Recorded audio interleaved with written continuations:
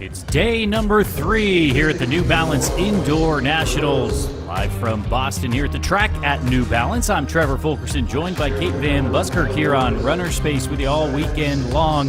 Well, day 2 did not disappoint, and we kick things off with some speed here this morning on day number 3, hurdles and sprint prelims. Kate, welcome to Boston.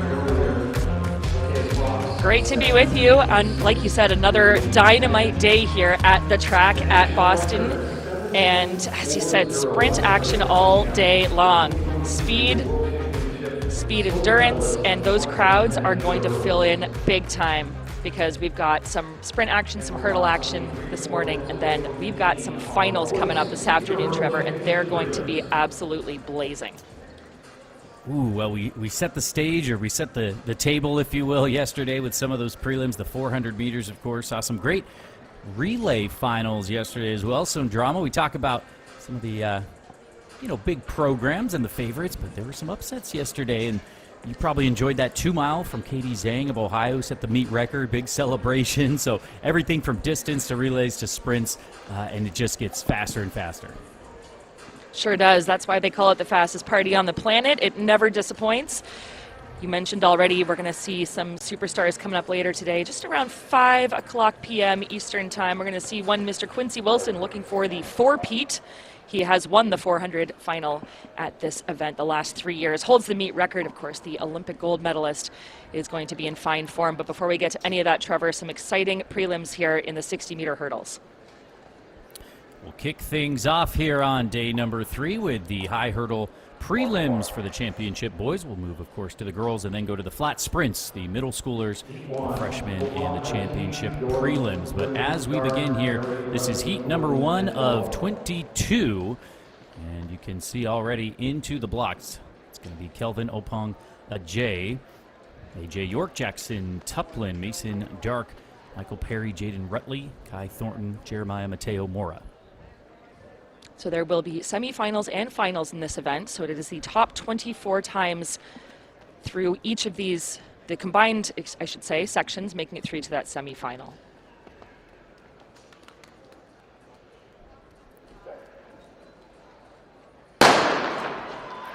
So top 24 purely on time. You got to go all the way through, and as you can see, we lost somebody there. A war of attrition, these hurdles, but in lane number 5, Michael Perry's going to take it 7:92, 7:98 for Mason Dark of RP Track Club. So again, a bit more forgiving, if you will, than just the top 8 by time, which we saw on those 400s yesterday. So we'll keep an eye on that bubble time, but again, it will be the top 24 to advance to the next round. Perry takes heat number 1. Strong run there for Perry.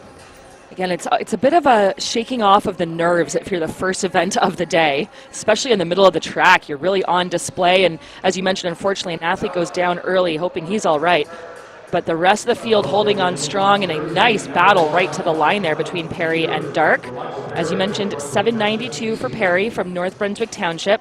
And just for some context, last year it took, 8:76 was the slowest time in that final of the championship boys 60-meter hurdles. So that is already a great mark being thrown down in that opening section. It was Tyler Burgess who won this event yesterday, last year, running 7:67. Jabari Armstrong was second, but our top 3 were all seniors, so we'll see some folks that did come back. As you said, that 8th place wasn't quite as quick. The semis, what it took to make the final was 7:82, so that'll give you an example of where we're at. And to make it to that second round, it took 8:10. So a little bit of framing there. We move on to heat number 22. Makai Robertus, Aiden Kolkmeyer, Dominic Burns, Trevor Cox, Jalen Mosley, Leland Van Alstyne, Aiden Calcano de Silva. Tough draw there for De Silva, who's going to be running by himself in lane number 8 as we have a scratch in lane 7. So just keeps things a little more interesting there, Trevor. Just with that line of sight, you have to really dial into the hurdles in front of you and not care too much about the fact that you don't have pressure from the inside. Well, the 60 hurdles, not a lot of room for error. He might like being out there by himself with a little bit of breathing room. A quick start in the middle of the track. For Jalen Mosley of LaSalle Academy Track Club, he'll have company all the way through. He'll take the victory, 8:06. Trevor Cox, 8:09. Again, purely on time, and anything we saw, a couple under 8 seconds in that first heat. But this is the full 60. You might be used to seeing some 55-meter hurdles from the high schoolers here, but full 60 meters, good run from Mosley. Really good start by Mosley out of the blocks and just keeps that momentum cranking. Having just a little bit of trouble, it looked like, in those first few hurdles getting his footing, but he keeps it strong. He was under some good contention from Trevor Cox to his inside throughout that race, but able to hold on for the win, and just 0.03 of a second separating first and second, and that is going to slot them into third and fourth respectively in the combined results in these very early days. 2 of 22 heats now completed in these 60 hurdles. Mosley did well to hang on there, collapsing just a bit in between those hurdles if we want to nitpick a bit. But as we continue on, again, last year to make it through to round number 2, top 24, took 8:10, and top 50 or so in the country is sub 8, so that gives you a little bit of an idea, but we love seeing somebody break through those barriers. This is going to take us now to heat number 3. Stone Stroke and the multi lines up down there in 1. Jai Nettles in 2. Curtis Witt, Cyrus Sanders, Kenny Virtue Jr., and Christian Doss and Chad Stone.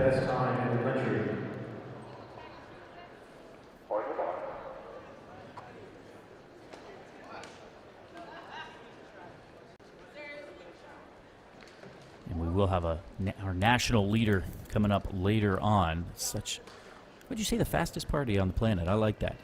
This is where they all meet and duke it out. But you have to stay patient. You have to stay, I don't know, you just worry about your own race because, again, it can be a war of attrition, a lot of hurdles getting banged around. Not a lot of room for error here in the 60-meter hurdles. Non-starter down there in 2, but a good start for Stroke. And now in the middle of the track, it's lane number 5. You can see 4, rather. That is Cyrus Saunders. Pennsylvania's going to take it 7:87. Good quick run from him as he gives us our new fastest time of the day, the senior. Ooh, he likes it for good reason. That was a monster run. Really controlled that thing from the beginning. 7:87. That it was, well, no one was in sight. Saunders absolutely running away with it. And, you know, this is always the interesting piece, too. Do you throw things down in a big way in the prelims, and you still have the semis and the finals to come? Of course, you have to make it through to those, so you have to give a lot of yourself just to get through those rounds. But really, you know, from a confidence perspective, that has got to feel great for the Pennsylvanian Saunders. 7:87. And that's going to slot him very cleanly to the top of the pile at the completion of 3 heats. We have 3 guys sub 8 now as we get ready for heat 4 of 22. Saunders one to watch. He's got a 7:74 personal best. You're exactly right. It's, you know, the mentality, but at the same time, you can't really let off the gas, Kate. I mean, obviously, you know, we talk about some of the mid-distance and perhaps even the 400 on up where you can just turn the dial back a little bit, but in these hurdles, there's really no lesser gear. You have to go full tilt, and again, there's no room for error. You have to go all the way out to dial in and make sure you get to that next round. Absolutely. And again, it's about putting on a show. You know, folks turn up in person, and of course, thank you all for joining us online as well to see some of the best superstars of the day and tomorrow's champions as well. So it's a good feeling when you can have a little swagger from that. Well, heat number 4 will look to do the same thing. Riley Holloman lines up here down in 1. Caden Crosby, Chase Bergston, Patrick Slack, Kingston Banks, Jesse Obot, Miles Gregory, and Dylan Corrales. That's your lineup here.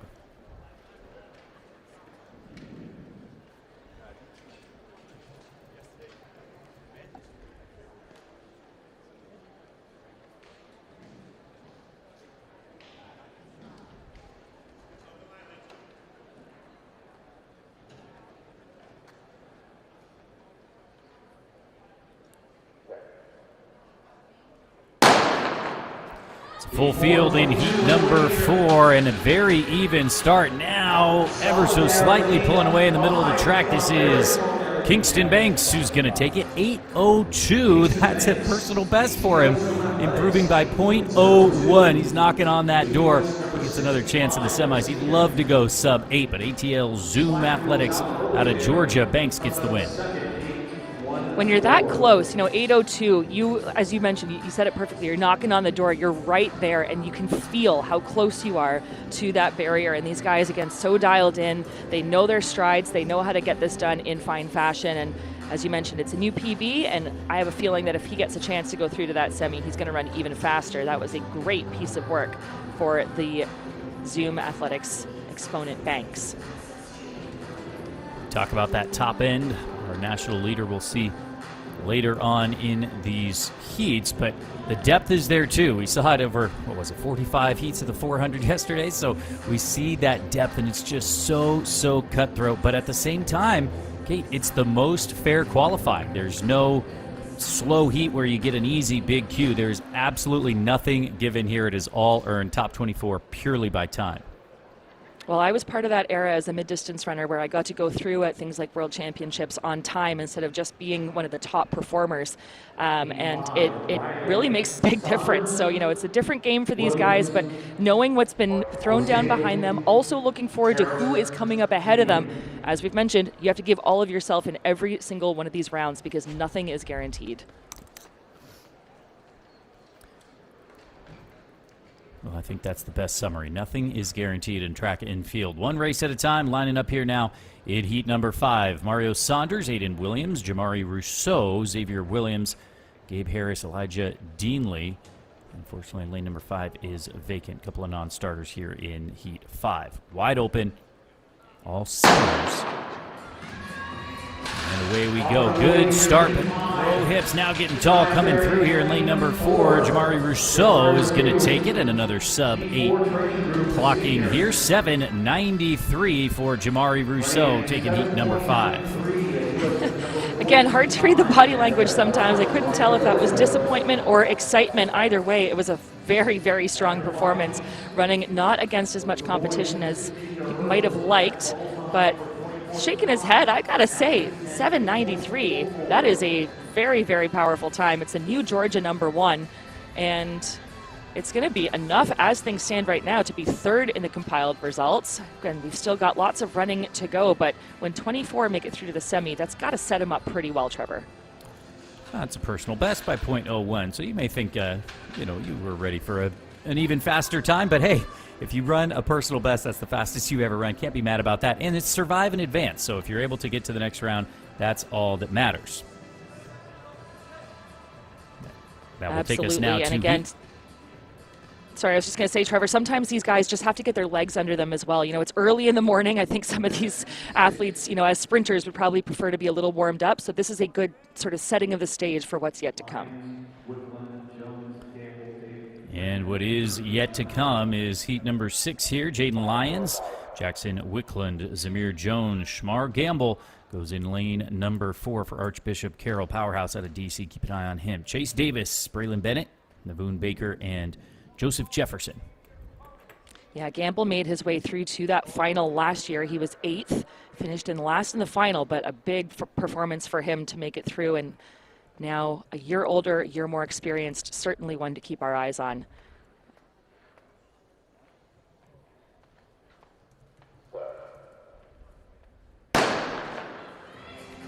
And away we go. As you said, the finalist from a year ago in lane number 4, Shmar Gamble, well clear of the field, and 7:84, top 21 time in the nation. That's going to give us our fastest time so far. Quiet down, he says. You'll see me next round. Yeah, that's the swagger I was talking about. And again, he has earned it. That was a beautiful piece of running, really clean hurdling. And he came in knowing he was capable of something big, and he put that to good test here with that 7:84. That's going to be the fastest time of the day thus far by 0.03 of a second. And that means that as we get ready now for heat number 7, the bubble time to be in that top 24 is 8:38. Shmar Gamble heading across the country from D.C. down to SC as he's in the USC, Southern Cal. They know a thing or two about good hurdlers. Shmar Gamble, you'll see him with the SC Shield next year. So heat 6, fastest time of the day thus far. That'll move us now to heat number 7. Colin McNeil, Prophet Clark, Jeremy Tejada, Avante Earl, Maury Williams, Jeremiah Hudgens, Brandon Patton, and Sterling Diop. Once again, keep an eye on lane number 4 there. Well, 4 is that position you want to be in. That's usually indicative of the fastest of the bunch. And that is true here. Earl won the freshman boys 110-meter hurdles at New Balance Nationals outdoors in the spring, just 16 years old, so just a sophomore, and looking again to put his mark on this event. Texas speed has been on display, certainly this season indoors and even some early outdoor meets as well. It comes in with a 784 personal best, does Avante Earl. Well, there's always that breathing out when we hold our breath and then we try again. But yes, you know, that track squad, the Track Houston Youth Track Club that we've seen Avante Earl compete with, as you said, had a great outdoor season. And, you know, they just beat each other up down there. Man, you talk about a freshman, a sophomore, oh, they go to state, you know, and they're only 5th or 6th or whatever the case may be in these sprint and hurdle races. It's just an absolute display of iron sharpening iron. Speed on display here as well.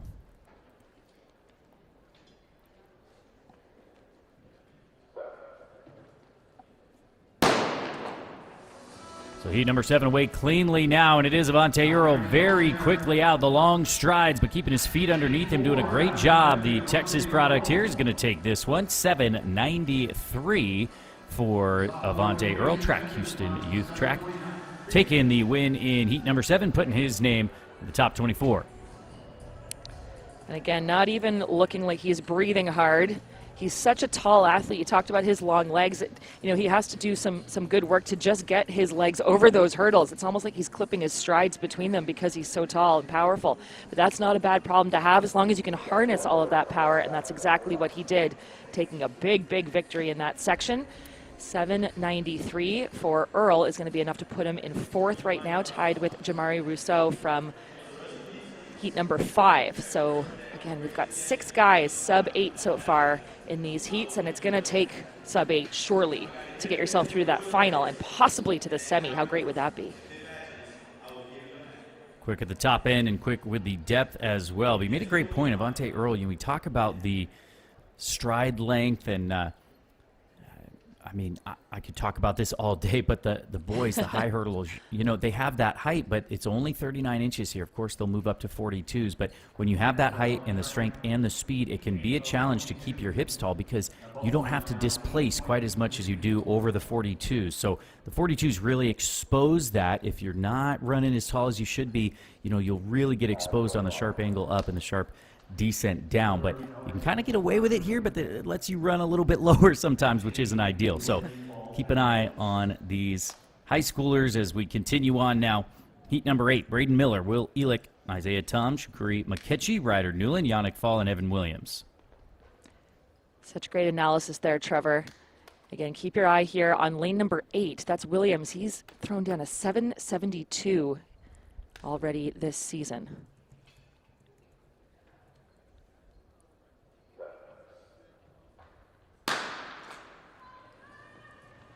And away we go. Good start in lane number 4.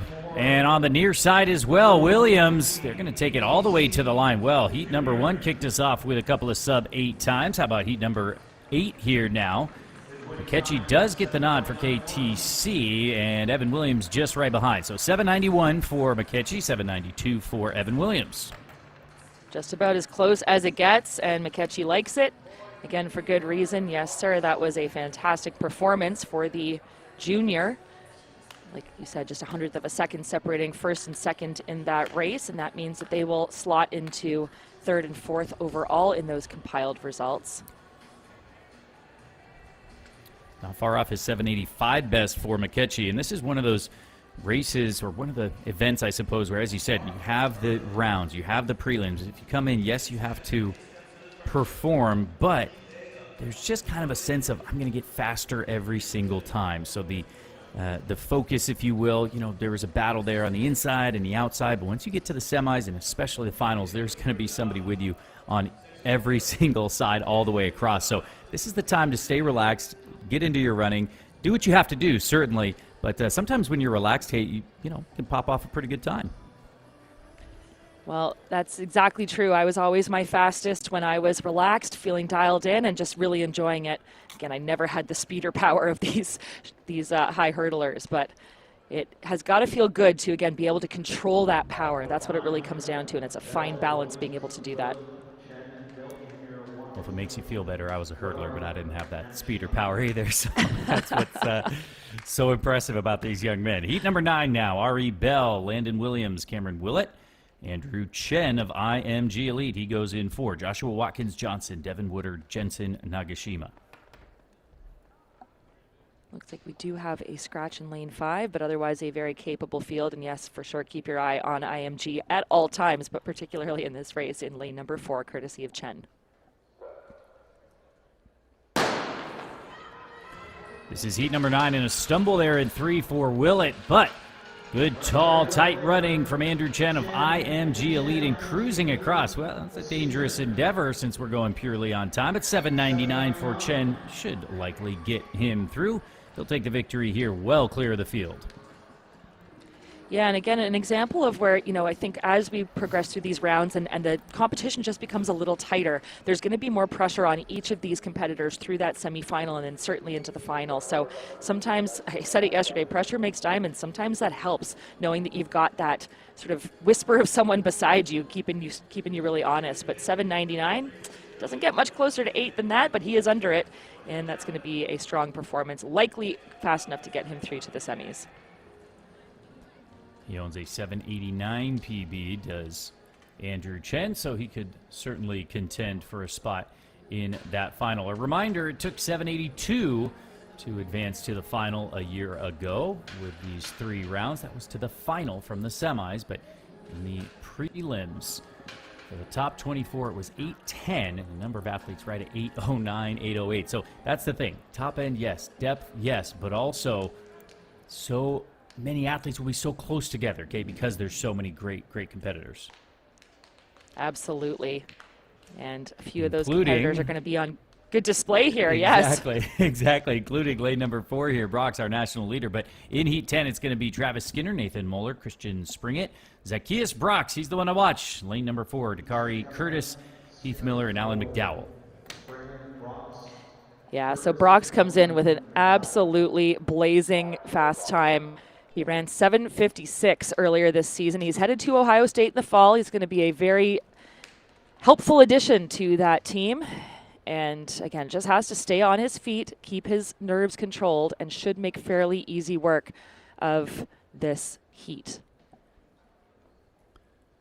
I like to say that hurdles and relays sometimes as well, since you have the baton and handoffs, but hurdles especially, there's an externality. You can't just turn the dial down. Like we said, you got to stay tight. You got to stay composed and do what you know you can do, but you can't turn the dial back too much.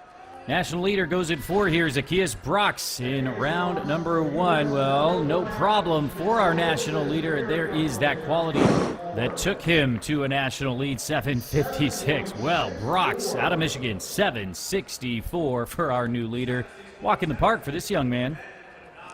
No kidding. And we should mention that time now would slot him into 3rd in the nation. So he occupies, well, I guess behind his own, he occupies the 1st and 3rd times in the country this year, and did it absolutely all by himself. Talk about unleashing the beast.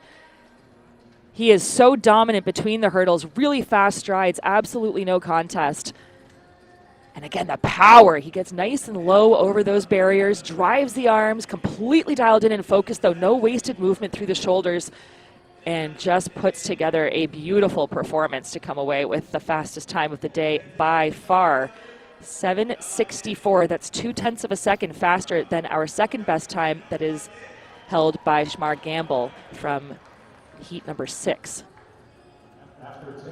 Well, no surprise to tell you that he is undefeated over the 60-meter hurdle so far this year, including that 7:56 that came just about 2 weeks ago at the Lab Midwest Showcase, 7:56. But he's been consistent multiple times under 7:70, which is very, very quick. And as you said, great form. And I like to point out the great running off of the backside, not collapsing, but just keeping that momentum going. That's always something I look for.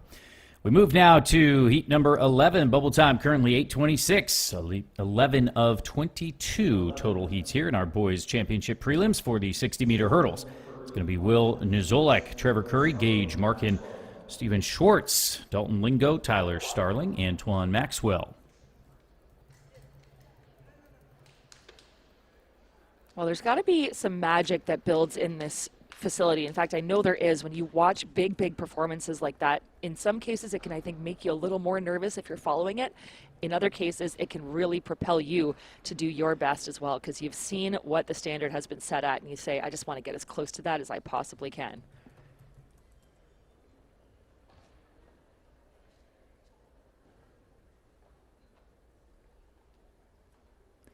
Non-starter there in lane number 6, and no lane number 8. But it's purely on time. Good start there in lane number 4 for Steven Schwartz. And he will tap dance his way through this one with a wicked run. 7:89. Steven Schwartz of Track Houston Youth Track. Well, we saw Avante Earl representing for Texas Speed. Steven Schwartz will do the same. 7:89 for him. It's our only sub-8 clocking in this heat, but a good smooth run. That'll put him top 4 overall, and our new bubble time will be 8:22. A reminder, 8:10 is what it took to get through from a year ago. Top 24 will advance to the semis.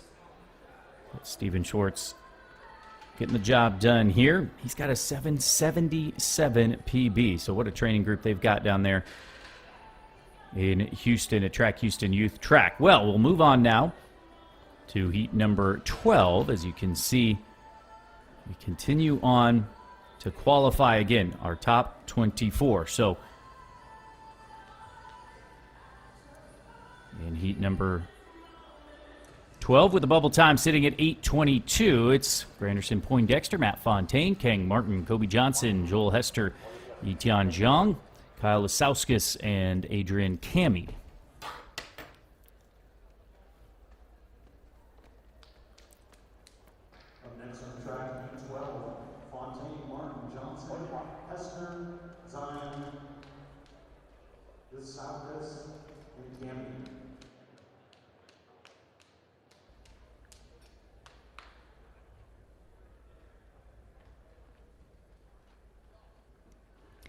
Into the box now for heat number 12. Poindexter looks like is a non-starter there in 1.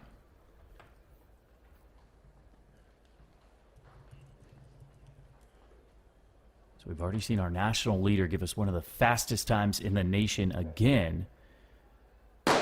Continue on. Keep an eye on Kobe Johnson here. He's sub 790 at his best, but he's got a battle on his hands now, pulling away in lane number 4. Kobe Johnson's going to take it. J.L. Hester, I believe, came up for second there in lane number 5. He did well to stick with him. Yeah, really nice well, fight 788. Yeah, matches his PR. Good quick time with Hester keeping pace for as long as he could, Kate. Absolutely. Again, that's where that pressure really helps. And Johnson, the beneficiary of that, 788. That's a new U.S. number 28. And that 788 is going to slot him into 4th in the compiled results. We are over halfway through now, so that bodes very well for these runners who are continuing to keep the pressure strong under that 8-second mark. And if you can run sub-8, you are very likely to get through to that semi. Yeah, I think that's... well, it's certainly not guaranteed, as nothing is, but I do think that's kind of... It might be quicker than last year. My gut says maybe a little quicker than 8:10, but sometimes we see a number of athletes bunched around a certain time. Last year it was 8:09, 8:08, 8:10. So we'll see if that's what holds true here as well as we move to the back half now. It's going to be heat 13. Easton Bay, Corey Williams, Hayden Spalding, Timothy Alston Jr. for Coastal Georgia Track Team. He goes in 4. Jordan Williams, Shiloh Bryant Serrano, and Nashawn Luboa.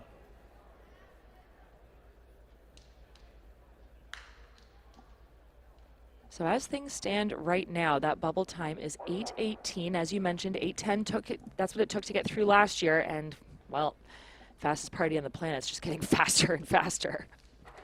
12 guys under 8 so far in these compiled results. Timothy Alston Jr., another one who could certainly do that. The senior out of Georgia has gone sub-8 multiple times already this season, including his 793 personal best. He also ran 793 over the high hurdles, over the Clemson High School invite, something worth noting there. Away we go. Good start in lane 4 and lane 3 as well, but banging some hurdles behind there. This is Alston Jr., who stays clean enough throughout this 13th heat. 798 to go sub-8 and be not too far off of his personal best. Shiloh Bryant Serrano back there in second at 820. Trevor, you talked about consistency, and I think that's such a great point because, you know, sometimes you're not the fastest in the country, not necessarily the fastest in the field, but if you can run at that high level over and over and over again, turn out repeat performances, it indicates that you're ready to elevate to that next level. You're ready to take a next step, and I think that's what we're seeing with some of these athletes, especially our seniors. So Alston Jr. takes it going sub-8 here, and well, as you said, Kate, sometimes, you know, we get so excited about incredible performances from the youngsters, but you know this better than anybody. It's diminishing returns. It gets harder and harder to get faster and faster the faster you get. So sometimes, you know, there's different paths, I would say, to success in track and field, and you know, this is one of them certainly, but it's always great to see not just the youngsters, but even the experienced athletes as well coming up, and you have to do it on the day. Absolutely. So that'll take us now to heat number 14. Jacob Froelich, Mason Gruber, Lindwa Kafuma, Cameron Ingram. Well, Ingram's a non-starter there in 4. Keegan McClure, Abdulmonim Abdallah, Anthony Smith, and Devin Berry. This one could be wide open here. They're trying to get under that bubble time of 8:17 and then some. And that's unfortunate to see that scratch from Ingram. He was 7th last year in this final. The senior really on fire, but obviously doing what he needs for his team and his body. And like you said, leaves things wide open. And this is a good, clean start in lane number 5 for Keegan McClure, making the most of that vacancy to his left. 8:03, good for the fastest time in North Carolina for the senior McClure as he comes through to take that one. And a good run. He's run mostly 55-meter hurdles, so nice 60-meter hurdle win there for McClure. Slotting himself into 15th in the compiled results. So again, as we move into the back half of this 22 heat event, that is boding well. And again, just knocking on that door of 8 seconds. Got to feel great for the North Carolinian. Is that right? North Carolina, is that right? Wow.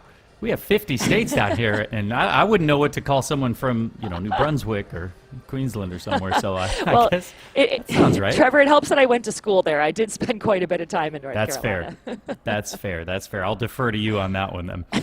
And we'll move to heat number 15, but the bubble time will be at 8:17 here, so guys like McClure at 8:03 will wait and see.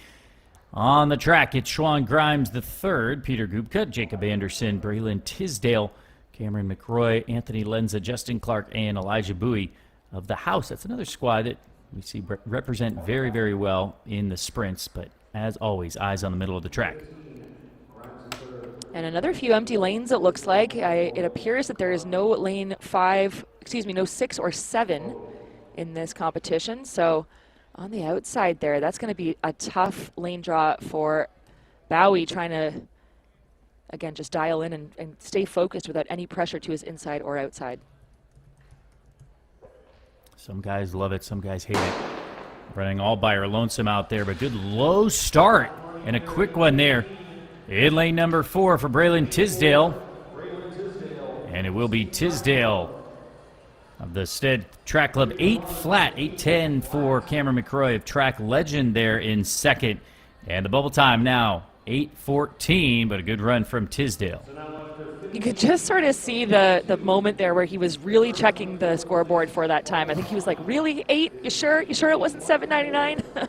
But he turned out with a really strong performance, and he is just a junior. So the 11th grader from the Stead Track Club takes top marks there, and 8 seconds flat is going to put him into 14th overall in the compiled results. Again, top 24 make it through, and you can see him just sort of letting up at the line and instantly looking to that scoreboard. How fast did I run? Well, I think he knew that it wasn't his best race. He had the determination, had the burst of energy, let's put it that way, but a bit ungainly, and he's gone 7:89 at his best. So I think he was, like you said, hoping for something sub-8. He should be through safely, though, and perhaps clean that up a bit in the semifinals. So we'll continue on to heat number 16. It's going to be Avery Gamble, Joseph Filiski, Lucas Stefaniak, Christopher Lawley of IMG Elite. He goes in 4. Aaron Taylor, Elijah Perry, Cadence Ruprecht, and Jake Brenko. That is your scheduled lineup here in Heat 16. Bubble time, 8:14. And Lawley comes in with the fastest time of the bunch. He's a 7:86 athlete. That's the 24th best time as things came into this meet in the country this year for IMG. So keep an eye on him in lane number 4.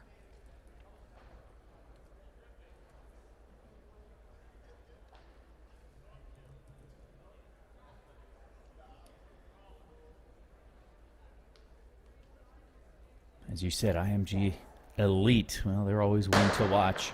And Christopher Lawley will try to deliver here. It's an even start, though, but his height stepping over, staying tall. No problem for Christopher Lawley. Just a junior, but he gets the job done here. 7:98. And that's what he says. Punch the ticket, move on, get the job done. That's it. Yeah, there's not a lot of time to celebrate. Not a lot of time between these prelims and our semis, and of course all of these guys with their eyes set on that final. But a great performance there for Lawley.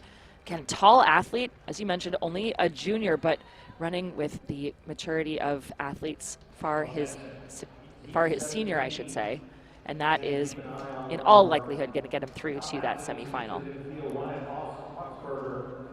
Florida Indoor State Champion this year was Lawley, so IMG Academy, as we said, always representing, well, the Ascenders down there in Bradenton. And will take us to heat number 17. That bubble time at 8:14 with, 14 athletes now under that 8-second barrier and a 15th right there at 8 flat. So this is where we start to delineate, let's say, Kate, between our athletes here. 3 athletes at 8:14 tied for that 24th spot. And then behind them, 8:10, 8:09. So kind of starting to shape up a little bit like last year did as well. Absolutely, and we're going to keep things rolling with lots of talent here in this 17th section, Trevor. Chris Lewis, Miles King, Wyatt Augsburger, Tyson Sullivan, Rory Boer, Raphael Boki-Giadam is your lineup here in Heat 17. And there's a beautiful shot of this facility, the track at New Balance Boston. It is such an impressive facility, excuse me. And in this heat, we should keep our eyes on 4, as we often do. Augsburger of Oak Harbor Track Club comes in tied for 19th in the country this year, coming into this meet with a 7:83. So absolutely one to continue to watch through these rounds. He's gotten faster and faster throughout the season. Still trying to maybe find a little bit of that consistency sub-8, but 7:83, as you said, second run under 8 seconds. Ran that at the state championships there in Ohio. So he comes through here. Wyatt Augsburger, no problem for him. And will that correct? Yes, 7:98. So consistency abounds as he is racing himself into shape. Augsburger of Oak Harbor takes this one, 7:98, and firmly plants himself in the top 24. Sure does. And Trevor, this is really impressive. We've got 4 guys now who are tied at 7:98. They're sitting in tied 11th space overall in those compiled results. That seems to be the magic number today. And, well, it's a good one. Anytime you run under 8 seconds, you are in esteemed company. Just 13 athletes did it last year in the prelims, and we've already exceeded that here. So I do think it's just going to keep getting quicker and quicker. I guess by definition, most of the time you're going to get quicker and quicker on the bubble time, but it does sit still at 8:14 because of some of those athletes, like we said, that were tied there as well. So we'll see who can not necessarily dip under 8 seconds, but at least get faster than that bubble time and sneak into the next round here. Our next batch of contestants will be heat number 18, Elijah McFarland, Giovanni Reynolds, Simon Tanday, Cameron Bell, Larry Norman, Jamara Dobbins, and Eli Williams. So this is the interesting part of the meet. Again, it's not as if you made this point earlier, Trevor, you can't kind of hold back the way you can in maybe a mid-distance race where you can, gauge the effort a little bit more, dial things down, knowing how fast you have to run. But that being said, there is a lot of information on the board for these guys now. We're into the final heats here of this event, and that means that they've seen the performances laid down. They know how much they have to give of themselves, how hard they have to run to make it through on time to that semifinal. Again, only 24 making it through. No Oliver Moe in lane 4, which means our eyes might sneak over to lane number 5 there. Cameron Bell comes through with an 8:03 personal best coming in. He was third in the state Colorado Championships last year outdoors in the high hurdles. And breathe in, breathe out. And we will try again here in heat number 18. Again, these are good reps, right? This is good practice for these guys to just work through those nerves, have to sort of go through that reset that happens really quickly to make sure that they're dialed in after a bit of a delay. And to your point there, Trevor Bell in 5, sitting with that 8:03. Again, he can feel how close he is to sub 8. And if it's going to happen, it's likely to happen at the fastest party on the planet here at New Balance Nationals indoors.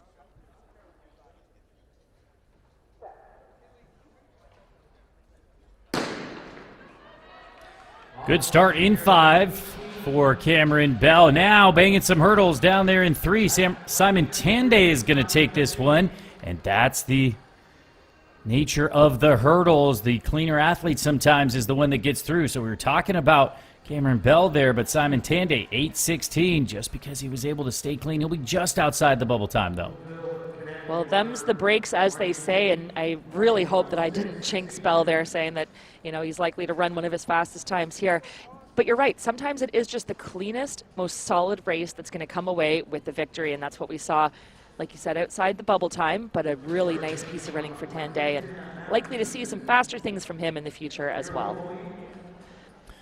Well, the multi coming back from finishing 6th in the pentathlon, and it's always so impressive to me, a fan of the multi, certainly, that the athletes, are able to come back. That's the thing, too. Most of the time, at the collegiate level and beyond, we see the heptathlon, which is still contested over 2 days for the men indoors, and the women doing the pentathlon just on 1 day. But here, doing the pentathlon for the boys as well allows them the opportunity to do what Simon Tanday just did for Lexington Elite, which has come back here in an individual event. You certainly will see more of that on the girls' side, too. And so many of these multi-eventers show their very best over the sprint hurdles. I'm thinking back to my countrywoman, Jessica Zelinka, who competed in multiple Olympics and did so in both the heptathlon and the individual 100-meter hurdles. So, just to have that combination of speed, power, a little bit of that extra endurance that comes with getting over the hurdles bodes really well for those multi-eventers, too.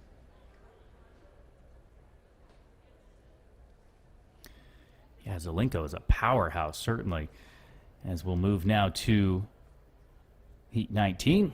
It's going to be Harry Millar, Ahmad Jackson, Ali Hahn, Alexander Acosta, Essien Plummer, Casey Kinsley, John Child, Joseph Marcotte. And a bit of movement there. I think that was out of lane number 6. Kinsley just didn't look settled in his blocks. Luckily, it is a green card to the field, Trevor. I love to see that. It is always just a little heartbreaking when you have a disqualification, but it looked as though it was just a matter of, again, shaking out some nerves and getting reset.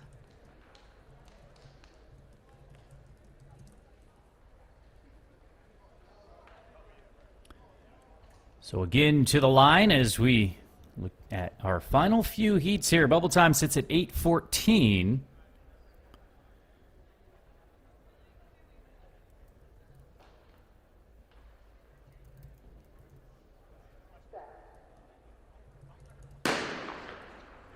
Away we go cleanly this time. Good start in 4, but banging some hurdles there is Acosta. Here comes Essien Plummer now, with Acosta trying to battle back, but it is going to be Plummer out of New Jersey. 7:99, number 2 time in the state of New Jersey, as he takes the win here. Acosta with an opportunity there. 8:05. He'll have to wait and see. He banged that first hurdle pretty good, but it's going to be Plummer taking the victory here.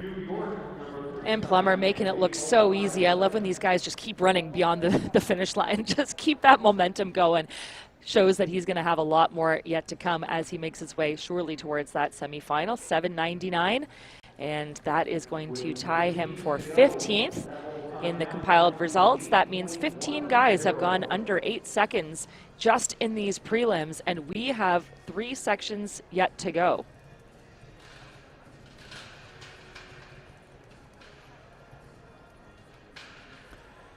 So we'll continue on as the bubble time now, 8:10. Well, we've said it once, we've said it twice. The qualifier last year took 8:10, so history starting to repeat itself here, but we have more sub-8 second clockings already than we did a year ago. As we move now to heat number 20.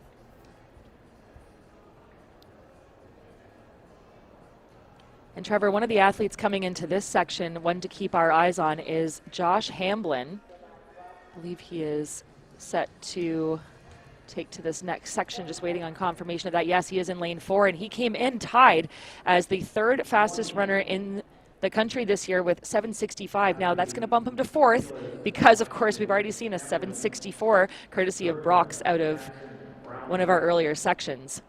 But still a very valiant competitor, and 7:65 is no joke. Into the blocks, Sean Lazenby, Elvin Marte Feliz, Javen Washington, Josh Hamblin, who you said out of Utah, Zachary Zerka, Demetrius Jackson, Austin Browning.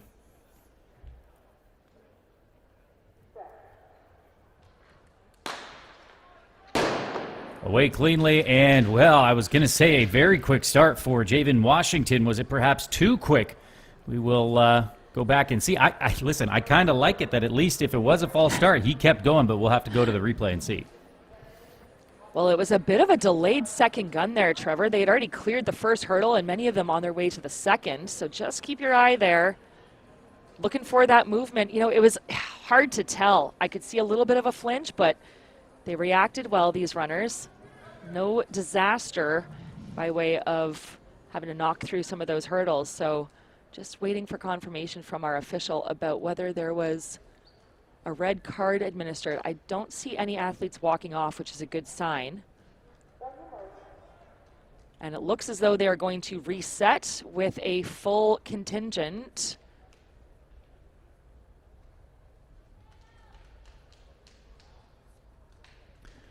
So back to the line, and again, all eyes on Hamblin, as you said, one of the fastest that we've seen this year.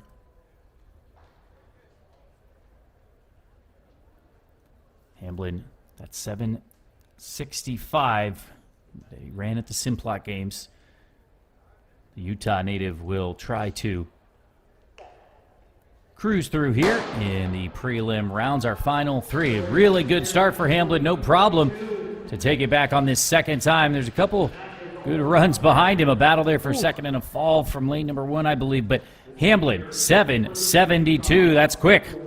Wow, no kidding. What a run. And he is just so powerful over each of those barriers. Almost kind of windmilling his arms, if I can call it that. And again, it's getting the job done in the best way possible. Let's take another look at this. Again, a really fast start, as you mentioned, Trevor, out of the blocks. And Hamblin, again, look at that right arm, absolutely wheeling himself over each one of those barriers and making easy work of it. He is on a mission to that final. 7:72 going to be absolutely good enough to get him through to the semis and likely put him in a good spot for the final as well. And he's such a exciting runner to watch. Again, really dynamic, really powerful. And when he ran that U.S. now 4th time on the year of 7:65 at the Simplot Games, he broke a 13-year-old record, meet record there, to bring home that big performance. And he's thrown another one down here on Day 3 of New Balance Nationals Indoors 2026. Hamblin, a perfect example of what I was talking about. You see no twisting, no wasted movement. You just can't afford it in the hurdles. And he comes off the backside so cleanly. If I'm a college coach, that's somebody that gets me excited, not just because of the fast times, but because of the technique. I think that's adaptable to the 42s tomorrow. Love that. I think he'll love hearing those remarks from you, too, when he looks back on this race, Trevor. Well, I'm sure he's heard it from people much better than I, but I mean, it really is the truth that you see no wasted movement. And, you know, my mind goes to an Aries Merritt with that arm, like you said, that sometimes, and it's the eternal debate, don't get me started, but what initiates, right? Upper body, lower body, and you can go back and forth, pontification for another time, I suppose. But here now for our penultimate heat will be Inzi Sanchantha down there in 1, Grayson Crow, Jordan Rapp, Benjamin Schodel, Nigel Harris, Elijah Jones, Malik Washburn, and Jaleel De La Cruz. Bubble time is 8:06. Quicker and quicker with our final few heats here. As you can see, lane number 4, Benjamin Schodel getting the job done. The junior will come through out of Illinois, 8:02, and just slide into that top 24. Ooh, that is so tight, and he did a lot of good work there to keep himself in strong contention. It's going to be a nervous next couple minutes, I would imagine. 8:02. Sitting him in 19th, tied for 19th, so that bodes well. We only have one section to go, so unless every single one of the runners in this next section runs faster, it looks as though Schodel will make it through to that final, to that semifinal, I should say. But again, sometimes you see the athletes running 55-meter hurdles, and you know it's worth noting here at the track at New Balance. We mentioned, 24,000 square feet of warm-up area, great stands available for 5,000 plus spectators, but also it's a hydraulic track. So we talk about the bank, and if you notice, it might be a subtle thing if you're not quite paying attention, but notice how the athletes aren't having to run uphill. That we joke about it in indoors, but that's kind of one of the dangerous things. You catch a spike or something going up after running full speed. Well, they can drop this track down so that the bank is in fact flat, and the hydraulics there allow them to come through. I think it leads to quicker times because I do think that there's something subconscious in us that says, hey, I have to go stop here shortly. These athletes are able to run all the way through. Absolutely. I would completely agree with that, and it's an astute observation. It's another example of why these competitors in high school are so lucky to be in this really sort of professional environment, both with the facility and the level of competition.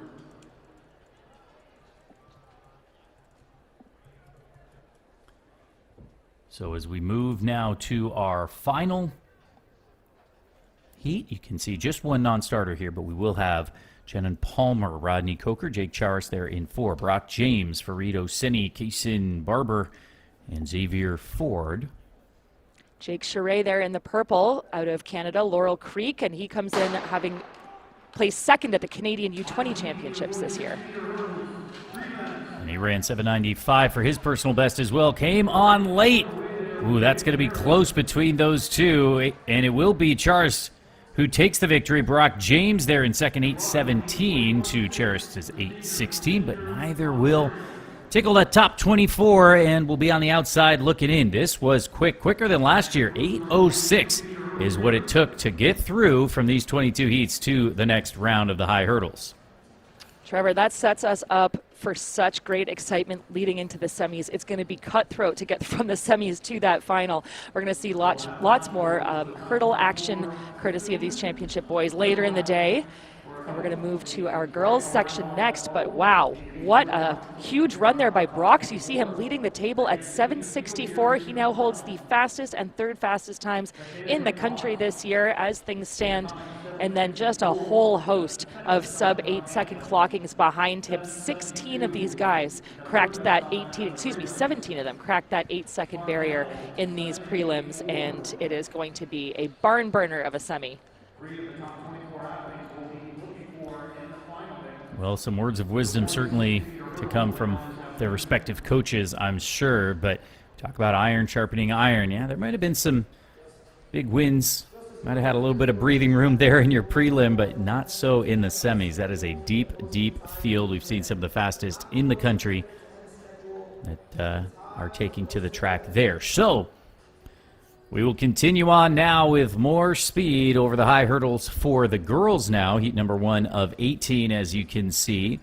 And remember, we'll have the flat 60 prelims this morning later on as well. We'll see the middle schoolers, the freshmen, and the championship competitors there as well. But as a former hurdler myself, I love all the hurdle action kicking things off here this morning, Kate. Well, and we appreciate all of your analysis as well. Again, I came from mid-distance track. I've always had a soft spot in my heart for hurdlers because I think they're just some of the most incredible athletes on the planet. So really appreciate your expertise there, Trevor, as we move through, again, 18 sections of these championship girls prelims. They'll have seen what the guys did, and they'll know, look, we've got to really turn things up here. They always do. I have absolute faith in these young ladies to make sure that that happens, but it's going to be another very deep field, 18 heats, and again, 24 on time make it through to the semi. So it's day number 3 here at the New Balance Indoor Nationals. I'm Trevor Fulkerson, joined by Kate Van Buskirk, Olympian for Canada in the 5,000 meters. And how about this for a segue, Kate? You know, in the hurdles, there's a guy, my mind goes to John Akibua, the 72 gold medalist in the 400 hurdles. If you haven't watched his documentary on YouTube, go check it out. He used to run crazy workouts that were more akin to a true middle distance runner than a hurdler. So, you know, perhaps there's some crossover. Absolutely. Again, it's a really interesting combination, as you'll know, of speed, endurance to get over those hurdles. It's still a sprint, of course, but you just have to be that little bit stronger in order to make it through in fine fashion and stay on your feet. Heat number 1 will look to do just that. Brooke Naletti, Ariana DiPietro, Nayla Kerr, Chiara Monte. Well, thank you, young lady, giving us a little bit more chance to, you know, introduce the field here. We'll catch our breath. But Chiara Monte goes in for the Speed Academy, the senior. Kalia Montgomery, Riley Coates. That's your lineup here in heat number 1. Well, and you know I'm trying not to be overly biased, but Montauk, a Canadian, and she is the Canadian national champion in this event. U20 Canadian indoor best. She's an 8:38 hurdler, and she is looking to put her mark on this field. She'll start in lane number 4. Last year it was Taylor Cox of Union Catholic taking the victory in 8:19. She ran 8:11 the year before. That's the meet record here, so Taylor Cox owns that one from 2024. Good start in lane 4 for Montauk. And she is so smooth and so fast. Well, that's the thing, Kate. We talk about the speed because the lower hurdles for the girls, even relatively, means that they can move so quickly through these 60 meters. Absolutely. And again, 8:33, a really nice performance for her. That's going to be a new PB. She was an 8:38 runner at her best coming in. And that Speed Academy out of Ontario in Canada has just cranked out some of the best performers, the best young performers that we've seen. I had the privilege of being on the calls for the Canadian Indoor Championships a couple of weeks ago, and Montauk absolutely tearing it up and throwing down a big time to open things up in our first of 18 sections. Well, anytime you can run a personal best, that's a good harbinger of things to come, certainly. Montauk takes that one for heat number 1. That will take us now to heat number 2. Ciara Murphy, Kayla Stripling, Lauren Woodall, Amber Callender, Parker Steele, Sabrina DiMaggio, and Jasmine Johnson.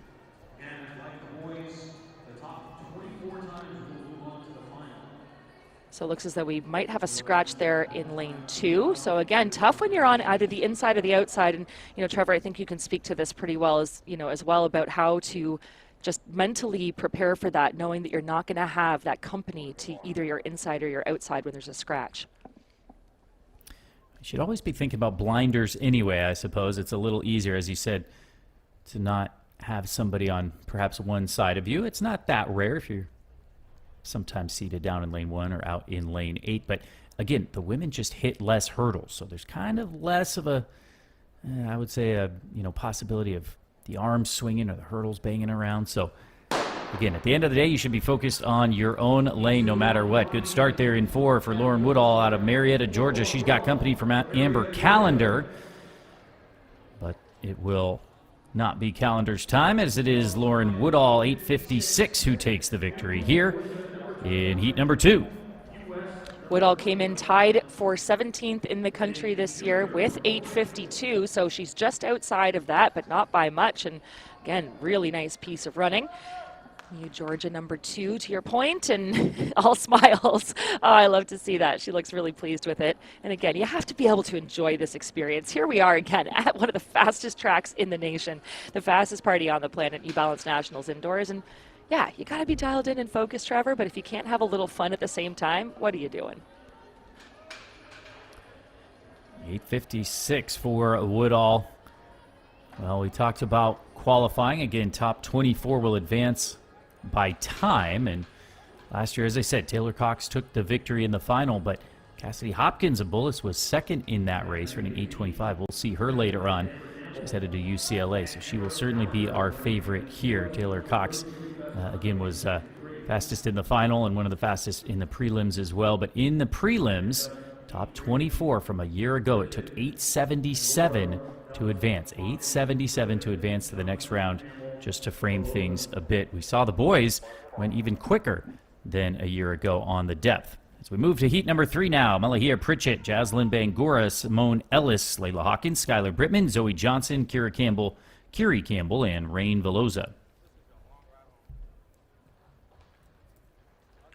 Full field, and again, they'll see what has been thrown down already and try to make work onto that top board. Keep your eye on lane 4, Hawkins of Courageous Track Club, and to her outside, Brittman of Ohio Speed Academy. Away we go, and a pretty even start now, starting to assert herself in lane number 4. Layla Hawkins of Courageous Track Club will take a brave victory here. 8:62 will make her third fastest overall. She came in with an 8:58 on the season, ran that back in January. That was tying her for 24th on the national ranking list coming into this meet. We should mention again that those rankings just absolutely rewritten over the last couple of days, courtesy of all of these athletes and some other big performances across the country. But we're going to have to take stock of that. So when we say coming into the meet, this was the time, it's because of just that, because so many of these times being obliterated. Oh, it moves quickly, absolutely. Yeah, things change very quickly at the top end with so many of these athletes competing, as you said, this weekend and throughout the indoor season over the last week or so. And the opportunities abound. It's just so great to see the opportunity for some of the athletes being able to do this at the high school level. I mean, you and I, Kate, talking about years gone by, and the opportunities maybe just weren't as accessible, I would say, for athletes coming up, even down to the middle schoolers.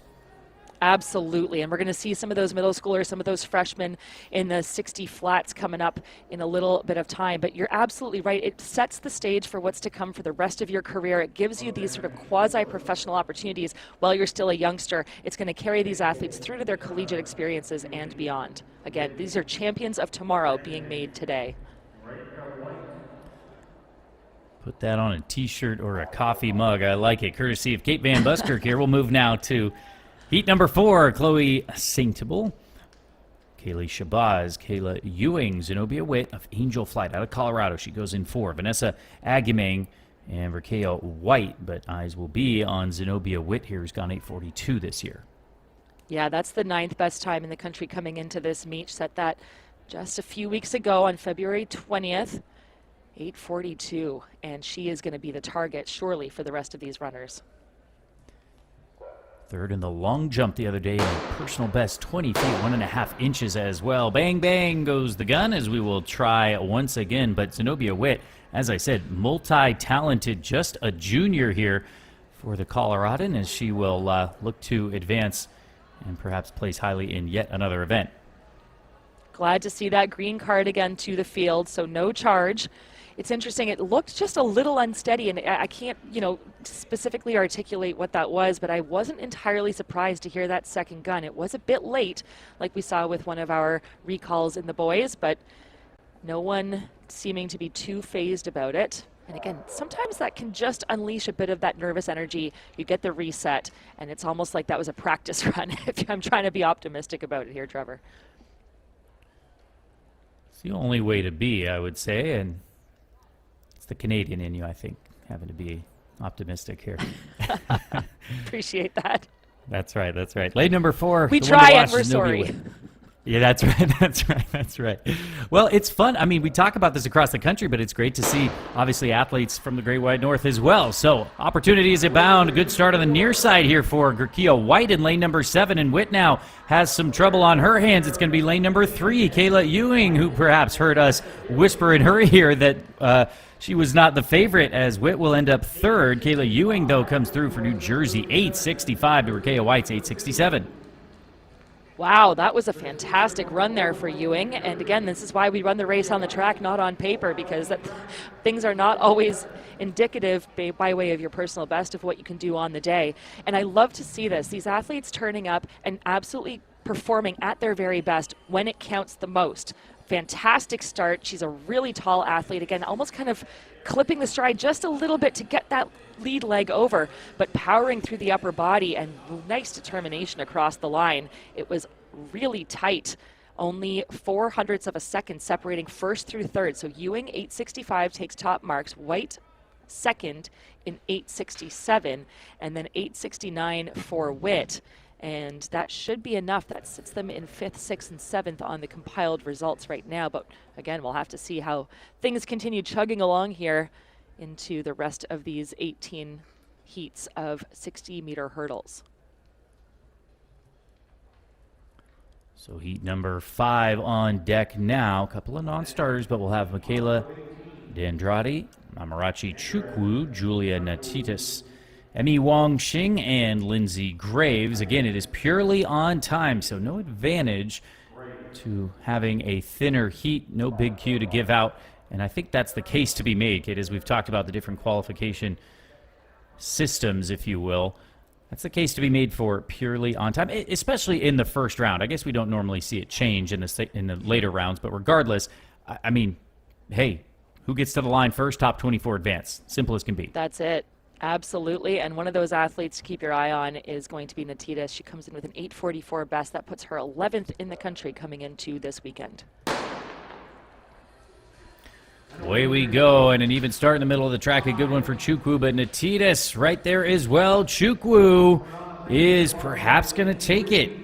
She will. 8:70 for Amarachi Chukwu, as Natitas of Dallas TC, 8:71 second there, as they will have to wait and see. A reminder, last year it took 8:77 to get through, although the boys were a bit quicker, so perhaps biting a few nails here as they conclude heat number 5. That's going to be good enough for 8th so far in the overall leaderboard for Chukwu with that 8:70. It's a new 8th best time in Georgia on the year. Natitas 100th of a second behind her at 8:71. So another great fight right to the line. Well, again, we'll see Cassidy Hopkins, our national leader, coming up here shortly, but Kia White, 3rd fastest in the nation, and just some of these athletes, as you keep pointing out, top 10, top 20, whatever the case may be. Natitas, a bit surprised to see her end up 2nd there. As we said, the Dallas TC Track Club representative. We'll have to wait and see if she will advance. Should be all right. We'll move now to heat number 6. Annalise Smart, Candace Jones, Victoria Parris, Stella McLaughlin, Felicia Grimmelbein, Sharnice Worthams, Olivia Thomas, and Layla Harris. Stella McLaughlin, one of our fastest athletes in this field, comes in with an 8:56 best. That is 23rd in the country coming into this weekend. That was at the Millrose Games back in late January, early February. And, well, I'm sorry, I've got to say it. If you got a last name McLaughlin and you're looking to put some work down over some hurdles, that's always a good omen. Not a bad name by any means, as she's headed to Pitt next year. But McLaughlin in lane number 4 will look to take down a very, very good field here. Grimmelbein on her near side there in lane number 5 will try to give chase.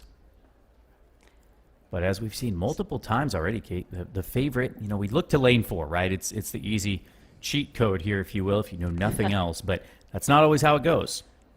That's right. And again, that's why I love these races. You run the race on the track, not on paper, and people can surprise you. We've seen that lots already today. Away we go. Well, she's a long jumper as well, but certainly better known for the hurdles. Undefeated over 55-meter hurdles this year is McLaughlin, and she will take the victory here. 8:56 for the full 60-meter distance. Absolutely no problem at all. She was cruising. Yeah, made that look really easy, and looks like she is enjoying it. Again, you can tell so much from the body language, especially of these young competitors. They've got that, I've used the word swagger, but it's composure. They know that they've put down something really strong. They also know that the job is not done. That's task number 1 accomplished, but the job is 3 steps. You got to get through these prelims clean, get through to those semis, and then keep the eye on the prize. Because again, there's only 8 spots there for that final. So you have to do all you can to get yourself into one of those positions. A really strong performance there, though. Number 2 in New York this year for McLaughlin, and that's going to put her into the top 24 fairly easily. Second on the combined leaderboard, and bubble time now 9:05, courtesy of Kira Murphy from Woodbridge. McLaughlin there was the New York State indoor champ, as I said, undefeated over the 55-meter hurdles, only ran the 60 hurdles over there at Milrose where she was 6th, but that matches her personal best, 8:56. So again, it's worth mentioning. We talk about PR, season's best, things like that. Even the rankings, Kate, some of these athletes have been focusing on the 55-meter hurdles, so don't be surprised to see some new times pop up here, some top 10, 25, whatever the case may be, times in the nation. As we look now to heat number 7, Annalise Aguilar, Isabel Seelbach, Aubrey Phillips-Cobb, Sila Edwards of Run U Express, great squad there in North Carolina, Emanuela Adosian, Amelia Ward, Jasmine Gaines, and Olivia Wallace. Full field here in heat number 7, and the Run U Express athlete in 4 is pressured. It's Emanuela Adosian. In fact, for Natick TC, who's going to take this one, 8:54. That's quick. And the local athlete, Natick Track Club from right here in the Boston area, is going to come away with a big performance, 8:54. And again, sort of sneaks up on Edwards, who I think we could have said was a favorite, but no longer so. Adosian definitely putting her mark on this event. And that 8:54, a very strong performance. That's going to put her into 2nd overall behind Montauk, who continues to occupy top marks with 8:33 from the first heat back in heat number 1. Adosian undefeated this year over the 55-meter hurdles, and that's no small feat. She's run, 18 races over the 55-meter hurdles by my count. So good running from Adosian. That's got to be a confidence builder. I don't care who you're racing. Absolutely. Well, and to do it in a relatively home environment, right? You know, if we talk about putting on a show, well, she's from right here in the Boston area. You've got to believe she's got some big supporters in the stands here at the track at New Balance Boston. Well, including the Razorbacks, where she'll be headed next year. She probably has her eye on those NCAA championships perhaps this weekend as well over there in Fayetteville. We'll move now to heat number 8. It's Ruth Chitty, Morgan James, Taylor Foster, Soleil Russell of Bullis. Well, Russell, Bullis, that sounds familiar. Masai's sister goes in 4. Paige Justice, Jacqueline Reed, Shiloh Halliburton, Rudy, Michaela Lopez. Russell, 8:52, her best this year. That put her at a tied position of 17th in the country coming in. And again, she is just one of those fabulous exponents of that very decorated Bullis crew. They know how to get the job done time and time again. Russell is going to come through, making her own name in her own right, if you will, as certainly, perhaps, I won't say in the shadow, but basking in the glow. How about that, of her sister's gold medal win in the Olympic Games. Soleil Russell gets the job done, and as you said, well, gets this job done. Not done yet. 8:49 for the win here. Nice improvement, 0.03 of a second over what she threw down earlier this season with that 8:52. But again, just you can tell there's so much left in the tank. She made it look so easy. Wins clear by over 0.1 of a second ahead of Foster. So 8:49 is going to position her into 2nd overall in the compiled results. And again, another athlete who you got to think is gunning hard for that final. Well, Coach Joe Lee just always has the Bullis squad ready here. And yes, we talk about the depth of talent, but the coaching there is just so impressive too. And you when you build a culture of expectation for success, I think that goes such a long way, where the second you step onto the track, the field, whatever the case may be, and you put on that jersey, hey, there's an expectation to continue this dominance, and this date is circled on the calendar. New Balance Indoors, that's where we go to perform. Every single time. And again, you look at some of the social media profiles of these athletes, it's a huge pride point, again, rightfully so. They'll say, New Balance Nationals finalist, New Balance Nationals medalist, or champion if you're lucky enough. And it's for good reason. This is the fastest party on the planet. I'm not going to stop saying it because it's true. Well, we're having a grand old time in the booth as well. It's a party up here as well. We'll move now to heat number 9. Brigette Alston, Ella Majarian, Gabriela Rivera, Jordan Ham goes in lane 4 out of Illinois. Amira Crabb, Ryan Gadlin, and Kira Van Nortwick. Ham came in has the 6th fastest time in the country, coming in at 8:38. Set that back in January, looking to improve on it here in March. Very quick time. Can she back that up? That's the question, and she looks to be doing just that and then some. Nobody her equal. 8:42 for Jordan Ham out of Illinois. That's going to be our 2nd fastest time of the day, but throwing her hat into the ring. Big smile there, as is well-deserved. Ham gets the win. Oh, she looks so comfy doing it as well. She looks pleased. I bet, again, this is kind of a sigh of relief. You get the first round over with. There she is. Hello. Well done, ma'am. 8:38, her best coming in, 8:42 today. And now, it's kind of cool. There's a little bit of a delay sometimes with the response as things sort of settle in for these athletes as they realize what they've accomplished.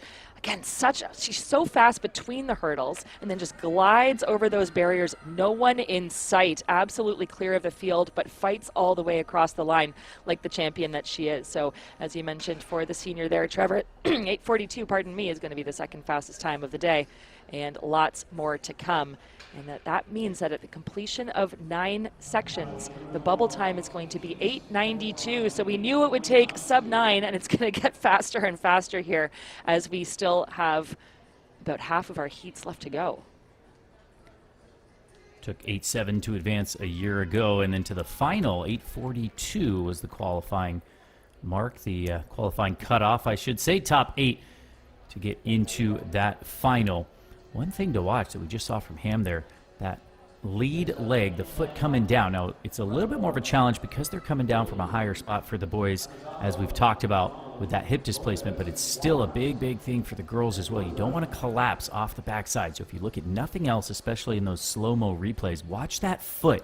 Is there any collapse? The foot to the knee to the hip is kind of how those things connect. So watch that foot. She did such a great job of staying strong and running off of the backside. Heat number 10, Stacey Rentmore, Lauren Wilkie, Renia Amezado, Aaliyah McDonald, Degia Lopez, Tamia Waters, and Alexis Ecorzel. Couple of juniors in lanes 3 and 5 trying to duke it out here. Good start in 5 for McDonald. Now will come through and take the victory with lane 4 vacant. 8:75 for the DF3 Track Club. McDonald, Amezado, her teammate there in 2nd. Nice piece of work. 8:75, though, again, just speaks to the depth of this field. That's only going to put her 18th in the compiled results. Top 24 make it through. So kudos to McDonald, the junior. She did all she could to run as fast as possible. And Trevor, I'm curious if you can see any of that collapsing here that you talked about. Some great analysis earlier. Well, my first thought is she's so long over the top, and that sometimes you can get away with it. It's just tough sometimes. You'll notice the best hurdlers are not the tallest athletes on the women's side. Yes, we like a little bit of height on the men's side, not too much. Grant Holloway is a crazy example of speed plus height. What does he struggle with the second half of the race? I say struggle relatively, but that's the example. He has so much speed that it's hard to keep your feet underneath you in the limited space in between. The women, because they don't have to displace their hips as much, there's not as much movement over the top.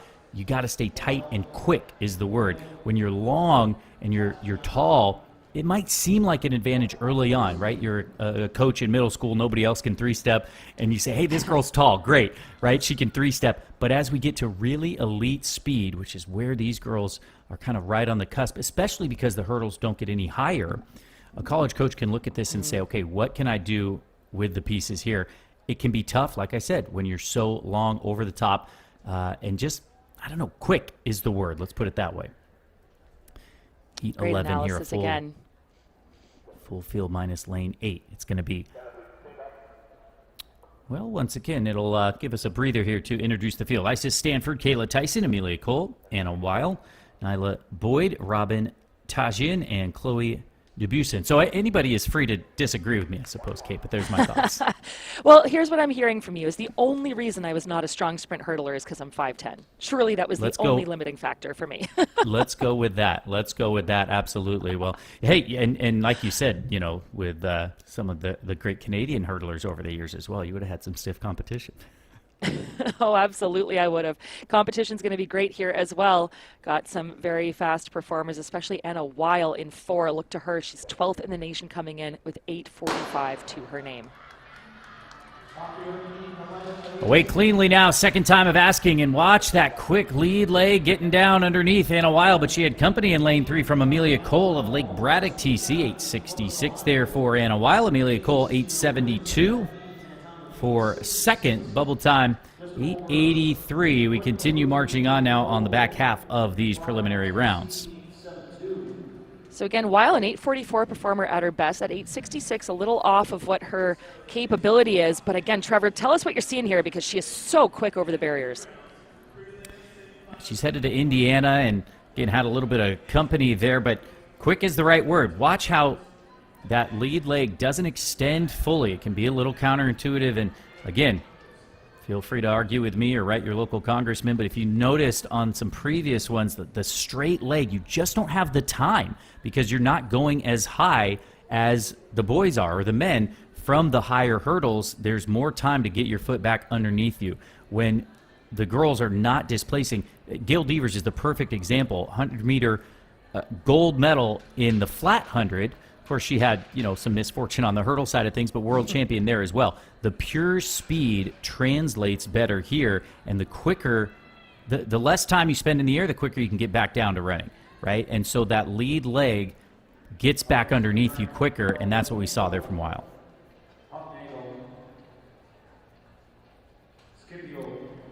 Okay, this is one of the exciting heats here, Kate. We have Gabrielle Huffnagel, Mava Scipio, Olivia Dupree, Cassidy Hopkins of Bullis, the senior, second a year ago. National leader, she goes in 4. Delaney Schumacher, Vivian Caton, and Angel Johnson.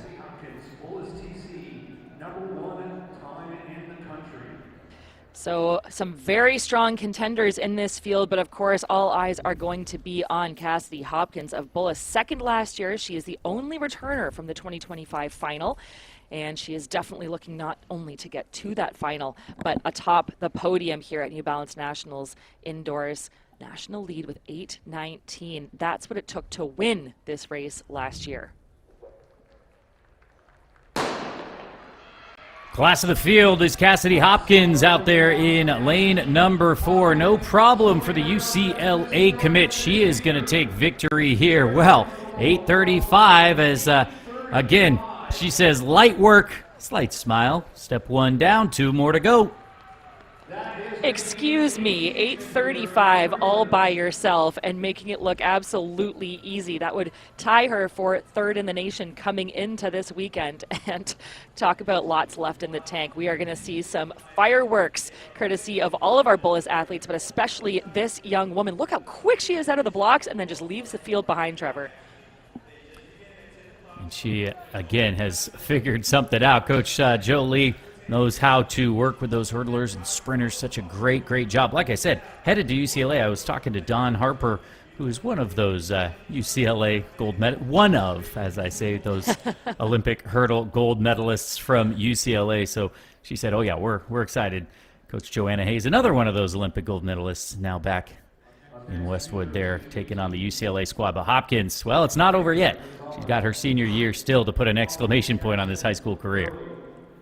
I got to say, Hopkins looked really dialed in until about the last, 2 meters. She was so focused and then knew that she had enough done to let up just a little bit. Again, showing that there's going to be a lot more yet to come as we move through these rounds. But it is Hopkins in second, so top marks still being held by Montauk with that 8:33, and bubble time as things stand at the moment, 8:79, courtesy of Simone Ellis.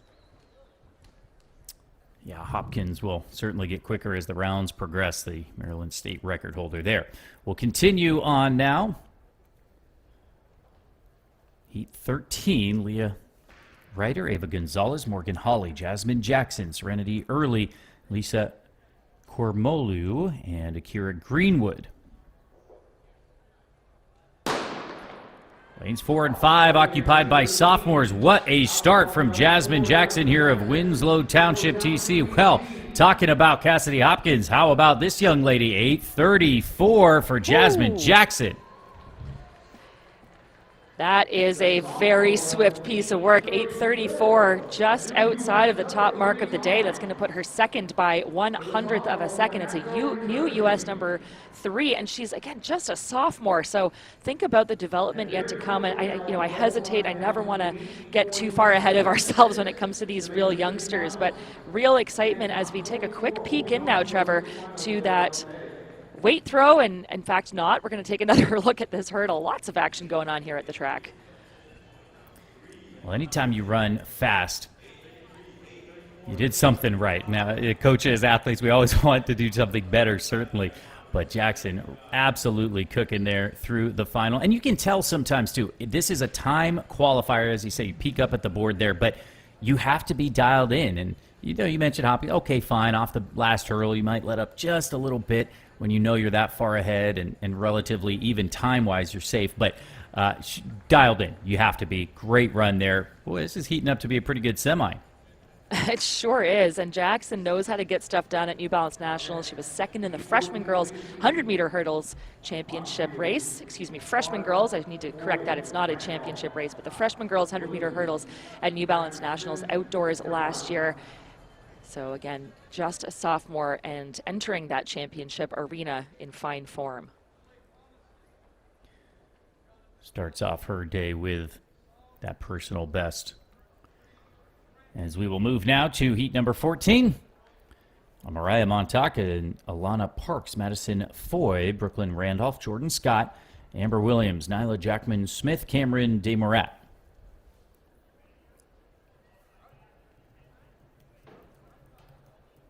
Into the back quarter now of these heats. And again, time to beat as we enter this next section is going to be 8:76 for Maeva Shipio of Thorold Elite.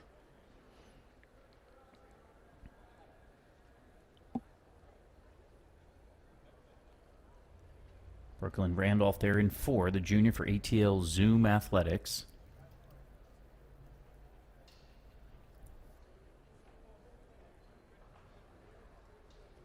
.861 personal best coming in for her. It was run just about a month ago, middle of February.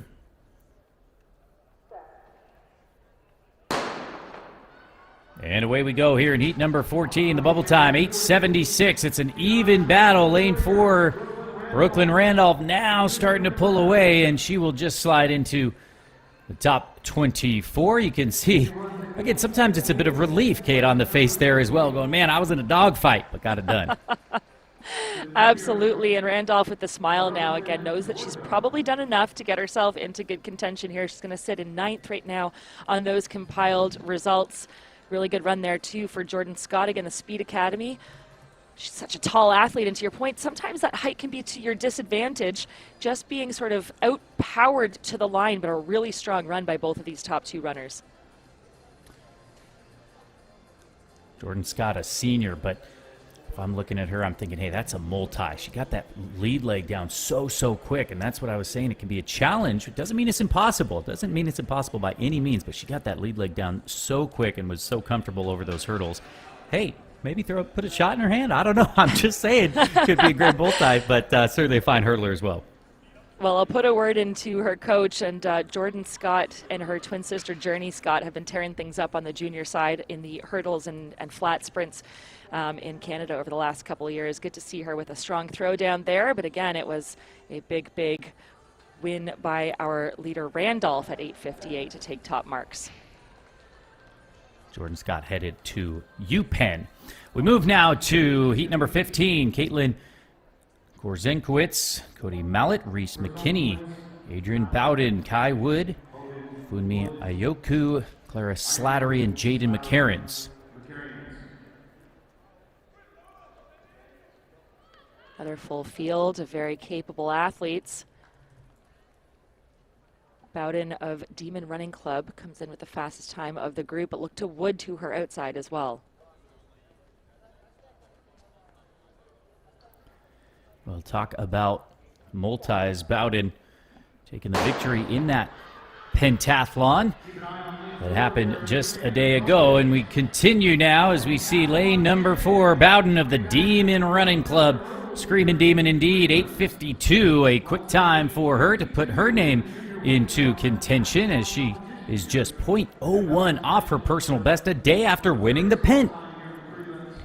That is just unbelievably impressive. And again, you talk about all the endurance that these athletes have to get through, not only physically, but mentally.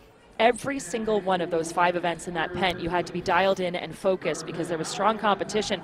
But again, looking completely unfazed by what I'm sure was a lot of fatigue over the last couple of days. Well, you would not know it had you not told us that, Trevor, because absolutely powering away from the field under some pressure from behind in lane number 3 there, but a really nice piece of work for Bowden. 8:52 is going to put her 6th in the compiled results, and we've only got 3 sections to go. Bowden showing what many coaches know, that the Swiss Army knife of a multi-event athlete, especially on the women's side, as we say, coming back from either a pentathlon indoors or even the heptathlon outdoors. You know, Anna Hall, don't forget, ran those 400 hurdles for Florida at Nationals. I mean, such incredible talent. I always love seeing those athletes do that. I mean, think about it. You do 800 training, you do high hurdle training, 400 hurdles makes a lot of sense. So sometimes the multis like to mix it up there. But incredible to see her coming back from winning that pent. As we move now to our final few heats, it's going to be heat 16 now. Layla Smith, Addison Finley, Audrina Chud, Aisha Brunson, Mackenzie Cunningham, Alyssa Tanini, and Alicia Liu with lane number 5 vacant. Look to Brunson in 4. She comes in tied for 13th coming into this weekend with an 8:50, headed to Michigan in the fall. And looking to throw down something special here.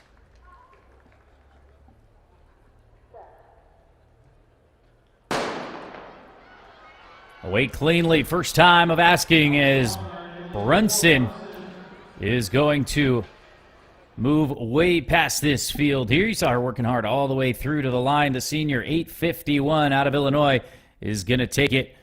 And Chu, a well-beaten second in 8:72. She will now be on that bubble. Bubble time, 8:72, heading into the final couple of heats. So 8:51, just 100th of a second outside the best there for Brunson. That's enough to put her into 6th. That is going to get her through to the semis. And we only have 2 sections remaining now. And Trevor, again, I love your analysis. Tell us what you're seeing here from our leader. If I'm a college coach, I'm excited. Now, take this the right way, because there's things to improve, right? She runs 8.5, and I think there's a lot that can be improved there. And it's just about really the same things that we talk about with sprinting. It's just more on display in the sense of no wasted movement. So you want to talk about biomechanics. I've mentioned this on air before, but Ralph Mann, who passed away recently, was an Olympic silver medalist in the 400 hurdles. But more than that, he contributed to the sport of track and field by his analysis of biomechanics. And if you start digging, you'll see, wait a second, there's a picture of Noah Lyles working with Ralph Mann, or whoever the case is. You know, these guys over the years. He's got a book called The Biomechanics of Sprinting and Hurdling. And even if you don't think you're a technical or science-y type coach, this is nightstand reading. I mean, you won't be able to put it down. It is incredible analysis that puts things in plain language to understand what the movement goal is for these hurdles over years, I mean decades of analysis. Ralph Mann, Biomechanics of Sprinting and Hurdling. May he rest in peace, but check it out if you have not. Oh, I love that. And we're so lucky to have both your analysis and your passion, Trevor, on this stream. So thank you as we head into our penultimate section of these girls' 60-meter hurdles. You flatter me, Kate. We have Tyneek Edmonds here, Emma White-Nicht, Malaysia Calhoun, Alexandria Horton, Gabriella Sari, Solana Varela, and Leilani Delanois. And in lane number 3, Valenisha Calhoun is going to take this one. Calhoun, 883. Top 10 mark in Georgia. Won't bother our leaders. 872 still will be that bubble time, but a little bit of a wonky heat there. Calhoun gets the victory. Yeah, strong performance for Calhoun. As you mentioned, not enough to get her into that semi, but a bit of an unfortunate misstep there. It looked like out of lane number 5, a really good start, but then she clips that first hurdle, does well to stay on her feet and keep moving, but absolutely derailed the race and left the door wide open. Calhoun, 883. That is a season's best for her as she comes through again, as you said, to take that victory there. But you'll notice down in lane number 5, it was just never getting tall enough. Again, we talk about that more on the boys' side of things because you really gets, exacerbated any sort of lowering of those hips. But you still got to get tall, got to get up and run on the girl side of things as well. So that will take us to our final heat now, 872. Remember, just like on the boys' side, we're quicker than we were a year ago. It was 877 to advance to the next round. 872 already the bubble time here. Can we see one or more athletes join them? It's going to be Kara Deester, Kenania Ross, Scarlett Wharton, Peyton G. Keep an eye on her. Detroit Speed. Sia Barnes, Alondra Rodriguez, Trinity Brapo, and Kaylin Ali Kelly. Yeah, as you said, G, the one to look to in this field. And I do just want to make a quick mention that, Calhoun out of that last section, not getting through to the semis, but she is still a youngster, and she was 3rd in that freshman girls 100-meter hurdles at New Balance Nationals outdoors last year. So just another nice feather in the cap as this long trajectory of development continues to unfold for her. So keep an eye on her for the future. Same thing could be said about Peyton G here in lane 4. Just a sophomore. The Motor City Track Club out of Detroit. Detroit Speed, as we like to say. Maybe I like to say. Oak Park High School as well. Bit of a modest start for G. She's got some work to do. Masia Barnes in 5. Well, how about North G Speed? That's what it's going to be. Sliding across the line there in lane 6 with a fall, but 865 for Masia Barnes. And 870 for Peyton G. Well, she will just slide into that next round, but Barnes gets the win. Great composure there for Barnes, not really being bothered much by all of the drama behind her. Again, just absolutely dialed in. A really fast start as well. That was fantastic for Barnes, and I think that might have made a lot of the difference by way of the advantage she was able to hold with that fast charge from G to her inside. Again, a tough fall there out in lane number 7, but both G and Barnes completely dialed in, and Barnes 16th in the compiled results with that 865. G, to your point, just slots into the top 24 with an 870, and those two will be off to the semifinals later today. I always like seeing when some of the youngsters get through, so good to see G there get a little bit more experience. Barnes just 0.01 off her all-time best and will advance. That means bubble time now locked in, 871 it takes to move on. Top 24 times here in the girls' high hurdle prelims, as you can see confirmation of those results there. But boy, once again, look how close everybody is. Yes, Cassidy Hopkins has gone quicker, but I think there's some girls that are really ready to explode here. We're going to see some absolute fireworks as we head into our next section. Top marks of the day thus far go to Kiara Montauk of the Speed Academy, and I'll do my final plug here for the Canadians. That will tie her for 6th best all-time in the U20 60-meter hurdles in the country of Canada, and that leaderboard topped by one Priscilla Loeb-Schleep, Olympic medalist from several years ago now. So again, fine company, but she is going to be under strong contest from the likes of Jackson, Hopkins, Ham, Russell, and company. So the conclusion of the hurdles there allows us a breather and a chance to look at some of the great field event action. We already seen. Mentioned, some of the multis. We mentioned some of the jumpers. We saw a couple 7-foot jumps yesterday on the boys' side of things and the high jump. So we'll take a look now to the weight throw competition that is ongoing. We're in round number 3. Brody Barlow there looking for a fair throw after 2 fouls. The New York senior try to get into the top contention to get 3 more throws. But Patrick Hubbard leads the way for Jackets, having thrown 19 meters 47. That's 63 feet 10 and a half inches. And the weight throw, Kate, international flavor that you bring, really isn't contested internationally other than some of the international athletes on the NCAA scene, as that one slips out of the hands there and will go into the net. But it's a very American thing, but it's great to see the youngsters with an opportunity here, which they don't always have at the high school level. Absolutely, and you just saw a bit of a slip there in the circle. Again, the pressure's on for a lot of these guys, especially if they have those faults over the first couple of throws. You need to get a clean mark in on that third one in order to advance, as you said, for those next 3 opportunities. But this is where you're seeing that combination, again, of speed and strength. You have to be able to harness all of the power that you have and still move really quickly around that circle. That's Fran Schrader sitting in 10th. Out of Lexington Elite, 1662 is 54 feet 6 and a half inches as foul in round 2. Again, has him down there in 10th, trying to get into one of the top places to advance to the final, get 3 more throws. And you're exactly right, Kate. The speed, I think, it's taken for granted, and the quickness and the lightness of foot, if you will. These are guys that you'll see end up being, really successful guards or tackles on the football field because of that footwork, And but you notice there, even if you're not familiar with this event, okay, you take a look there. That was Christopher Lagasse, the 3rd foul for him, unfortunately, but just the footwork a little bit sloppy. And I say that knowing full well some of these athletes are very new to this event, and it's so hard. Indoors, you have the weight throw. It's pulling you, right? That's the challenge. Outdoors, we have the hammer throw. It's even further away, and you have to maintain that balance. So this is a tough event that the best guys make look so easy. They really do. And again, I always kind of joke that you get these really big guys and gals, but they're almost having to do ballet in that circle. So it's, and a bit of a slip there. Again, just being able to hold form. And to your point, so many of these athletes really new to this, probably don't have a ton of experience with it, but you gain that experience very quickly. This is such a technical event, but it's something, I've been told by, again, our Olympic champions in the hammer throw, Ethan Katzberg and Cameron Rogers, have talked about, how much you feel this in your body. You have to spin around. It's like being a figure skater. You have to know where your center of power is and be able to harness that while spinning at an extreme velocity. And then the release. Talk about that too. The timing's so important.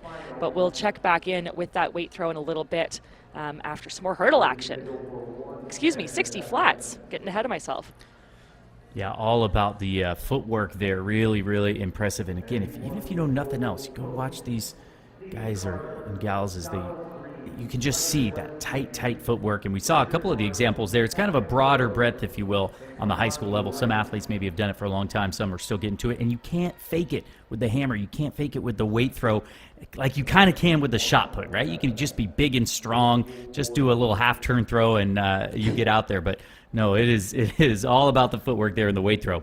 As you said, we'll move back now to the track for the middle schoolers in the prelims of the flat 60. It's going to be heat number 1 of 7 here into the blocks. It'll be Joel Coates, Stephen Carter, Donald Green, Rudyard West Jr., Richard Martin, Kaylin Burrows, and Kamani Wright.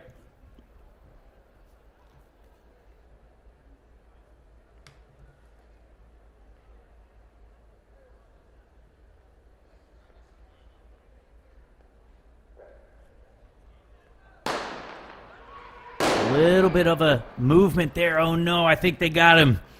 Looks like, was it lane number 4, Rudyard West Jr. of the SBR Jaguars with a slight move. Now, Kate, these are the middle schoolers. Sometimes, I think sometimes they give them just a little bit more grace. Green card there is good to see. And you know what? I really do like to see that. Not that you want to deny them the opportunity for what it's going to be like at those higher levels as they move up, but these guys are so young. They've come from all over the country here, and they are just, nervous. And that little flinch, I think you're right, out of lane number 4. Again, it's just about timing that unleashing of your nervous energy. Really, really difficult to do. They'll learn it quickly, and again, they'll be given less grace, to use your term, Trevor, as they progress into the older age groups, but glad to see a green card to the field and another chance for each of these runners to reset in this opening section of our 60-meter middle school prelims.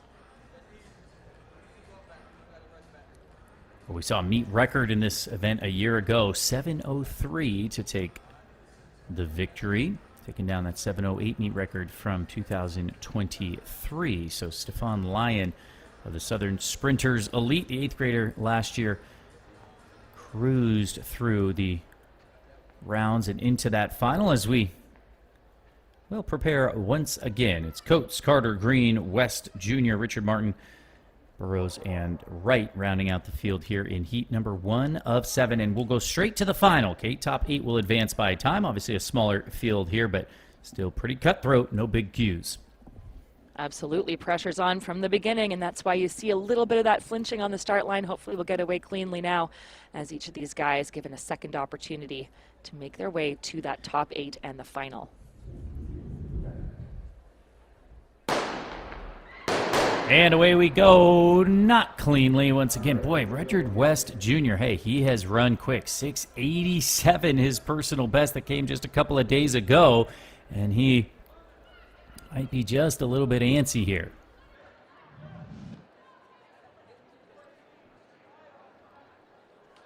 Ooh, and I think the flinch came out of lane number 6 there this time. So that's Burrows of Compton Electric Speed. And we're seeing maybe a new set of blocks being put down for some of these athletes. That's also one of the difficulties, right? You're in this fantastic facility. Maybe you're working with some of the better equipment and technology than you ever have, and that can just be, a little less comfortable, a little bit less familiar. Looks as though we maintain a full field. Yeah, we take it for granted. We see these athletes out here looking so composed, running so fast, got the speed suits on and everything. They're in 7th grade, 8th grade. I mean, it's incredible to have that experience at such a young age and to have that confidence and, as you said, composure as well. Listen, some of these athletes should maybe end up as lawyers, because if you move, you got to make your case to the officials sometimes and say, no, somebody threw a water bottle, right, and made a sound or whatever the case is. So it's always worth a shot, number 1. But number 2, if there's an issue, raise your hand. That's the thing. Raise your hand. Let them know, my blocks are wrong or something is the matter. Now, officials always do a great job here at the track at New Balance, calling a fair game, I'll say. And if there are blocks that slip, well, that's an equipment malfunction. Fair game, green card, back to the line. That's right, and I think that's, again, what we saw there out of lane number 7. So the new blocks, a little bit of a run out. He looks happy with it, does right in 7, and we will reset for a 3rd time of asking in this opening section. 3rd time lucky, as our British friends would say, and away cleanly now is Rudyard West Jr. No surprise. As I said, a new personal best just a couple of days ago. 6:87 he ran there. 6:79. Obliterates the meet record and sets a new personal best as well. Wow. Oh, he knows it's good. What a performance there for West Jr. That was a monster run for the 8th grader. 6:79, wins by 2/3 of a second over a very capable field. He is just like a shot in the night out of the blocks and then keeps that power and momentum going. Barely touching the track with each of those strides, but absolutely digging in and finding speed all the way to the line. And he knew it was good as soon as he crossed, Trevor. I love to see that too. The celebration, no delay. What amazing performance by this youngster. And this is just the prelim. Junior Olympic champion outdoors last year over the 100 meters, running 10:94. And boy, again, expect to see some fireworks outdoors from that young man. Incredible running. 3rd in the New Balance indoors last year, running 7:17. So he is on a whole new level. Yeah, that was really exciting. Sets the tone again for the rest of this field. We do have 7 sections. It's top 8 on time that will get through to the final. 6:79 though, what a throwdown. Martin there second, 7:32, and just 200ths of a second ahead of Coates at 7:34. I know some people plenty older than 8th grade that would love to have a 6:79 personal best. That is cooking. We move now to heat number 2. Noah Rogers, Jalen Smith, Zachary Johnson, Raymond Queen the 4th, Gideon Mills, Lucas Bailey, Akis Mims Horton.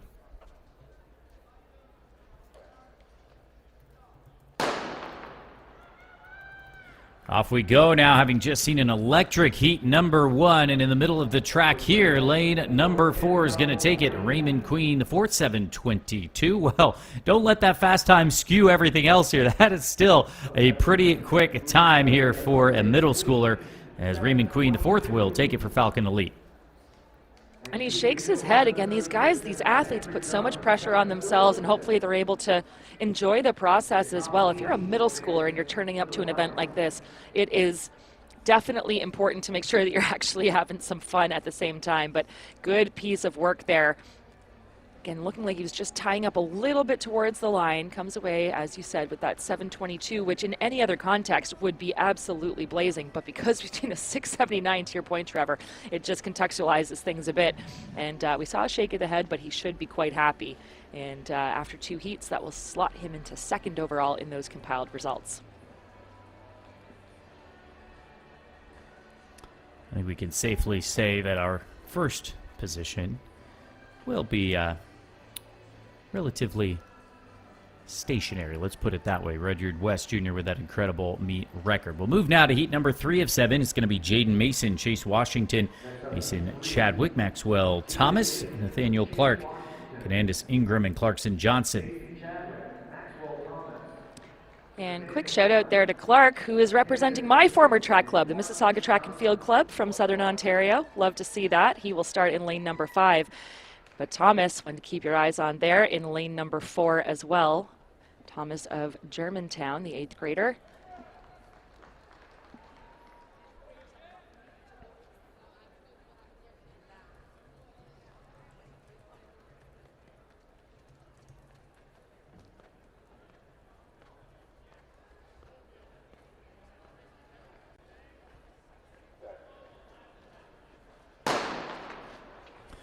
And a stumble out of the blocks in lane number 3, getting a little antsy there for Mason Chadwick, but now finding his footing. On comes lane number 4, Maxwell Thomas.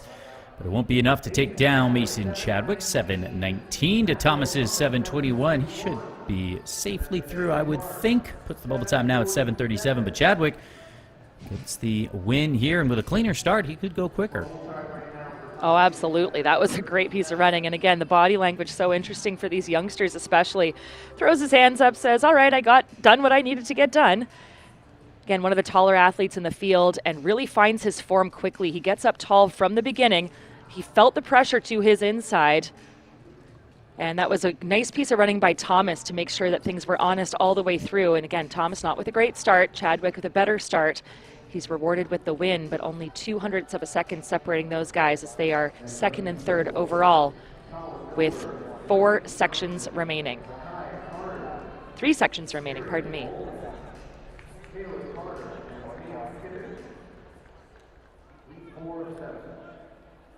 So plenty of quality still to come as we see heat number 4 now. Colin Milberg, Blake Johnson, Micah Carter, Darius Bowling, Caleb Carter, Liam Kibbins.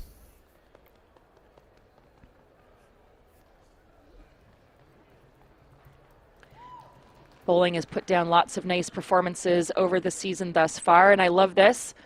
In one of his earlier races this year, he said, success isn't always about greatness, it's about consistency. Looking to be consistent here at the track at New Balance.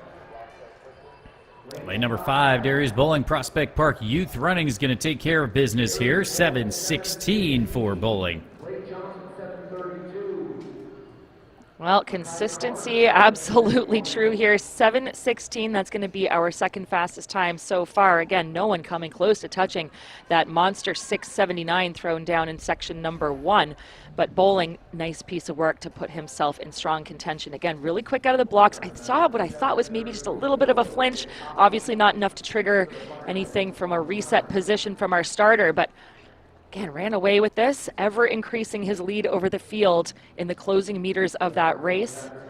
Good running on his inside as well by Wright to keep things interesting. Excuse me, by Martin, I believe that was.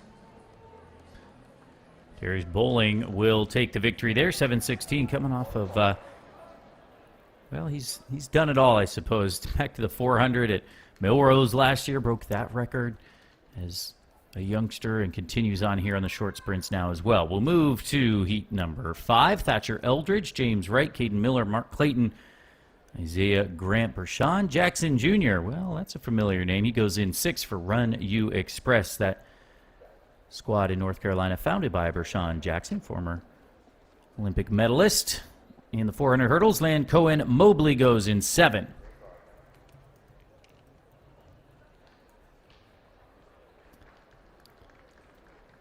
Talk about North Carolina. Well, Run U Express, again, very well known for their own success, certainly, but founded, of course, by Batman Jackson. He's a world champion over the 400-meter hurdles. Olympic bronze medalist as well in 08. Run on the 4x4s. Just an incredible talent for the U.S. for so long. Now Bershawn Jackson Jr. Of course, we saw Shanti Jackson break that high school national record a few years ago. I was privileged to be on that call. Kate, you may have been there as well. Okay, away we go. As you can see, the battle here in 4. Mark Clayton of Zephyr's Track is going to take it, 7:33, with Isaiah Grant coming through in second, 7:38. So a bit of a surprise there, but a nice performance at the front of that field by Clayton with that 7:33. And just not quite the power off the line that we have seen in the earlier sections, and I think that might be one of the reasons that we're seeing some slower times across the board. And I say slow with all the respect in the world. These guys are still cruising to some pretty blazing performances, but just not quite the level that we've seen from the earlier heats. So a nice win by Clayton, a good dip there as well in second by Grant, but Clayton sitting in 8th right now. He will be the bubble spot heading into our final 2 sections with that 7:33, and this is going to be a nervous couple of heats for him.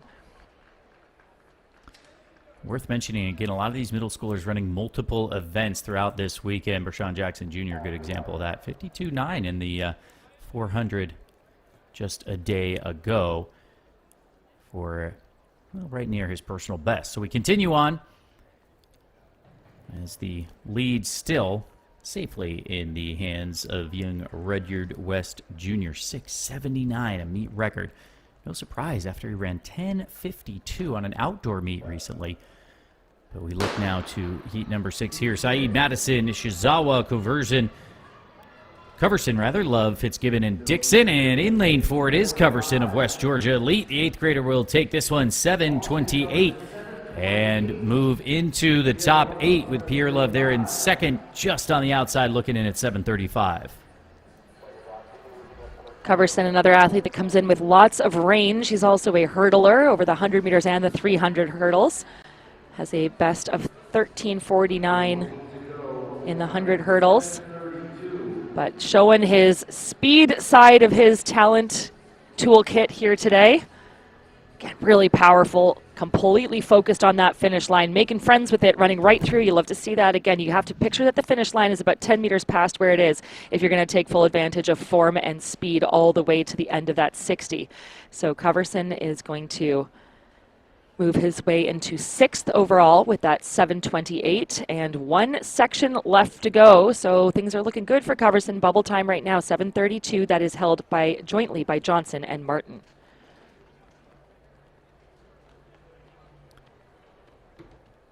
So we continue on and get ready to close things out here. Ethan Madison, Christian Blanco, Israel Sanders, Baltazar St. Tillman, Devlin Hart, Sean Jones, and Grayson James. All 8th graders here in our 7th and final heat.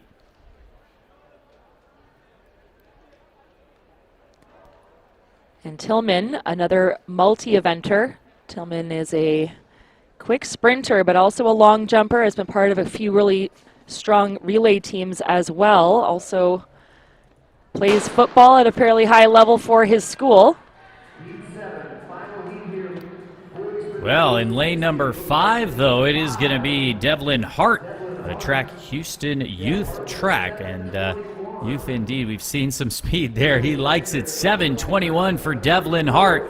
That will get him into this final. And the 8th grader will advance and show out for Texas here. Track Houston Youth Track, Devlin Hart, 7:21. Hart with a good start, but then really having to pour things on in the second half of this race. Again, he's a tall athlete, finds his footing, and then really drives away from the competition. He will come away rewarded with a 7:21, as you mentioned, Trevor. That will tie him for 4th in the overall results. So our 8 have been established, and it's going to be another really exciting final coming up later today. 7:32 is what it took to get into that final, and we're still awaiting confirmation about whether it will be Johnson or Martin making their way to the final. Again, in just a few hours' time. Devlin Hart, he's been busy the 400 and the 800 already this weekend, and long jumping as well, winning that middle school contingent there at a season's best. So we'll see who advances as we look now. Again, Rudyard West Jr. Jizzle, they call him, and he ran 10.5 the other day outdoors. He says he's gotten an offer from LSU to play football already as just an 8th grader. Incredible running. We're privileged to see him. We'll see him, of course, further on after that meet record here in the prelims, in the finals later.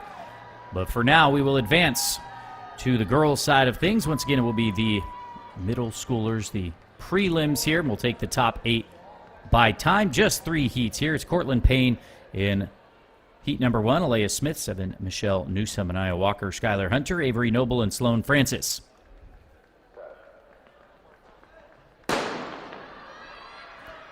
Off and running here in our first of 3 heats. Look at the long strides of Anaya Walker of IMG Elite. Wow, 7:67. Very quick here to start things off. Tall and powerful. Walker gets the job done. That is knocking at the door of the meet record. Meet record sits at 7:60, set by Vanessa Waite. Very familiar name, set back in 2024, 2 years ago now. So that is, again, awfully close to it, and what a strong race from the start. Well, you might not want to be too tall as a 60-meter hurdler, but clearly as a 60-meter flat sprinter, that height working well to the advantage of our winner here. And, it's already setting things up, Trevor, to be another exciting final.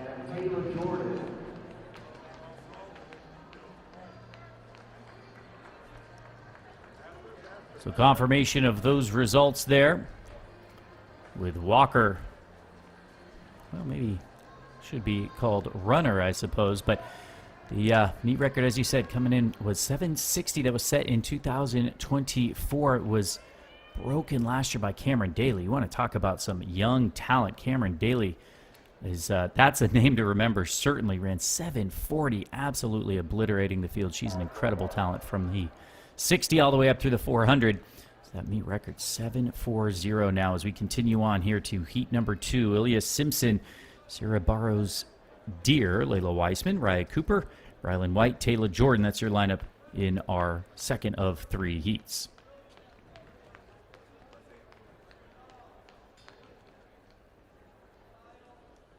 Weissman here in 4. She was second in that race a year ago, running 7:71. Keep an eye on her. She's been here before. Even start across the board in heat number 2. Weissman has some company in the early goings from Cooper, but none at the end. It is going to be Weissman, 7:67, to take top marks here. Cooper comes through in second, 7:82.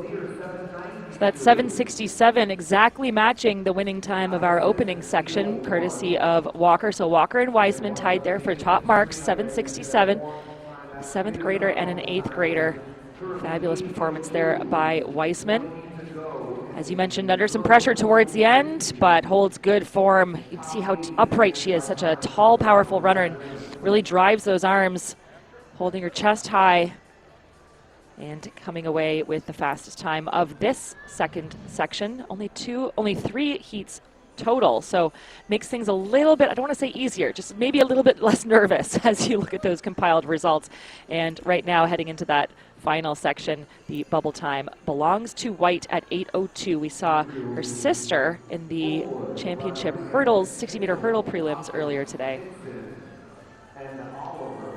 Well, and it's less of a wait. How about that? If you're not sure, if you're on the bubble, it's only 3 heats instead of 10, 15, 20 plus. We'll move now to this third heat of 3. Kane Fullwood, Luisa Rodriguez, Layla Mitchell. Hopkins goes in 4. Tamia Nixon and Skylar Oliver.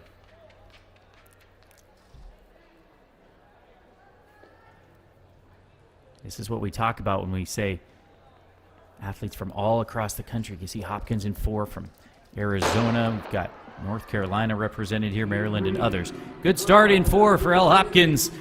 She will cruise on through, but it's all on time. As you can see, Tamia Nixon was hot on her tail as Hopkins will get the win, 7:63. Tamia Nixon second in 7:75, which means that bubble time is under 8 seconds for the middle school girls. 7:97 is what it takes to advance. That's quite a sentence, isn't it, Trevor? Think about what you just said. That's amazing. Again, the level of performance, absolutely incredible. And Hopkins now comes away with that fastest time of the day, 7:63. And again, that's only 0.03 of a second outside of the meet record set 2 years ago by Vanessa Waite. 7:60 is that record. And well, of course, you want to be atop the podium at New Balance Nationals. There is so much glory that comes with that. That's the #1 focus. Very close #2 is getting your name into the record books, and we might see just that later today. Those finals set to go at 1:15 p.m. Eastern Time. Day 3, New Balance Nationals. Already several national records. Seems like we'll get the meet record every other event. So we close things out, and as you said, a number of athletes under 770 that were knocking on the door of what was the old meet record, 760. It was obliterated last year by Cameron Daly, and it really puts it in perspective, though, Kate. When you see those meet records, you say, wait a second, so you're telling me Cameron Daly ran 740, second fastest all-time was the meet record for a couple of years there at 760, so it just puts in perspective some ridiculous top end from these youngsters. Absolutely, and thank you for that correction. How could I forget that performance from last year? You know, you do enough of these. I'm so privileged. This is my 4th year to be on the calls here for this New Balance Nationals indoors. And again, there's just so many great performances every single year that they do start to sort of blend together in your head. Appreciate the correction on that. And yes, the mark set even higher heading into this final. Well, and the truth is, again, Cameron Daly, you know, we're not seeing her, but just we saw her last year. That's an incredible name to remember in every sprint event. But the point is, we see the middle schoolers. We'll see now the freshmen here set to contest heat #1 of 8. But I like how they slice it up, because sometimes we get a little, well, it can get lost in the wash, right? When a freshman has a great performance and they're in there with all the high schoolers, as they should be, don't get me wrong. But at the same time, it's kind of nice to highlight them and remind us, wait a second, these are still just middle schoolers or still just freshmen. Heat #1 here, Cole Magro, Ben Schurman, Zachary Pratt, Kai Brown, Micah Gregory, and Takari Lee.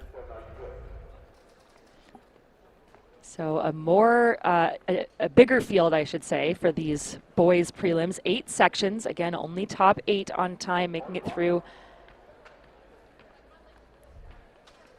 to the final, I should say.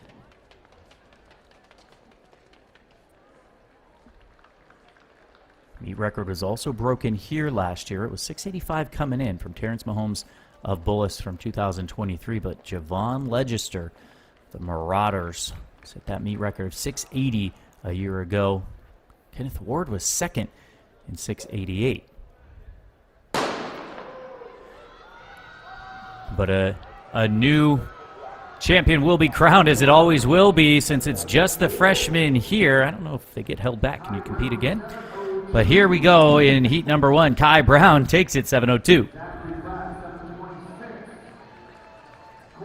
Well, again, we'll make sure we're keeping a close eye on those record books, because times were thrown down in a huge way last year in 2025. Already seeing lots of reason to indicate that we might see them bettered this year.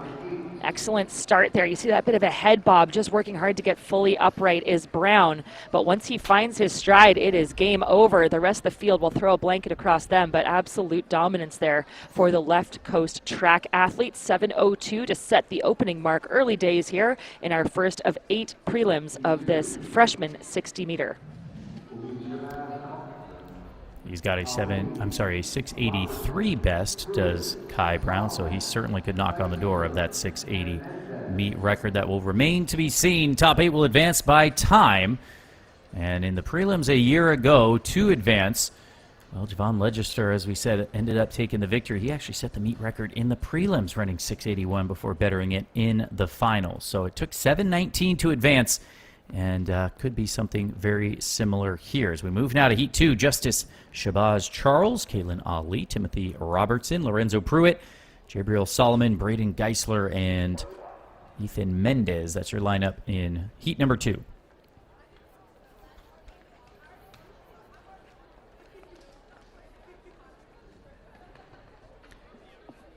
It was just 2 athletes dipping under 7 seconds a year ago in the preliminary rounds. Again, 7:19 to be top 8.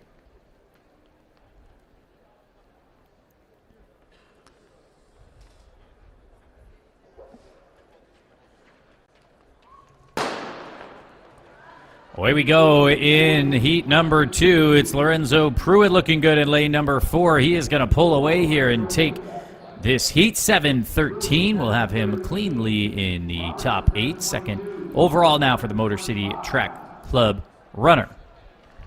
And that's going to be a 100th of a second improvement on his best. He came in as a 7:14 athlete.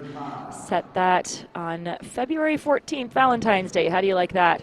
At the 14 under national championships, and betters it just by the slightest margin here at the New Balance National Indoor Championships. And a nice tight race there across our top 3, a little closer than we saw in the opening section. But Pruitt taking top mark. 7:22 for Robertson, Solomon 7:25. So right now Pruitt will sit second in the compiled results. Kai Brown with that blazing 7:02 still holds top marks.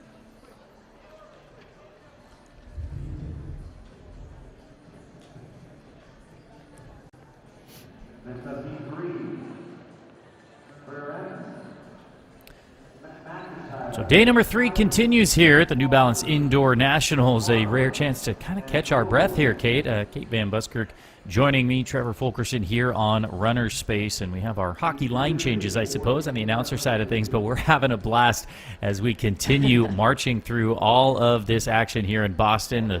The track at New Balance plays incredible hosts, as they always do.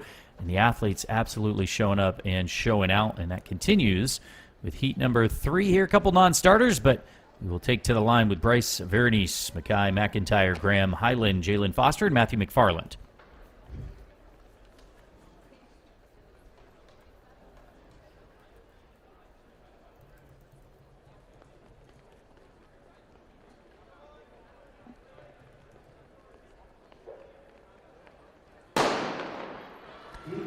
Away we go, and a good start on the near side here. Matthew McFarland is going to run away with it well. Gives us a sub-7 second, clocking our first of the day, 6:98. First of the freshman qualifiers, I should say, here in heat number 3. McFarland well clear of the field. Oh, he is psyched about it and gets congratulated by his teammates immediately. Absolutely incredible run there. Again, fast out of the blocks. And then finds his height, finds his length, and the stride just absolutely digging into that track. Every single ounce of power being received back from this very fast surface. Again, one of the fastest tracks in the nation, one of the fastest tracks in the world, this indoor facility at the track at New Balance Boston. And oh man, that was on clear display with McFarland. We thought 7:02 was fast from Brown, and it was, but now McFarland has raised the bar for Team War even further. 6:98 is going to be the top mark of the day thus far. Big personal best for McFarland.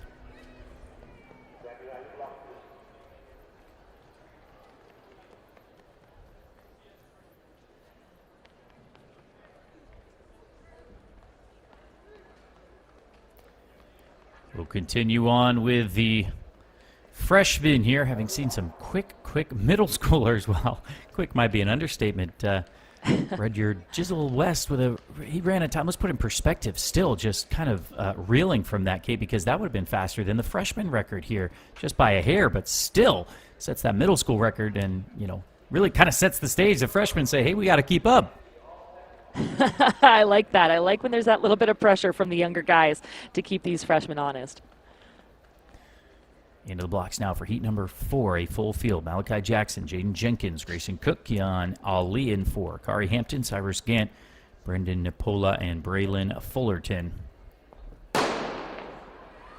Away we go cleanly, first time of asking. As you can see in lane number 5, a battle between 4 and 5, and the long strides of Keon Allen make up the ground on Deshaun Austin, who had a really good start, 7:12, fine time for him as well, but 7:10 for Keon Ali of Winslow Township TC to take the victory here. Yeah, just nipping out the competition, 200ths of a second, Ali over Austin, and that time for Ali, good enough to put him in 4th right now, but 7:10, man, that's going to be a tough mark to hold up to the oncoming rest of these sections yet to go. We're halfway through now. And a blanket start, really strong running across the board. It was a very swift opening half of that race in lane number 5 for Austin, but he just not quite able to hold on to that power. And look at the difference in the form there, straining by Austin, whereas Ali just continues to glide his way across the finish line and staying as relaxed as you can. It's so counterintuitive, but relaxing through pain, relaxing through speed. Smooth is fast and fast is good. So smooth running indeed there for Ali. 7:10 for the win. Gliding. I like that word. Kate. Yeah, we say slow is smooth and smooth is fast, right? But patient. Let's say patient here on the track. Yeah, how about that? But you're right. The patience is hard sometimes, especially as a taller athlete over 60 meters. You want to get up. You want to get running. But we saw it on display there from Ali that patience, if you do everything else right, put the building blocks down, the foundation of your race in the first few meters can really set you up for an incredible second half. Well, we see it when Noah Lyles runs the 60 meters, which obviously a 200 runner, and obviously, I guess he's a pretty good 100-meter runner as well, but he always comes on late. Imagine coming on late in the 60. We saw him, he didn't win U.S. indoors, it's not his best event, but he takes a little longer to get going. I think he'll sleep well at night still, but the point is you got to stay patient even though it's a 60. That's right, absolutely. And we're going to see some more fast runners here, including last year's winner of the middle school boys race in the form of Stephen Lyon in 4. So Lyon does go in 4. Riley Driver in 1. Charles Frederick Jr. We have Lyon in 4. Tristan Kenzo Fridman and Trey Taylor. Chris Delmy. Well, we'll take another chance here. And I think that the freshman might kind of be the most squirrely of all the different competitors here, if I have to be honest. The freshman boys especially, I would say. There's just so much energy and call it a coiled spring. Everybody's ready to go. They feel the moment. You're here on a big stage, and it's just a lot of them, it's probably their first competition of this level, so we'll certainly extend a little bit of grace to them, but as a spectator, it's very fun to see. Absolutely, and part of that speaks to the development level, the maturity in the bodies as these guys go through puberty, and the big difference between middle school and high school. Sometimes it just takes a year or even a few months to have that huge change in your performance. Lyon owns a 6:87 personal best here. He's got a little bit of company early on from Kenzo Fridman out of San Jose, California, but patience prevails. 6:91 for the St. James Academy TC athletes. Stephon Lyon comes through. He ran 10:57 last year as an 8th grader. Unbelievable. Again, took the win in that middle school New Balance Nationals indoors last year in 7:03. Fridman, second in that race, was also part of that final in the middle school race last year. He finished 7th in 7:33. But again, talk about the difference a year makes. Look at the composure, the difference in the power and strength of these very quickly developing athletes. And it was a battle right to the line, but a fantastic run there by Lyon. 6:91 is going to be well ahead of the rest of the pack at the conclusion of section number 5. That means we've got 2 guys under the 7-second barrier. Well, and Lyon, let's give him his credit, not just a short sprinter, set the national record the freshman level over the 300 earlier this year. First freshman to go under 34 seconds, 33.95 for that freshman national record. So breaks a record, by the way, held by Mr. Quincy Wilson. Anytime you are surmounting that name, you've got some pretty good chops, let's put it that way. Absolutely. What a great set of facts there, Trevor. Appreciate that. And moving right along into section number 6 now. Again, we've still got 2 sections to go. Bubble time currently sitting at 7:13, courtesy of Lorenzo Pruitt. And as you said, that's the bubble time. The top end, we just saw Lyon go 6:91. 2 athletes dipping under that 7-second barrier. Here in heat number 6, it's Ethan Brockman, Johnny Walker, Ross Christie, Zaire Reeves, R.J. Harvey, Anderson Chapman, and Aiden Mansell. A little bit of movement there, but they let it go. In lane number 4, Ross Christie out of Alabama will be outdone by lane number 2 of Ethan Brockman out of Kentucky. 7:14. Boy, could it get closer. He will be just outside looking in as we'll have 2 more heats remain. But that was a good battle. Christie with a good start. Johnny Walker ends up second, and Brockman takes the win. Yeah, Brockman really, I think, surprised some of his fellow competitors on the inside of the track there. You don't always see that. Fastest time coming out of lane number 2. He was in contention, and it looked like he was going to be under some threat from lanes 3 and 4, but able to hold on and cruise his way from the inside of the track. Again, look at the quick turnover there. Great arm action as well. He's a bit of a smaller athlete, but putting all of his power to good use. And like you said, sitting just outside that bubble. Unfortunately, he's going to be in the first non-qualifying spot as things stand heading into our final section. So Pruitt still holding on to bubble time at 7:13 with 1 heat to go. Excuse me, 2 heats to go now.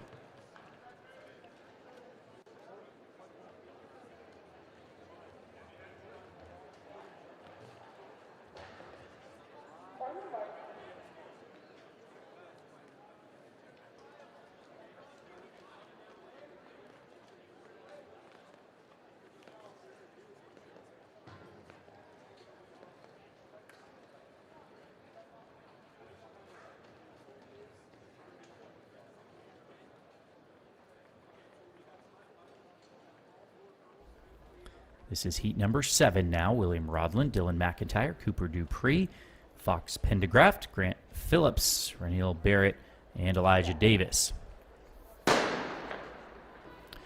Fair start here to quick one in lane number 4. Fox Pendergraft with a wily move on the first half and closing it out well. He will come through at 7:02. Quick time with Dupree at 7:17. He'll be on the outside, but that bubble time now 7:12, even quicker than it was a year ago.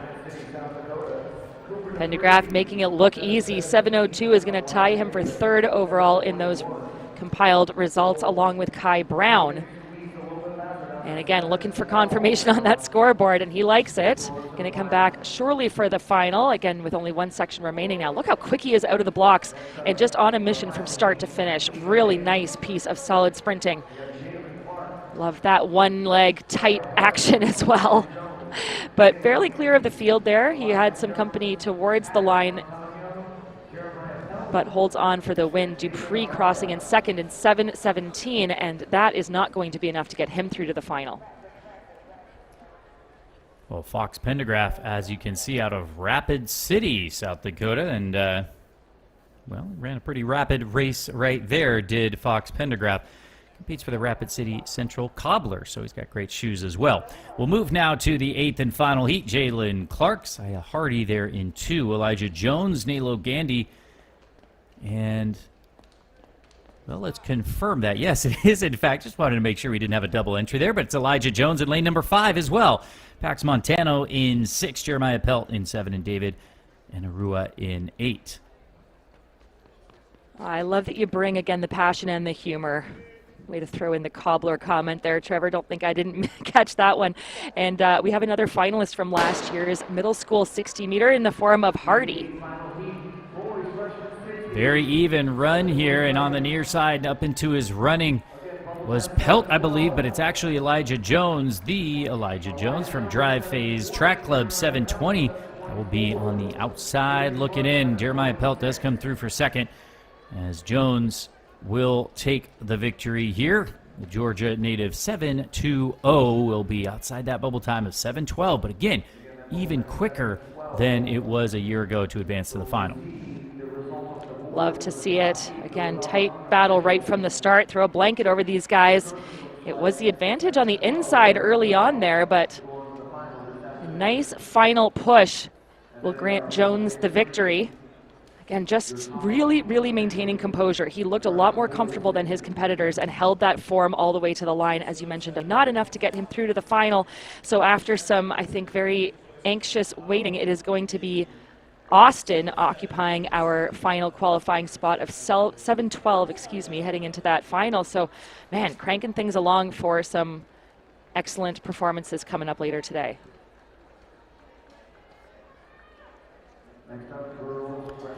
Confirmation of those results there. Lyon, certainly the class of the field, but McFarland had a great run as well, dipping under 7 seconds. Lyon will be one to watch. He's been running incredible times since middle school. Will move quickly here to the first of 4 heats for the girls. Gabrielle Parker, Carter Cameron, Salil Holthrop, Aubrey Douglas, Blake Lawrence, Carolyn Bennett, Savannah Duhaney, and Adelota Atkins. So it's going to be lane number 4 here taking the victory.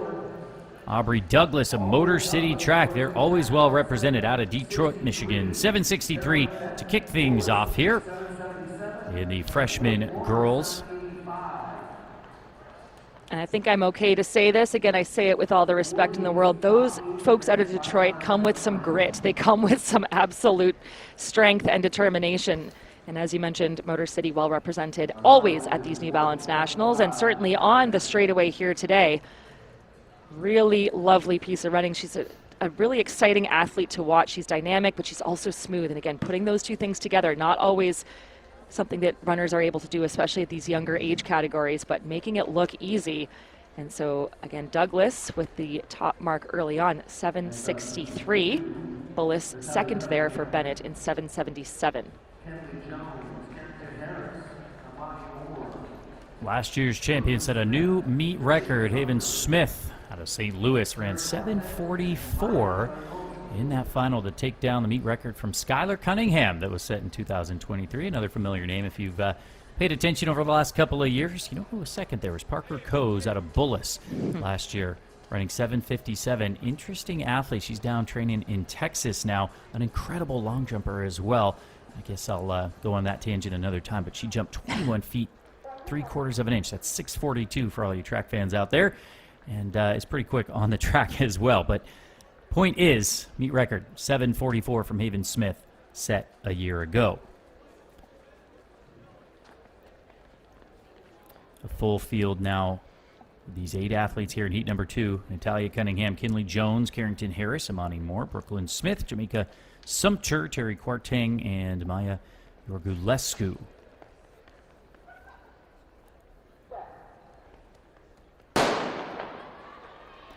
Off and running, good start in lane number 4 for Amani Moore. From Verena High School, she will take this one well clear of the field. 7:57 for the freshman.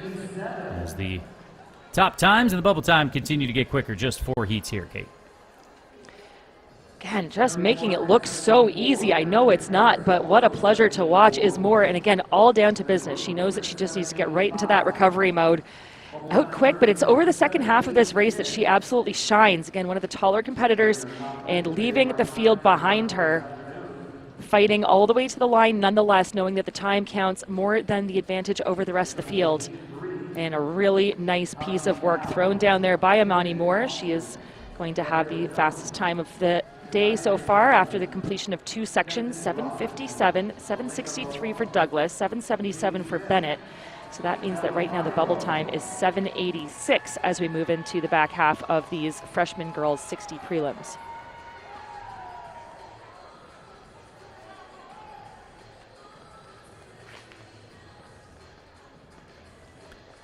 So heat number 3 now. Taji Dowd, Kennedy Austin, Gabrielle Jones, Khadijah Dion, Destiny Robinson, Elena LaFontant, and Jade Smith with Bella Filo rounding out the field.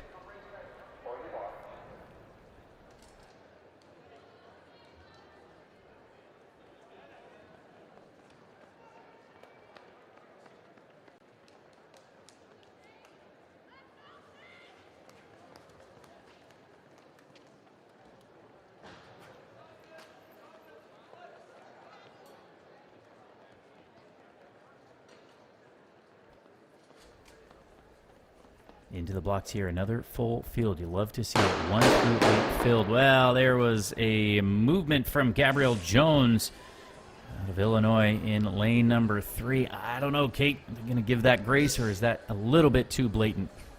Well, again, you know, we saw a lot more grace being given in those middle school races. The freshmen, maybe not quite so much. Let's take another look here as they get into that set position. And very obvious movement there out of lane number 3. That's unfortunate for Jones. We'll have to wait to see how lenient these starters are willing to be. She has not left the track, which thus far is a good sign. And it looks as though we may have a full field for the reset. I believe that is a green card. So very lucky breaks here being given to these young competitors. Jones will have an opportunity to try this thing again. Yeah, I thought they might have called that one. I'll be honest. Again, I'll defer certainly to our officials here, but man, I thought that one may have been a little bit too much. But doesn't matter. We're back into the blocks here with Dowd, Austin, Jones, Dion, Robinson, LaFontaine, Smith, and Philo. The bubble time sits at 7:86. Last year it took 7:79 to advance. Away we go cleanly now, and a good start for Jones in 3, so too Dion, but it's a battle with lane number 5, Destiny Robinson. I think will get the nod from IMG Elite, and she will indeed. 764 with Dion also credited with 764. 777 for Jade Smith out of DC Cadets in 3rd, maybe enough to get her through too.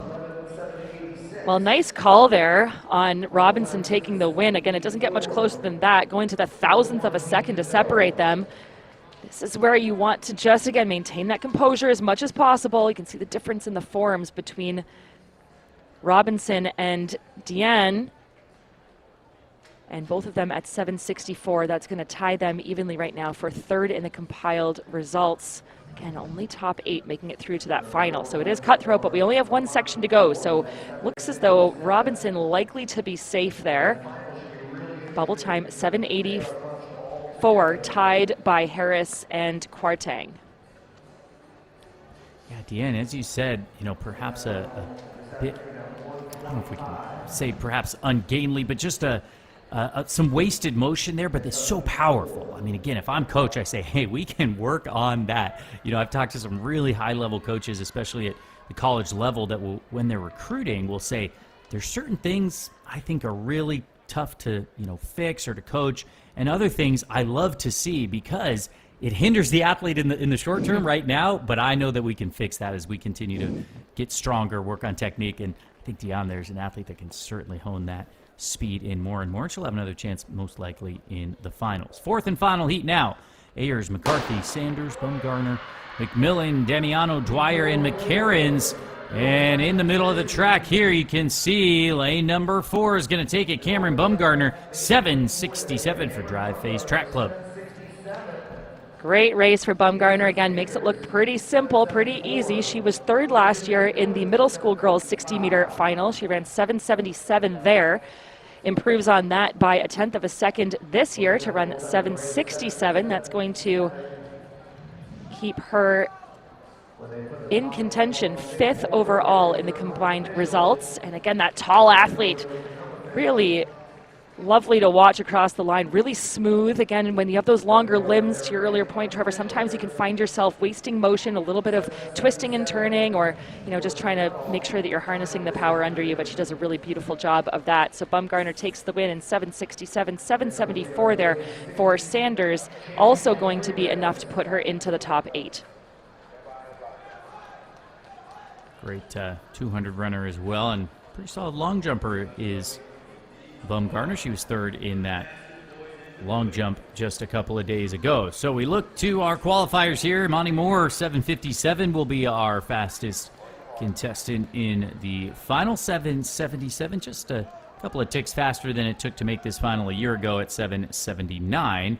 But the action continues as we move now to the boys' side of things. Heat 1 of 26. Kate, this is the championship prelims. We got to see the 400 championship prelims yesterday, and now will set the stage for another quick final. Heat 1 here. Jason Rollo, Michael Monroe, Cole Irwin, Carter Davis, Hunter Purdue, Vasco Bobek, Kai Jimperson, and Alex Valentine. Away we go. Good start in 4. Carter Davis of Gulf Shores, the Alabama native, will take this one, and we will advance 24. So just like with the hurdles, we'll see the top 24 move to the semis before moving on to the final. 689 for Davis. Yep, nice opening piece of work there, 689. That is 0.3 of a second slower than the very swift 659 meet record set by Usama Singha back in 2023. And again, he had lots of company right to the line here, did Carter Davis. It's a new 7th best time in Alabama. He was joined by Cole Irwin with 695 and then 697 for Purdue. So 3 sub-7-second clockings to kick things off here in the early stages. As you mentioned, 26 heats of this prelim. And this is one of the fan favorites. You know, you're starting to see those stands filling in here at the track at New Balance in Boston. And that's because even the prelims, as we've seen already, can bring around some of the fastest times in the country. You don't want to miss a single moment of that action. Well, sometimes the preliminary rounds can provide more drama even than the final. With some favorites, you still got to get the job done. And again, as you're nodding your head, Kate, as a middle distance rider, you know that is always the case. You're never safe until you're through. Absolutely. It's not over till it's over. And interestingly, none of last year's finalists are returning this year. So they were all seniors, and that really sets us up for some excitement as the door opens for the next generation, next round of superstars in this event. Case in point, a slew of juniors in the middle of the track here. We'll have Gustavo Varela, Dalen Taylor, Andre Neal, Jalen Bowman in 4, Preston Miller in 5, Nicholas Segura, and Mackay Clark. Off and running. It's a very even start. You can see lane number 4 working hard. That's Jalen Bowman. He's going to take it, and the battle behind him was a blanket finish, certainly. 691 for Jalen Bowman. Powerful athlete. Looks like that took a little bit more out of him than we might have seen from some of our other competitors. But he had to work for it, and so he should be very happy with that win. Again, it's just in these closing meters that these tall athletes really find their legs under them and then able to come across for the victory by a narrow margin, 0.07 of a second separating Bowman from Miller. And so it will be Bowman sitting second, again, in these early days in the compiled results with that 691. And if past his prologue, indulge me for a moment. Last year it took 690 to advance. That was Chaz Thakala, our final qualifier, 24th overall from the preliminary rounds. But there was a lot of grouping, let's say. 687, 1, 2, 3 athletes tied. 688, 1, 2, 3 athletes tied. 689, 2 athletes. 1, 2, 3, 4 athletes at 690. 3 at 691. 5 at 692. So my point is, within what, 0.05, it can be just razor thin, these margins, whether you're advancing or not. And trust me, nobody knows that better than these 60-meter sprinters. Oh, it's such a good point. And that's, again, why you got to treat every prelim like a final. Give all of yourself. Do not let up at that line, even if you're ahead of the rest of the field, because nothing is guaranteed until it's all over. A couple of empty lanes here in 3 and 4 in this third section, Trevor. Yeah, and it's a shame to not have Terrence Mahomes there at Jackrabbit Track, Georgia. We mentioned his name previously. The senior will not make it to the line, but we will have Hill, Wegchide, Blake, Walker Jr., Dickinson, and Williams. And look at lane number 6 here. Michael Walker Jr. is going to give us our quickest time, 6:81. To put his name atop the leaderboard for the Gary Steelers track as Michael Walker Jr. forges ahead and takes victory here. Oh, he looks pretty happy with it. It's a great time, 6:81. It's 1/10 slower than what he's run already this year. It came in tied for 8th in the country with a 6:71. Just a 16-year-old, and showing his mettle against some older athletes to his inside and outside. I love that sort of, I don't know what to call it, maybe a tiger tiger-looking print on his kit, and those stripes fast indeed as he roars his way to a victory in this third section. Showing his medal, the scary Steelers. I'll give you credit. I don't know if it was on purpose there, Kate, but I said forged ahead. I thought that was witty enough, but you've outdone me. You've outdone me. I got to stay on my toes here. You see confirmation of those results. Hey, we're having fun at the fastest party on the planet. Fast, but also a party. Absolutely. We continue on. Heat 4 of 26. Get comfortable, folks. Plenty of speed coming at you. Kenichi Imua here. Noah Reiger. Gabriel Canoe. Paxton Weatherly. Alex Simmons. Colton Parent. And Aiden Smith. That's your lineup here in heat number 4. Again, it took 690 to make it last year. Early days of these 26 heats thus far.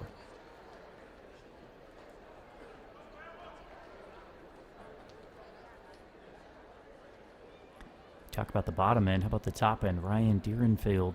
Last year, the senior ran 6:69 in those prelims to give us the fastest time moving forward. Didn't win the final. Kyler Brown ran 6:61 to just outduel Cole Kramer.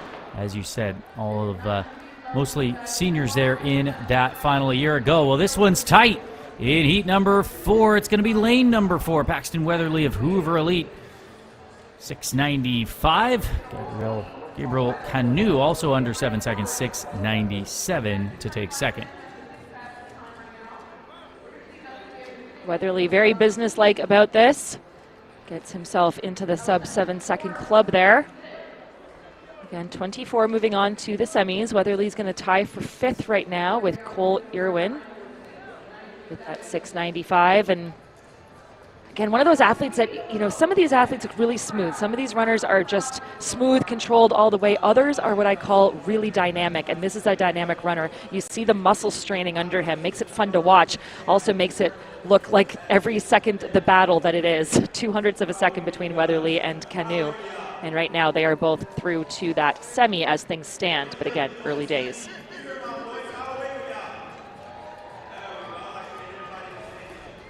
That'll take us now to heat number 5. You can see on your screen there. We will, of course, have the Girls' Championship 60 to follow, and then the finals of the middle school and freshmen, and then the second round of the championship sprints and hurdles as well. So the speed continues throughout the morning here on day number 3 at these New Balance Indoor Nationals. We're loving every second of it.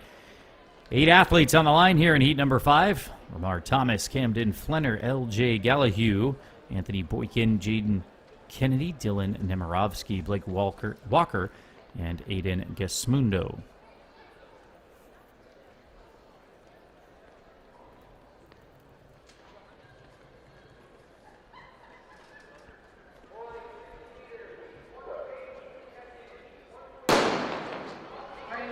Away we go. Keep it on. Lane number 4 there. Boykin of Enloe TC. He's got some work to do, though. Now coming on strong. He ran a 10:52 outdoors last week. We're in this weird in-between sometimes, Kate, where some of these athletes go ahead and hop outdoors, but it is championship season indoors. Boykin, 6:86 for a quick time here in heat number 5. 4 runners under 7 in that section, and Boykin's 6:86 will be good enough for 2nd overall so far. Nice dip there, again fighting all the way through, knowing what's at stake, and just shaking things out in the legs as they get ready, hopefully for the semifinal in many cases. Tight battle across the finish line there between Boykin and Kennedy. So 691 for Kennedy, and then just 300ths back to Flenner at 694. A couple of hundredths off his personal best, in fact, for Boykin. So, that will take us now to heat number 6 of 26. Bubble time, 7:05. And as we said, there's only so many hundredths, between there and, 690 or so. So you're certainly going to get some athletes that end up stacking on top of each other. May come down to thousandths. We've already seen that happen. And not uncommon thing when you have 26 very quality heats. This is 6 now. Xavier Williams, Theodore France, Josiah Carter, Rowan Calder II, Dominic Tressler, Tayshawn Austin, Anderson Smith, and Evan Villa. Although, as you can see, a couple of non-starters not making it to the line.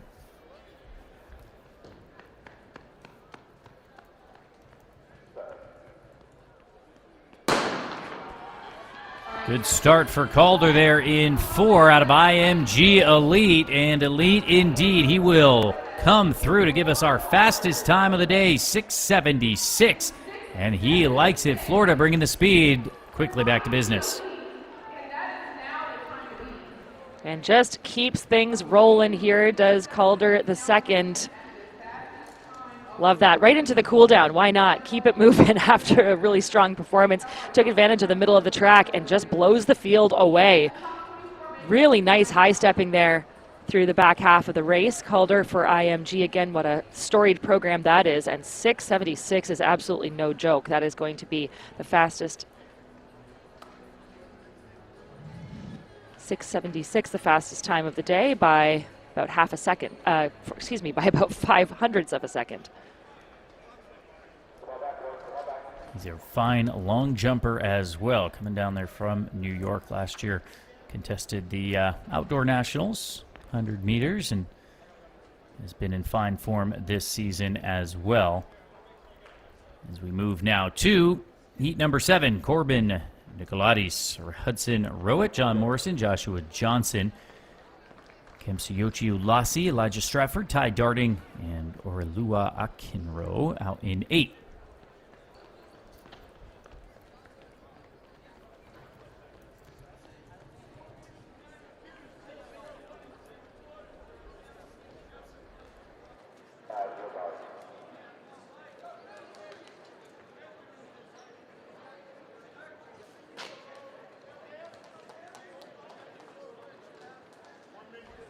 So into the blocks now.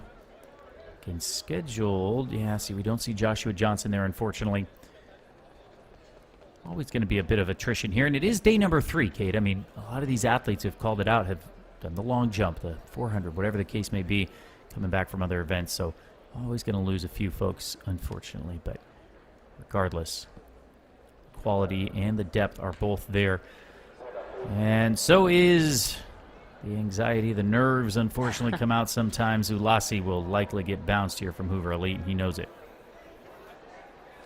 Yeah, that's unfortunate. You can often tell the runners know that they've made an error there in judging their start. Again, such a tall ask for these guys. But now we are into these championship sections, and this is where things have to stay very, serious. But I think that actually was 3, might have triggered the false start in 5. Well, and John Morrison, of Woodbury Forest. They do. Well, oh boy, I might bite my tongue on that one, but it's hard because you saw. It's funny, like you said, we saw Usali there with the reaction because he knows he jumped, of course, but it was in reaction, even if it was subconscious, to that movement from John Morrison, and well, lots of grace abounding here today. We move along now in heat number 7, and lane 3, John Morrison making the most of his second chance as he comes through to take victory here. 6:92, top 10 time in the state of Virginia. And I think when they're, just going back to that start, when there's a bit of a question mark as to who was really at fault, obviously we saw the movement from Morrison, but it was out of lane 3, the early movement that could have triggered that. So not necessarily being overly lenient, just I think, being fair about what was happening down on the track. But nice push towards the end of this race here by Morrison. That 6:92, he'll feel good about that, I have to think. That's going to be good enough to put him in 8th as things stand now. Well, I'll take the contrarian view there. Unfortunately, I'll be the bad guy. I think that that was a clear movement, as I thought on a couple of them. I understand, but in the championship here, that flinch in lane number 3, I'm a bit surprised, to be honest, that they let that happen and got him back in the blocks again. As a fan, certainly happy to see everybody there at the line. There's a little bit of time where you have to call it, though, so we'll see what happens. But I will say this, they're consistent and some of those little bit of twitches haven't been called really across the board. So certainly consistency is there, but yeah, perhaps getting away with one, but making the most of his second chance was John Morrison. Well, here's a fun one to watch. Sean Blaze down there in one. He had a great weekend here on this same track last weekend. Keep an eye on him. Might be a bit of a dark horse here, the junior out of Clinton High School. We have Nigel Harris, Wade White, Wyatt Lee, Flying Angels Canada, Mackay Prather, Colin Cregan, Mason Durst, and Maximilian Wickrath. Should be a fun heat. Lee coming off a very strong performance at the Canadian Indoor Nationals, broke the under 18 Canadian record, and he has just been on a tear. Look to him in the orange kit in lane number 4. Away we go, and it's Wyatt Lee with a step or two to make up on Mackay Prather. Prather gets the nod, 6:73 from Sprint Factory. Top 20 time in the nation with Wyatt Lee, 6:74 right behind. Well, talk about setting the table for the next round. This one is going to be fun in the semis. Oh, that was a big, big battle. I love to see it. Prather and Lee, again, 100th of a second between those two. And look at the superstardom on display. Lee with the slight advantage at this point in the race, but just not quite able to hold the form that it required to take the victory as Prather makes that late charge and comes away with the win. 7:63 for Prather, 7:64 for Lee, and that means that we now have 3 guys sub 6.8. Excuse me, I was saying 6:73 and 6:74, of course, not to do any disservice to these very quick young men. Well, and as you said, Wyatt Lee picked up a bronze at the senior level there, ran 6:68. I'm sorry, 6:66, in fact, at those indoor nationals. So, yeah, Wyatt Lee certainly will be one to watch. Remember last year in the finals, it took 6:61 to win. But really, when you dip under 6:70, I think that's my barrier, I would say, the high school level, and even some other higher levels as well. Like I said, plenty of people would love to have a sub 6:70 personal best. Well, the action continues. Heat number 9, Braden Stanley, Chase Davis, Mohammed Kargbo, Peter Castelli, Bronson Nash, Jordan Tolbert, and Gavin Buxton.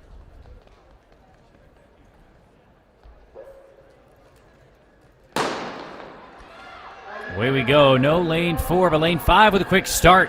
Out in front there is Peter Castelli out of Ohio. He's going to take this one and dip under 7 seconds. That's got to feel good for the senior.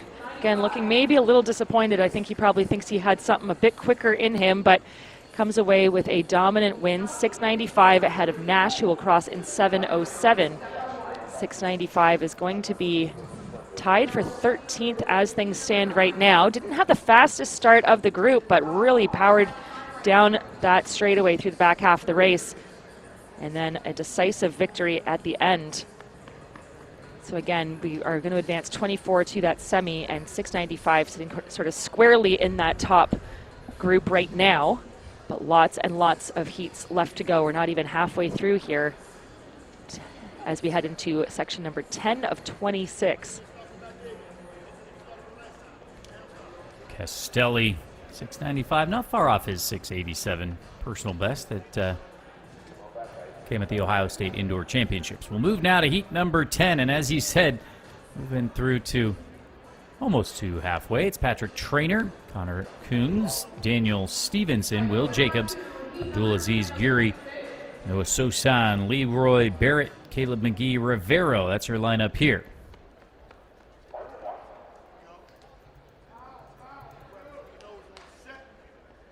Well, we called out some great programs, but how about lane number 3, the St. James Academy TC. St. James Academy out of Springfield, Virginia. We've seen some really impressive times from them. Could Stevenson give us something again? But Will Jacobs, Unity-driven athletics in lane number 4, will have the senior experience here over the sophomore on his inside. Jacobs in lane number 4.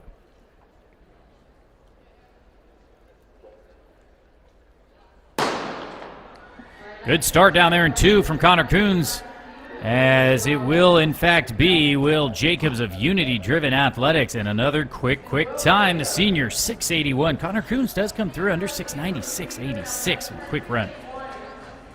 Well, if you want to talk about building some confidence, to be able to run 681 while taking a little glance to your inside and almost sort of mounting a bit of a challenge, did Jacobs there over Coons towards the end of that race. We'll get another look at it.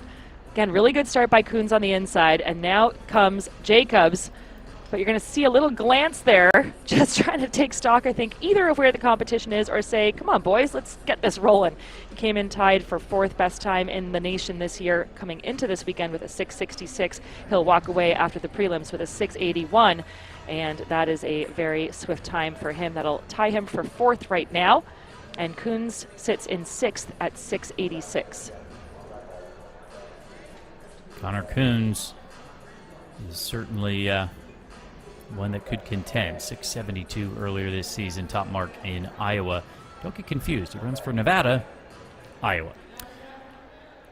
So in case you're a fun collector of geographic name anomalies, Pittsburgh, Kansas, and the like. We'll move now. Hey, we all have our quirks. I always appreciate that. So don't get too confused. Let's put it that way, Kate. I appreciate it. I love this. We're getting all kinds of top-notch details about hurdle form and geography. Talk about having a vast toolkit, sir. Well done, Trevor. It's a very mixed bag. Yeah, eclectic, if nothing else. We'll move to heat number 11. Caesar Flan, Noah Collins, Howard, Carter Glee, Micah Green, Kieran Boyle, Ethan Williams, Keenan McCarthy, and Taj Forrest.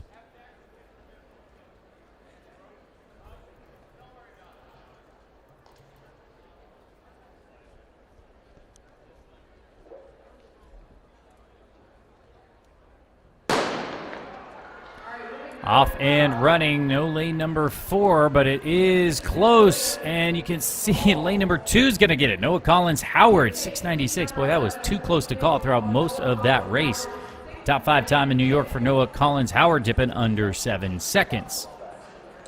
Well, I've said it before, I'll say it again. You know, you don't think about the short sprints being an endurance feat, but certainly you have to have some of that speed endurance to be able to hold form all the way to the line, and that is exactly what Collins Howard did. Like you said, you could not call this at all in the early stages until, well, about this point in the race with about, 6 or 7 meters to go was the difference maker for Collins Howard, and he gets just under that 7-second barrier, wins by 0.05 of a second over Boyle, who will take second in 7:01.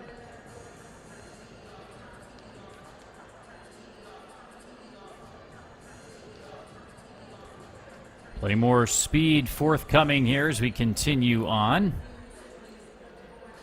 It is going to be heat number 12 there, as you can see. Justin Flood, David Rosas, Max Smith, Azier Ferguson, Prince Lane, Elijah McCausland, Fabian Jackson, and Logan Herrick.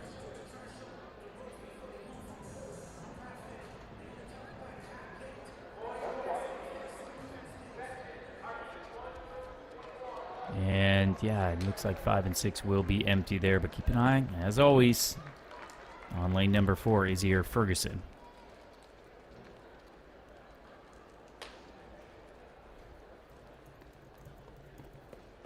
Ferguson coming in tied for 13th in the nation coming into this weekend. He's run 6:73, has the Auburn Elite. Again, a great shot there of this fantastic facility. So much daylight streaming in and really shining the spotlight on each of these competitors in these 60 championship boys prelims.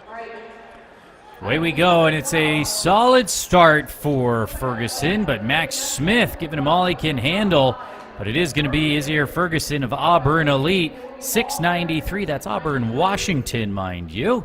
Yet another fun, quirky anomaly there. A beautiful, beautiful place just outside of Seattle. I was there recently, and if you have not visited Auburn, Washington, go rent a house on the lake there. Beautiful place, and apparently a good place to pick up some speed as well. A couple athletes under 7 seconds here.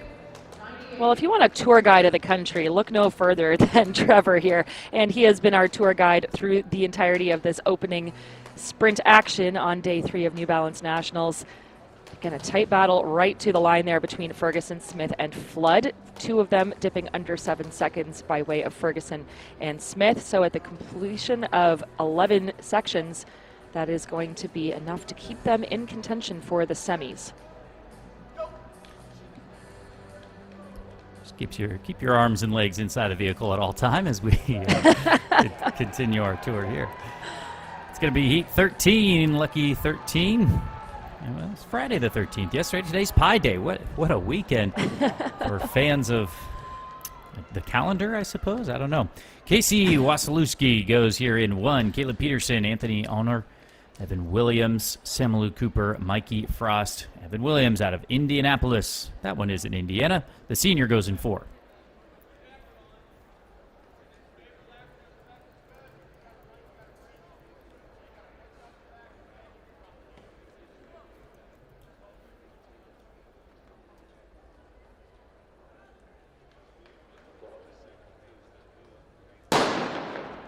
Away we go, and a good start on the inside from lane number 4. Evan Williams of Indianapolis will just outlean the competitors there, and top 10 time in Indiana. 6:88 for him. Caleb Peterson comes through for second, but Evan Williams gets the win here. You can see the LC for Lawrence Central on his chest. Fine hurdler as well. 792, his season's best there. But working on his flat speed as Williams gets the win. Well, Williams coming back for double duty after those 60-meter hurdle prelims earlier today. So this is a good amount of action, to your point, a great hurdler in his own right. Obviously not slowed down at all from the pieces of work that he's already put in this morning, taking full advantage of this very swift straightaway here at the track at New Balance Boston. Ran 792, as we said, in those hurdles. Ran 13.6 last year and 10.4. So some swift movement from Mr. Williams out of Indiana. And we'll continue on now to heat number 14. Jamari Cantave, Levi Fowler, Kieran Ewers, Zayden Horn, Reggie Hess, Dom Rogers, Godson Rufus, Okum Hanru, and Derek Bilbo Jr. out there on the outside.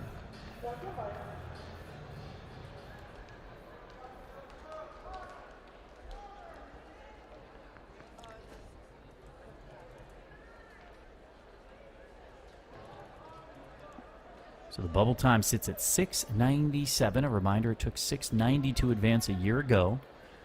Past sometimes is prologue, not always the case. But watch out for lane number 4. He's got a 6:80 personal and season's best. Zayden Horn, well, may have been too much. May have been. Will this be a red card here? We'll see, Kate. Well, that one was fairly flagrant, and unless you could claim noise in the stadium, I can't imagine that that's going to be able to hold for a reset. But again, you never know. They've been pretty generous, let's call it. I think you might use a stronger word than that, but I'll use the word generous, have the starters and the officials in the early days, and yet he's getting reset in the blocks yet again, if you can believe it. So again, love to see a full field. Interesting decisions being made on the track, but that's why they're the professionals and I'm not. Well, we love to argue anyway, and track gives us something to argue about, but he's a 10-3 man outdoors is Zayden Horn. He's going to take the victory here for Legacy out of Bismarck, North Dakota. 687, 699 for Kieran Ewers. 687, solid run from Zayden Horn, finding his composure back into the blocks and making the most of it. Yeah, he's surely sweating a bit on that start line at the second time of asking, but glad to have the opportunity to make it through to this semi. He's 8th in the compiled results, and again, such a powerful athlete. Look at that arm action, really going cheek to cheek, as we say, with that drive phase, and looking really, really powerful. Comes away with a dominant victory, and again, into 8th in the compiled results. Top 24 moving on. 6:87 the time there for Horn. He's headed to North Dakota State, staying close to home and looking to continue running fast, but he's not done yet. Plenty more to do. He's got this indoor and outdoor season, of course, his senior go-around. So we move now to heat number 15, Sincere Godsey. It's Jack Pollock, Jacob White, Hutzler, Samari Sanders. Keep an eye on him. Keep 2 eyes, I'd say, on lane number 4, in fact, for Cardinal Newman TC. Javon Legister, well, that name, the 10th grader, was last year's champion, set in meet record twice, in fact, in the freshman 60. Rodney Crockett, Makayo Bay, and Kenyon Johnson. What a heat here. I was going to say, talk about a difficult draw here. This is going to be, well, in fact, it might be good, again, knowing that it's not about the placement, it's about the time. This could be one of our fastest sections.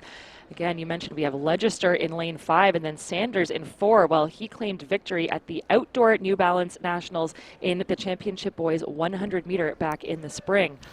Some very strong talent on display. And another athlete who is flip-flopping between indoors and outdoors. He ran 10:08. Did I say that? 10:08 wind legal did Sanders. He's got his hands full there, though, as Javon Legister of Marauders gives him a little bit of a challenge. Legister second, 686, but Zamari Sanders does take victory, 679. As you said, no stranger to this New Balance competition, and also understanding that 679 will get him through the top 24, no problem, but very, very excited to see what he can do in the subsequent rounds. Let's see Sanders with his head down, his eyes focused on the track in front of him right to the end. And I just have to wonder, you know, we said it was probably going to be, at least on paper, one of the fastest races of the morning. It was quick for sure, but that 679 rather, only, and I say only, puts him in 4th overall. I think part of that speaks to these guys just knowing that they don't have to do the most work to get through to the semis. They are confident in their ability to pull back just a tiny little bit and know it's still going to be enough, and they can save some of themselves for those semis and hopefully the final. And listen, when you're that fast, you start to split hairs. Where are you in your training? If you're in 10:08 shape, he also ran 20:46 wind legal. Let me say it again, Kate. 10:08 and 20:46 he ran 1 week ago, okay? Now coming back undercover is the Florida native here, but I mean, absolutely making the most of it. It's just ridiculous. But hey, if you're kind of maybe focusing on the longer stuff, somebody running that fast, he's got bigger ambitions, certainly. But patient running in the 60 should be a good semi and final. Love that. And, you know, I don't need a second coffee. You've just woken me up. I am at full alert, sir. As you should be. We'll move now to Heat 16. Jaden Goins goes in 2. We've got Uziagu, Gomez, McCoffey, Perrin, Adegorio, Stribling, and a couple of non-starters there, but it's Ryland Stribling of John Handley TC, 691, ahead of Adegorio, 693.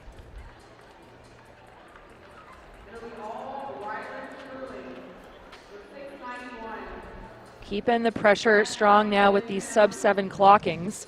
Stribling 691, like you said, a top 7 time in Virginia this year, but a very, very close race all the way to the line. Hardly could have called that until about the last 10 meters or so. 691 for Stribling, 693 for Adegorio, 696 for Perrin, 698 for both 4 and 5. I mean, that was about the tightest competition we've seen so far today.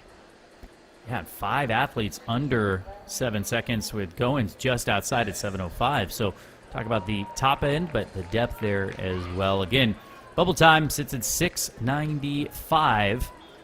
It will be the top 24 on the back half of these heats now. Fastest time, Mackay Prather, Sprint Factory out of Maryland, 6:73. Wyatt Lee, Canadian, 6:74. And 4 athletes under 6:80.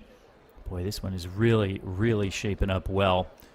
And, yeah, what is it? 1, 2, 3, 4, 5 athletes currently at 6:95. So kind of like last year, I said when you have so much quality and depth, it's always going to be a challenge to make it through. Okay, Matthew Simon lines up here in Heat 17.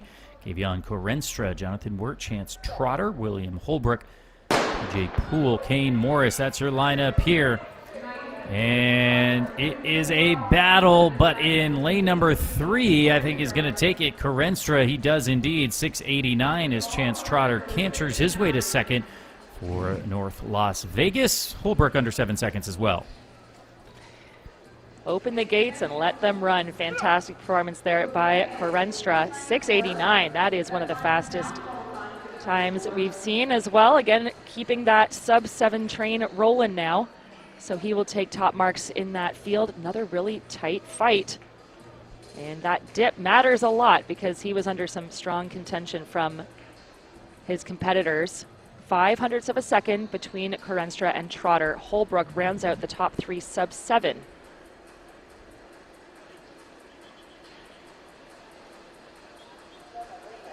confirmation of those results there, and as much as we love, I guess, each and every barrier, 7 seconds, certainly we look, as you said, sub 6.9, sub 6.8. We are really, really showing off the depth here. The bubble time now 6:94. Multiple athletes tied there. Top 24 will advance. The meet record, once again, 6:59 from Isam Asinga, Montverde Academy, back in 2023, if you remember his ridiculous season there. And many agreed, ridiculous season indeed. Lamar Sanders, Joshua Gallion, Isaiah Watson, Emmanuel Ellis, Hixus Liu, and Chase Gewers in Heat 18.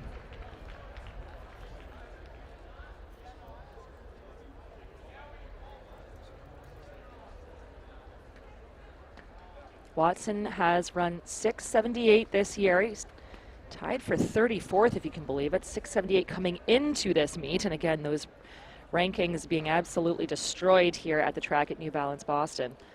But keep your eye on Watson, who will start in lane number 4.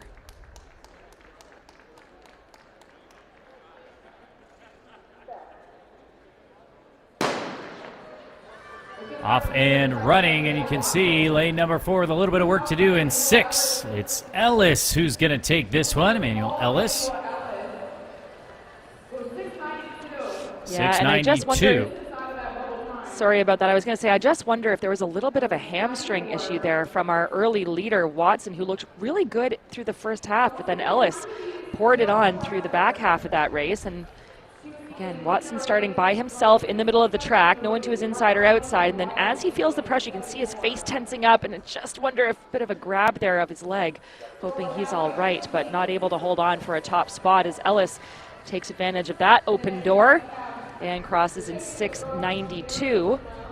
So 6:92, as things stand now, will be enough to get through, but just barely, and there are 3 guys currently sitting at that mark as we move into Heat 18 of 26 here, 19 rather. Lots of running left to go. Scheduled to go here in 19, Akul Simon, Adrian Vasquez, Wyatt Mosher, Luke Gayer, Alex Lemp, Tyrone Smiley, Philip Whitlock. Lane 4, as always, out of Ohio, Luke Geyer. And yes, he is there. A couple of non-starters. It's always tough to tell with so many bodies back there as well. Making sure we have everybody, or at least acknowledging the ones that we do. But Luke Geyer out of Ohio goes in lane number 4. And he has run 6:81 this year. Did that at the Spire meet in Ohio back the end of January. Looking to improve on that and get himself through to the semis.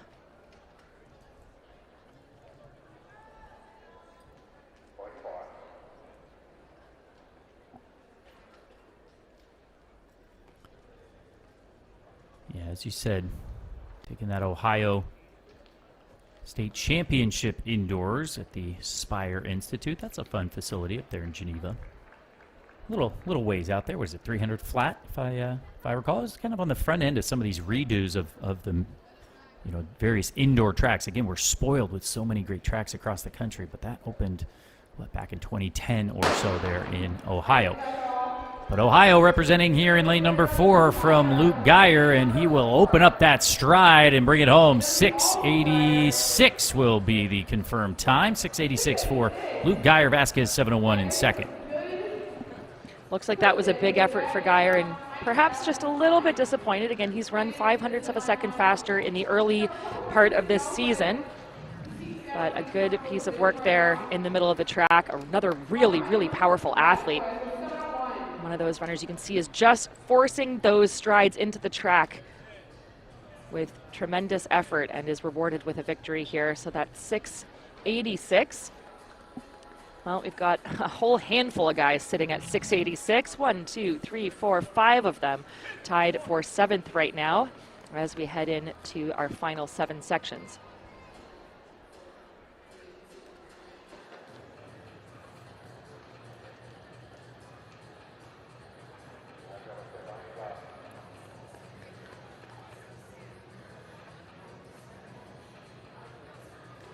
So here we go now in heat number 20.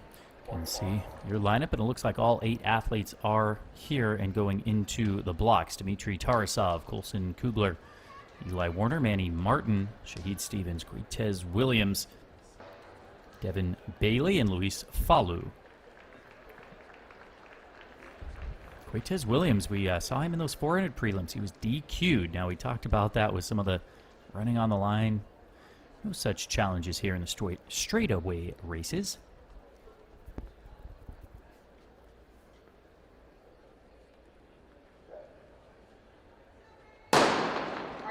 Away we go, full field in heat number 20, and it's a good start for Manny Martin.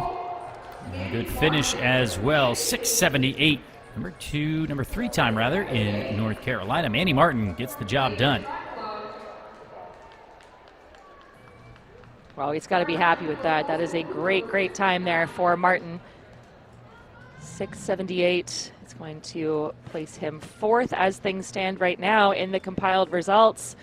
Again, just on an absolute mission from start to finish.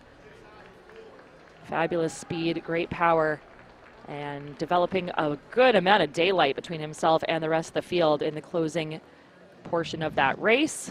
Still looks fairly comfortable. Again, I use this term with respect. These guys look annoyingly good sometimes. I think, how do you run that fast and look that comfortable about it? But I guess that's what happens when you're in the form of your life and on one of the fastest tracks in the world. Efficiency, absolutely. I think efficiency is the word there, and very, very smooth.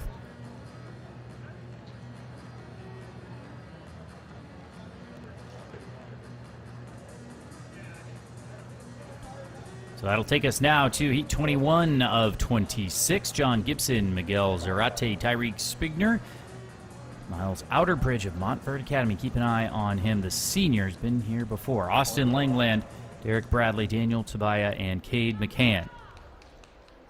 Yeah, Outerbridge coming in with a 6:76 to his name on the season for Montverde Academy, excuse me, just about a month ago at those Florida High School Indoor Championships.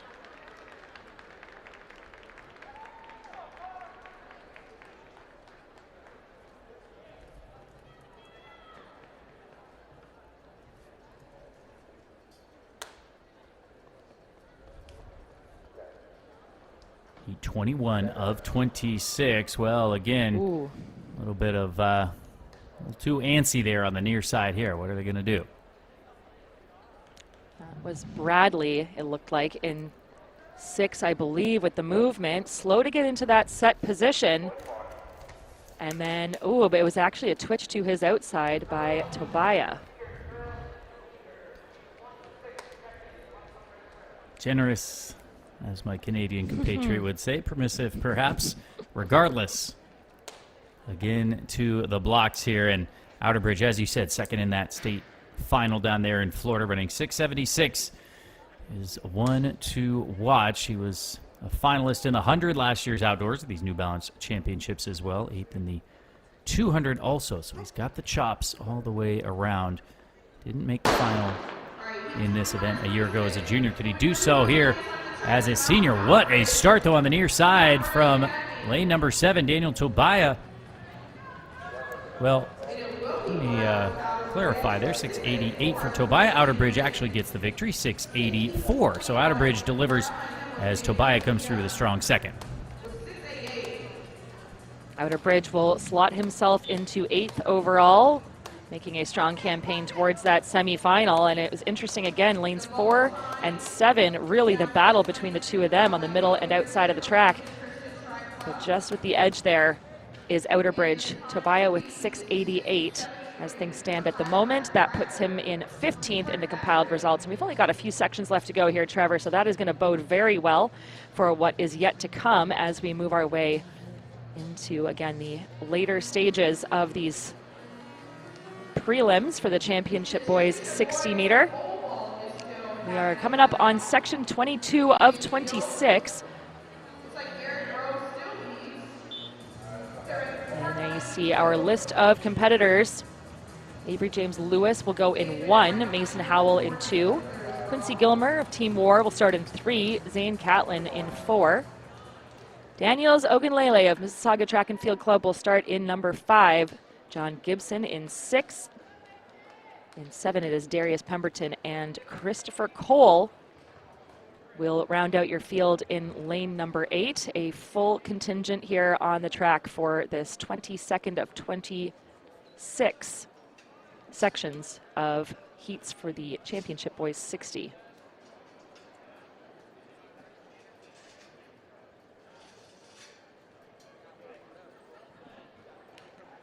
So again, bubble time right now to make it through to those semis continues to be 6:92, courtesy of John Morrison, and these guys know exactly what they need to get done in order to move themselves into contention there. Great start in lane 4, and a brilliant piece of running there for Zane Catlin of Sutherland.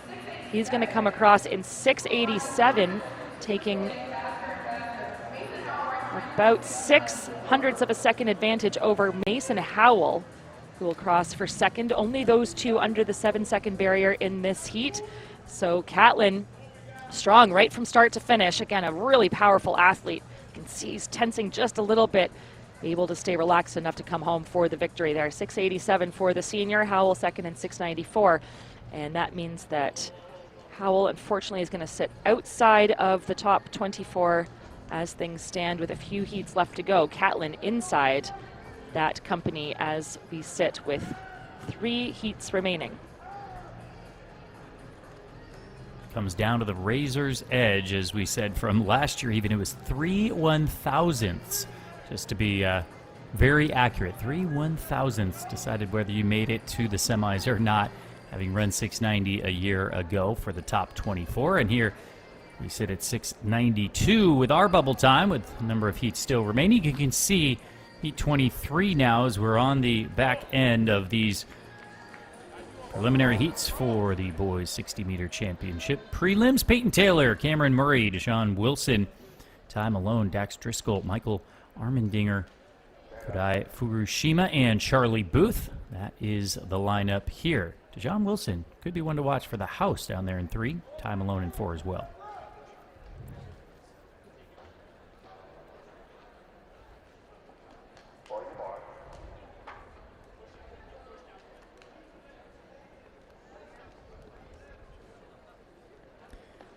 Ty Malone out of Victory Track and Field Club out of Minnesota, so representing the land of 1,000 lakes, 10,000 lakes. How many lakes do they have out there?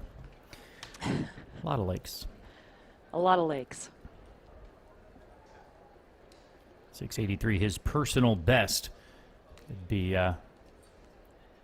1, 2, potentially cross the line first here. The house, though always so well represented, Deshaun Wilson.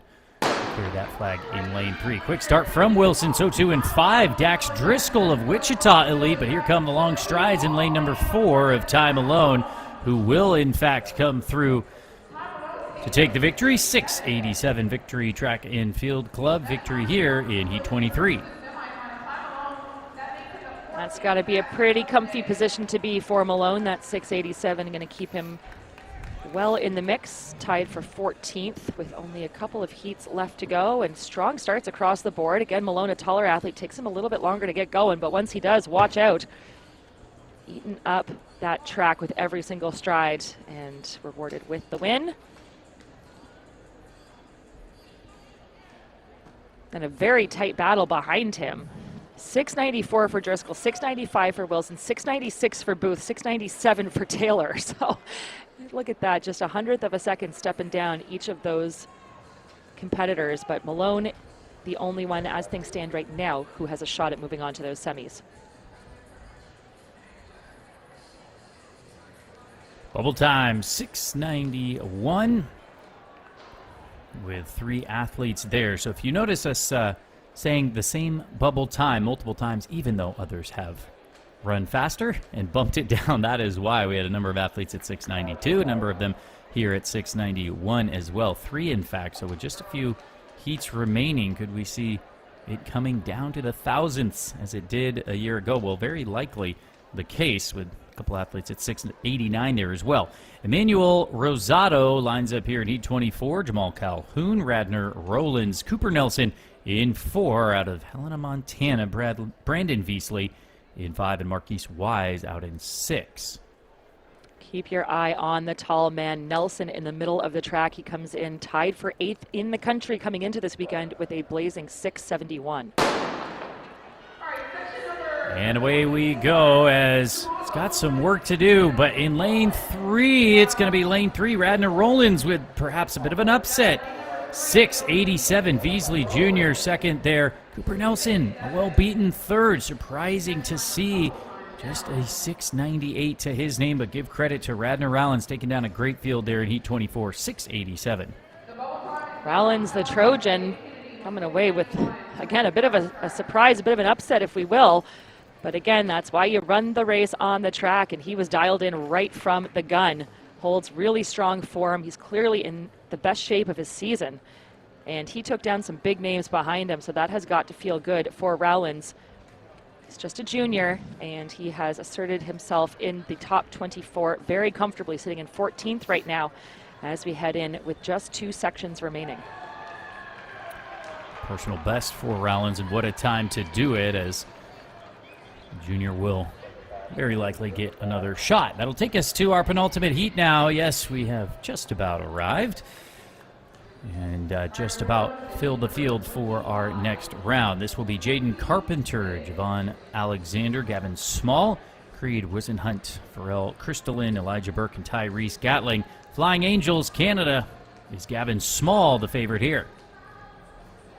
Well, if you're going to see Canadian team name repeated, it is the Flying Angels. They wear those distinctive orange kits. You'll see Small starting in lane number 4.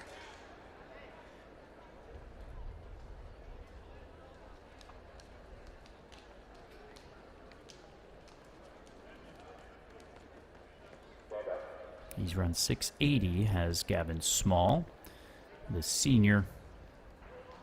That came just about 2 weeks back. They're in Toronto, so Gavin Small could put his name amongst the qualifiers here with his opportunity in our 25th of 26 heats.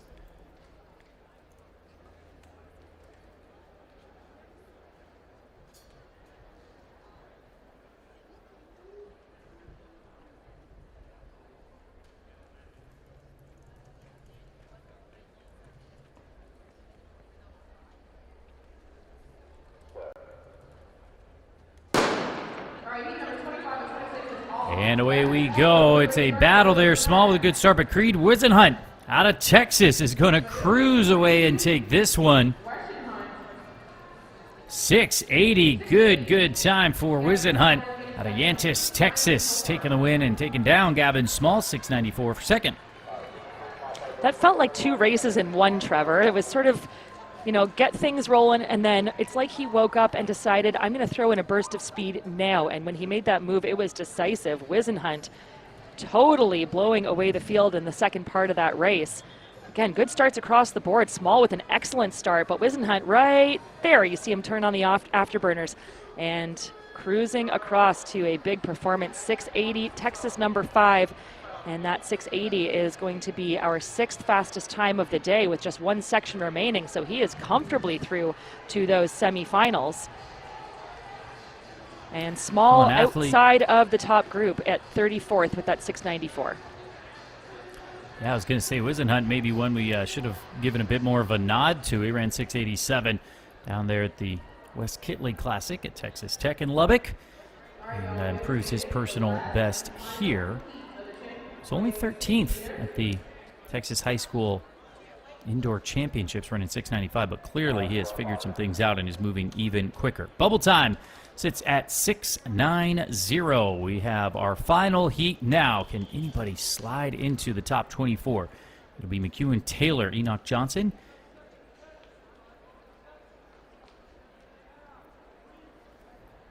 So Johnson, Gavin Riddick in 3, Lemuel Sraku Antwi in 4, Nathan Lennon, Ethan King, Caden Lee.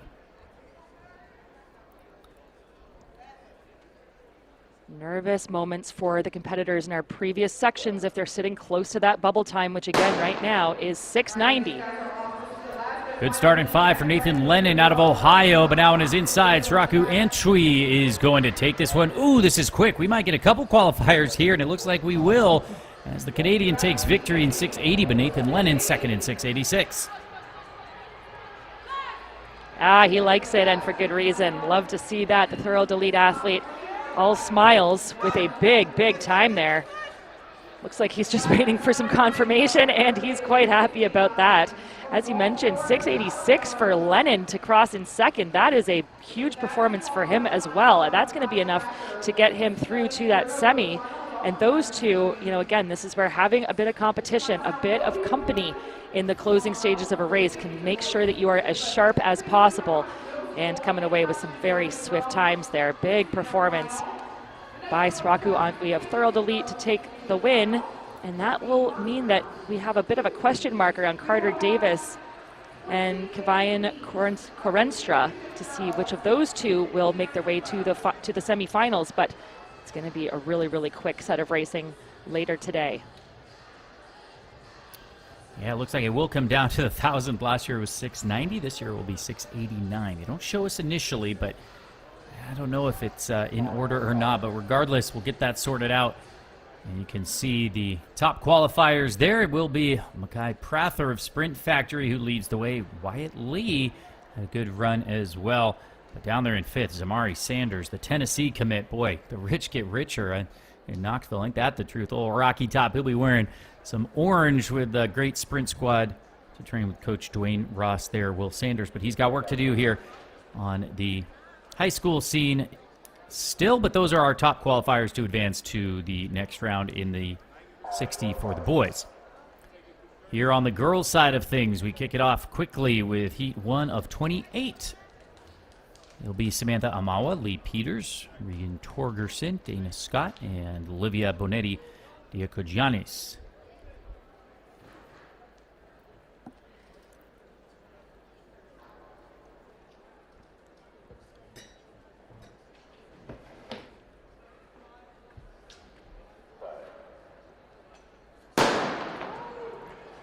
Off and running, a bit of a stumble there, but Lee Peters now picking up a head of steam, trying to overtake Amawa, and she will.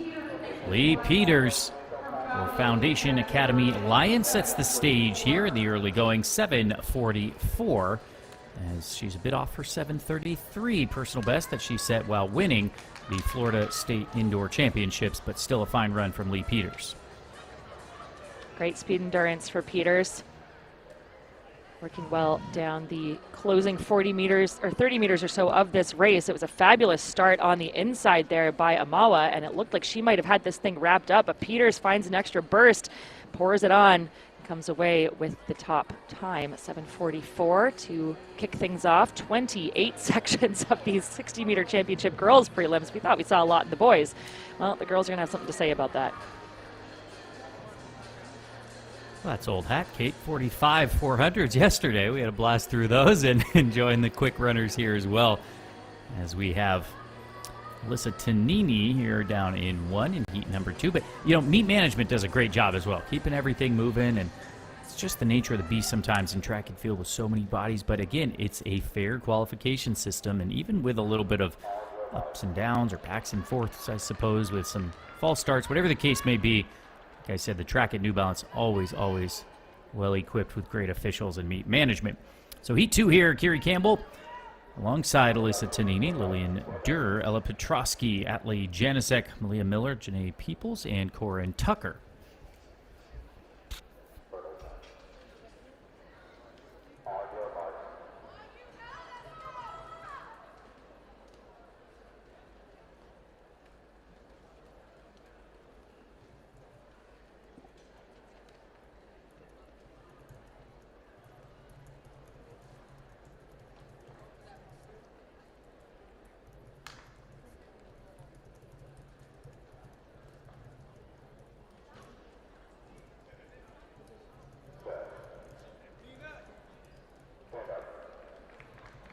Well,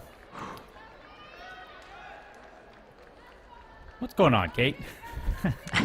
Well, they're taking their time getting these ladies into their blocks and ready to go. This, again, a real opportunity if you're going to put a positive spin on it for some nerve management, because all it would take is to just let that get the best of you, and that's where we might see some false starts. I almost don't want to say that word because I'm sure we'll be just fine as they reset here.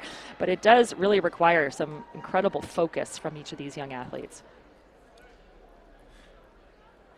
Well, I think I maybe jinxed the officials there. I said, what a great job we're doing. And they're still doing a great job, of course. But so keeping it moving, and then we have a little bit of a delay. But it's all good. Full field, and once again to the line, and finally away cleanly now. Quick start on the near side from Corin Tucker.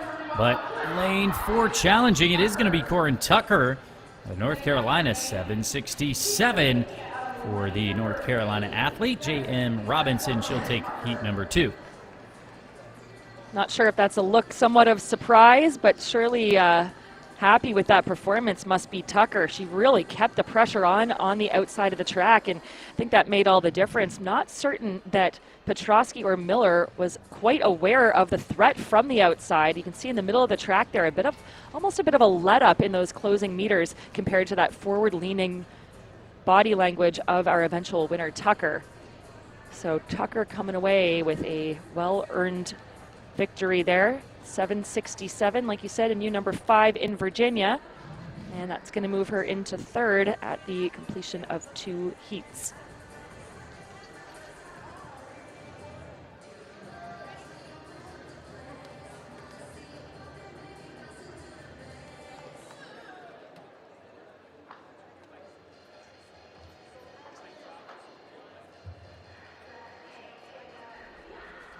So here we go now to heat number 3. Hopefully we can get away a little less drama than in heat number 2. But Anna Jennings, Journey Hartgrove, Skylar Cunningham, keep an eye on her in 4. Kendall Godfrey, Olivia Glenn, Cheryl Owusu, and Genevieve Williams. Cunningham starting in that favorite position in lane number 4. She ran 7:44 earlier this season. That's tying her for 26 in the nation coming into this weekend. That was back in early January at the Texas High School Indoor Championships.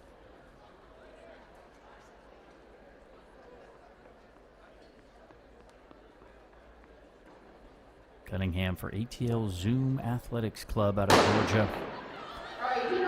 Away we go, and powerful running from Skylar Cunningham. No surprise, as we've seen her at these New Balance Championships before. She has a great showing here and will take the victory. 7:44. Number 5 time in Georgia. Boy, she is quick, powerful as well. ATL Zoom Athletics goes 1-2 with Kendall Godfrey there in 2nd. Cunningham makes it look easy. Congratulations from the friendly competition here on the track. Again, just so quick with that turnover. Nice high knee drive. Really efficient through the upper body. Just a powerhouse from start to finish. And she is going to take an easy win there. She had a great outdoor campaign as well, taking 6th place in the USATF under 20 championships in the 100. And again, already came in with one of the fastest times in the nation in the 60 coming into this weekend, and just continuing to crank it along. So 7:44 is going to tie with Lee Peters out of heat number 1 for the fastest time on the board thus far.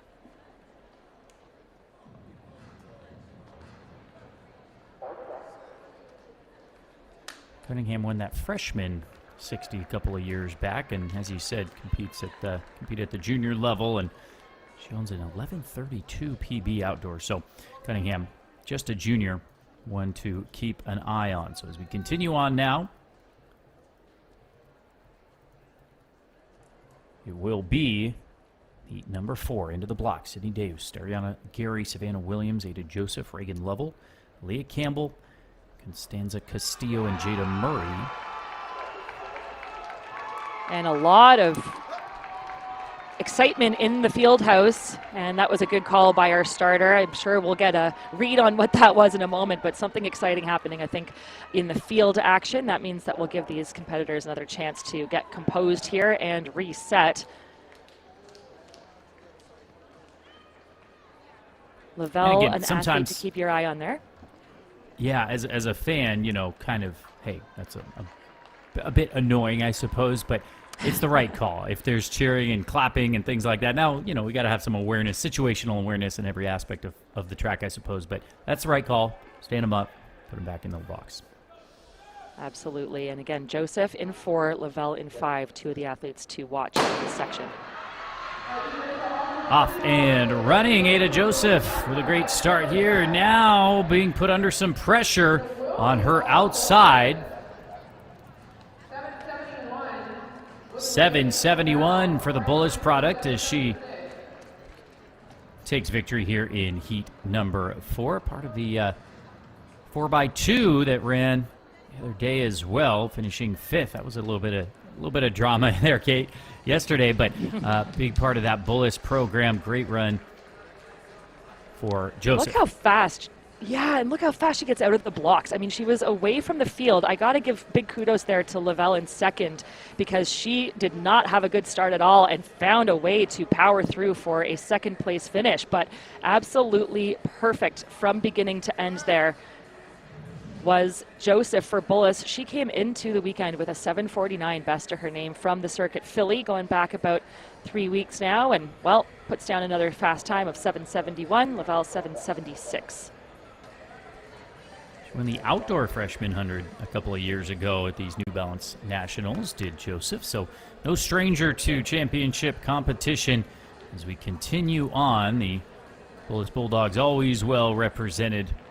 Joseph continuing to carry that flag. Well, some non-starters here in heat number 5 of 28 total. Last year it took 761 to advance, 761. So again, just to frame that up a bit, it's Skylar Brittman here in heat 5. Asia Day Thompson, Brooklyn Little, Alexander Collier, Rosalind Sarfo, Kamara Polydor. That's your lineup.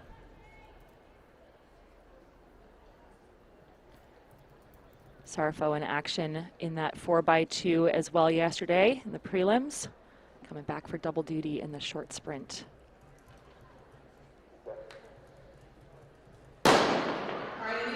Away we go. Good start in lane number 3, so 2 and 5. Now the long strides of Alexander Collier of Archbishop Spalding will cruise through. We'll see her in those 200 prelims as well later on. 767. So will that be enough to get through? That is the question. Again, last year it was 761. Let's see if we have the same depth that we had a year ago. Collier, though, takes victory here.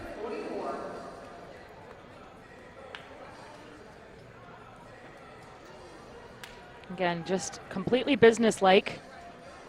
As these athletes know, they need to not waste any emotional energy spending any more time than they need to at the track, getting cleanly away. Again, a really tall competitor.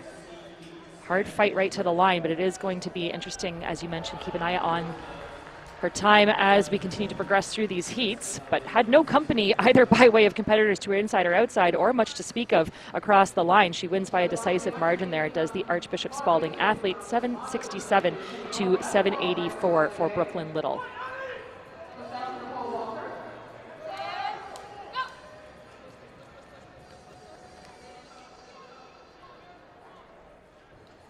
So on now to heat number 6. Taylor Foster, Sienna Schmitz, Saffir Brown, Shiani Wynn. Watch out for her in 4. Zenobia Witt, Yanni Daly, Aubrey Deerdorf, and Kendall Pittman. Wynn coming in as one to absolutely keep your focus on. The senior has been on a tear, and she comes in with a 730 from winning that circuit Philly a few weeks ago.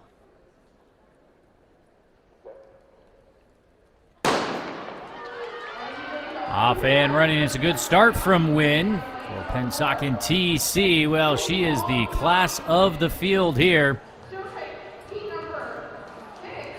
734. Whoa. Wynn, what a run. That Webster, again, in a total league of her own, had no company whatsoever throughout the entirety of that race. Look, she came in knowing that she was ready for this. Not to take anything away because that was a phenomenal performance, but this is what you expect of yourself when you're dialed in, when you're in the best shape of your season. And again, looks so comfy cruising across that line with no one in sight, and a big, big time to boot. 7:34 is a tenth of a second faster than any other competitor thus far today in these prelims, and just 400ths off of her best from earlier this year. I think we're going to see something pretty big in the semis and finals. She's headed to Florida. Talk about Speed City, Gainesville. Gators always with some great sprint speed there. Well, the meet record, if we haven't mentioned, we'll say again, 7:19. Brianna Selby of Speed Evolution back in 2024. Last year's champion was Lisa Ray. It's another name we've seen quite a bit.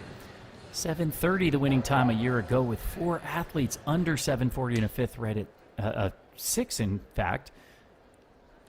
Right there at 7:40, 2 at 7:40. So very fast times, but that now puts this win on the top of the prohibitive favorite list.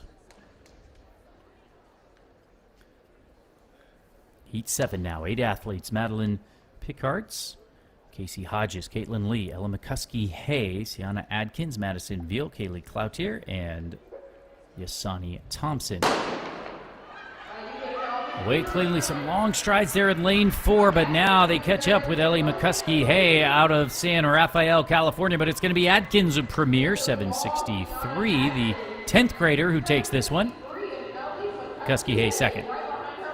Very impressive running there by the youngster.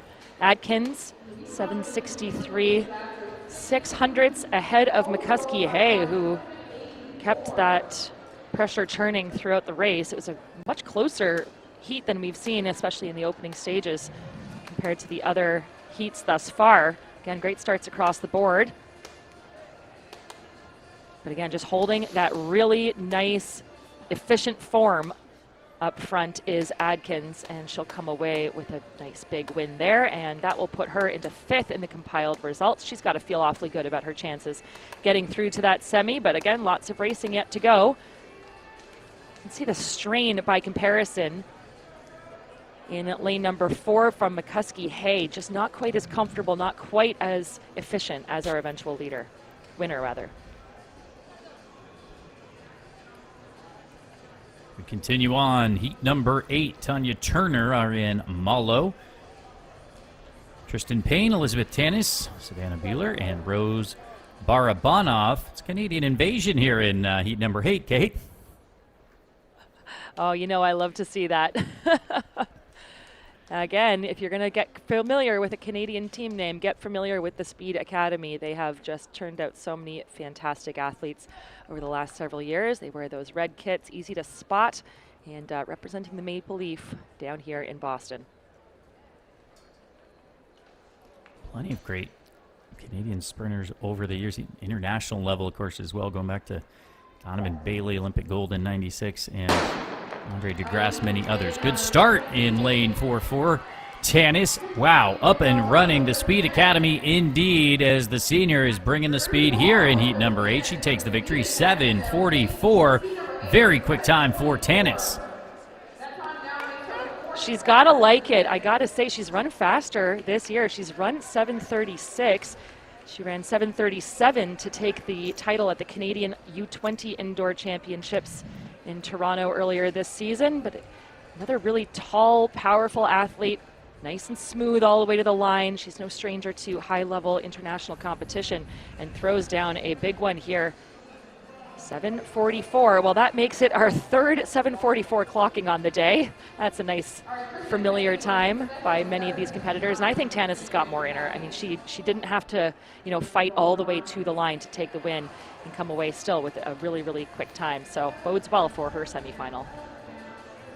Well, and to your point, she won the 200 meters last year outdoors at the Canadian U20 champs as well. So those long strides, but sometimes the quickness works indoors as well. She'll be one to watch. Well, if you're counting ones to watch, okay, there's a lot to watch. Fastest party on earth. Take us now to heat number 9. Nala Battle Crenshaw in 1 there. We have Zion Bullard, Amir Coward, Gabrielle Davis, Morgan Good, Lisa Cormolu, Corinne Capriati, and Erica Salaski.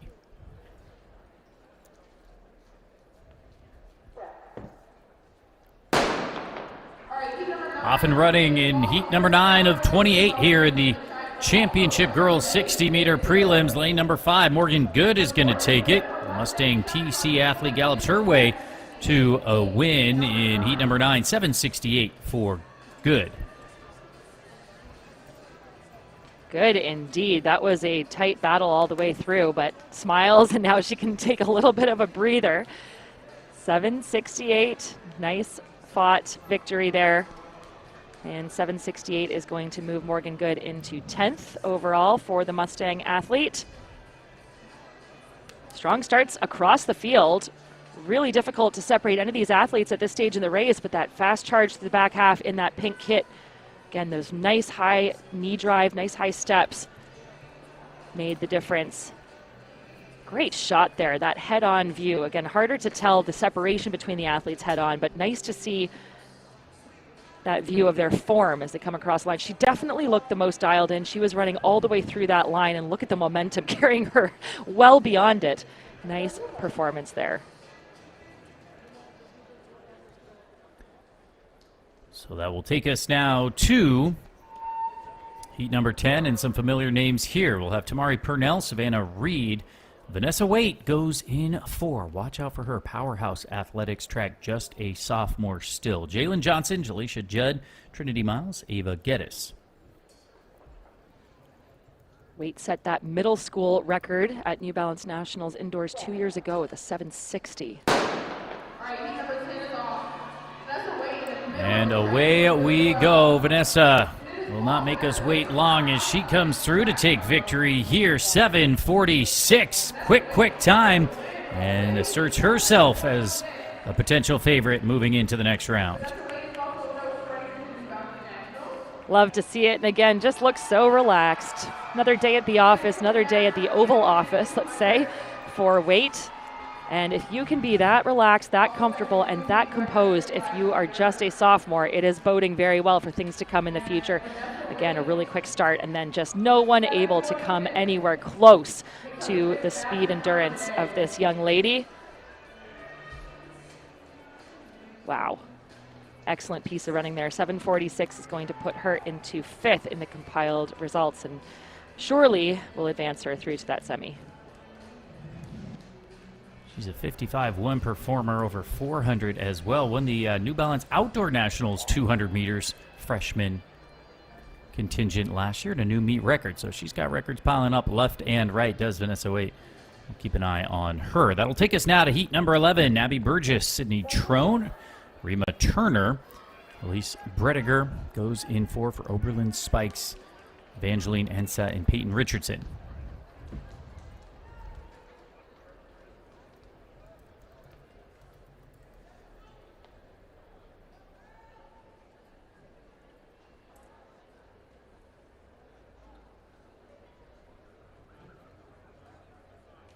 Brediger, just a sophomore there for Oberlin Spikes out of Ohio. And off like a rocket. Was it too fast? It may have been, but we'll see for Brediger, or if we go to the replay. I'm not sure. Did you see anything there, Kate? No, hard to tell, and we will take another look, I'm sure. Interesting to your point about a sophomore in the form of Brediger. There's 2 other sophomores by Ansa and Richardson, so sometimes just that. Oh, and it did look like maybe lane 4, a bit of an early movement, but not too much. I mean, if they've let the other runners get away with what they've gotten away with, I can't imagine that this would be disqualification. Maybe just an issue there with the blocks, as you're seeing one of our officials doing some work with our athletes to make sure that they are as well prepared as they can be.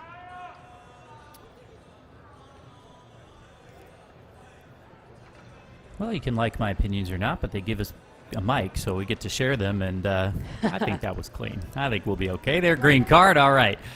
So White Plains future stars you see there, that's Peyton Richardson out in 8, but as you said, settled in. Now, the challenge for Brediger, of course, just a prelim round. I think we'll see if she is can maintain that composure, the youngster, but seems like already mature perhaps beyond her years. It was a quick start. Can she do it again? Well, again, Brediger, Richardson, and Ansa, all just sophomores, in company with 3 seniors to their inside. Brediger with a great start. Turner too, but it is going to be Brediger pulling away here as the Ohio native will take this one. After a reset, 7:64. The bubble time, it still remains to be said, is 7:78. And make it 7:77 as Arima Turner of Montford Academy goes 7:73, as does Sydney Trone. So that was quick across the board. Brediger slots herself into 8th overall in these prelims. Again, really quick out of the blocks, and to your point, good composure after that reset, but all kinds of power on full display, and again, looking pretty smooth, not leaning or dipping at the line, just really letting her momentum continue to carry her all the way through for that victory. 764 for Brediger, comfortably in that top 24 as things stand now. Brediger looking really good there, 764. Seems to be in safe contention, but the bubble time, as you said, 776.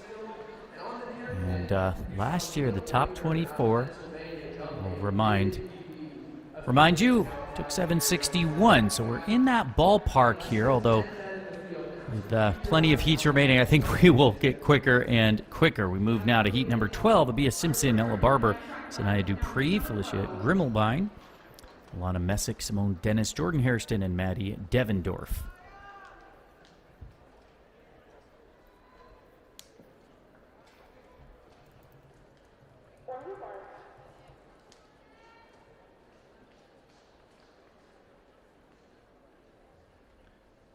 So Grimmelbein of Ballistic Response Athletics. And we already saw her, Trevor, in action in those girls' 60-meter hurdle prelims earlier today. So again, taken to the track for double sprint duty.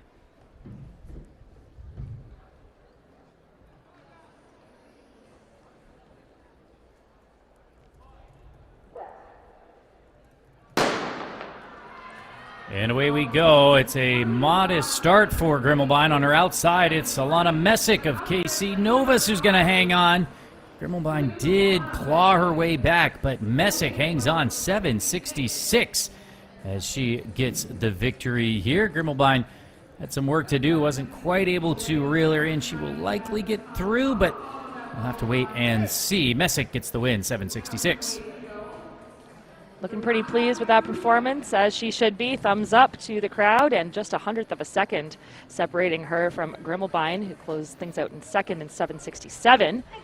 But yeah, not the greatest of starts there for Grimmelbein. You use the term claw back. I think that was very apt. She worked hard to stay gutsy in the mix, but not quite able to take the win. Messick outdips her, and it is the junior taking marks over the senior here in this section 11 of 28. Again, lots of running still to go, and these rankings could be rewritten easily a few times over the next half hour or so.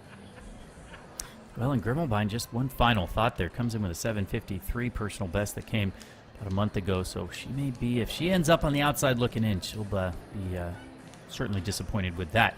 But that is the nature of the beast here in track and field. There's the in-group and the out-group, I suppose. We'll continue on figuring out who the in-group will be. Top 24 advancing purely by time here in the girls' 60-meter championship prelims to the semifinals before taking the top 8 to the finals. In Heat 13 here, it's Kiara Belfort, Alex Damadio, Lucia Barnes, Malay Apron, Sadie Tomzik, Tamari Gunn, and Caden Flowers.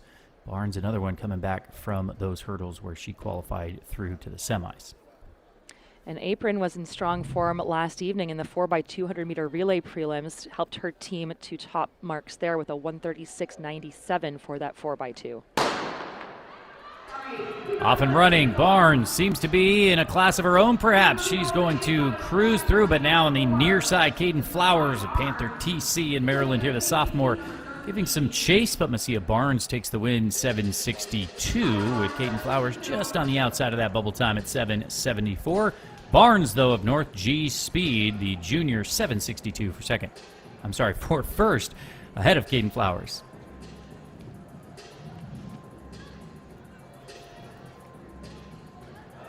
Quick start for Barnes, then just keeps it rolling.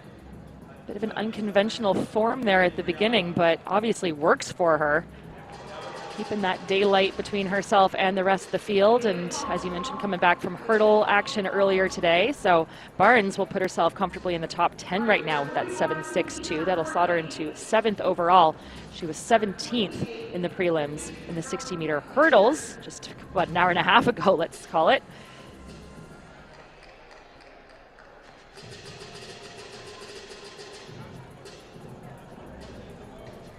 Continue ever onward as we look to our halfway point here. Heat number 14, Nia Nelson, Jaden Sturdivant, Ellie Magnus, Ariana Buckland for the Speed Academy. They're in 5. Serenity Bartley, Nyla Boyd, Samantha Sackfield.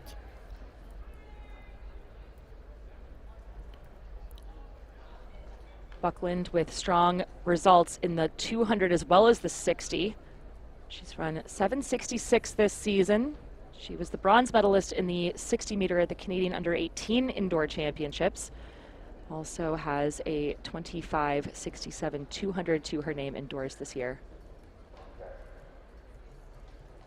A little bit of movement there from lane 3 perhaps, but Magnus makes up for it with a quick start. She's going to come through and take the victory here. Ellie Magnus, 7:66. That dips under the current qualifying time. Bubble time now moves to 7:72. Buckland back there in 3rd, but Nyla Boyd comes up for 2nd at 7:81. Only qualifier thus far here, or potential qualifier, will be Ellie Magnus of Momentum TC, the winner at 7:66. Again, looking pretty happy with it.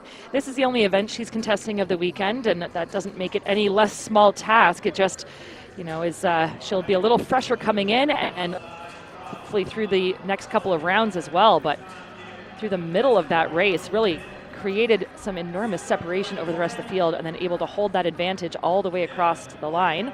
Really not a close race at all by the end of it. And I'm sure she'll be quite happy with that performance, with that time. Magnus tied for 10th right now at 7:66. Personal best by a couple hundredths as well. So as we look to heat number 15, those are some results there, but we'll look to our starters here. In heat number 15, it's Brianna Darling, Jillian Booth, Raina Banks, Nina K. Abuaji, who we've seen goes in lane number 4. Emerson Karenbauer, Sanaya Williams, that's your lineup here.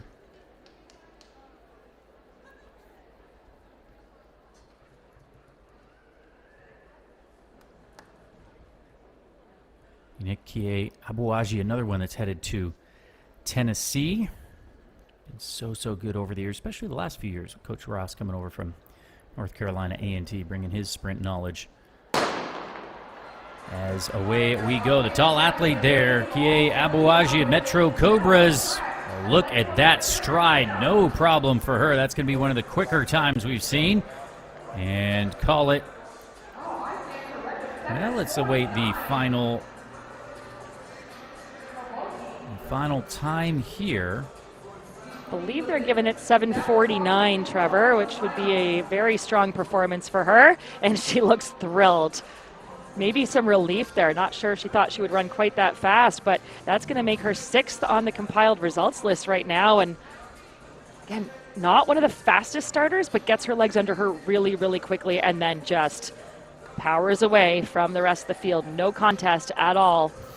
We're going to see her in action in the 200 later this weekend as well. But as you said, the fast running stride there of the Tennessee-bound Kaye Abuaji, it's got to feel awfully good for her. She's comfortably into that top 10. And she is an example of an athlete who's run the 55 meters more often. And if you're not quite as familiar with those times, she's 7th in the nation there.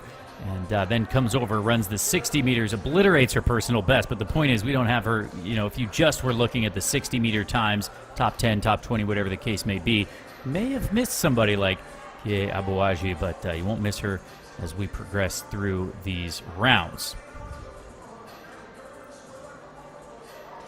Keep your eyes set here. Yeah, I was going to say we're going to have some fast starters in this next section. It's meant to be, now I'm not sure we're seeing the correct heat there listed. Believe this is meant to be well, 16. Hey, it's you're right, a lot of bodies, a lot of heats, a lot of days, but regardless, looks to be heat 16 here. Scarlett Warden, Samaya Edie, Cameron Tatum, Destiny Gatling, Paris Williamson. She could be one to watch for Ohio Heat, another great squad. Summer Schaefer, Jacqueline Williams, that's your lineup here. Well, I'm glad to see Tatum there. That's who I was getting excited about. She's run 7:33 this year. That is tied for 6th coming in this weekend. She's headed to Illinois in the fall, and man, are they lucky to have her. In lane number 4, Cameron Tatum of Michigan Mustangs gallops home in a quick time here. 7:42 for Tatum. And a big win in Heat 16 here. Destiny Gatlin, 7:63 for second. 42, the second fastest time of the day so far. Only behind Wynn, who threw down that monster 7:34. But Cameron Tatum, there was no question coming in. She would have had to have fallen down to not make it through to that semi, I would think it's safe to say. Totally dialed in, really nice drive phase through the middle of this race. Making it easy for us to see her too in that golden kit, maybe trying to manifest something for things to come through those semis and hopefully into the final. But again, making relaxed work of this section and coming home with a big victory and a fast time to boot, 7:42. Excellent performance there for Tatum.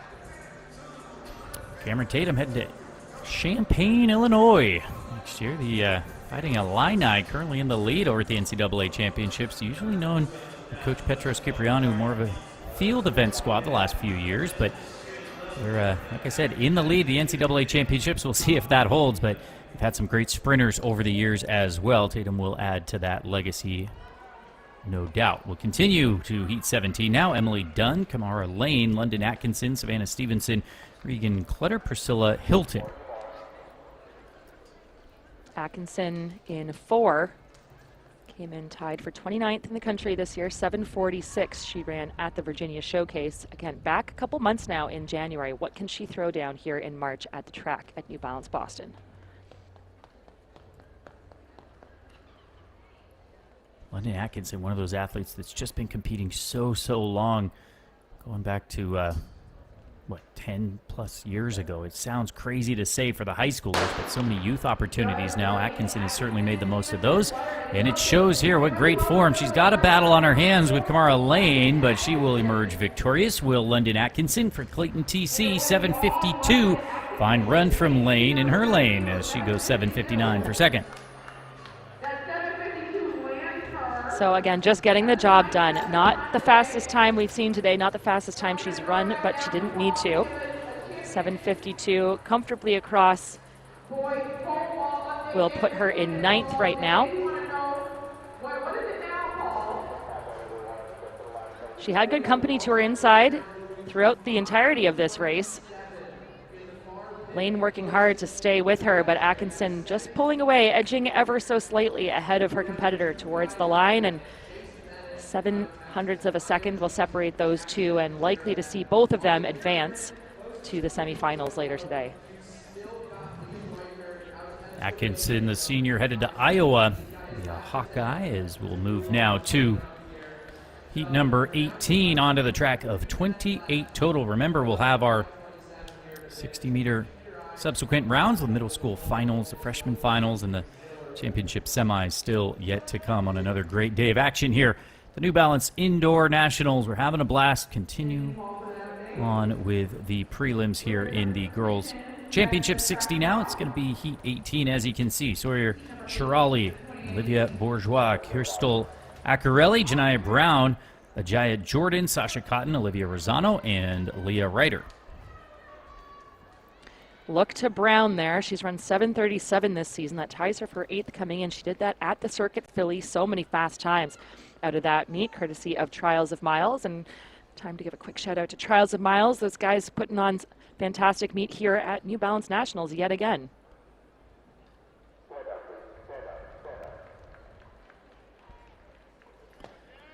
Well, and if you've joined us on Runner Space all season long, going back to December with the Beantown Classic, Winter Classic, we've had some great action, of course, here and across the country as well, but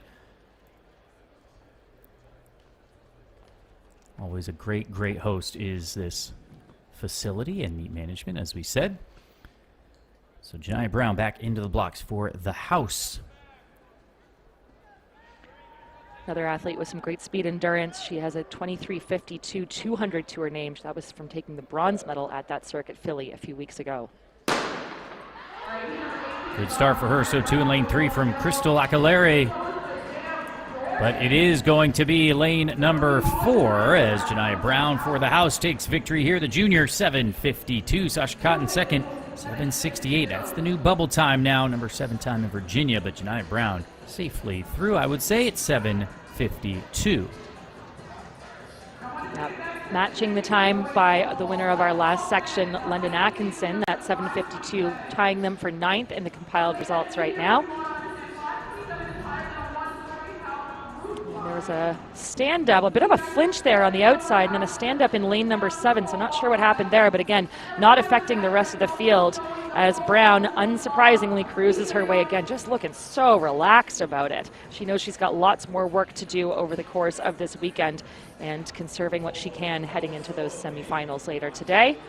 Brown takes top marks there in section number 17, just ahead of Cotton, who ran 7:68. And to your point, Trevor, we're gonna have to wait and see if that's gonna be good enough to get through. Right now, that is the bubble time and unlikely to stand as we move into our final 10 sections.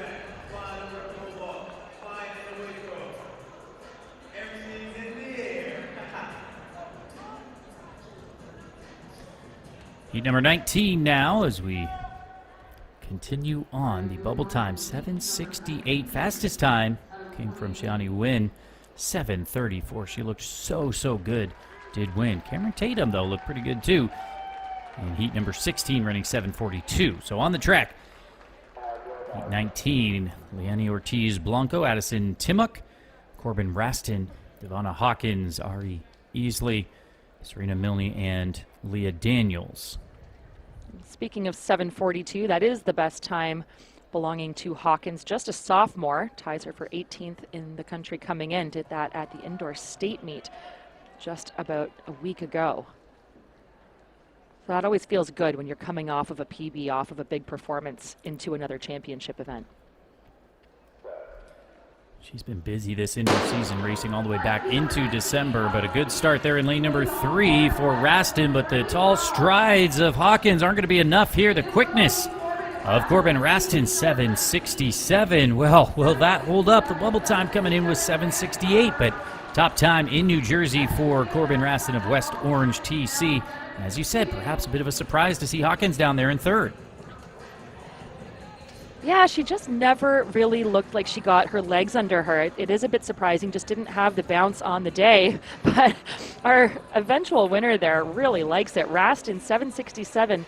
We should say that there are now 6 athletes tied at 7:67 in these prelims. But again, not what we expected to see from Hawkins. Raston walks comfortably through that open door, windmilling the arms across the finish line and taking a big win.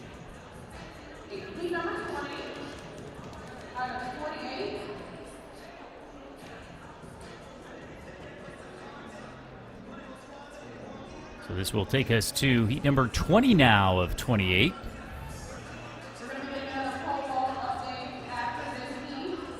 And remember, plenty of field action ongoing as well. You can follow along with all of those results. Live.athletic.net. Check out live results here for these New Balance Indoor Nationals. So many great performances. It's our job, Kate, but it's hard to just keep track of everything and highlight all these incredible performances. We love to see it as we move now to heat number 20. Alexandria Horton, Hallie Braun, Esmia Thomas, Nadia Ford, Victoria Porter, Kiani Savoy, Sydney Levine, and Marshall Robbins. Yeah, I was going to say that's a nice problem for us to have, that everything is so exciting we can't keep track of it all at once. Look to Ford in lane 4 here. She's run 7:42 this season, the fastest of the bunch. Off and running, it's an even start, but now look at the form in lane number 4 coming on strong. Good form in 3 from Esmia Thomas as well, but Fort Wayne Fire TC, Nadia Ford, earns her way to a win in heat number 20, 7:52 for her. Esmia Thomas credited with 7:52 as well. Those two take top marks. Well, I never trust my eyes to be superior to our cameras on the track, but I was a bit surprised to see Ford get the nod there. I thought that Thomas did enough to hold on.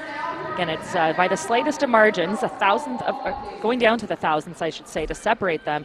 And it was Thomas with by far the fastest start. And then just not quite able to hold on. You can see her straining a little bit harder than does Ford across the line. really tight battle between those two, but they are both going to be in contention for a semifinal spot with those very quick 7:52s. And again, not surprising because there's going to be tight margins across the board that will separate each of these runners, but we currently have 4 athletes sitting at 7:52. They are tied jointly for 9th position. State champion over the 100 and 200 meters was Nadia Ford last year right there in Indiana. And as we continue now to Heat 21, it's going to be Nissa Dehaney, Olivia Jones, Reese McKinney, Monique Curry, Destiny Harrison, Corinne Miller, Ian Johnson, Shania Rutledge. That's your lineup here. And lane 4 out of Calgary. Another Canadian exponent looking to throw down here at this exciting track in Boston.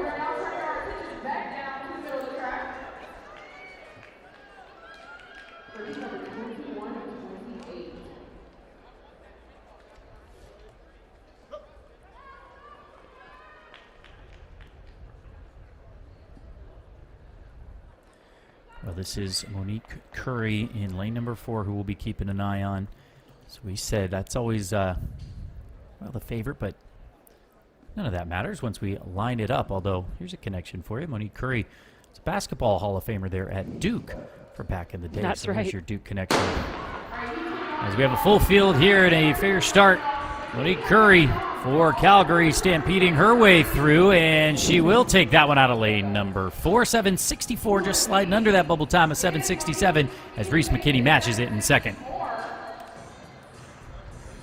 Love that reference. Stampeding her way across the line. If you know, you know. And Curry has, again, looking pretty confident coming out of that race. She should be. She's run faster than that this year. She's run 7:54 coming in, but does enough here, a 1/10 of a second slower, to hopefully keep herself in position for the semi. She was under pressure right at the end there. Nice close by McKinney, who found some extra gears to crank through in the closing meters of the race. But Curry holds on for that win, and the pride of Calgary, Alberta, will take home the top mark. That will sit her in 17th right now in the compiled results.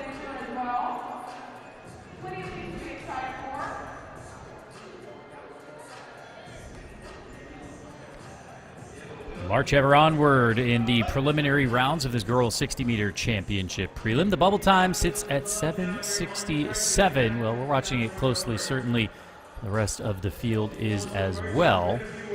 And those who have already concluded, coaches and athletes, watching these results with bated breath. Lucy Verson lines up here in Heat 22. Angelina Brown, Amelia Cole, Akari Marshall, Willow Mason, Olivia O'Caro, Leah Crandall, and Braxton Jordan.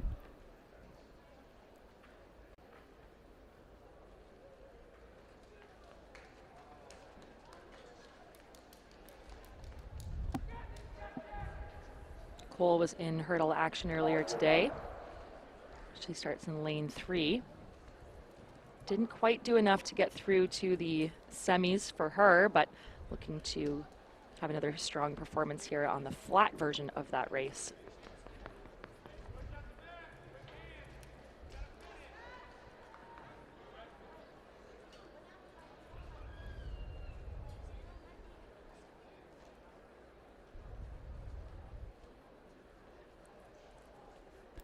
Watch out for Akari Marshall there. Flying Tigers Athletics out of Florida.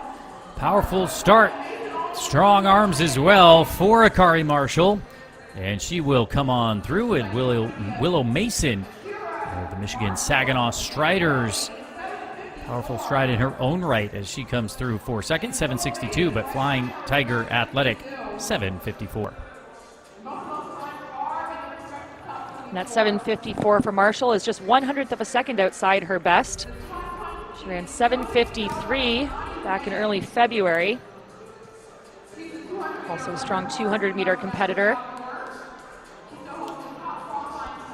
Marshall with a strong start, and then leaves the rest of the field trailing behind her. Mason closed well too.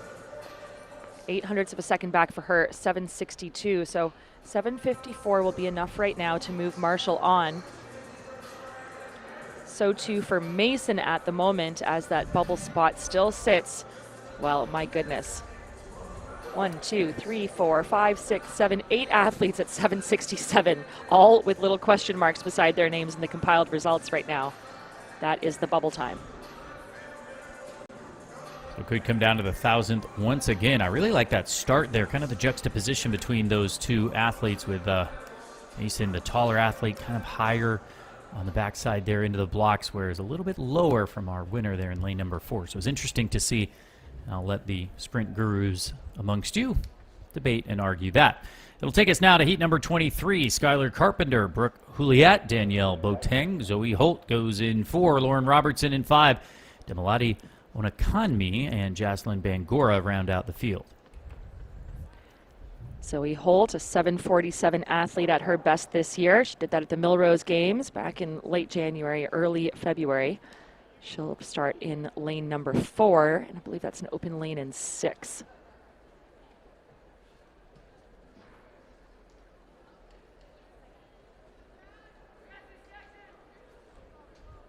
Lauren Robertson goes in 5, Virginia native. Ran 11.5 outdoors last year, so certainly has the sprint chops. 7:53, her personal best. She could contend for a spot here. Away we go, and cleanly away indeed as lane number 4, Zoe Holt for Bears TC, takes this one, but coming on strong on the near side to follow up that 7:43. A new North Carolina number 1 time is Demilade Onakanmi of Ontario. 7:58 for her, with Lauren Robertson 7:65. She now bites her nails on the bubble. Yeah, it's going to be a nervous next several minutes for those athletes sitting near the end of that list. But Holt, 7:43, that is the 3rd fastest time of the day. That is going to be a new North Carolina number 1 time for her. And the Bears Truck Club athlete getting right down to business, putting in the work. And again, look at those high knee drives, that high stride. Love to see that. So dynamic, so powerful. Bit of a shout there from behind. But no problem whatsoever for Holt. Holt out like a bolt and takes the win. Easily through to the semifinal.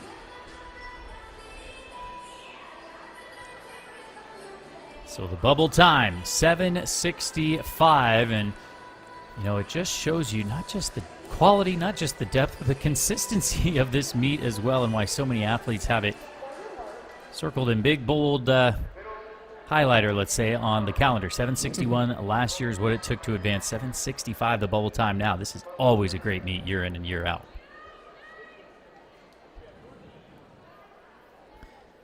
It'll move us to heat 24. Alexandria Richardson, Alasia Patton, Jayla Edgecombe, Deja Reed in 4. Talia Mason, Lily Wynn, Anna Sara Luma, and Kanaya Williams. Off and running here, and as expected, Deja Reed of Montverde Academy is pulling away. Look at that stride, high stepping home as Deja Reed will take it. For Montverde, 7:56 will be our only one in the top 24, the junior from this heat. Again, no contest there for Reed. Makes it look easy. She's got a 7:43 to her name from earlier this year at the Florida High School Indoor Championships, and came in knowing exactly how to get the job done through this opening round of the 60-meter championship girls race.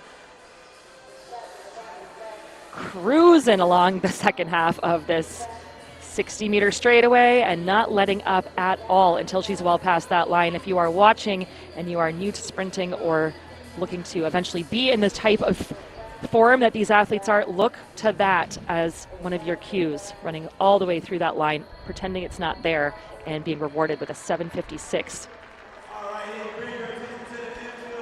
7:35, her personal best from a year ago. Deja Reed will be one to watch, just a junior, as we continue to march through our final few heats now. It's Christian Robinson, Aubrey Lilly, Tiffany Garrett, Sanaya Craven, Alexis Brown in 5 for Bullis TC, Layla Cotton, Mariah Joyner, and Cynthia Singleton. Well, Alexis Brown is a great name for sprinting and jumping. We see some Division II records from Alexis Brown on the sprint side of things, now at South Carolina, if I'm not mistaken. And Alexis Brown down there at Baylor has been a champion as well in the long jump. So that's a great name across the board.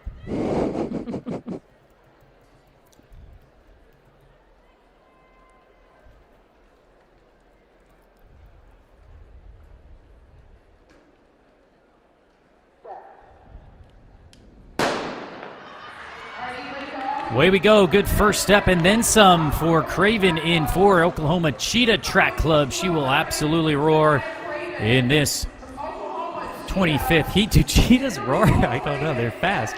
Craven takes it. Aubrey Lilly in second. 7:45. Good run there from Craven. And now the bubble time. 7:63. I can neither confirm nor deny that cheetahs roar, but I like that image.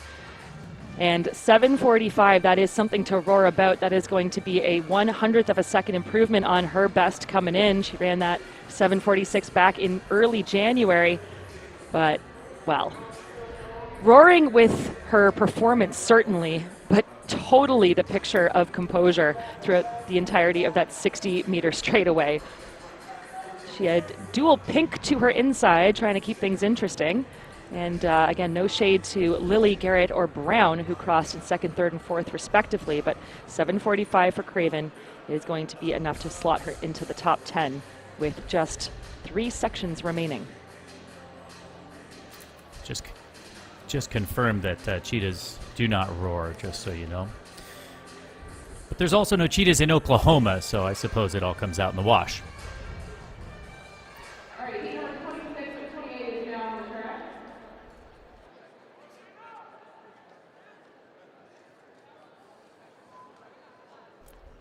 So away we go now in our final few heats. This is 26 of 28. Sophia Murillo, Sophia Otokiti, Taryn Augustine, Kaylin Strawn, Leah Collier Greenwell, Thea Jackson. Number 7, we have Chimdindu Ukandu Dubuezi and Deo Sissoko out there in 8. Full field into the blocks here.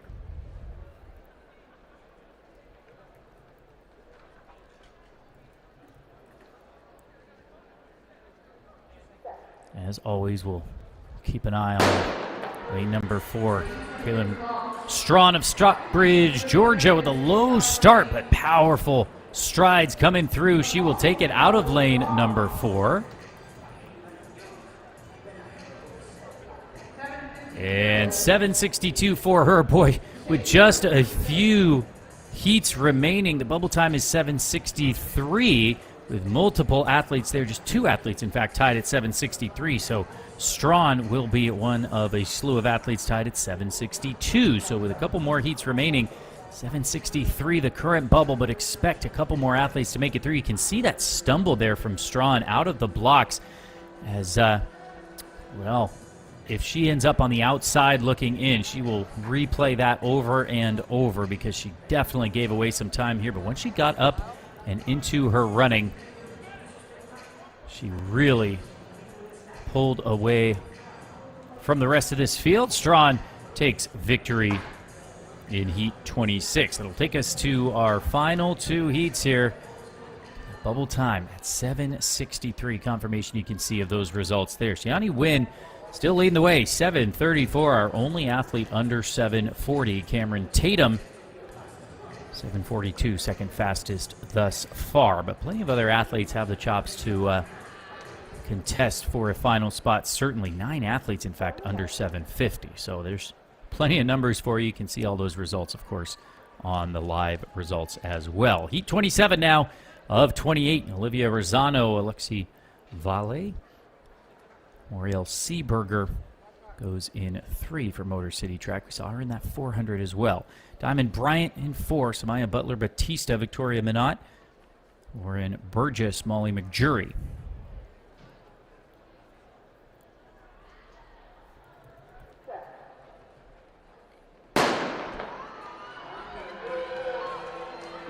Lane number 4, Diamond Bryant of EOTO Elite. And Elite indeed. She will put her name amongst the qualifiers. 7:55 for Bryant, as Burgess finishes second and will be on the outside looking in at 7:74 with just 1 heat remaining.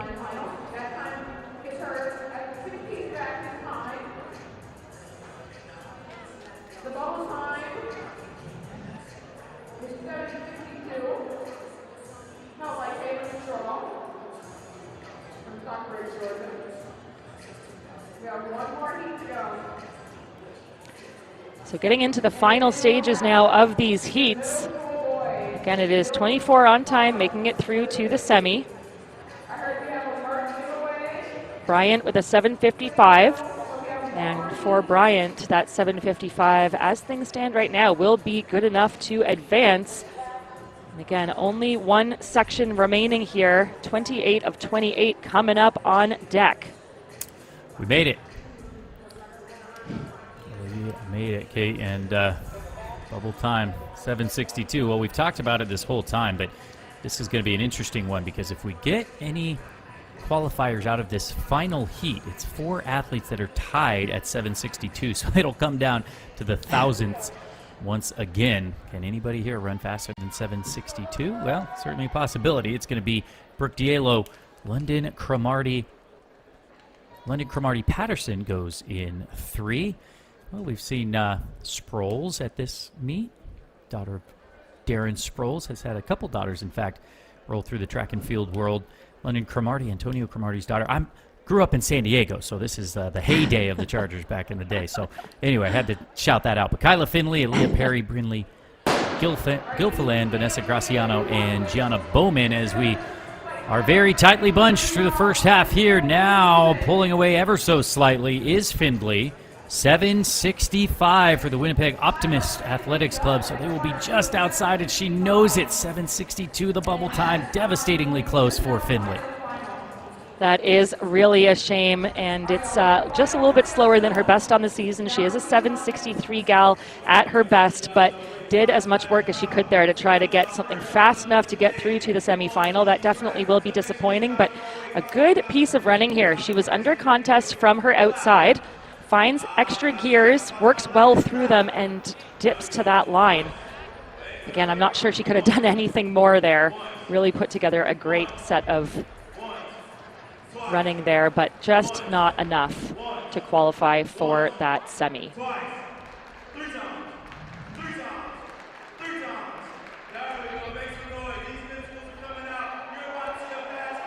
So confirmation there of the overall results. Wynn will be looking to do just that in the finals, but we'll have to get through the semis first. 7:30 for our fastest qualifier.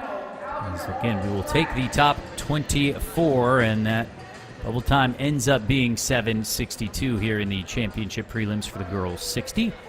Prepared now for some finals coming up, Kate, in the 60 and 60 hurdle semis. As we continue to march ever onward here on day number 3 of these New Balance Indoor Nationals live on Runner Space with you all weekend long. I'm Trevor Fulkerson, joined by Kate Van Buskirk here in Boston at the track at New Balance.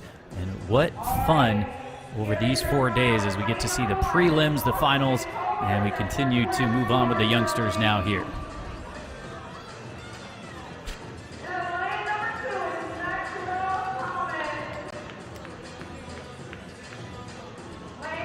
So this, well, you can see the confidence abounds. The middle school finals, but this young man, Rudyard West Jr., they call him Jizzle. He's good on the football field as well. Ran 10.5 outdoors. Incredible 6:79 meet record in the prelims, just 15 years old. We'll see him, and he will be, it's a stronger word for favorite, Kate, I don't know, but he certainly will be the one to watch. Can he go faster than that 6:79? That's the question. Well, I think that all of these guys are favorites to throw down something impressive. There you see Richard Martin. He's going to be occupying lane number 8.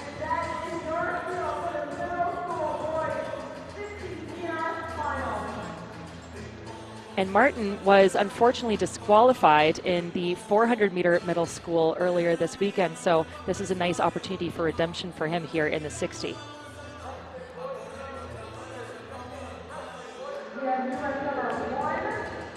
All eyes will be on Rudyard West Jr., and he seems to love that spotlight. Again, running that 10.5 outdoors, but showing what he can do indoors here as well. 6:79 in the prelims, incredible. And he looks so powerful doing it.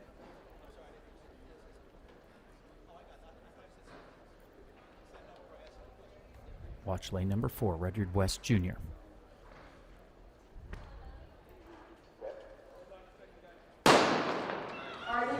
Away we go, and it was a good start in 3 for Chadwick as well, but the quality of Rudyard West Jr. for the SBR Jaguars, he will be very near that time, 6:79 in the prelim, 6:80 in the finals here, and it was a good run for Darius Bowling, 7:06 in second. That would have been faster than the meet record before this young man ran a new meet record in the finals. All smiles for West Jr. as he takes the win here for the middle school boys. We talked about before the prestige and the pride that comes with being a New Balance Nationals champion. And I think that those red banners are going to be sitting on the walls, the mantles for a while to come for each of these victors. And he took it away by an enormous margin. West Jr., to your point, 1/100th of a second slower than the meet record he ran in the prelims. But I don't know if cheetahs were, but he certainly did across that line. Absolute fire there for West Jr., 6:80, and that was definitive ahead of Bowling, who crosses in second in 7:06, and then 7:10 for Devlin Hart will round out your top 3. What a performance for Rudyard West Jr. Well, he runs for the SBR Jaguars, and I just confirmed that with my research partner Google that Jaguars do roar, so I feel good about saying that he roars home for victory. That's fine with me. Zoological Facts with Trevor and Kate. We'll get Brian Fellow in here shortly, too. That'll take us now to the girls' 60-meter middle school finals. In the prelims, Hopkins was our fastest qualifier at 7:63, but you can see the lineup here. That's 7 Michelle Newsom there in lane number 1.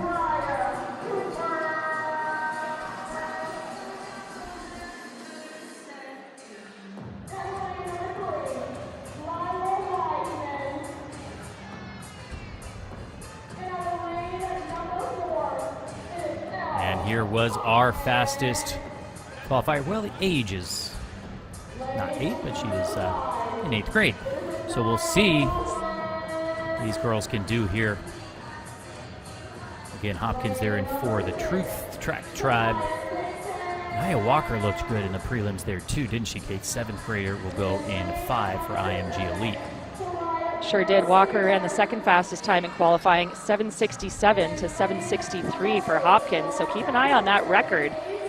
7:60, it is likely to be threatened.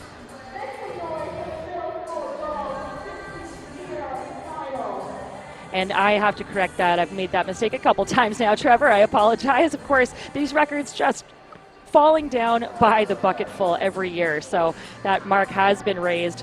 And we are likely not to necessarily see that go down. Never count anything out. But if there's anyone who can do it, look to the middle of the track. Wiseman, Hopkins, and Walker all coming in fine form. Full credit to Waite, who we have seen and referenced, who ran that 7:60 a couple years ago. But, of course, Cameron Daly breaking that record a couple of times, setting it in the final at 7:40. But it's all about the championship here, whether a record is on deck or not. It is all about the head-to-head, and nerves abound, understandably so. We'll take a breath and prepare for our final here, the girls' 60 meters middle school finals.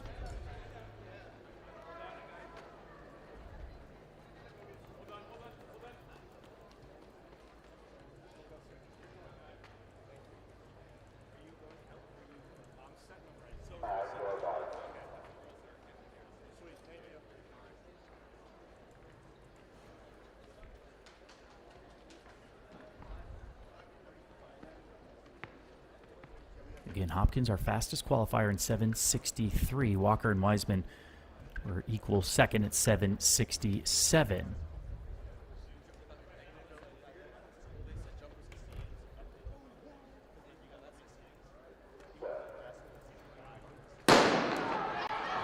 And away we go. A very quick start in lane number 4. As you can see, the challenge now coming from Walker. The tall strides. Boy, this is going to be close. We knew it would be. 7:58, faster than the old record from a couple of years ago. But Anaya Walker gets the win here. She loves it. Walks down, in fact, Hopkins, Wiseman, and everybody else. 0.01 between them. Anaya Walker of IMG Elite gets the victory in 7:58. There was no way I was going to be certain enough to call that at the line. That was a thrilling final push by our top 3 runners. Like you said, 7:58 for Walker, 7:59 shared by Wiseman and Hopkins. And here is where all the magic happened. I would not have counted Walker for that win with about 20 meters to go, but I am so impressed that she proved me well wrong. Holding on to strong form again. She's the tallest runner in the field. Takes her a while to get going, but look out once she does. And that look of determination buoying her across the finish line to victory. 7:58 to your point, under the former championship record from a couple years ago. Of course, not quite touching that 7:40 set last year, but a fine performance nonetheless by all 3 of our top athletes. Well, her Instagram handle says future Olympian, and Nia Walker certainly taking strides in that direction with a win here in the middle school girls 60-meter final. What a run. Wiseman and Hopkins right there as well. Just shows the quality and the depth time and time again. That will now take us to the freshmen. If you saw this morning, we had some great prelims, and the depth that was on display there throughout these, well, middle schoolers and the freshmen as well. That's why we have such a deep field in these finals.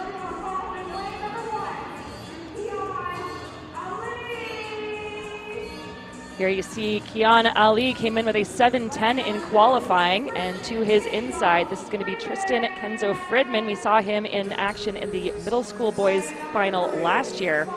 Keep your eye on this young man. Fox Pendergraft of Rapid City, 3rd fastest time of qualifying with a 7:02, but this is going to be the man that all eyes are on. Stefan Lyon coming in from St. James Academy with a 6:91 out of the qualifying. Matthew McFarland is going to start to his outside in lane number 5, the Team War athlete, a New Virginia number 14 with a 6:98. Kai Brown of Left Coast Track Club is going to occupy lane number 6. He ran 7:02 in qualifying. And 7, Jalen Foster of Grassfield Track Club in Virginia, 7:06 in the prelims. And then Deshaun Austin, the local hero, Springfield, Massachusetts. Deshaun Austin will round out the field. Came in with a 7:12 to his name. This is going to be another very quick one. Yeah, as you said, Lyon, one to watch, but McFarland looked really good in those prelims as well. Team War for McFarland, certainly going to battle here. But the St. James Academy TC, as I said, kind of perhaps a little bit under the radar, but some really, really good representatives here all weekend long. This is boys freshman 60-meter finals. Last year's winner was Javon Legister at 6:80, setting a new meet record.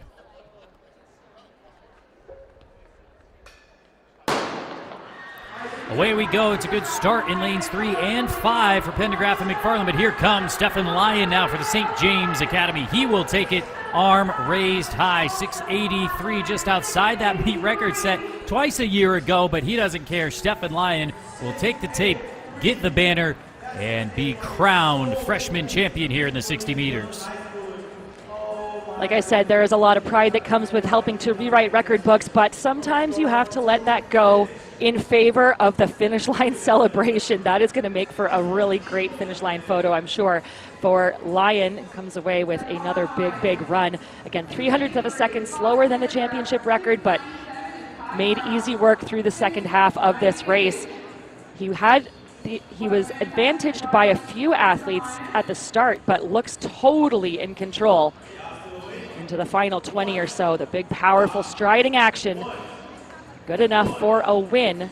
6:83 for Stefan Lyon of the St. James Academy. Pendergraft holds on for second, and 6:97, and then just 100th of a second back to Kai Brown from Left Coast Track Club in third. Well, the finals did not disappoint for the middle schoolers, nor on the boys freshmen there. That'll take us now to the girls as we prepare for the freshman 60-meter finals. We'll have our semis still yet to come in the high hurdles, but now freshman girls 60 meters. Asia McMillan is going to wear hip number 1 for Clayton Track Club. Ran 7:75 in qualifying. Just trying to find her composure and focus here. You can tell those nerves, you shake out some of the nerves in the prelims. But again, these freshmen, this for many of them, the biggest stage they've ever been on. And McMillan enjoying every moment of it. To her outside, it is going to be Cameron Bumgarner of Drive Phase Track Club. She comes in with a 7.67 in qualifying. Wearing hip number 3, Destiny Robinson of that famed IMG Elite group. 7.64, third best time in the prelims. Imani Moore, all eyes will be on Moore here. She's already got a meet record in the long jump, looking for another one here in the 60s. She ran 7.57 in qualifying. That was the fastest time. There you see Douglas. Douglas wearing hip number 5 for Motor City Track Club. And Khadija Dian of Metro Cobras will wear hip number 6. Hip number 7, Hazen Sanders of St. James Academy. Well, she'll be buoyed by having watched her teammate take top marks in the boys' race just a moment ago. And then rounding out our field, Jade Smith of the DC Cadets, another very capable program. It's been a big weekend already for Smith. She's contested the SMR, the 400, and the 60 prelims. What can she do in this final? Busy, as you mentioned. Imani Moore will be looking to make it a double gold after that win in the long jump competition a couple of days back, and a PB in this 60 in those prelims as well. That 7.57 was pretty clear of the field. 7.63, and as you said, for Douglas, and then it's just very close. So one step wrong for any of these competitors could leave the door wide open. But the favorite coming in is Imani Moore of Arena High School there in 4. She got a good start, but look at lane number 5, Aubrey Douglas of Motor City Track, Detroit Speed, bringing it home. 7.50 for Aubrey Douglas. She takes the win. And it's just, again, outside of that meet record set last year at 7.44, but it is another monster time. Douglas denied Moore the victory there by about 0.09 of a second. So at the end, it was not nearly as close as we might have thought.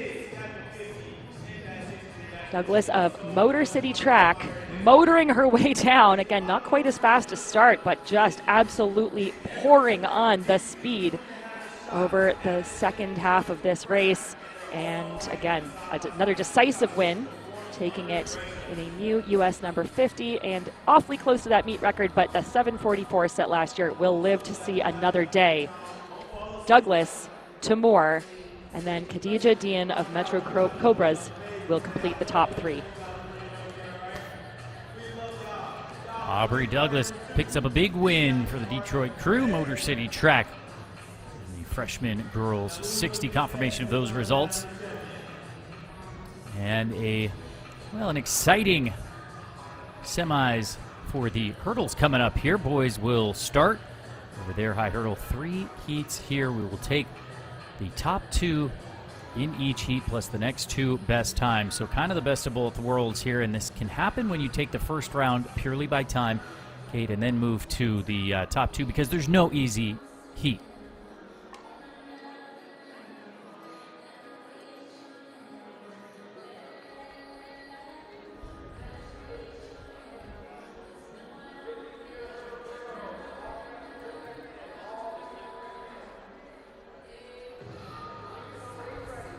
And as we prepare here in the high hurdles, talked about it time and again. We talked about meet records on the track here, but so much great field event action as well. Caden Hewlett has set a meet record in round number 2 for the boys weight throw, 25 meters 34. That's 83 feet 1 3/4 of an inch. They're going to have to move this somewhere else, Kate, because look at that. They're running out of room. 83 feet 1 3/4 inches. Caden Hewlett absolutely bombing this thing.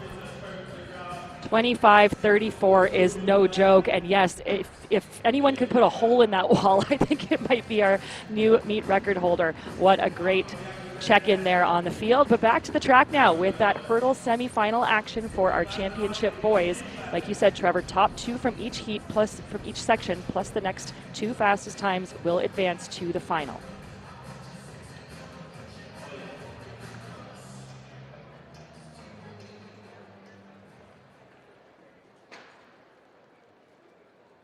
So here we go now as we line up in heat number 1 of 3. Kingston Banks, Timothy Alston Jr., Evan Williams, Josh Hamblin, Kobe Johnson in 5, Avante Earl of Track Houston Youth Club. He will be one to watch. He's a wrestler as well. Andrew Chen looked pretty good in the prelims, perhaps let up a little bit as well for IMG Elite. He goes in 7 here. Alexander Acosta in 8. Hamblin ran the second fastest time in qualifying with 7:72. He is going to start in lane number 4 for North Ogden, excuse me.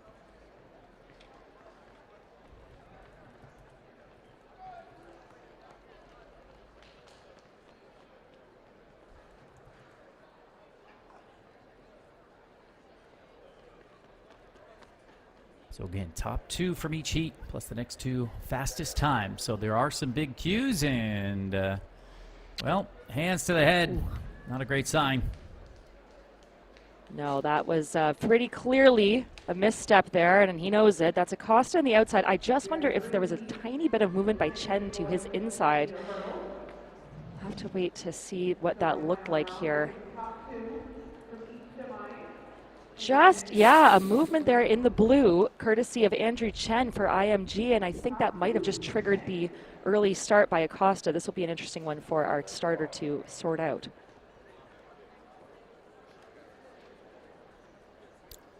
And that's a shame. Ooh. That is interesting. Now, you know, an eyelid blinking and you responding to that is one thing, but seemed like it was, in fact, a movement in lane 7 from Chen. He may have caught a flyer here, but see if he makes the most of it. That is surprising. Yeah, really unfortunate, but as we mentioned, it's the championship race, and it is the semifinals, so you have to really get cleanly away. So 8 down to 7 now. Look to Earl as well. He won the freshman boys 110 hurdles at New Balance Nationals outdoors last year. Away we go, middle of the track. Hamblin looking good. He's got company on his near side. Kobe Johnson now. Avante Earl of Track Houston Youth Track, the sophomore, with a big move, 7:59. We're just going to get quicker and quicker. He takes a look, and he will like it. Josh Hamblin will pick up the second big cue with Evan Williams, a well-beaten third. Hamblin, though, may not have even seen Avante Earl coming through, and the composure from the sophomore shows his speed, belies his age, and some congratulations there. He earned it. Well, looks like he can hardly believe it. Again, not one of the faster starters, but just puts together a nice, clean piece of work over every one of these barriers and edges forward. Look at the arms going out, breaking that invisible tape and taking home the top spot. He is going to be comfortably through to a final. Again, he's a fantastic high hurdler outdoors as well. New Texas #1 for Earl. To your point, Trevor, still just a sophomore, and he's going to claim 7:59. Hamblin will take the second auto qualifying spot, and now it will be Williams and Johnson with their 7:71 and 7:81 sitting with bated breath to see what gets thrown down in our second and third semis. Well, Earl is another athlete who contested some outdoor meets. Ran at that Texas A&M Blue Bonnet High School meet. If you remember seeing Dylan Mitchell run a very, very windy 9:88 high school sophomore. But Avante Earl was a recipient of some of that wind as well. 13:32 with a 6.2 wind over the 42. So incredible running from Avante Earl, as we see that quality here as well. Heat number 2 now. And it's going to be Keegan McClure, Wyatt Augsburger, Michael Perry, Shamar Gamble in 4. Cyrus Saunders, Jamari Rousseau, S.E.M. Plummer, and Elvin Marte Felice.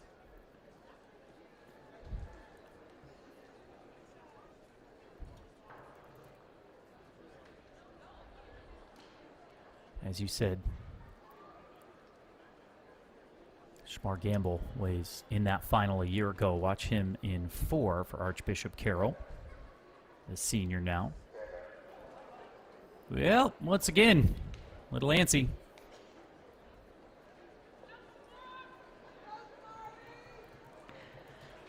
Ooh, those nerves can be your undoing, can't they, Trevor? Here, we'll take another quick look at that. Just shaking a bit in the inside, a little bit of a movement from lane 1, and then I believe 2 and 3 responded as a result, but that's going to be another hard one to judge.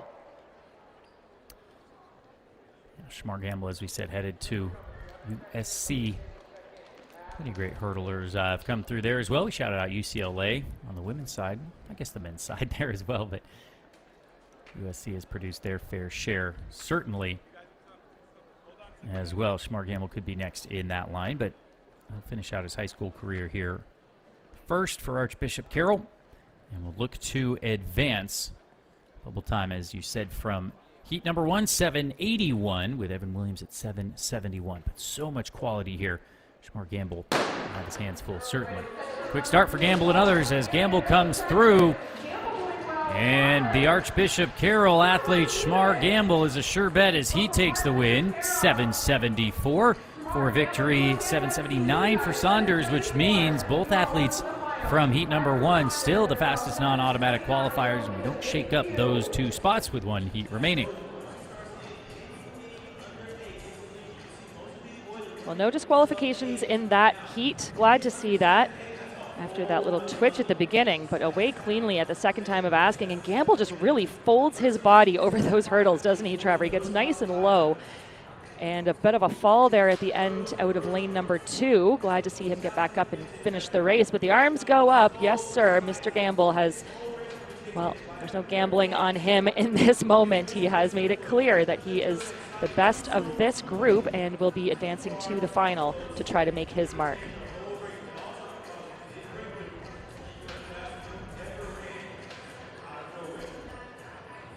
Third and final heat. Set to begin here. This will be Benjamin Schodel, Mason Dark, Shukuru Makechi, Zacchaeus Brox. All eyes on him. Lane number 4, our national leader, Stephen Schwartzen, goes in 5 for Track Houston Youth Track, having seen his teammate Avante Earl get the win in heat number 1. Christopher Lawley of IMG Elite, Braylon Tisdale of the Stead Track Club, and JL Hester rounds out the field in lane number 8. Brox, that fastest time in the country this year, 7:56. Not able to match that in the prelims. It mattered not. He did have the fastest time in qualifying with 7:64.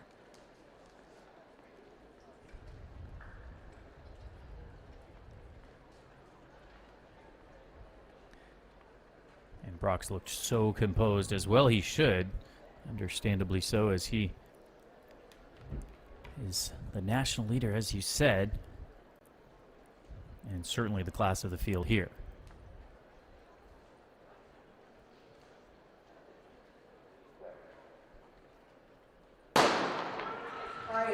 Good start for Brox, our national leader. He's headed to Ohio State, and he's headed for the victory here in our third of 3 heats. 7:55, a new U.S. number 1. Incredible time here for Zacchaeus Brox. He's getting faster and faster. 7:55, 100th faster than his earlier set national lead. Now it's being called a meet record, 7:55. A big performance there for Brox, and we're not even into the final yet. Meet currently set from 2023, Trevor, at 7:59, no more. It has been brought down by a few solid pegs, and this is going to make for a thrilling final. Well, we should call out, we saw Avante Earl match it earlier on, so incredible run here, setting the table, if you will, for that final. 7:55 for our national leader. He extends that national lead, Zacchaeus Brox, with a meet record in the prelims here to qualify.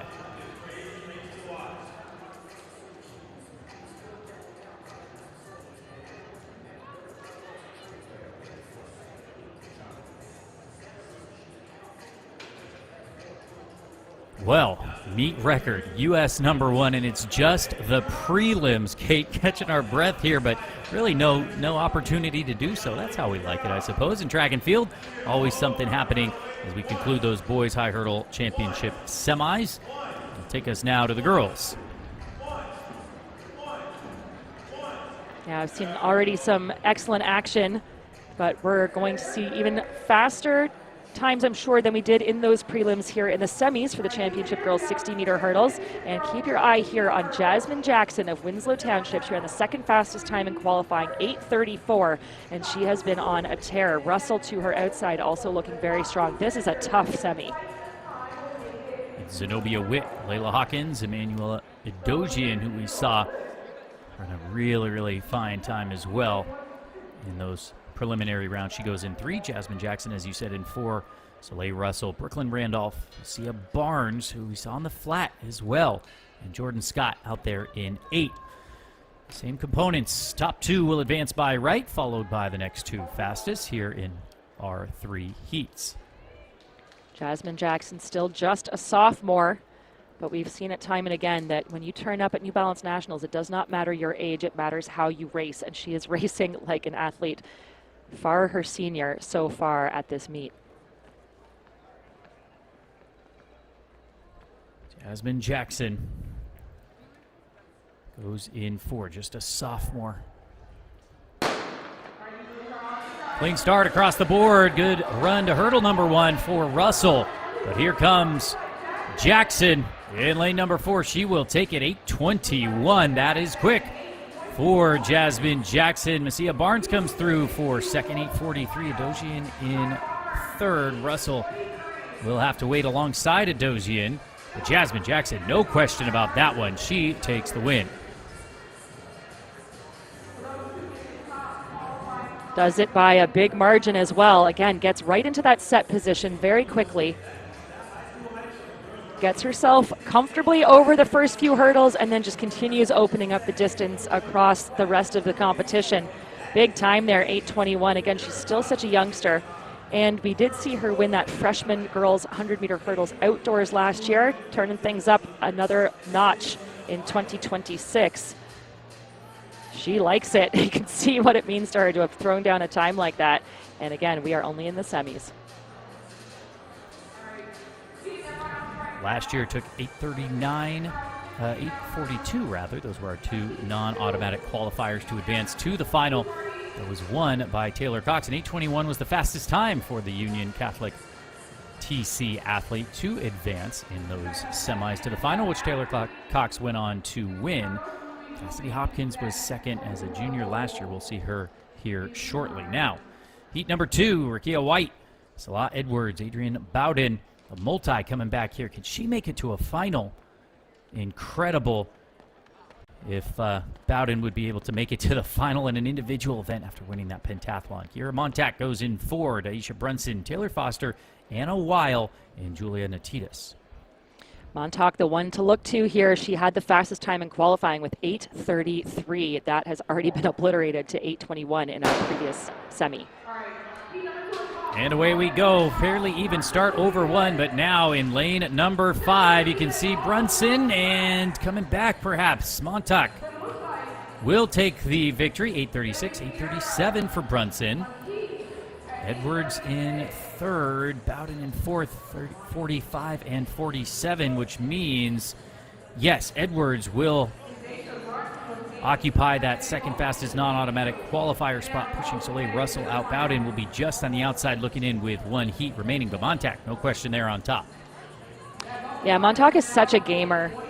She is a diminutive athlete, but really unfurls a lot of power in the second piece of this race. Again, it just looked to my eye like that was set to be Brunson for the win, but Montauk, like I said, a gamer, holds on to form and almost falls over, forcing herself across the finish line in top position.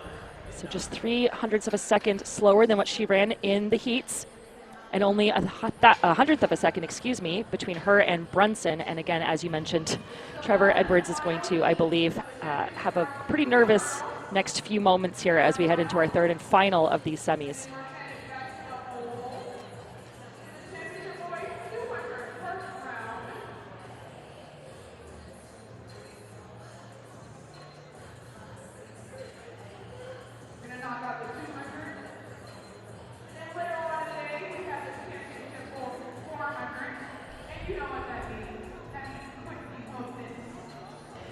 Getting set now for that third and final semi, Trevor, and it's been exciting so far. Again, that bubble time is held by Edwards at the moment at 8:45. It's going to take that or faster if you don't come top 2 in this semi. Well, it's Peyton G, who we talked about. Great long jumper as well. Can she advance to the finals here as just a sophomore for Motor City Track? Amber Callender, is it her time to shine? Taylor McLaughlin, Cassidy Hopkins, though, for Bullis TC will be the one to watch the UCLA commit. Jordan Ham looked good in the prelims. Lauren Woodall, Kayla Ewing, Amarachi Chukwu. That's your lineup here. Hopkins was second in the final at this event last year. Would love to top the podium here in 2026. Oh, and a problem there for Hopkins, stuttering to number 1, and that is a huge shock for the Bullis athlete. No, could she have clawed back? It would be unbelievable if she did. No, 8:30 for Jordan Ham. I told you she looked good. Lauren Woodall comes up for second. Hopkins does come up for third, but it won't be enough. 8:56. We have to go to the replay there. What happened? Cassidy Hopkins is going to be on the outside looking in, last year's runner-up. That is a big upset. Jordan Ham loves the opportunity there to waltz her way through an open door, but it just looked to me like there was hesitation approaching that first hurdle for Hopkins, and that seemed to be her undoing. She's such an accomplished athlete, but right here she just stutters and then cannot get enough momentum back to make up the difference. She fought valiantly to put herself in contention. I thought she may have just come across for second, but is ultimately outdipped there by Woodall, who will take the second auto spot. And again, Trevor, what a disappointment for last year's silver medalist. And our national leader as well, Cassidy Hopkins. That will be a big surprise. Boy, she's going to use that to be a chip on her shoulder outdoors, certainly. But in one of our bigger upsets or surprises, I suppose, of this morning, there will be no Cassidy Hopkins in the final. Confirmation there of your qualifiers.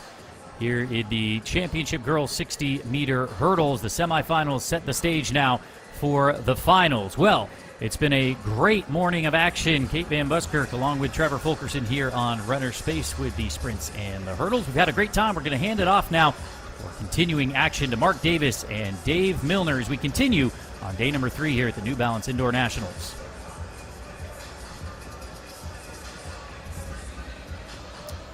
All right, folks, some exciting hurdle semifinals that we just got to see here at the track at New Balance at the 2026 New Balance National Indoor Championships. Back here with Dave Milner, and we've got a few 200s to go through. Yeah, if you are a fan of the 200 meters, this is your lucky day because we have 96 heats coming up. 51 heats for the boys, followed by 45 heats for the girls. Only the top 8 will move on to the 2-section final, so pretty cutthroat procedure. Yeah, that's pretty amazing that they're cutting it down to that much, or that they're not having maybe a next round after this and taking at least 24. But so that's going to make things very exclusive from all those number of heats. But if you are and willing to sit through all of those 200s, you're going to be rewarded by some amazing 400 meters with who is considered one of the stars of the show here, obviously, the last couple of years, Quincy Wilson.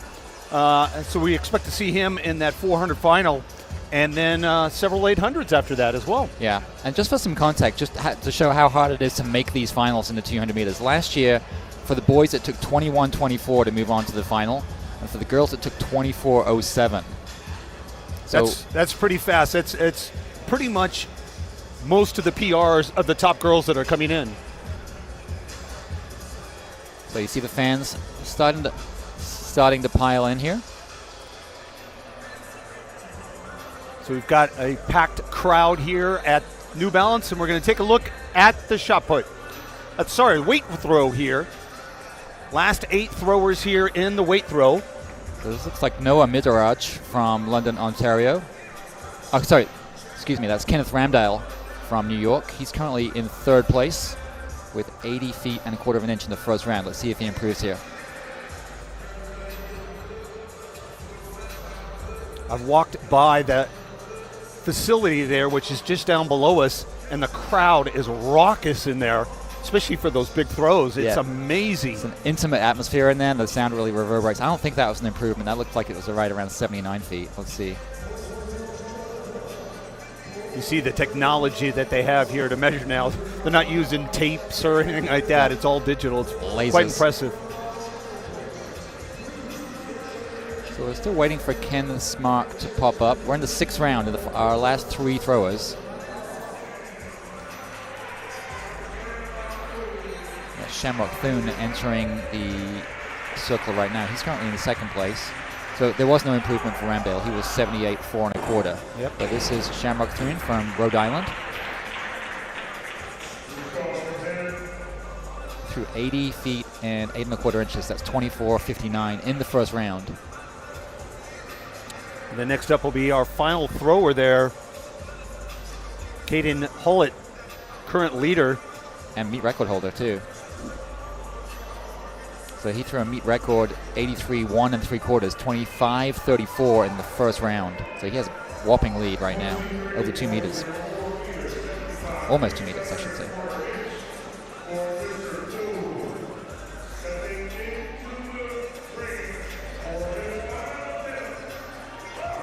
So we'll see 23.04 for Thorne. So no improvement for him. That means Caden Hullett, who's in the circle right now, is your national champion. So he's meet record holder. I saw him throwing earlier, and it may have been that meet record time because the crowd just went nuts. It was about half an hour ago, 45 minutes ago, and it was amazing. So let's see what he does here. My goodness, it almost hit the barrier at the back end. Yeah, he took down Tariq Robinson O'Hagan's meet record. Tariq is one of the best throwers in the nation now collegiately for Ole Miss. They're going to have to make a bigger room for him. So he was 83 1 3/4 in the 2nd round. And they've got a standing ovation, so hopefully it looked like it was a pretty good throw there, but regardless, he ends up winning the championship there. Out of Sparks, Nevada. Still waiting on the mark to come up. Did he walk out the back of the circle?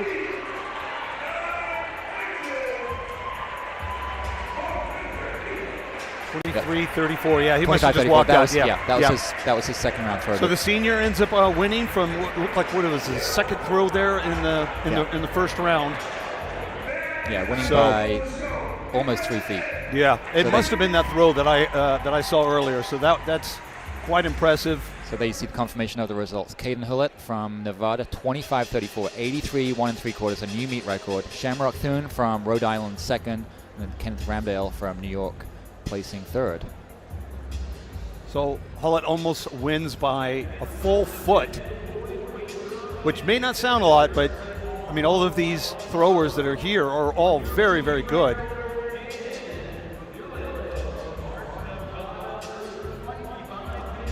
So again, folks, we're about a few minutes away from getting our 200 meter qualifying prelims underway here. They had to remove the hurdles from our semifinals and then raise the track back up on that one end. They lower that down for all of those sprint finals and hurdle semis that we had earlier. So the athletes can run clean. And so they'll raise the track bank up a little bit here, and then we will get underway. Most of our 200s will comprise of 4 and 5 lane athletes. They rarely, if at all, run in lane 1, just because these athletes are running so fast. It's almost unfair to put anybody in lane 1. Yeah. So they typically run in lanes 3, 4, 5, 6, and sometimes, if need be, they'll put an athlete in lane 2. But they'll get through these pretty quickly. I mean, the timing that they have here, the timing system, they get a race off and it'll get going. You blink and we'll be in the 20s and 30 numbered heats. Yeah, we're looking at about 50 seconds usually per heat. 21 for them to run it for the boys, and about 23-24 for the girls. But about 50 seconds to actually get through it. They really blaze through this. This is a really well-oiled machine they have here with the officials and the clerks.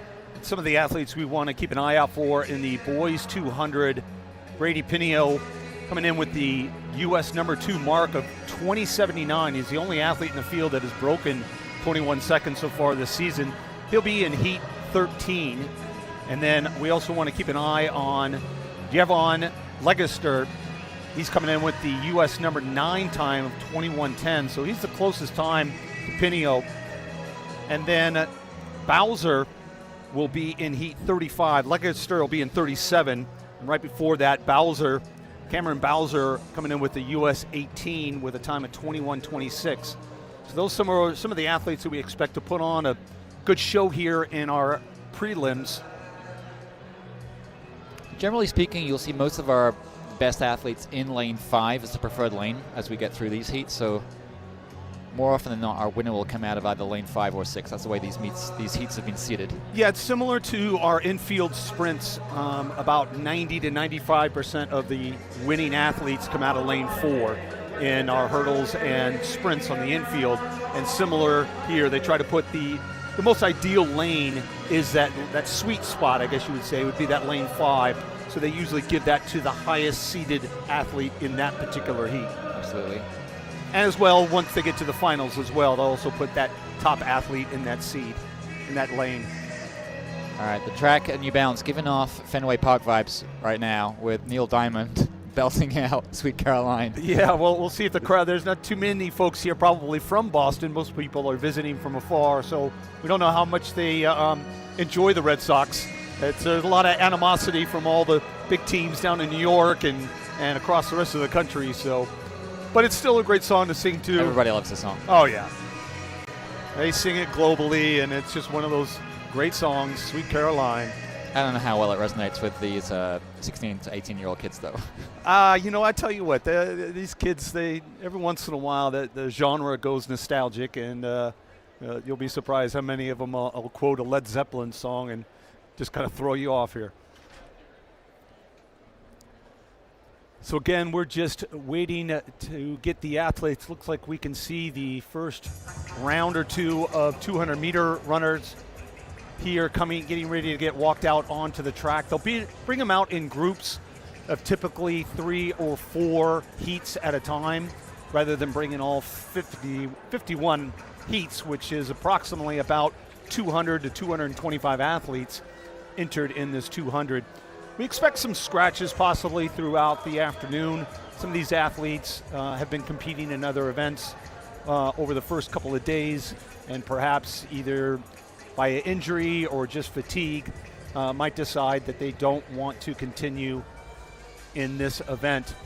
So we'll get information and data once those folks have declared and entered. And we're getting ready here for Heat 1 of the boys 200.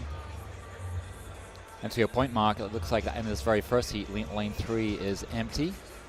Yeah, so Torai Bates from Tigers Club, looks like he's going to call it a weekend. So we'll just have the 3 athletes, Shmar Gamble, Robert Young, and IZR Ferguson.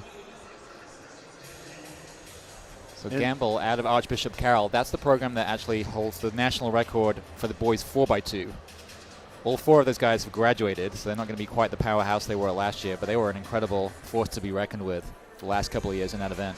Well, you've got to figure with teams that have those types of athletes, really, let's be on it. It comes down to the coaching. And if the coach doesn't go anywhere, then there's probably a good chance that they're going to technically breed some more athletes to replace those graduating seniors.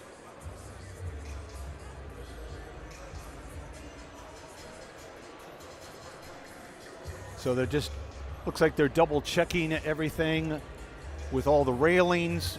All these officials are getting kind of set up here to get things underway here. And we'll get the athletes in the blocks, and we will get going with this 200-meter showcase here at the 2026 New Balance National Indoor Championships. The track at New Balance, Boston, Massachusetts. Sunny outside, a little cold, but it's gonna get warm here in the track. It's so nice to be inside. It was so windy. I went for a little run earlier along the Charles, and it was like a 25, 30 mile an hour. We're having high wind warnings, so.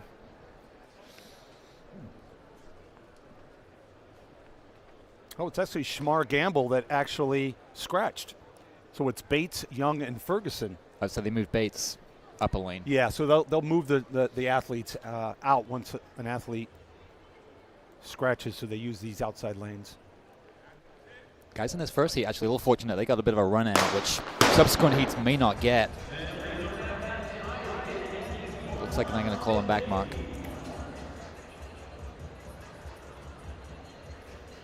Yeah, sometimes we had 2 false starts in the middle school boys 60 meters earlier. And after 2 false starts, they just could not get things going. All of a sudden, the kid goes and runs 6.7 and a meet record. All right, we got a red card in lane 6. So that means. So now Isaiah we've gone Ferguson. from 4 to 2. So Mr. Ferguson from Washington State. We have to say goodbye to him, unfortunately.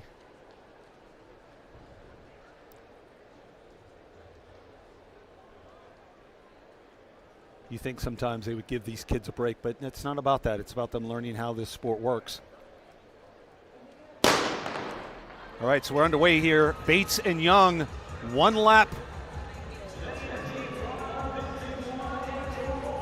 Bates in 3, Young in 5.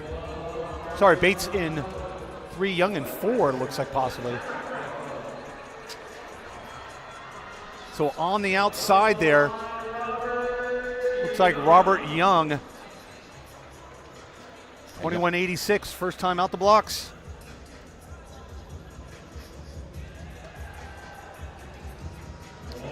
So Young 2186, Bates 2199. That's at number 9 in the state of Virginia so far this year. But there you see Young.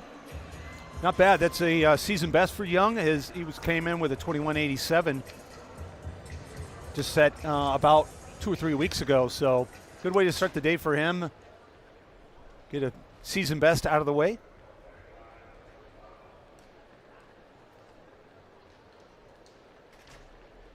This is, as we can see, one of those rare occasions where we will have 5 athletes in this heat, with that athlete in lane 2. Signorile, Nolte, Flood, Holbrook, and Howell.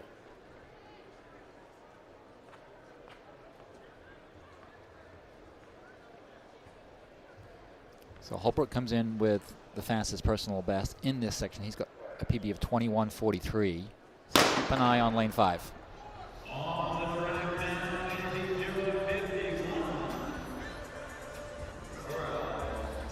He's doing well there on the backstretch, but now he's being caught Flood on in the lane 4. inside there. Justin Flood. But on the outside there, looked like 6. Mason Howell, Napa, California. 21:37. That's a time that may sneak in. That's not bad. That's close to some of our top times that we have entered in this field.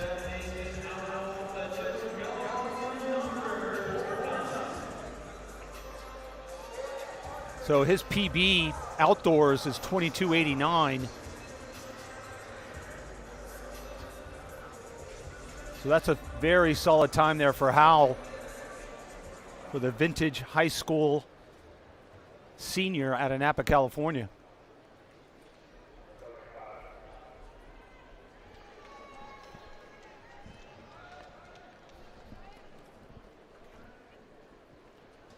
Up next here, Heat 3, Mosher, Nemirovsky, Simmons, Stribling, and Bitchik.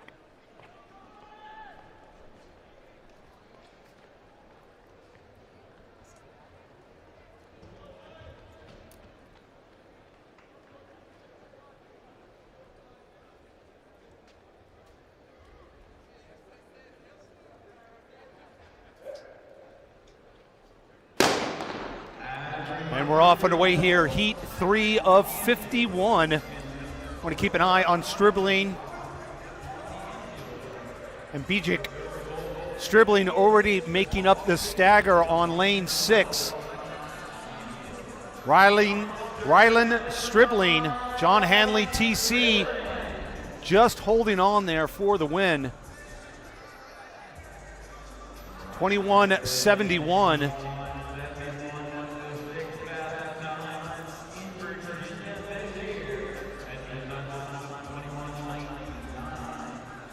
So his PB outdoors is 21:21. mainly runs 300s during the indoor season. That's the difference with a lot of these athletes. They don't often get a chance, even though they're running on 200-meter tracks throughout this year. A more standard distance for these high school athletes are 300. So you see a lot more 300 PBs. That's only true of Virginia, and I think North Carolina as well. 300 is an event contest at the state meet, as well as 500, I think, as well. So some of these people running 200 or 400 even for the first time, but they're getting seeded according to their performances at 3 or 5.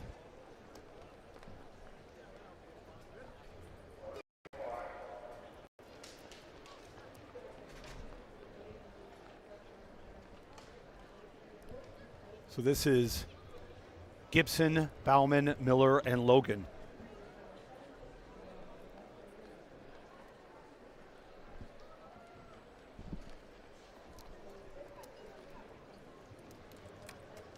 Actually, Logan not starting, so just Gibson, Bauman, and Miller.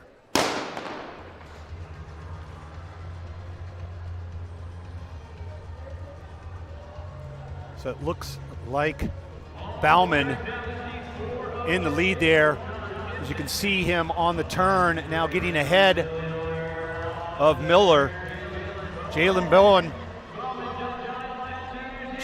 Bowen, Malvern Prep Track Club. He was 28th overall in our boys 60-meter prelims earlier, and as well finished with his team 48th overall in the boys 4x2. 2160, that's unlikely to advance him to the final. Like you said earlier, I think it was 21-24 is what it took last year to move on. I think these athletes are good. If they don't get under 21-30, you got to think that it's gonna be very tough to be top 8 out of 51 heats. So just a reminder, we're taking this from over 200 athletes all the way down to 8. This is all the way down to 8. Cutthroat qualification here. Very much so. This boys 200. So heat 5, we'll see Ethan King, Enrique Archie, Niall Pease, Jonathan Wirt, and Nathan Calcano da Silva. Da Silva locally here in Abington, Massachusetts.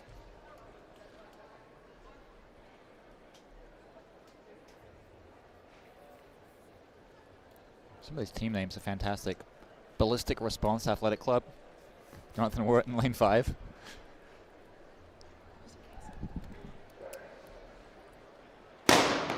Okay, we're off here. Heat 5. Again, probably want to look on those outside lanes, Wirt and Da Silva. And Wirt already on the backstretch, well overtaking Da Silva. Jonathan Wirt running a very fast time here, it looks like. He also competed. It was entered in the boys 60 meters, but decided not to start. And he runs 21:66. Again, looked like a fast time, at least against those other athletes. But 21:66, gonna be tough to get into that final with that time.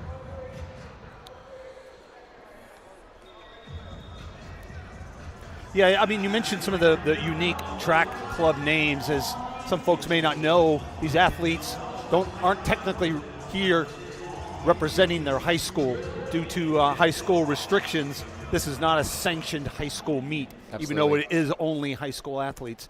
So when they come here, while sometimes it'll be their high school name, like if it's Wellesley High School, it'll be Wellesley Track Club. Or sometimes it's just their the mascot's name. The mascot's like name. Like the Challengers Track Club or something. Exactly. But others find very unique names to use. And again, they're local track clubs that have a coach and work with these athletes. So we've got, it looks like 4 athletes here, Gardner in 2, Gewers in 3, Kogler in 4, and Simon in 5. Looks like Gardner's a scratch, so just 3 athletes, Gewers, Kogler, and Simon. Kugler's got a personal best of 21:49 outdoors last year. So he's one to watch in lane 5. Sorry, Kugler's in lane 4. Kugler's in 4. Pretty even here going into that turn, though. Kugler has a little bit slight edge there on Simon, but it looks like it's going to be a cool Simon, who will end up taking that, the junior, 2180, New York #2, but again, probably won't even make the final. I mean, we don't know. We'll have to get through at least about 20 or 30 of these heats before we have a bit better time. I mean, right now the bubble time is only 2182. Yeah. But we suspect that to certainly come down quickly as we get through the next, say, 15, 20 heats. There you see confirmation of the results for Heat 6. Akul Simon, indoor personal best, 2180. He has run slightly faster outside.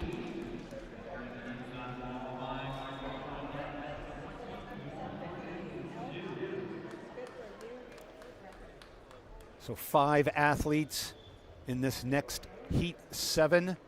Caleb Peterson in 2, Joshua Williams in 3. Cesar Flan in 4, Mason Durst in 5, and Sean Blaze in 6. I've had the pleasure of commentating Sean Blaze, and yes, what a great name for a sprinter, and this kid is fast.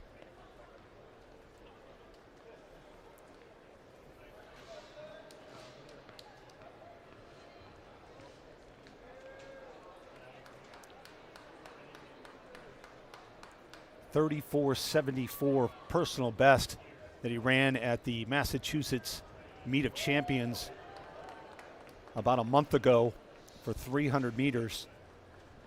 And just to note, this will be Blaze's 3rd race of the meet so far. He was in the 4x2 and ran the 60 prelims. Did not make it to the final, or the semifinals, I should say. But 200 meters, more of his preferred distance. Again, we were talking yesterday about how, you know, sometimes some of these young athletes aren't really used to the blocks that they're using here. These aren't the normal blocks that they use during their league or certainly even during practice. So sometimes athletes just take a little bit longer to get those set.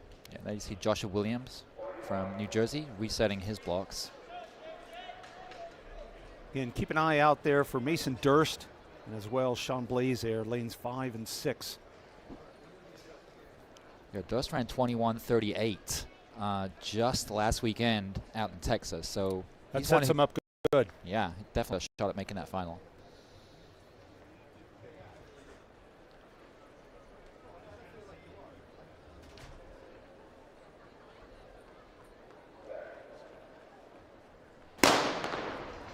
Okay, off and underway here. Heat 7 in the boys 200-meter prelims. Durst and Blaze on the outside. Coming off that turn there, looks like Durst might have a little bit of an advantage. Blaze now trying to come on the end, but Durst will hold him off.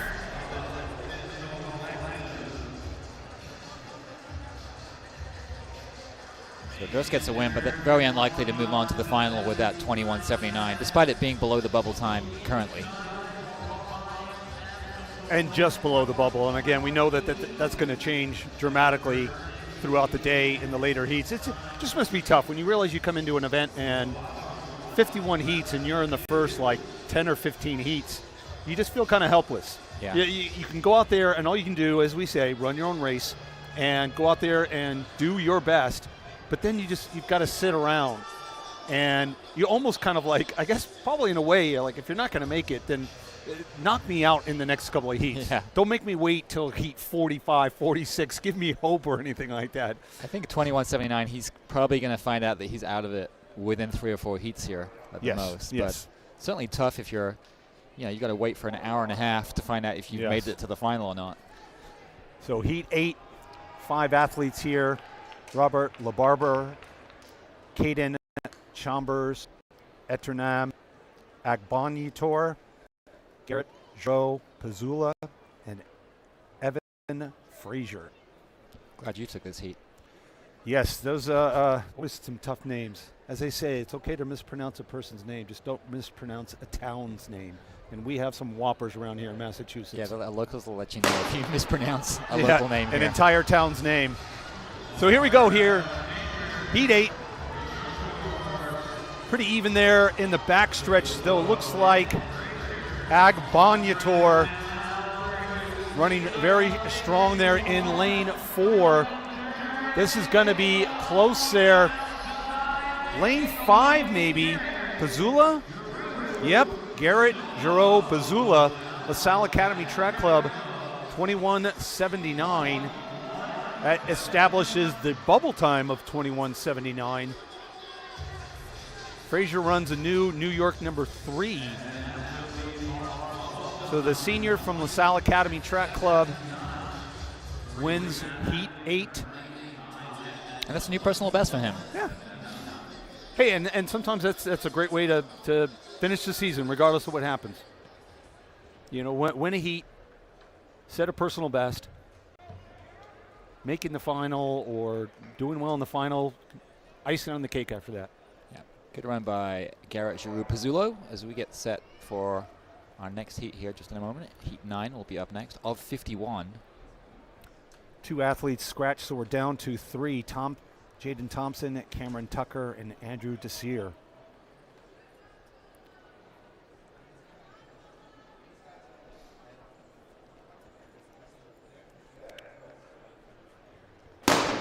Keep an eye on Cameron Tucker in lane 5. He's in the 400-meter final a little bit later on today. He's going to be a busy man this afternoon.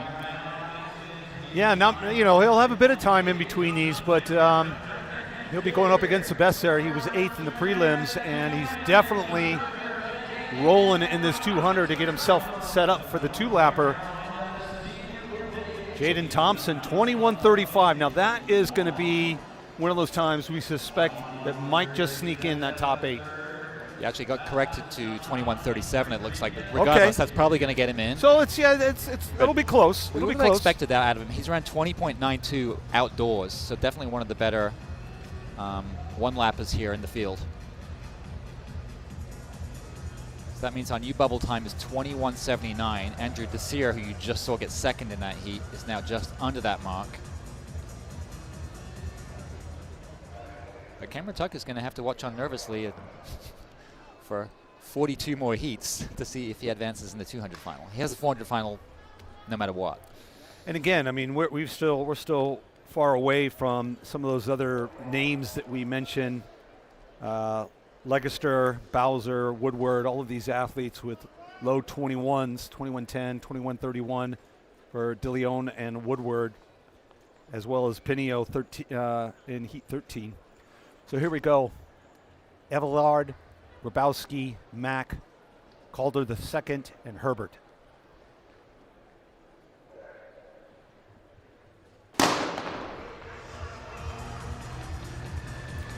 Keep an eye out there for Calder II, IMG elite athlete, always producing great runners and already making up the stagger there on Herbert in lane 5, halfway through the backstretch, and is not looking back at all. Very smooth through the finish to take heat 10, 21:52. Very strong, but not necessarily very fast. It is a new personal best, but I'd be surprised if that makes the final. But regardless, a great run by him. An emphatic win in that section. He's gone 10:47 outdoors already this year down in Florida. Of course, the outdoor season starts a little bit earlier down there.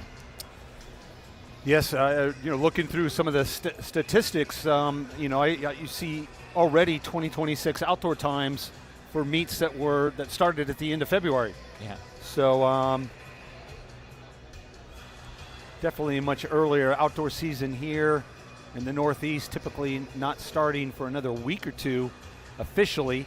There might be some random meets here and there, but officially they have rules about when the athletes can first start practicing with the coaches, at least outside of captain's practices, as they said. So we're on to heat 11. Originally entered 5 athletes, but it looks like it's going to be down to 3 athletes that we can see on the track here. Wait to see which athletes were the scratches. So keep an eye out for Amir Duff from St. James Academy. He's probably the fastest on paper in this one, and he's hoping to redeem himself a little bit. His team got disqualified in the 4x2 prelims. So looking for a good one here, and he is leading off the final turn.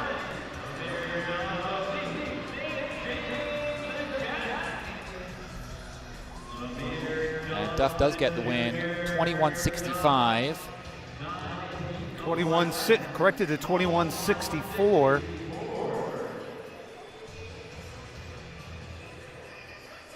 So again, our bubble time now about 1/5 of the way through these 200 meters, 21.78. It's just slowly starting to inch down. And I guess the vice versa of what I was saying earlier about running early and then having to sit around and sweat it. The later athletes are probably somewhat keeping an eye going, stop, don't run any faster. Don't keep running in the 21.5s, 21.6s, 21.7s. I don't need the pressure when it comes my time. But obviously a bit of an advantage knowing exactly what you have to do when you're in one of those like last 3 or 4 heats. Oh, I mean, Adrian Woodward, again, coming in with the 21.31 personal best time or season best time. He's in the final heat. He'll know exactly what he needs to do to make sure that he's in that final, and who knows what that time's going to be. So we've got 5 athletes all in here in Heat 12. Jadarian Moore, Charles Fernandez, Jaden Jew, Kamir Crom, and Levi Fowler. 4 juniors and 1 senior. Kamir Crom from Virginia.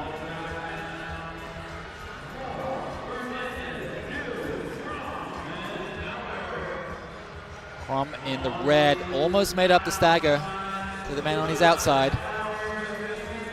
Crom barely staying in his lane though. He's right on that line.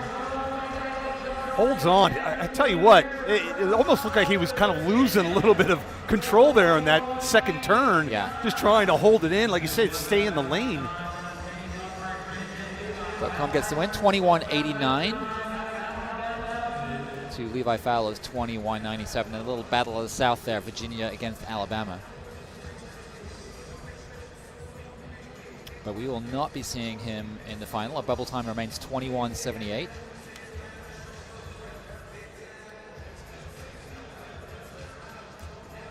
So again, we'll be going with 5 athletes in this Heat 13. Brendan Ingram, Avery James Lewis, Jake Cancredi, Brady Pinio, and Henry Lully. And again, we were talking earlier, Brady Pinio coming in with the U.S. #2 best time, 20.79, the only athlete in this field entered under 21 seconds. It would be shocking if he didn't run something around 21.20, 21.25 possibly. I mean, maybe he wants to be a little conservative, but you don't want to risk it too much. So again, we want to keep an eye. Lane 5, Brady Pinio, Wesley Chapel, Florida. So Pinio's in the white and black speed suit, just settling into his blocks now. But to your point, Mark, he's an overwhelming favorite here. We suspect he will probably be already up on Lully's shoulder in the backstretch of this race. Oh, and that was Pinio who jumped. And it's a red card for our number 1 seeded athlete in the entire competition. My goodness. And you just saw like the look on his face was just kind of like, what did I just do? He knew it instantly. He was walking off the track with his hand on his head like, are you kidding me? I come all the way here. Number 1 ranked athlete in the 200 meters and is out in the prelim. So that somewhat leaves the door open for somebody like Legister from New Jersey, who was ranked number 10 in the nation, but now is perhaps the fastest runner in this field. Not in this heat, but overall. Oh, that just, it hurts. I mean, the fans that come here, I'm sure his family, his coach himself, Pinio, but we will move on. We will get going with these other athletes. And in lane 3, Avery James Lewis trying to get run down there by Henry Lully. But it is Avery James Lewis, 22.22. Fairly modest time there for Lewis from Atlanta, but that's tough. Really tough, and it was the only event that Pinio was entered in.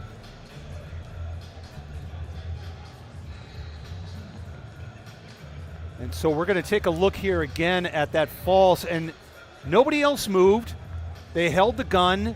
There was no sounds. It was dead silent in here. And as soon as he went, it had nothing to do with his blocks, and you see that look. He's got his hand. He's just, that look of just like, what did I just do? Yeah, what just happened? You think if it was a sound, one of the other guys would have at least flinched or moved, but everybody else settled in their blocks. Absolutely dead still.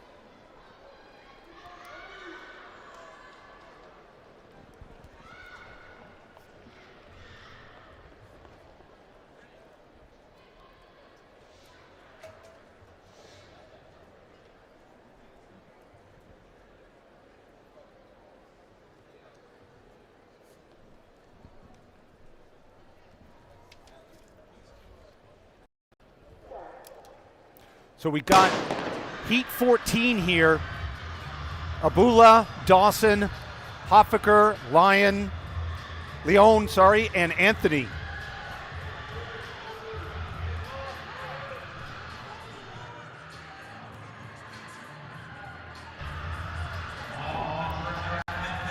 So that was lane 5 there. Stefan Lyon, St. James Academy, TC. 21:15. Now there's a time that we can safely say has got a very, very good shot of making it into the final. And that's a personal best on him. He clocked 21:24 at the circuit meet in Philly 2 weeks ago and shaved 0.09 of a second off. And to your point, very, very good chance of moving to the final with that performance. And there you see confirmation of the result. 21:15. Now we're talking here.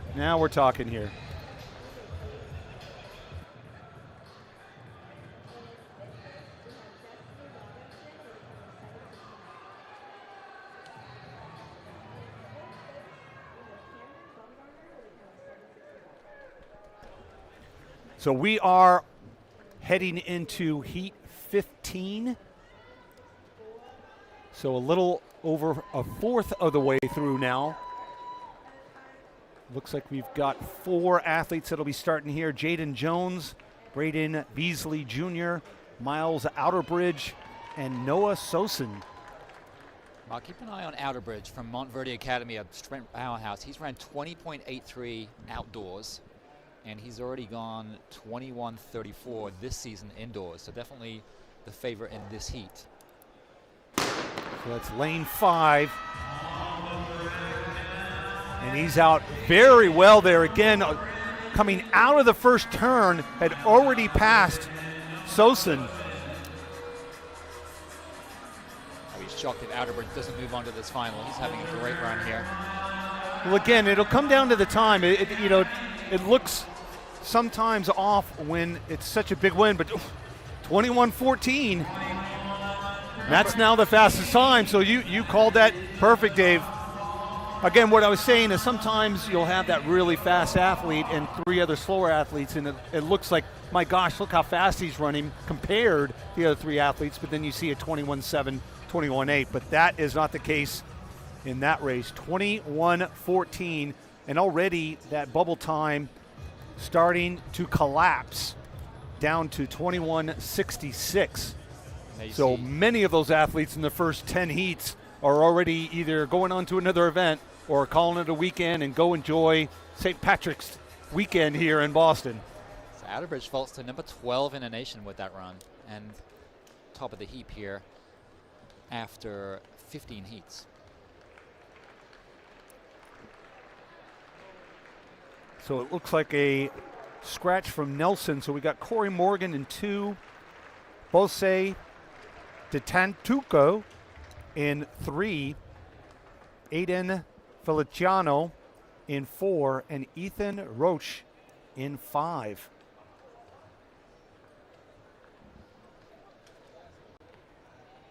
So just a reminder, if you're just tuning in, we're about a third of the way through 51 200-meter heats. Only the top 8 times move on to the final. Right now that bubble time is 21:66. So on the outside there, Ethan Roach, South Mech, the junior, running very well there, but on the inside challenging in lane 3 to Tentuka, but it looks like on the outside it's going to be Roche.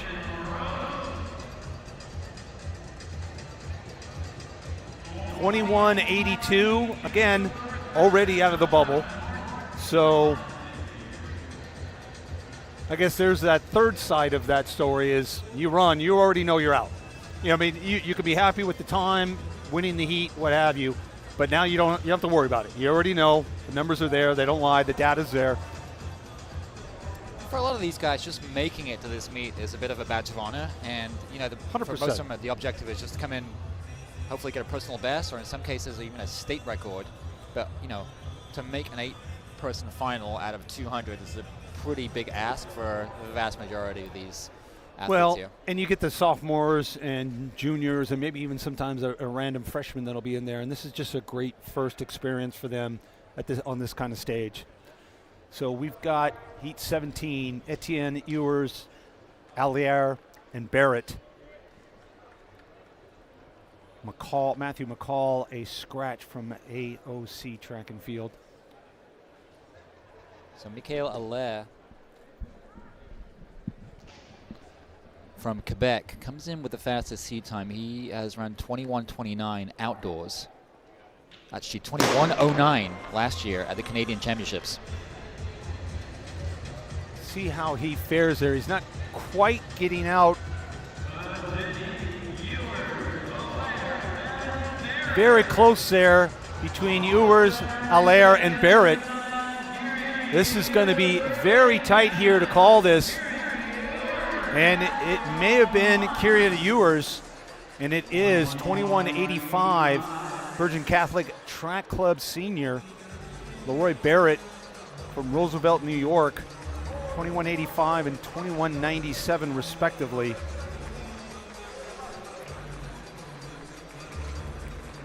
There you see Ewers.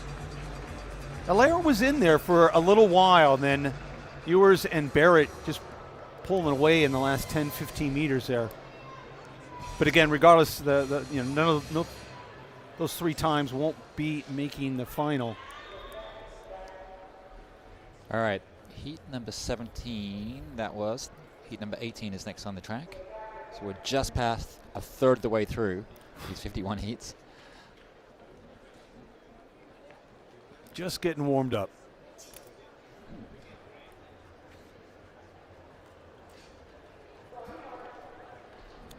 Malachi Jones in 2, Diogo Besa in 3, Peyton Taylor in 4, and Gage McGoffney in 5.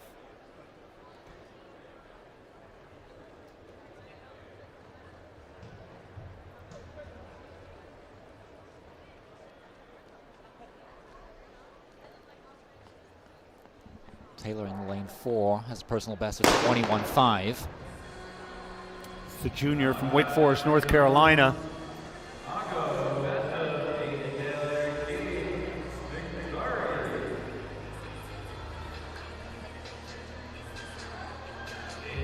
Coming off that final turn there. Taylor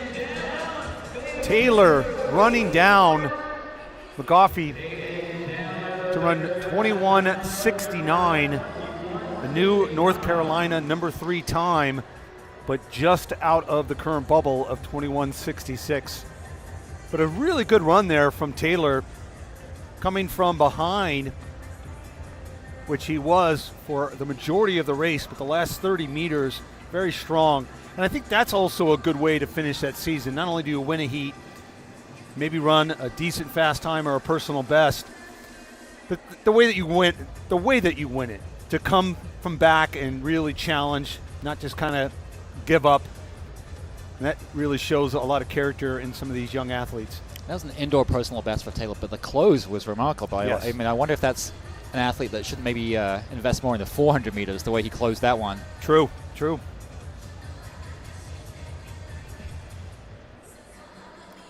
So 19 of 51, getting ready to get underway.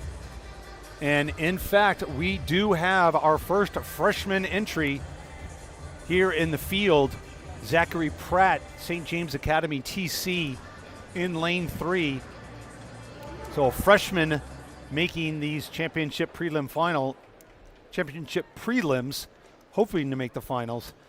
Kingston Kelly in 2, Pratt in 3, McEwen Taylor in 4, Anthony Boykin in 5, and Kyler Stenson in 6. So Pratt, the freshman, ran a personal best in the 60 prelims earlier today. Comes in with a PB of 22.60, so unlikely to have much of an impact in this section. But what a great experience for a freshman to be running with Absolutely. these veteran athletes, or at least veteran at a high school level. So on the outside there, Stenson, Cody, Wyoming, making it worth the long journey all the way from the west. That was Anthony Boykin. Oh, actually, Boykin. Mark. Yeah. Wow, there we go. Boykin definitely setting himself up in a very good position there.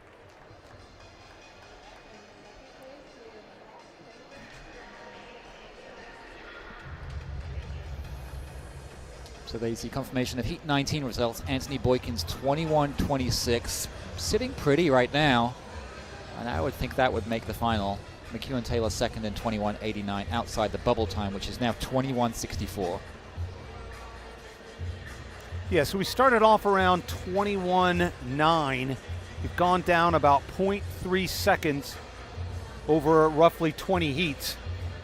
If it goes down another 0.4, then yeah, you're going to be looking right around that 21-25 range, give or take a couple of thousandth of a second. Heat 20, we're now finally in the 20s. Lemke, Meek, and Livingston. Lanes 3, 4, and 5. Livingston originally supposed to be in 6. It looks like they may have moved him down to 5. So we're off here. Liam Lemke, Thomas Meek, Miles Livingston.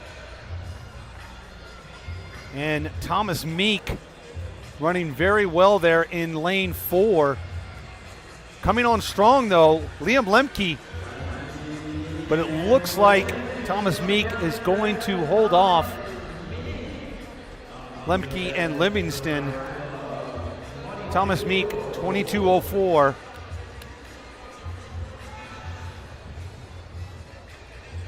So pretty even field there, but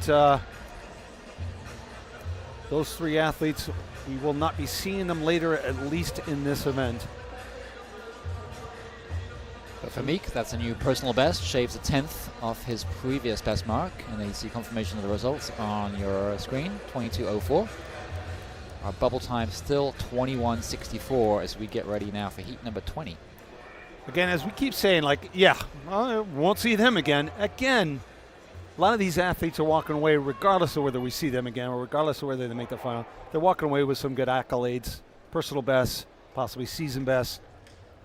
Sorry, I misspoke. This is heat 21 now. Heat 21, Joshua Moore in 2, Trey Pauly in 3, Jaleel Williams in 4, Zamarai Sanders in 5, and Michael Walker Jr. in 6.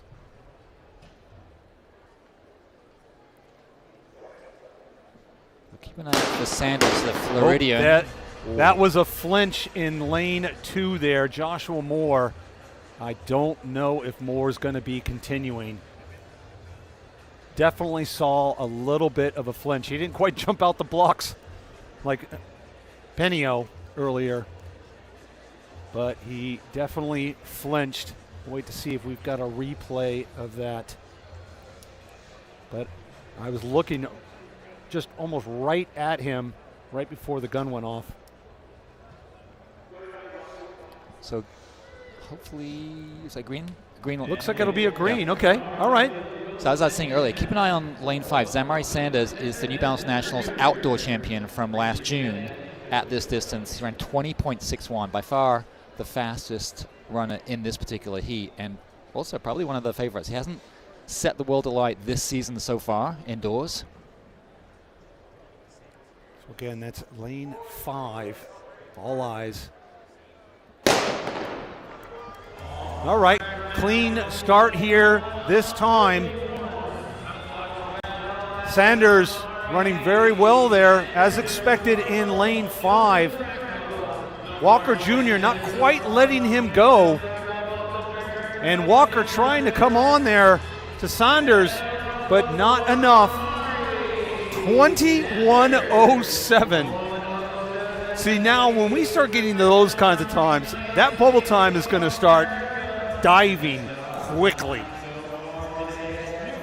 That's number 8 in the nation. So I said Sanders wasn't exactly off to a flying start this season.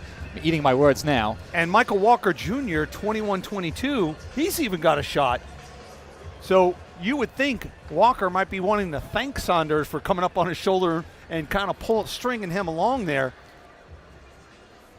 Though all due respect to Walker for US 18 for the sophomore from Gary Steeler's track. So 2 times now in one heat with possible aspirations of making the top 8 in the final. So heat 22 coming up here. Rasan Bernard Jr. in 2, Luke Gayer in 3, Slim Kareem in 4, and Noah Hospitales in 6.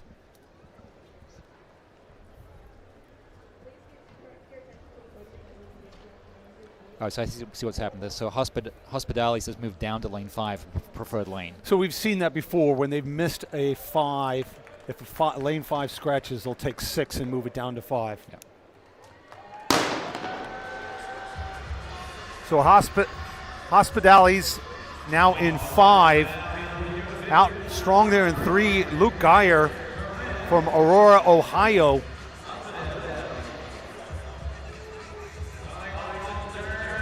But it's going to be between Hospitales and Geyer, and Hospitales Sprint Factory. Noah Hospitales 21:61 above the current bubble time, but still a new Maryland number 4 for the senior.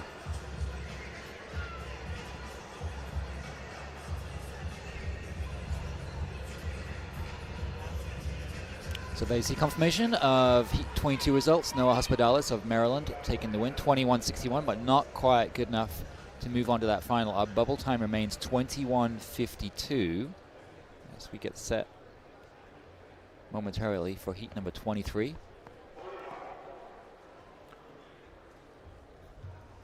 So Jack Pollock in 2, Dwayne Barnett in 3, Lincoln Clark in 4, Braden Anderson in 5, and L.J. Williams, Archbishop Carroll TC in 6. So Braylon Anderson actually got disqualified in the 400-meter prelim, so he'll be hoping to not false start or anything here. Cleanly away. So that is Braylon Anderson, Illinois senior, dominating this heat. Very strong and powerful down that finish. It should be a good time, and it is. Oh, it's a new personal best for him. 21:26. Most likely going to be somewhat on the cusp because we're already down to a bubble time of 21:37. So that ties him at number 5 so far. So he's going to have to watch on nervously. Yeah, a boatload of heat still to go. Literally just 5 heats ago, we were still 21.6 something. So we've already taken off 0.3 of a second in just the last 4 or 5 heats, as some of these times just really start to improve. Again, 2 athletes in 1 heat may have a shot to go from a couple of heats ago. So it's definitely starting to get faster and faster. And we could see something like around a 21, or needed a sub 21:20 to even make it into the final. I mean, to your point, I mean, we highlighted Cameron Bowser, Jaden DeLeon, Adrian Woodward, all in the heats to come. They're all going to have to run personal best to move on to the final. Yep. And without Braden Pinio now in the final, that really kind of opens things up for maybe Legister once we see him in heat 37 to maybe kind of be the big dog in this field.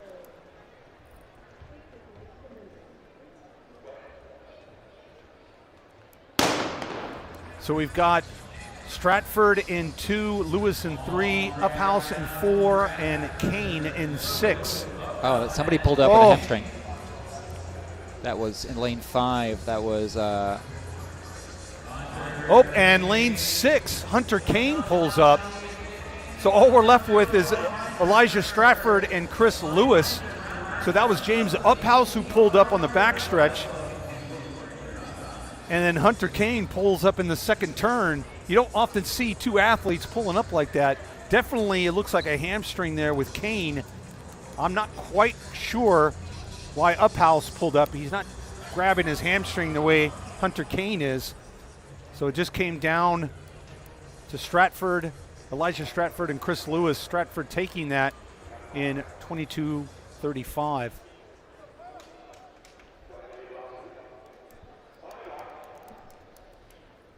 All right, Mark, we're getting ready for our next race on the track, heat number 25. We're just about halfway through here. Again, that took about 40 minutes to get about halfway through. So we hope everybody is enjoying all of these 200s, the 200 spectacle that we're having out here today. So keep an eye on Chase Davis in this one. He's gone 21:45 just last week. Wickrath, Trent, DeFuennet, Davis, and Vickers. Wide open right now. Looks like lane 5 there. Chance Davis, once again, I think you called that. And indeed, 21:89. Junior running a solid time there. Yeah, he's not going to be happy with that. He actually ran faster earlier this week at a midweek meet down in North Carolina. And yeah, that being his only race of the weekend, I'm sure he might be a little bit disappointed. So if you're just joining us on the stream, you're listening to Mark Davis and I'm Dave Milner. We are about halfway through. We're literally I think technically halfway through. We're at 25 and a half, so that makes 51. Yeah, so when they're 100 meters into this, we'll be halfway through, right? Well, coming up next will be heat 26. Yeah.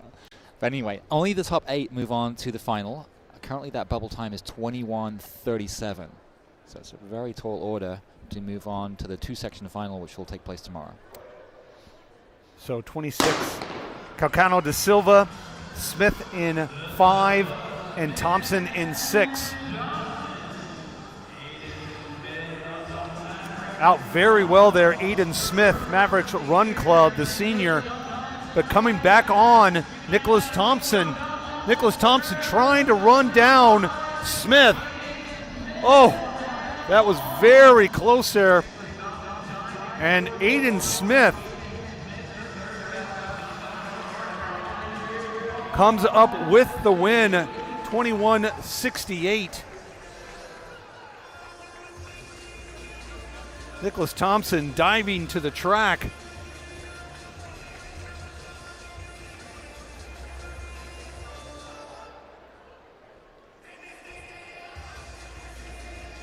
So Lacey Smith, 21:68.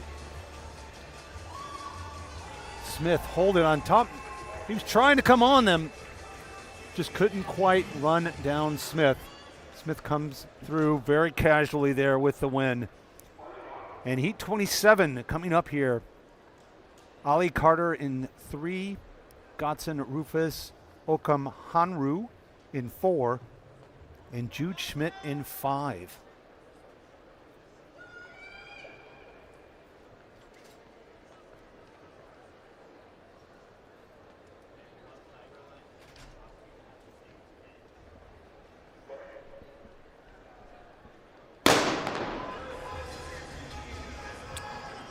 Off and away here, heat 27. Running strong there in 4, Okam Hanru.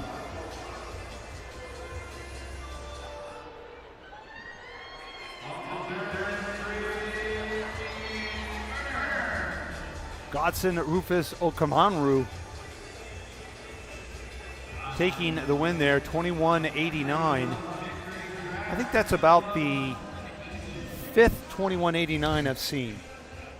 So a lot of these athletes, again, 225 athletes, law of probability, there's going to be several athletes running at the same time. Just for some context, we've had 48 boys break 22 seconds so far, only halfway through the season. Just shows the massive depth at this meet. We've had... Everybody wants to be at the fastest party on the planet. Yep. We've had 8 under 21.50. That bubble time still 21.37 as we get set for heat number 28. Heat 28, Jeremy Dyer in 2, Jason Rush in 3, Adrian Vasquez in 4, Avante Earl in 5, and Seth MacFarlane in 6.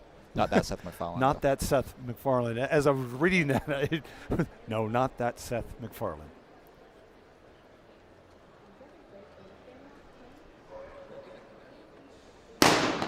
So keep an eye on Avante Earl. He set a meet record in the 60-meter hurdles earlier, the Texan, and he is the class of this field in the red and black in lane 5. Almost running out of his lane there, though. Avante Earl, Track Houston Youth Track, the sophomore.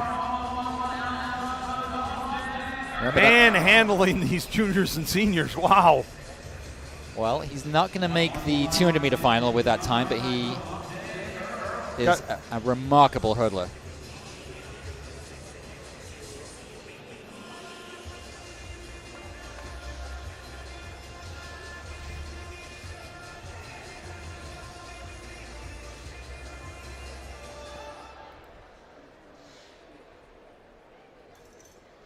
So we will be moving on to heat 29. Definitely into the meat of these 51 heats. The boys 200. Again, as we mentioned, only the top 8 from over 225 athletes approximately are going to be moving on to the final. We'll have a second fastest final and then a fast final. They'll run 4 athletes. We'll see that as well later on in the 400s. They'll run 2 400 finals. And the top 8 from the prelim, or top 4 from the prelims will be in that fastest heat. But heat 29 of the 200 here, Naformi in 2, Fergus in 3, Craig in 4, Horspool in 5, and Johnson in 6.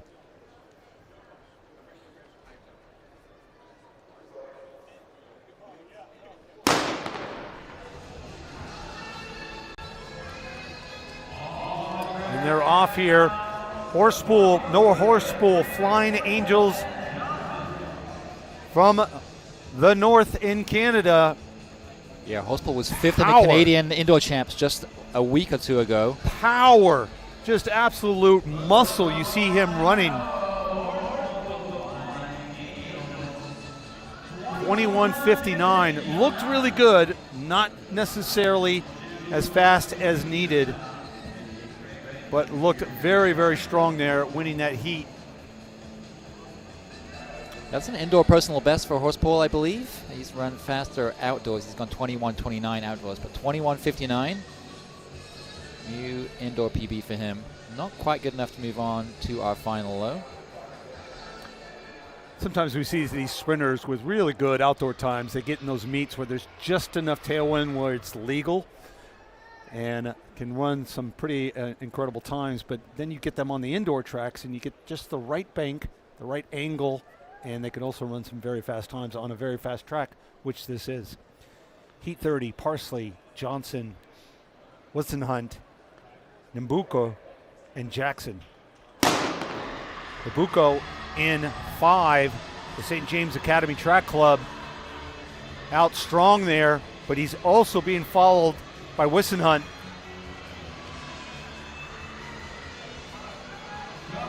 Buko's got a PB of 21:53. He's going to have to better that if he's got a shot at making this final. David Nabuko takes that heat 21:42 out of our top 8 bubble. but a win is a win is a win. And a personal best.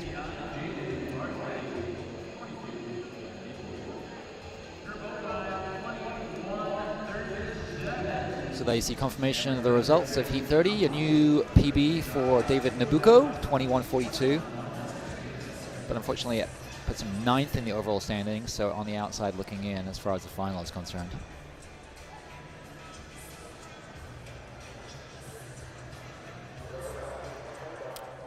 All right, we're in the threes. 30. Heat 31. 31. Getting into the three. So we've got about 21 heats left to go here. Heat 31 in 2, Dunstan in 3, Spigner in 4, Morin in 5, Horn, and in 6, Andre.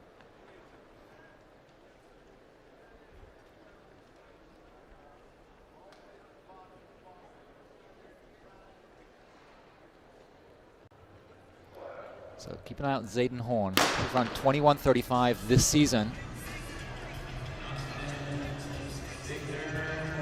And he's out very strong there. Made up the stagger on Andrade. Andrade tried to make a little bit of move there with about 100 to go to maybe stay with Horn when he came past him. But Zayden Horn just too much for this field. And we'll see that time, 21:58. Not quite up to maybe his caliber, but still a win and a solid time for him for the Legacy High School senior. All the way from North Dakota. Not exactly a place where you expect a ton of sprinters to come out of. Hopefully very good indoor facilities. One would hope. Or at least maybe some high school hallways. When I was coaching at Wellesley High School, we had to do sprints up and down the hallways in the high school. We didn't have an indoor track. Well, I'm going to date myself here, but when I was growing up in England in the 80s, there was only, when I was a teenager, there was only one indoor track in the whole of England. And then Scotland got one, and then now there are a few more, but still only half a dozen or so. Heat 32, Martin, Watkins, Ogunley, Perrine, and Carmo.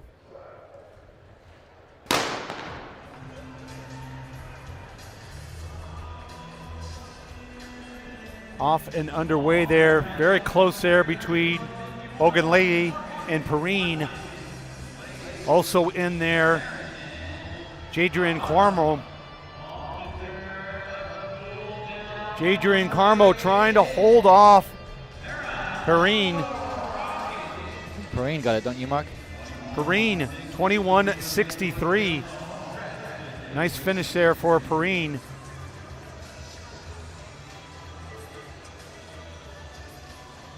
.21:63.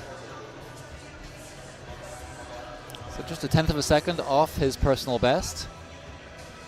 And there you see confirmation of the results of heat number 32. Jaden Perrine from the Rockets, 21:63. 0.03 of a second up on the Floridian, Jadrian Carmo.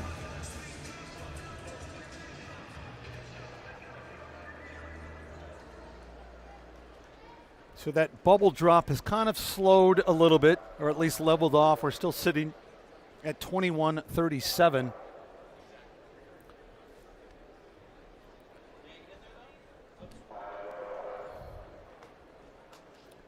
Keena, Buckley, Flanner, Wells, and Charles.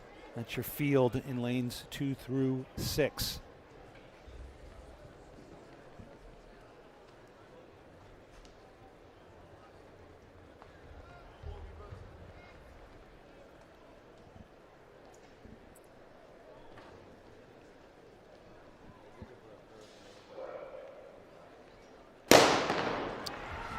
The flinch there from Wendell Wells, but he's able to hold it together for the start here of Heat 33.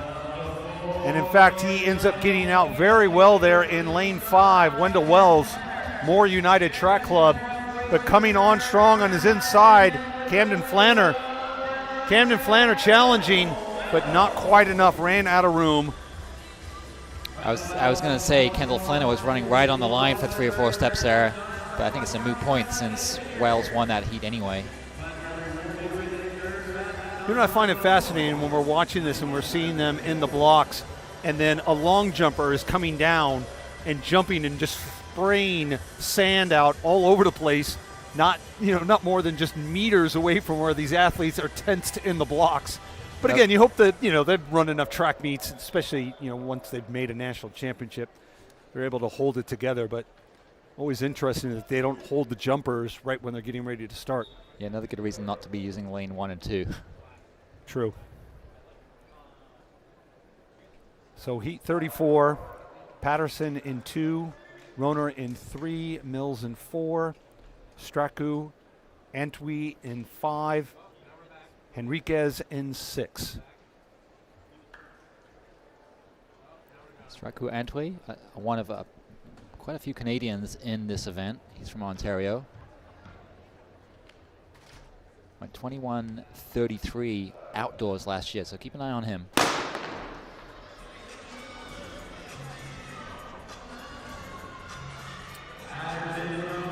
On Antwi's inside, Mason Mills running very well there in lane 4.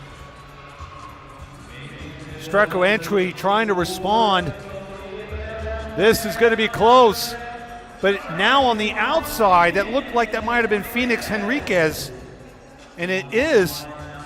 So while Antwi and Mills were battling out, Henriquez just quietly snuck up on the outside and had a very strong last 20-25 meters there off that final turn.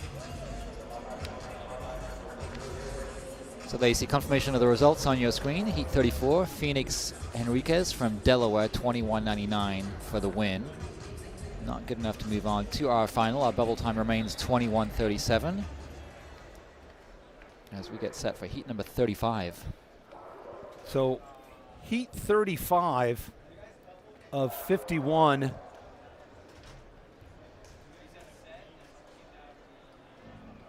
And this is another one of our top athletes in here, Cameron Bowser, U.S. number 18, coming in with a 21:26, which might be being that cutoff time.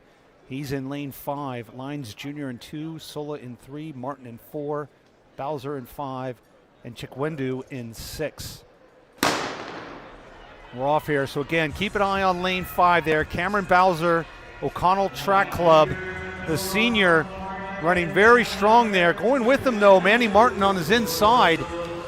So it's Martin and Bowser. Bowser needs to turn it on here to hold off, and he does.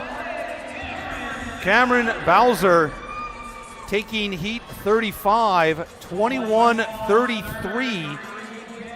That's going to be very close. I think probably ultimately outside of things, since we're sitting at 21:37, so he's only 4 100ths underneath. Yeah, you can see the disappointment on his face as he walked off the track there. He probably knew he had to run a personal best in order to move on. Was about a 10th off of that mark. But we'll see. He's got a shot. So right now, Bowser is sitting at number 7 in the overall standings.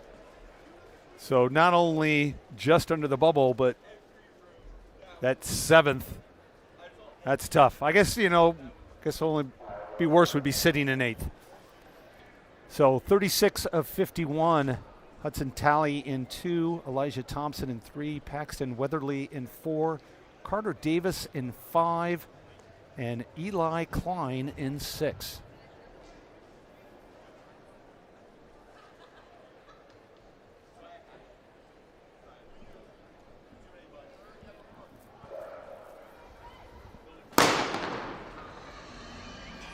Okay, off and running here in heat 36. Running strong there in lane 5. Carter Davis from Alabama. Looked like Klein tried to go with him once Davis made up the stagger, but he's unable to.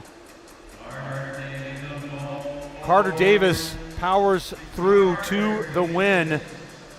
22:08, a new Alabama number 3 time for the junior. Klein comes up second, 2-2, New Virginia number 19 for the junior from VA. And there you see confirmation of the results. Carter Davis from Gulf Shores, Alabama, 22:08 to Eli Klein's 22:22. Bubble time still 21:37.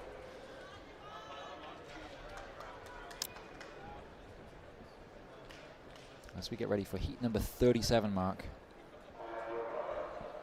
So here is now, arguably, now the new favorite, Javon Legister, coming in with a 21:10 with Pinio out. He'll be in lane 5. Lucy Liggins in 2, Membane in 3, Goins in 4, Legister in 5, Dickerson in 6.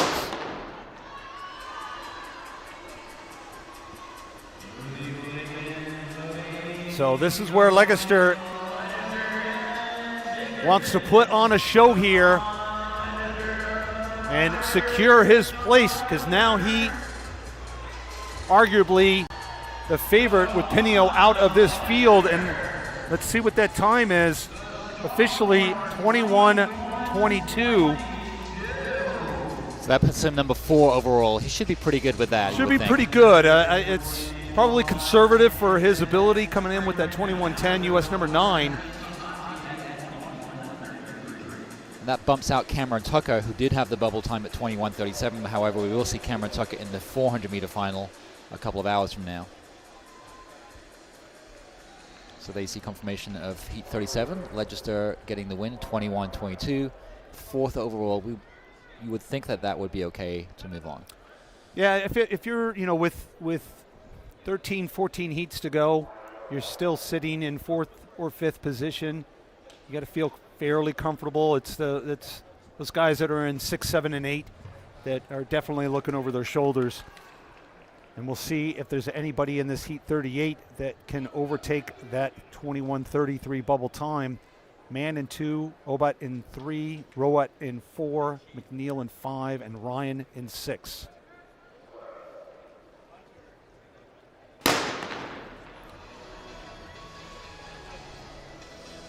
So Jordan McNeil out in lane 5 has run 21:4, so he might be the one to maybe sneak in out of this section. Let's see.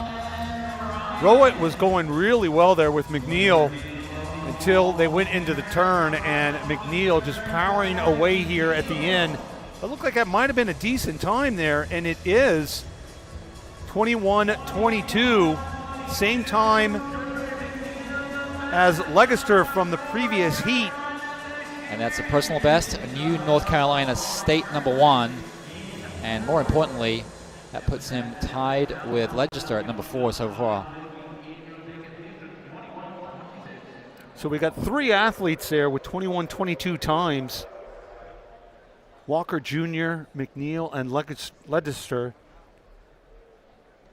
And so that bubble time now dipping all the way down to 21:26. And we still have 12, 13 heats to go. So before we started, I stated that it took 21:24 to make the finals. Looks like I think it's going to be very similar. It's going to be very similar. I'm gonna guess maybe around 22, 23. 21.23. Yes. Yeah. So heat 39, Nathan Murray in 2, Alan Aminu in 3, Ashton Gage in 4, Ike Fronebarger in 5, and Solomon Wellesley Paswi in 6.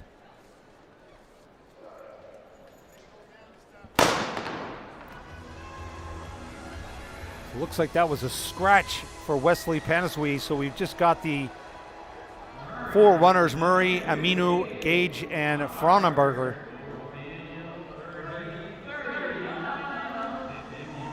And we had an athlete pull up there. So that looked like that might have been Aminu who pulled up. Fraunenberger, 22:09. And it was Alan Aminu who pulled up on the backstretch.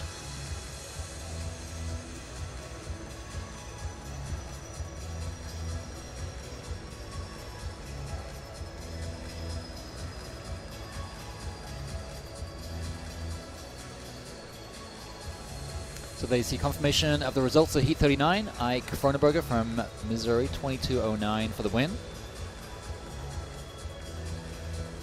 As we get set next for heat number 40. 40, and we've only got 2 athletes in this heat. So originally, Travaglini was going to be in lane 2, but we're going to push him up to lane 4. And then Kunze is going to be running in lane 5. So Justin Travaglini will be in 4, Connor Kunze in 5.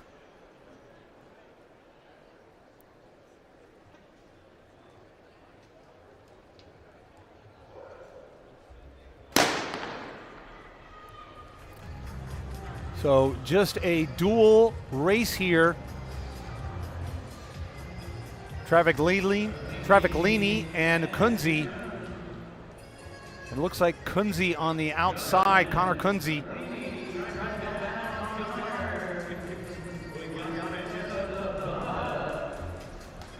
Travaglini getting that win, 21.74, the senior.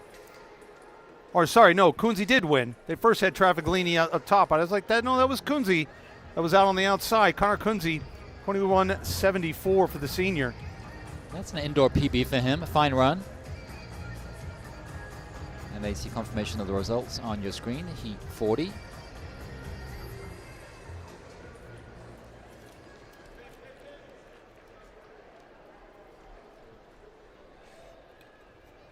So heat 41 is next on the track. Bubble time is still 21.26. And in this one, we've got Amir Woodward. He's the one to keep an eye on in lane 5. From Bergen Catholic High School in New Jersey. So we'll have Max Gray in 2, Jalen Josie in 3, Robert Lamuro in 4. As David mentioned, Amir Woodward in 5, and then Nasir Robinson in 6. So Woodward's ran 21.31 outdoors at New Balance Nationals in Philly last June. Only 21.8 so far this season, so obviously he's going to have to run a lot faster than that if he wants a shot at making that final. But definitely has the credentials from his outdoor season.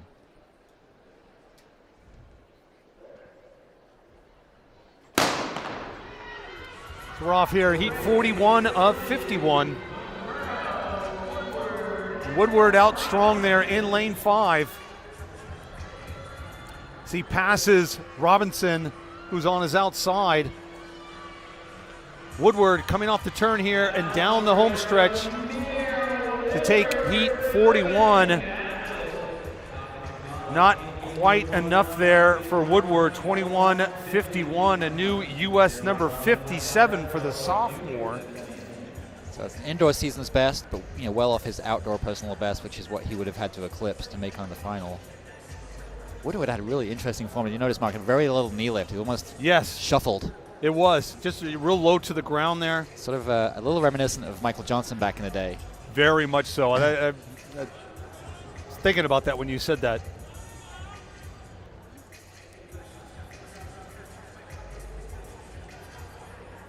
Might make for a good running back there during the football season, during the fall for him. Quick steps. Heat 42 of 51. Getting ready to get underway here. Looks like we'll have 4 athletes in this field in lanes 2 through 5. We'll have Wazak in 2, August in 3, Poole in 4, and then Rivas Jr., originally in lane 6, has been moved down to lane 5.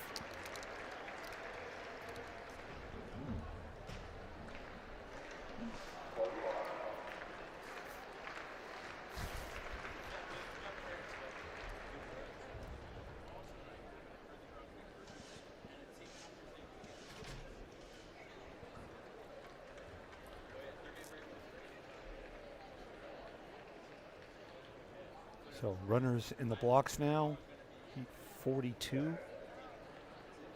We're underway. Keep an eye out for Kinley Poole there in lane 4. Also running strong there, Cameron August in lane 3. In fact, August is already caught up to Poole.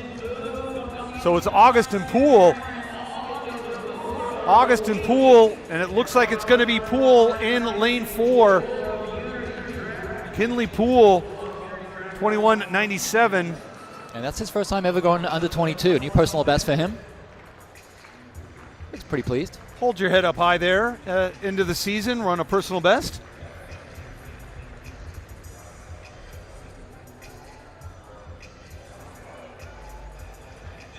So there you see confirmation of the results for Heat 42. A new PB for Kinley Poole from Unity Track Club, 21.97.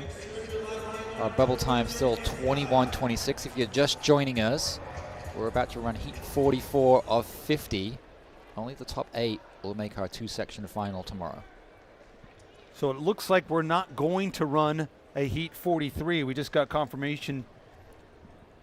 Well, no, we will run Heat 43. We will not have a Heat 44. So after this, we will skip to Heat 45. So we've had enough scratches to narrow that down now. We're only going to end up having 50 heats. But Heat 43 here, Ham, Brown, Gallahue, Wilmot, and Stevenson. And that's Jamel Wilmot, North Brunswick Township TC in lane 5, looking very good coming off that final turn and down the home stretch. Oh, great run by Wilmot. That's a new personal best for him. 21-23, and that is under the bubble. Those 4 athletes that ran 21-22 are just wiping their brows right now on the sidelines going, phew, we're still safe. So Wilmot goes 21-23. That's number 7 overall. Now we have 2 guys tied at the bubble time of 21-26.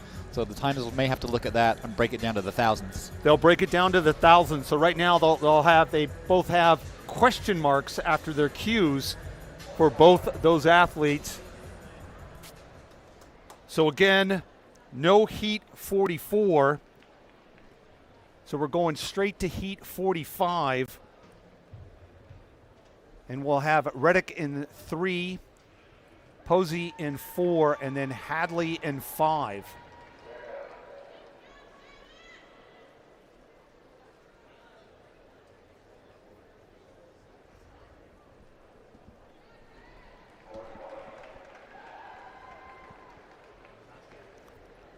Sorry, Rutan will be in 2, Riddick will be in 3, Posey will be in 4, and then Hadley will be in 5.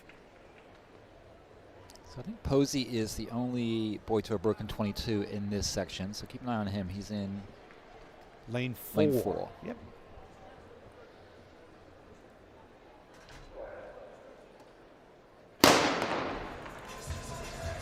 Very well out the blocks there for Logan Posey. Very, very good block start there for Posey, and that is helping him at the end of this race here. But on his inside, Riddick trying to come on, and then on his outside, Hadley trying to come on.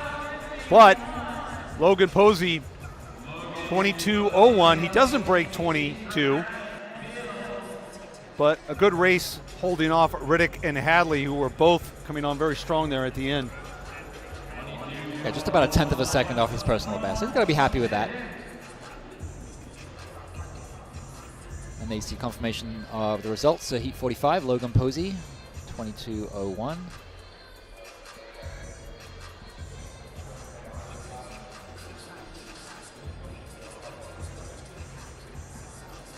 Next race on the track will be Heat number 46. We've got Amar Lilly running in 2, Mark Macario in 3, Nathan Danberg in 5, and Anthony Finn all the way from Brampton, Ontario. It looks like they've moved Lilly and Macario up into 3 and 4. So it'll be Lilly in 3, Macario in 4, and then Danberg in 5, Finn in 6. Again, using the advantage of these turns on this track by giving the athletes ability to run on the outer lanes. And that's Danberg, Nathan Danberg, South Riding Running Club, the senior, running strong there. On his inside, though, Macario. So he holds off Finn and Macario. Nathan Danberg And New Virginia, number 12 time for the senior, 21.92.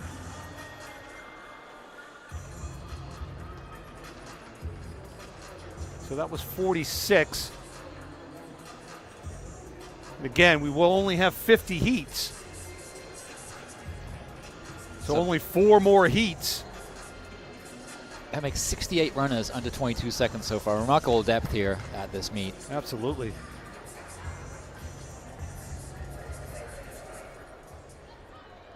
And we see confirmation of the results. So heat 46, Nathan Danberg, 21.92. Our bubble time is still 21.26. Top of the heap so far is Zamari Sanders with 21.07. Only 8 people move on to the 2-section final tomorrow. So we've only got 3 athletes in this heat. In lane 3, Sebastian Skeet. In lane 4, Ethan Williams. And in lane 5, DeGene Wilson.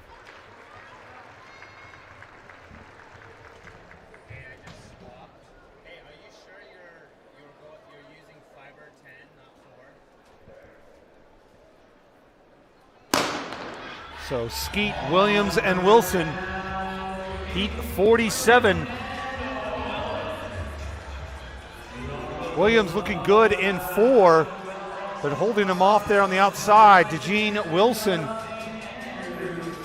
coming off that turn. Wilson trying to hold on for the win, and looks like he may just have over Williams. DeGene Wilson, the house, running 21.95, the junior, over the senior, Ethan Williams from St. Andrews. Yeah, Wilson just about a 1/10 of a second off his personal best. He looks a little bit nonplussed there as we see the replay. Wilson just a little bit smoother in that last 30 meters over his rival to Definitely. his inside. Yeah, you see his shoulders rolling there, a little bit too much there for Williams. So we'll have, looks like 3 athletes here in heat 48. Gorenstein in 3, Collin in 4, and Walker in 5. Sorry, Waller in 5. So Gorenstein, Collin, and Waller. Braden Collin in lane 4, looking very strong there on his inside. Gorenstein trying to keep up with him. Oh, very close there. It looked like it might have been on the inside. Gorenstein, no, it's Collin. Brandon Collin from Pennsylvania, running 22.10. Second, Gorenstein in 22.15, and then Waller 22.19. So very close between those 3 athletes. It's a blanket finish. Yeah. Colon gets the win. It's a new personal best indoors for him, 22.10.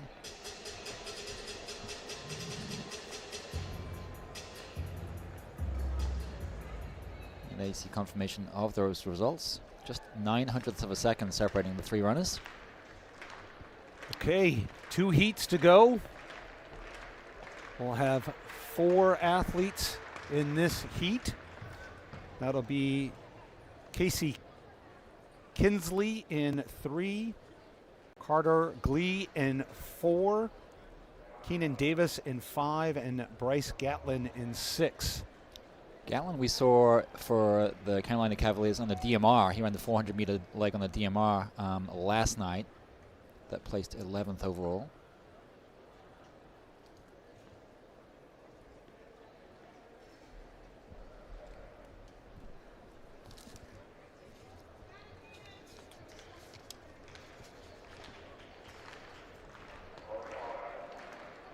Keep an eye on Keenan Davis. He is part of the Archbishop Carroll 4x2 relay team that holds a national record that was set here last year. He's the class of this heat.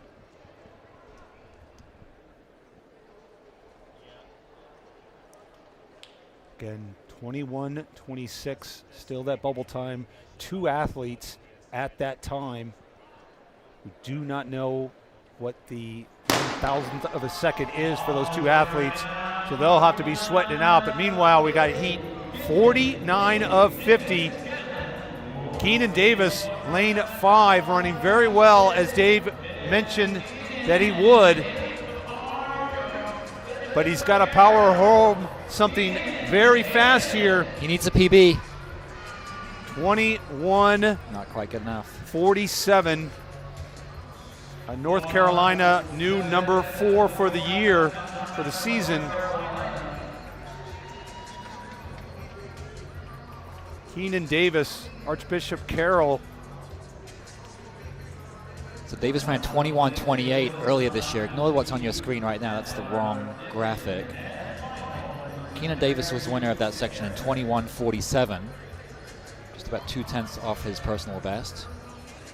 He would have needed to PB. So there's the official results there for heat 49.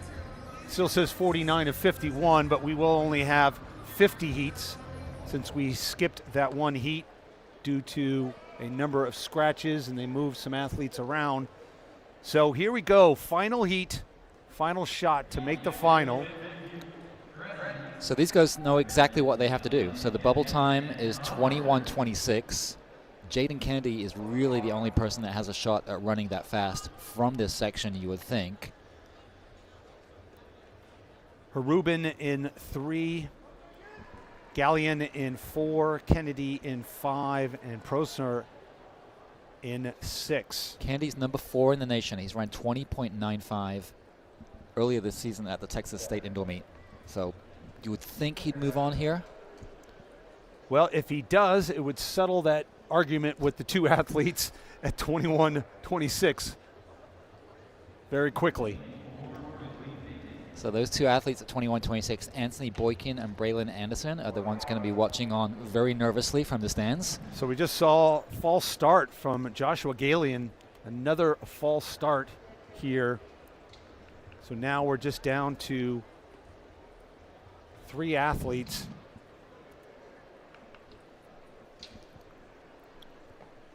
Harubin in 3, Kennedy in 5, Prosser in 6.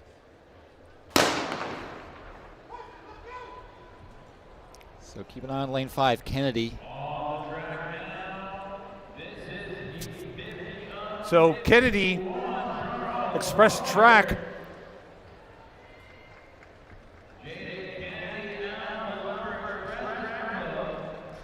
Kennedy romping home to the win here. Is it going to be fast enough? 21:37, no. He doesn't make it. Does not make it, does not make it. And we just got an update. It looks like some of the athletes showed up a little late to check in, and they're now going to have a heat 51. So we are going to be back to 51 heats. People are just too nice in Boston. You know what? I guess they're just, giving them the benefit of the doubt. Some of these other athletes, they might have been doing the long jump, possibly some other events. And so we are going to put together a heat 51 here. We're going to have Hess, Bronson, Woodward, and Stevens. And I was wondering about that because we still hadn't seen Adrian Woodward. And I was surprised not to see him in what was ultimately going to be the last heat. So it looks like they moved him into the now once recreated heat 51 here. So we'll have Hess in 3, Bronson in 4, aforementioned Adrian Woodward in 5, and then Shahid Stevens in 6. So keep an eye out for Adrian Woodward in 5, coming in with a time of 21:31, which is not under the bubble. So once again, an athlete that's going to really have to step up if he wants to get into the final. And so here we go. The absolute final. We promise this time, folks, final heat of the boys 200. And out strong there is Adrian Woodward. And he's going to have to do something special here for at least his season if he wants to make that into the final. Oh, just outside of that 21:26 bubble time. 21:29. Very close. Adrian Woodward just misses out, but he will be in the final of the 4x200 with his Bergen Catholic quartet tomorrow. So now the timers are going to have to work out. They're going to have to look at the footage there and work out that thousandth of a second between Boykin and Anderson. So now they're going to have to sweat. Only one of those athletes are going to make it in. But unofficially, Saunders, Outerbridge, Lyon, Legister, McNeil, Walker Jr., and Wilmot. It looks like Boykin is the one that got the nod to the thousands, and Anderson is now number 9, so just misses it by a tiny fraction of a second. So confirmation of our finalists for that boys 200 meters tomorrow. Zamari Sanders, top of the heap at 21.07. Miles Outerbridge, Stephen Lyon, Javon Logester, Jordan McNeil, Michael Walker, Jamel Wilmot, Anthony Boykin, and Braylon Anderson unfortunately just misses out by a thousandth or two. How tough is that to miss out by a thousandth of a second? I mean, when you think of the famous Any Given Sunday and the speech by Al Pacino, where he says, "We live in a world of inches," you know, and it's literally every inch counts. And in here, they're living by a world of thousandths of a second that is deciding whether you are making the national championship final. So we're just a slight bit ahead of that 10 minutes that we will only ever be ahead in the schedule. The girls 200-meter prelims scheduled for 3:39. So we're just going to wait a little bit and get caught up a little bit. We got Devontae Ford down on the infield, running up and down, throwing some stuff up into the crowds, getting this crowd going. Full stadium here pretty much on both sides of the track as we see the camber angles. We got folks up in the upper tiers area on the back stretch, and we got just about every seat taken on our home stretch. We've got lots of action going on here. We got the girls pole vault going on. We've got long jump, triple jump actually, it looks like, on the infield. And then we're getting ready now to get into what I believe is about 45 heats, though, as they moved things around in the boys 200. Who knows how many heats we end up. Could have only 44 and then all of a sudden again have 45. So it looks like they are just walking out our girls 200-meter prelim athletes. Again, they'll be bringing them out in groups of 2 at a time, 2 or 3 at a time. And with 45, with an average of about 4 runners, we have probably about 175 athletes or so. And again, only 8 athletes making the final.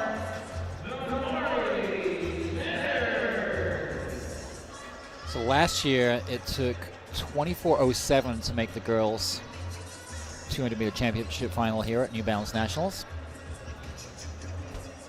We were pretty close to the same time as far as the boys went. The previous year, it took 21:24. This year, it took 21:26. One of the athletes to keep an eye out for, Sienna Wynn. She'll be in heat 31, so we'll have to wait a little ways. She's coming in with the U.S. number 4 time of 23:19.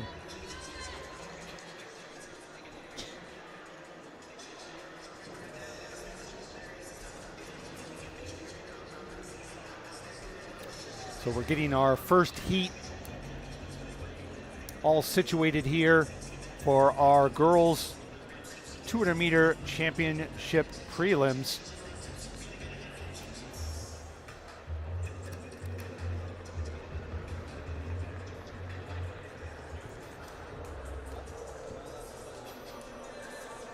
So you're looking at Sky Linear from Sky's the Limit Track Club. This is your point earlier with like some of these track club team names are fairly inventive. In this first section, we'll have Laura Irwin, Sky Linear, Nia Nelson, Daisha Brunson, and Sanai Akande. Although I don't see anybody in lane 6 just yet. Yeah, so it's either Akande scratched or Brunson scratched and then moved Akande down to lane 5. Looks like they're probably just working on some of the scratches and moving athletes around here. We'll get to wait to see live entries here any second now.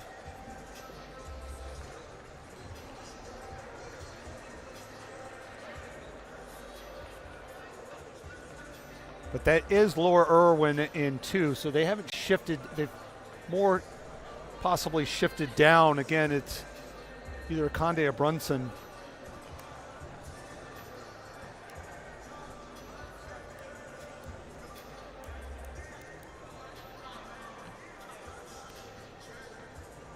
It's Brunson in 5, I can see from where I am now. I think Brunson in 5, so it looks like Akande is a scratch. Akande's the scratch. So Irwin in 2, Linear in 3, Nelson in 4, and Brunson in 5.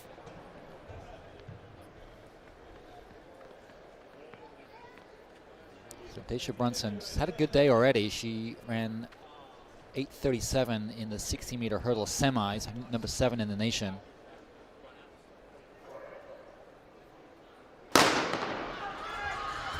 So Irwin, Linear, Nelson, and Brunson. Daisha Brunson out strong there in the outside in lane 5. Brunson's got an outdoor PB of 24:04. She's probably going to have to run pretty close to that in order to make this final. Sky Linear looking good there in 3, but not enough to take down Brunson, 24:56. Linear 24:93 runs a New York number 6 time for the season.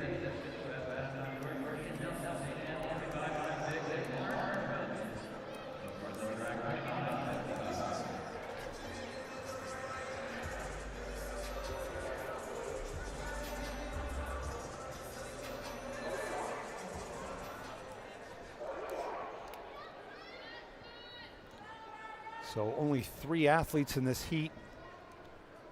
Hilton in 3, Brown in 4, and Amawa in 5.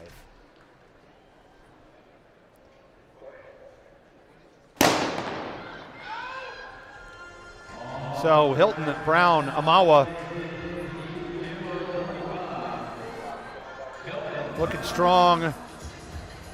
Zaria Brown in 4, challenging Amawa out in lane 5. Amawa now coming off of that turn in the lead and will pull home in the remaining meters there. Samantha Amawa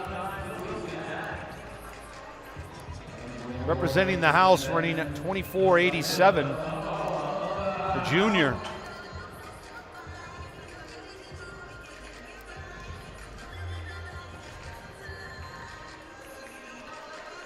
So people still pouring into the track at New Balance here. A lot of great events ahead, and again, especially I'm sure a lot of folks are coming in to see the boys 400. We keep mentioning the superstar of this meet, Quincy Wilson, a household name in track and field globally, much less in high school. Definitely one of the phenoms that we've seen since the days of Sidney McLaughlin and those types of athletes that stormed the world at a very young age. And indeed, Wilson will be looking to 4-peat in this 400 meters. Yep. So heat 3, we'll see Shiley Jordan in 3, Ryder Joseph in 4, and Naomi Jones in 5.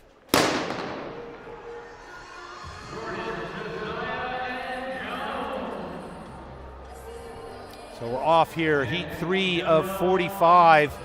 Making a good move there on the backstretch. Josiah But now coming on strong there on the outside, Naomi Jones. Naomi Jones trying to hold off.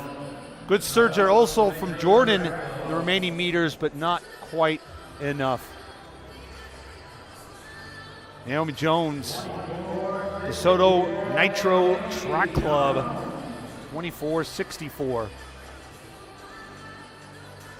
I just pulled up Naomi Jones's profile on athletic.net.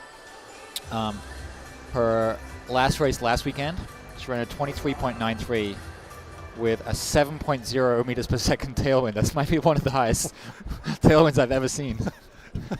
It's got to be almost too much tailwind. I mean, you almost feel like you're falling over at that point.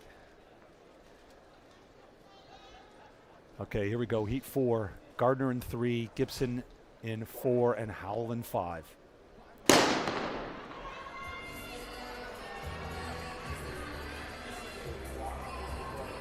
So Sydney Sherrod, a notable scratch in this one. She would have been one of the favorites. So on the outside there, Daquana Howell, Montverde Academy TC, the sophomore.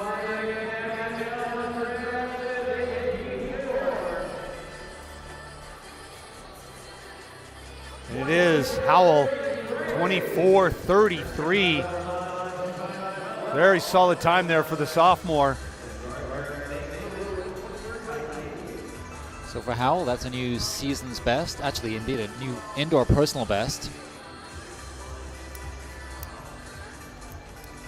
Part of that powerhouse squad down in Florida at Montverde Academy.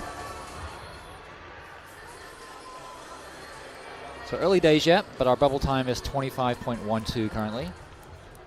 And that is, as a reminder, to make the top 8 for the final.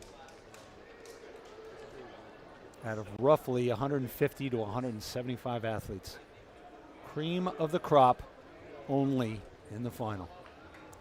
So we have 4 in this heat 5. Haverly in 3, Belfort in 4, Stevenson in 5, Juliet in 6.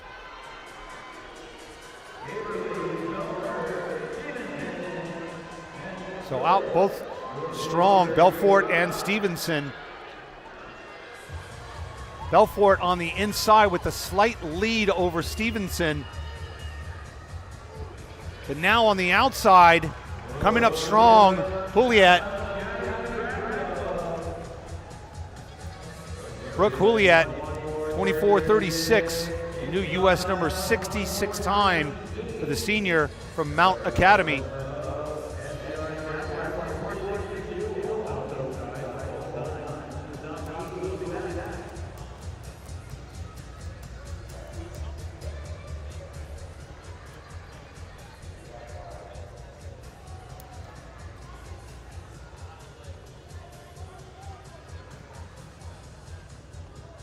So getting ready here now for Heat 6. You can see the entries there. We do have scratches, so we only have 3 of those athletes competing. It's going to be Tanny in 3, Jordan in 4, and Miller in 5. So they shift the athletes around again. We've been speaking about that. Shift lane 2 up to 3 and lane 6 down to 5 often throughout this event. Keep an eye on Miller in lane 5, Mark, from Chicago. Last year at New Balance Nationals outdoors, she was very impressive, ran 23.9. Well, she's getting challenged there on the inside by Jordan. But it looks like she's holding her off, coming off that final turn. And Malaya Miller from Chicago, Illinois, 24.78.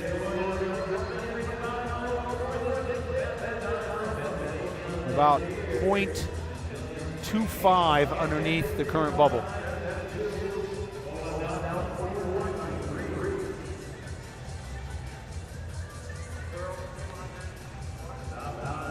So if you're just joining us here on our New Balance Nationals indoors coverage, we are watching the girls 200 meter prelims.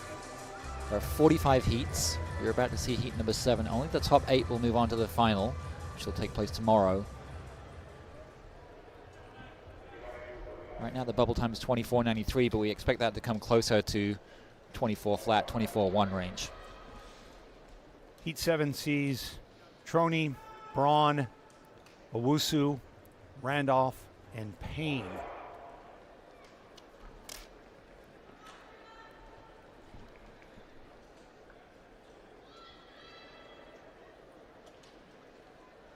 Randolph from West Orange, New Jersey has run 24.3, actually 24.25 indoors. Should probably be the fastest one in this particular section.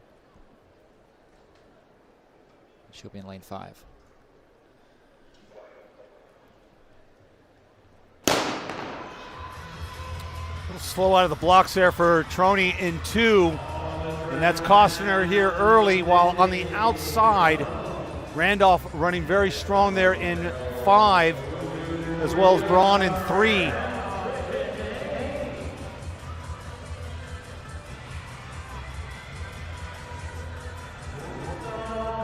Raya Randolph looks like just holding off Tristan Payne for that win, 24.45.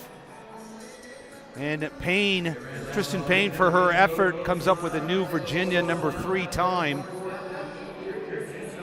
for the senior, but it's the junior from West Orange TC, 24.45 with the win there. It did look like Randolph just eased up ever so slightly, and she may live to regret that. The 24.45 I did not think is going to be good enough to move on. Looks like she maybe had another tenth or two in there if she just powered through the line.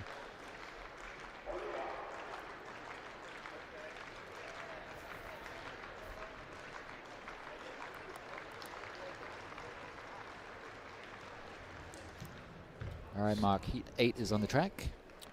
Yep, looks like we have Dunn in 3, Davis in 4, Diello in 5, and then Clark in 6. No, sorry, we're lanes 2 through 5. So Dunn in 2, Davis in 3, Diello in 4, and Clark in 5. Running strong there is Davis in 3, but also on the outside, Clark in 5, and it is going to be Clark, Savannah Clark, Jaguar Track, the sophomore. Once again, the sophomore showing up the upperclassmen here. 24.57, just underneath that current bubble time of 24.64. So for Savannah Clark, just about a tenth of a second off her indoor personal best. A pretty solid run. But I would be surprised if that ends up being good enough to make the cut for our final.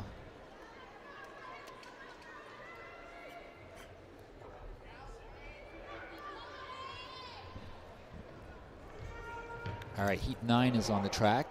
We have Savannah Reed on 2, Paige Wilson in 3, Ava Weldon in 4, Corbin Raston in 5, and Jade Pinder out in lane 6.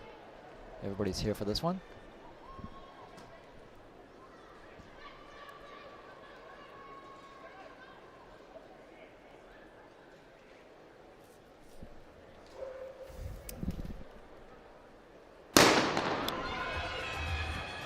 A nice clean start. Corbin Raston out. She's already made up the stagger on Jade Pinder almost. Corbin Raston from West Orange Track Club just saw her teammate win the previous section. From 7.67 in the 60-meter prelims earlier. We'll see her in the 4x2 as well, but she is going to be outdone by Jade Pinder. Pinder gets the win, 24.33. New number 4 time in the state of New Jersey. That moves Pinder, well, it ties her with Daquana Howell for the fastest time so far. Still early days yet. We're only a fifth of the way through these preliminary heats.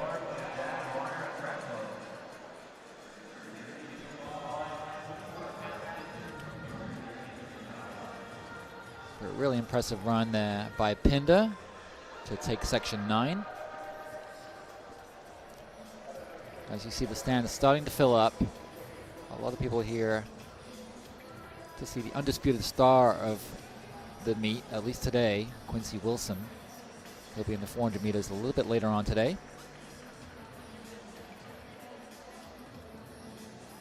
The heat number 10 is next on the track, and we'll see Safia Brown occupying lane 2. Soya Shirali goes in 3. Zaira Davis is in 4. Zoe Holt is in 5. And Sanaya Dupree is out in lane 6. Which looks like Safia Brown is a scratch. So 3, 4, 5, and 6 are occupied.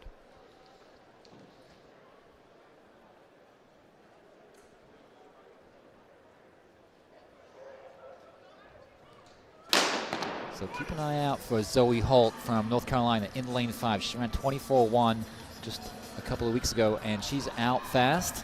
And she indeed made up the stagger on Dupree to her outside. And Zoe Holt getting after it here. Zoe Holt in lane 5 with the white headband clear of the field. And for Zoe Holt, it's an impressive time. Our first sub-24 clocking. And she is ecstatic with that. That is a new personal best for her. New U.S. number 22. And she goes top of the heap so far. Just a freshman. What an outstanding run by Zoe Holt from North Carolina.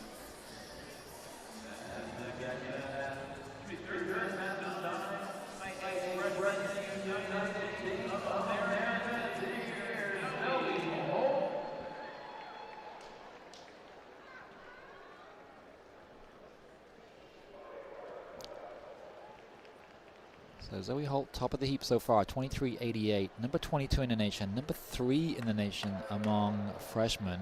As we get set now for heat number 11, we'll see Serenity Bartley occupying lane 2. Emma Stibitz is in 3. Naomi Heller is in 4. Layla Weissman is in 5. And it looks like lane 6 is empty.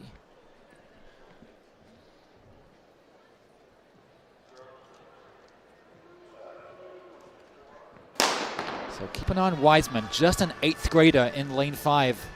And she's got off to a great start, taking it to the upperclassmen. Layla Wiseman, the 8th grader, way out in front right now. The 8th grader from Maryland, out in front. It looks like she's going to hold on for the win, surely, and that is a very impressive clocking. 24.74, just an 8th grader.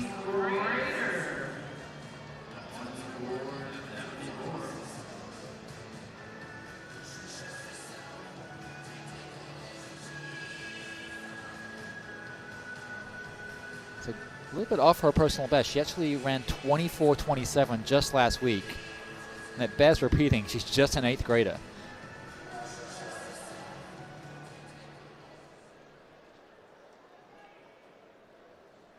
All right, so just 3 runners in this next section. It looks like Liv Copperine is in 2, Kaylee Seide is in 3, and Alexandra Collier on the outside. Well, they've moved up, so it's Copperine on the inside, Seide in the middle, and Collier on the outside.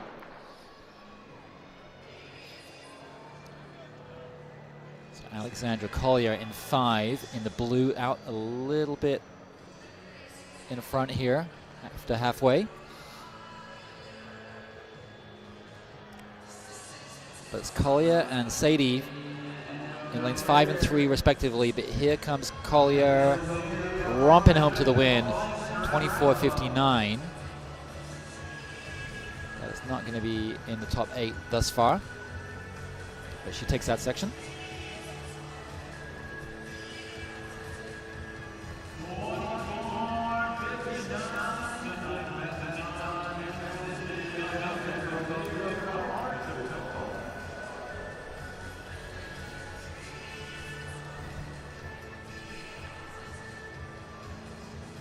So we're through 12 heats of our 45 expected heats.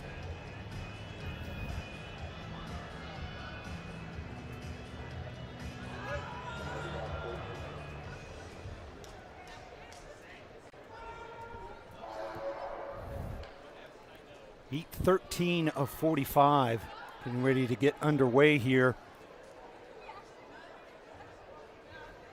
Kocher in 2, Owens in 3, Augustine in 4, Lanik in 5, and Edie in 6.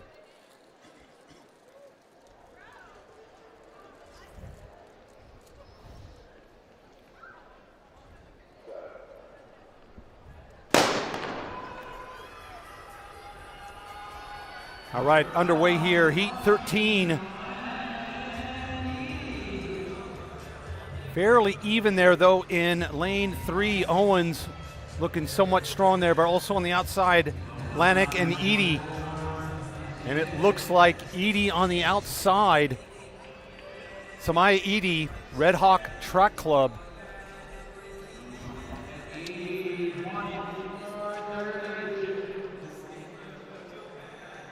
So Edie's 24:32, second overall so far, as you see replay of this race. So Edie getting the win there from the outside, despite the challenge of Lanik to her inside. So our bubble time currently 24:56, still early days. We're not even a third of the way through our 45 heats.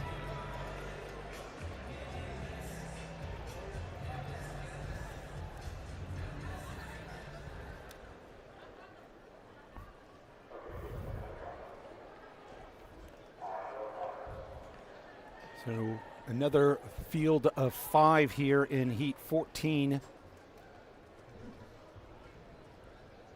Genevieve Williams in 2, Sadie in 3, Brediger in 4, Jalasia Judd in 5, and Olivia Ocaro in 6. Oop.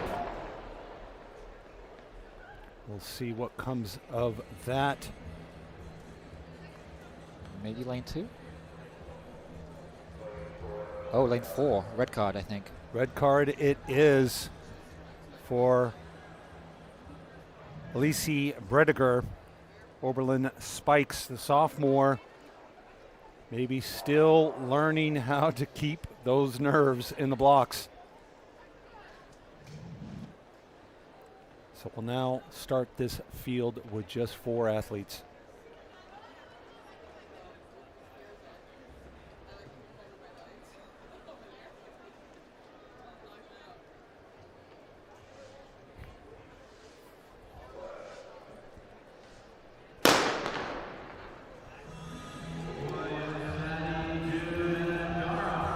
So here we go here.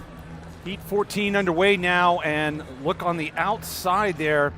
Jalaisa Judd, Clayton TC, making a strong statement here to try to make the final. Very comfortable win.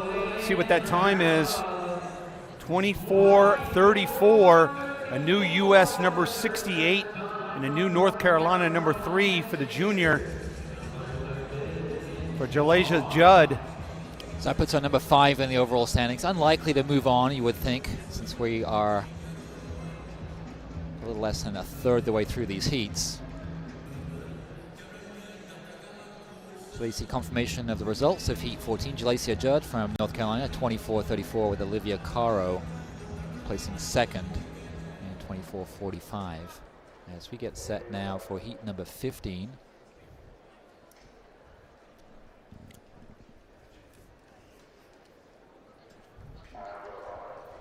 So we've got Gunn in 2, Jackson in 3, Allen in 4, Cunningham in 5, and Lilly in 6.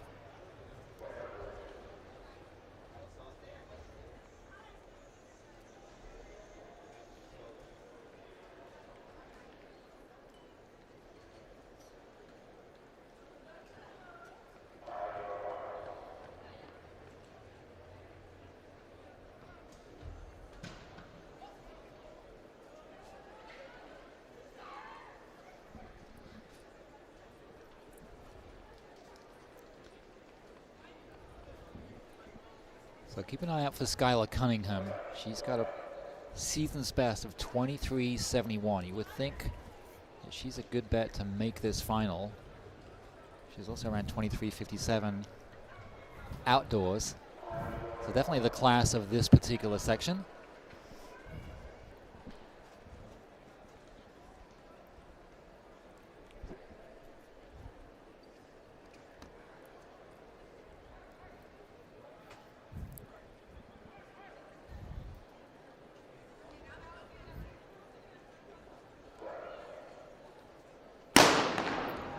Clean start here in heat 15 of 45. Gunn, Jackson, Allen, Cunningham, and Lilly.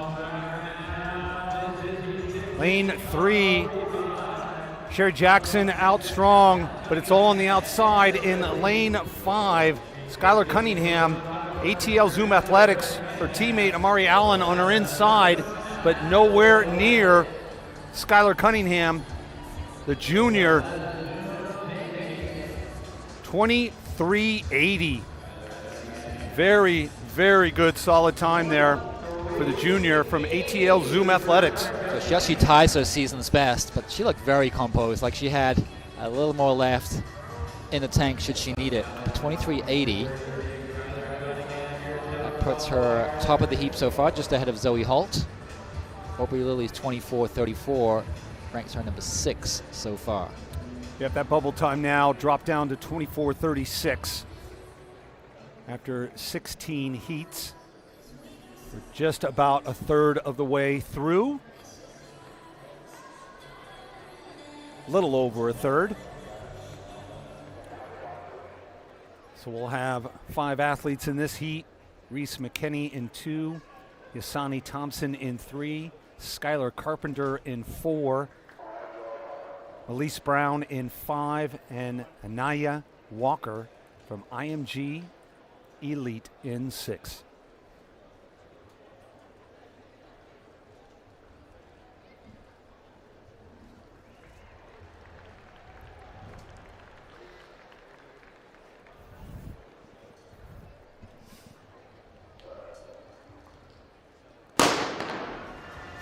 So underway here, heat 16.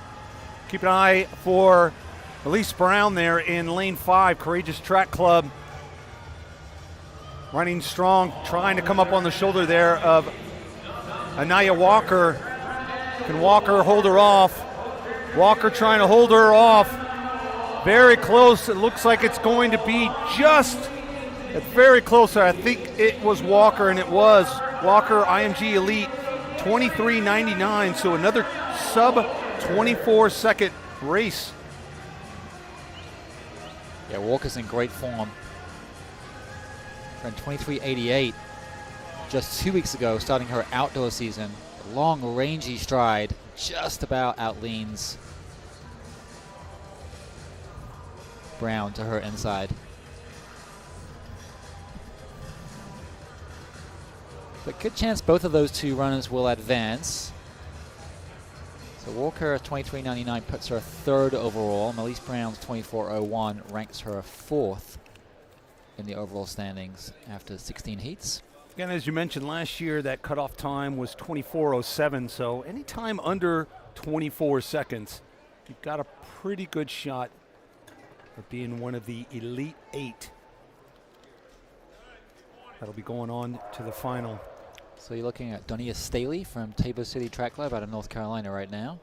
To her outside will be Alexandria Horton in 3, Zion Bullard in 4, Imani Moore in 5, and Sasha Cotton on the outside in 6.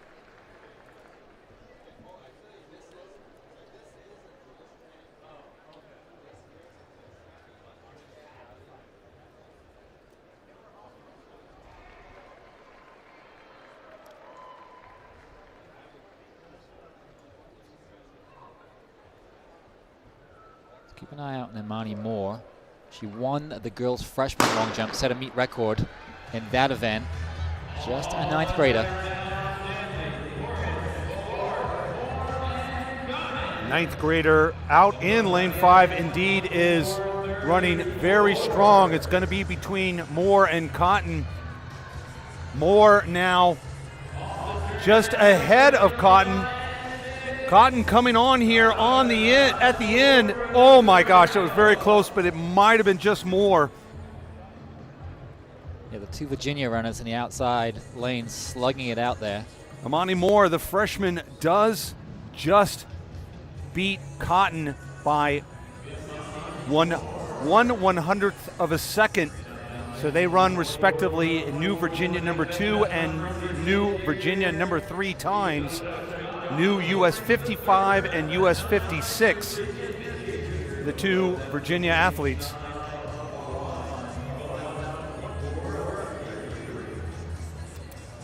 So they're probably familiar with each other, having run in Virginia a lot, so that was definitely a good race for the two of them.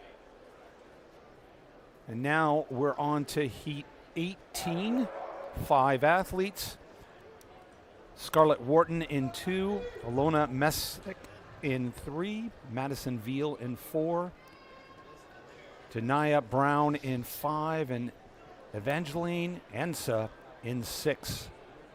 Janaya Brown from DC, fresh off a 23:52 season's best at the circuit meet in Philly 2 weeks ago. So she's probably the favorite out of this section.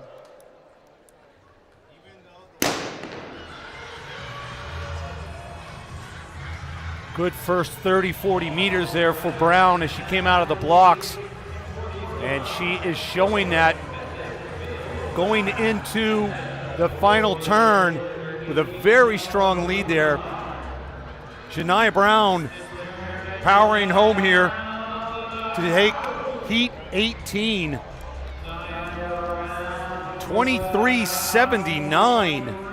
Now we're starting to talk about some fast times here.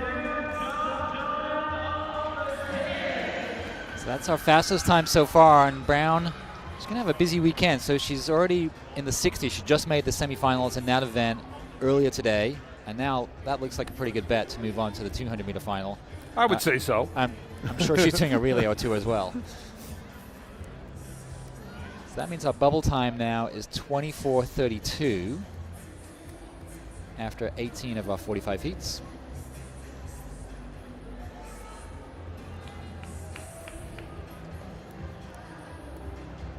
Next up will be that 19th heat. You see the start list on your screens now. Lucy Verson in 2, Jola Strayhorn in 3, Lauren Bernash in 4, Deja Reed in 5, and Kendall Hall in 6. Jola Strayhorn was part of the quartet that placed 4th in the SMR for Union Catholic. But Deja Reed is the one to watch here from Montverde Academy in lane 5. And already, even before the first turn finished, Deja Reed was already past Kendall Hall on her outside after the stagger and is running strong. Good stride there. You can see the arm powering, the knee lift, running all the way through the line there. And yet another solid sub-24 second time, 23:82. Very fast for the junior from Montverde Academy. Yeah, Reed's gone 23:60 already this season, so you would expect her to be a factor in that final. That looked very, very relaxed run. 23:82 for the win. So Reed goes number 3 overall with that 23:82 clocking, 0.03 of a second behind our current leader, Janaya Brown. Skylar Cunningham sandwiched between the two at 23:80. So we've got 5 runners under 24 seconds so far. That's pretty impressive. I mean, that's well under, again, last year's cutoff time. They already have 5 of 8, already 0.08 of a second underneath last year's cutoff time. And again, some fast marks that are being run even faster than that. Those last couple of spots, 23:79 and 23:80 for our fastest 2 runners so far. 3 athletes here in lanes 4, 5, and 6. You can see them in their blocks. Brooklyn Randolph in 4, Cameron Tatum in 5, and Ellie Magnus in 6. Off and underway here in heat 20, getting close to our halfway mark here. And it looks like Cameron Tatum, Michigan Mustangs, with the advantage. Very strong middle 100 meters for her to pull out well ahead from Randolph and Magnus. And it will be Cameron Tatum, the senior, running 23:75. So yet another well under 24 second time. So while our bubble is 24:21, in 7th place is 24:01. So all we need is one more athlete underneath 24 seconds, and that bubble will go from 24:24 to 24:01 very quickly. And we still have most of our fastest entrants to come later, so I feel confident it's going to need a 23.9 or even faster perhaps to get into that final. This is a very impressive field that we have here today. The New Balance National Indoors here. And on the track, you can see lane 3, Avery Foxworth. Sorry, lane 4, Avery Foxworth. Brianne Barnett in 5, and Crystal Ackerill. And very strong, Brianne Barnett.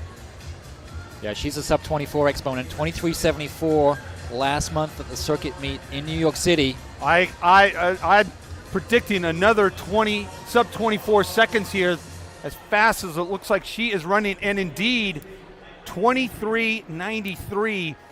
So like we were just talking about, that cutoff bubble time dropped 0.23 seconds in just one race.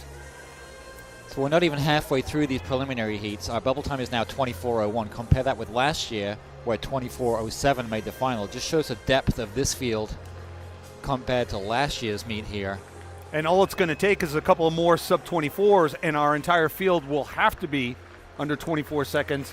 And therefore, anybody running with a 2.4 is pretty much going to be saying goodbye for this event at this meet. So next up on the track, 5 athletes. Ciara Williams in 2, Carice Manley in 3, Raina Banks in 4, Chloe Elder in 5, and Jalen Johnson in 6. Keep an eye out for Chloe Elder, Natick, Massachusetts, Natick CC, the senior.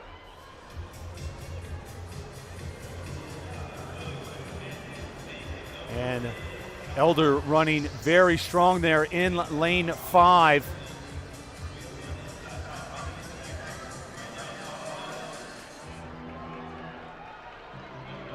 She was second in the Massachusetts Indoor Track and Field Championships just about a month ago, and she takes that race in 24:64. Not fast enough necessarily to make the final, obviously, but still a very solid win. Another victory for her. Looking at her stats, she's got a lot of first and second place in just about every event from 200 meters to 600 meters throughout the season. Several league and state top 3 finishes, and then winning her heat to close out her season in the 200. That was an indoor personal best for Chloe as well, from about 10 miles down the road from here in Natick. Those of you who are coming in town to run the Boston Marathon, that's about 10K on the course. That is right about 10K, right at one of the churches there. The 10K mark is right there.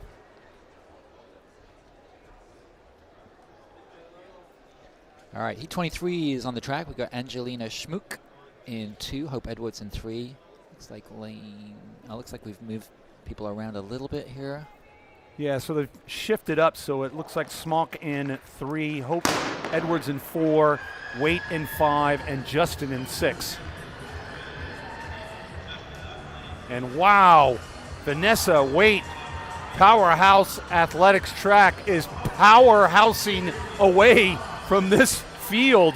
Yeah, she ran 23:62 just 2 weeks ago.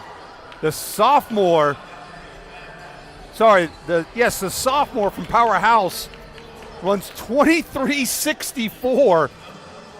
So now we are under 24 seconds for that cutoff time, 23:99. So we've already well exceeded last year's cutoff time. So no matter what these athletes thought they needed to do compared to last year, that's been blown out the water here. So we're over the hump. We're just past the halfway mark of our 45 heats. So we've got 4 athletes in this heat 24. Ariana Buckland in 2. Jalencia Chrisman in 3. Caitlin Emmanuel in 4. And Destiny Harrison in 5. See Harrison move down originally from lane 6, now into 5.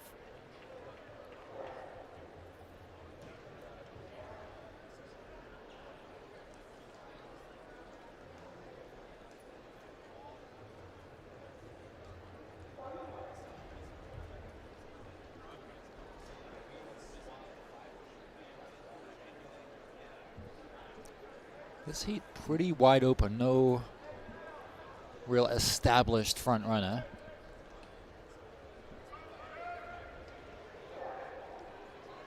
It should be between Emmanuel from New York and Harrison from Louisiana, the 2 outside lanes. Emmanuel, the New Yorker, perhaps just slightly with the edge right now. We'll see when they come off the stagger. Harrison from Louisiana holding her off so far. And it's Harrison with the yellow arm sleeves is going to get the win in 24.95.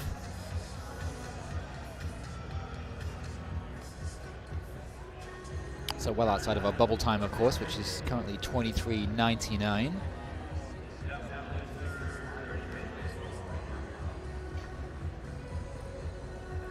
So you see Destiny Harrison exiting the track, having won section 24. Stand starting to fill up a little bit. It's not long until Quincy time. It's just about Quincy. That's probably a perfect way to put it. It's getting closer and closer to Quincy time. So definitely a lot of fans of the sport. Also just a lot of good races still ahead. In both our 400 meters and 800 meters. We'll also have later on this evening the 4x-mile, 4x2 relays, as well as our 4x4 mixed relay. So some really good events here on day 3. And it looks like we've got 4 athletes in this heat. Toback in 2, Schaefer in 3, Campbell in 4, and Good moving down from lane 5 from lane 6 down into lane 5.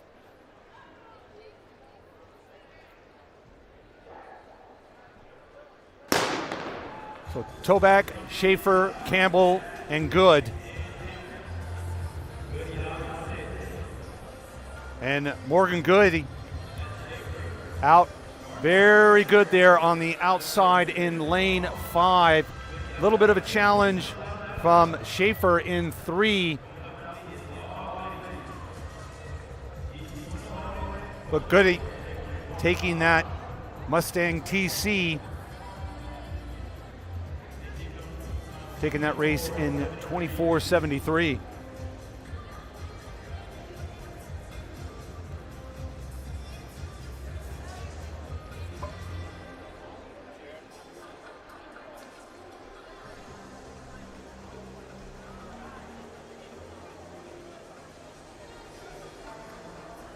So if you're just joining us here on a live stream, you're listening to Mark Davis and me, Dave Milner. We are a little over halfway through our 200-meter girls prelims. Heat 26 is coming up. Only the top 8 move on to our 2-section final, which will take place tomorrow. Currently, that bubble time is an astounding 23.99, and we still have a long way to go. So we expect that time to come down even further. Heat 26 sees Layla Hawkins in 3, Savannah Beeler in 4, and Chejai Diagni in 5.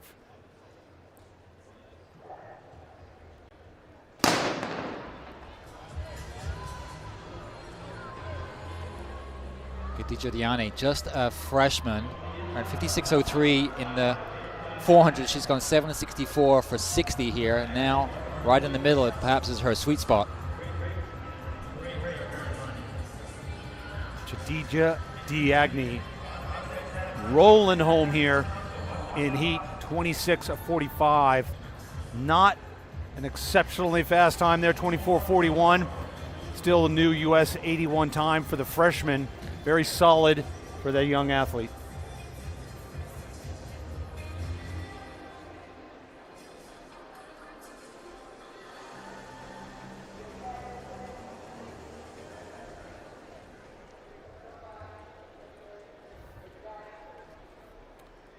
So we'll have a field of 5 athletes in this next heat.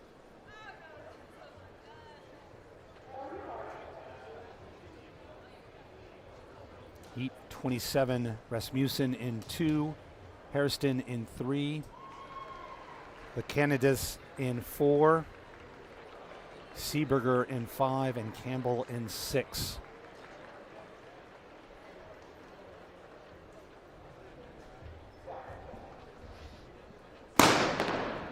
Another Pickering, Ontario athlete there in lane 6. Elijah Campbell. But it's all Muriel Seeberger, Motor City Track in lane 5. Passing at Campbell on her outside and powering home here in heat 27 of 45. 24:52 final time there for the junior from Motor City Track.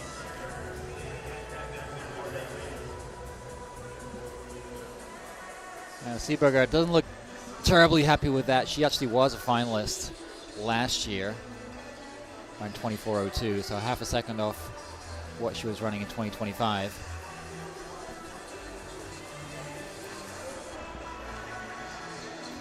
So no change to our bubble time, still 23:99. Which is still impressive, just because it hasn't changed. Yeah. Looks like we will have 3 athletes in this heat 28.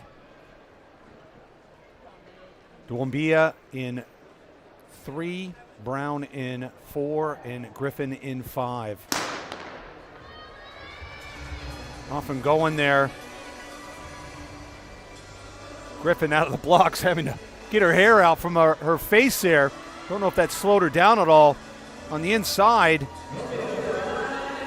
Duombia running very strong there on the inside in lane 3, but also on the outside now. Here comes Liliana Griffin. Liliana Griffin in lane 5, Sky's the Limit TC. Running a New York number 10 best time for the freshman from New York. Takes heat 28. So Daisy Griffin from Albany, New York, winner of section 28, 25.10. She's all smiles. Now you see the challenge from the inside from Murray Brown from Ontario. But just the power at the end there in the last 10 or 15 meters, that's what won that race. Definitely. Nice strong finish. Nice run by the freshman there. So we get set now for heat 29.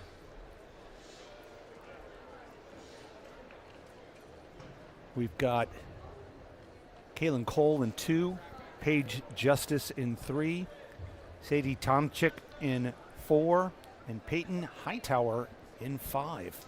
Keep an eye out for Hightower, much better known as a 400-meter runner, where she runs 54 low. So look for her to maybe close late in the game here in this heat. She's at in 5. Very good drive phase there for Hightower coming out of the blocks. But on her inside there, Tomczyk challenging her in lane 4, Sadie Tomczyk. But in the final meters, it's the power of Peyton Hightower from Columbia, South Carolina, the junior. I don't know, Mark. I think our angle is deceptive. They've finished neck and neck. Hightower, 24.97. Oh, 100th of a second. Sadie Tomczyk, 24.98. It was very close. Tomczyk really had the lead there going into that turn. But Hightower coming off of that turn, you can see they're neck and neck. And even Hightower probably slightly behind. And then Hightower just really puts it on there, and the lean It was just a slight better lean than Tomczyk on the inside. But that was very, very tough to call there. Thank God we had the technology to make that call. And they see confirmation of Heat 29 results. Peyton Hightower from Columbia, South Carolina, your winner by 100th of a second in 24.97. But she's one of the better 400-meter runners in the nation. Here we go, Heat 30. Sward in 3, Powell in 4, Robinson in 5, and on the outside, Sanaya Craven in 6.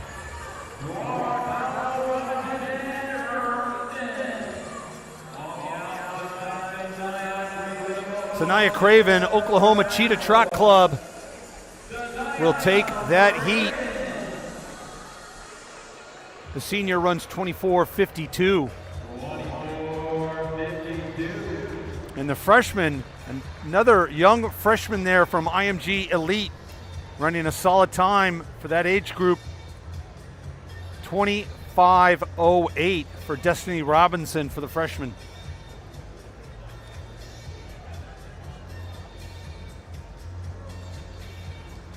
Yeah, Robinson was part of the IMG Elite team that placed 5th in the SMR.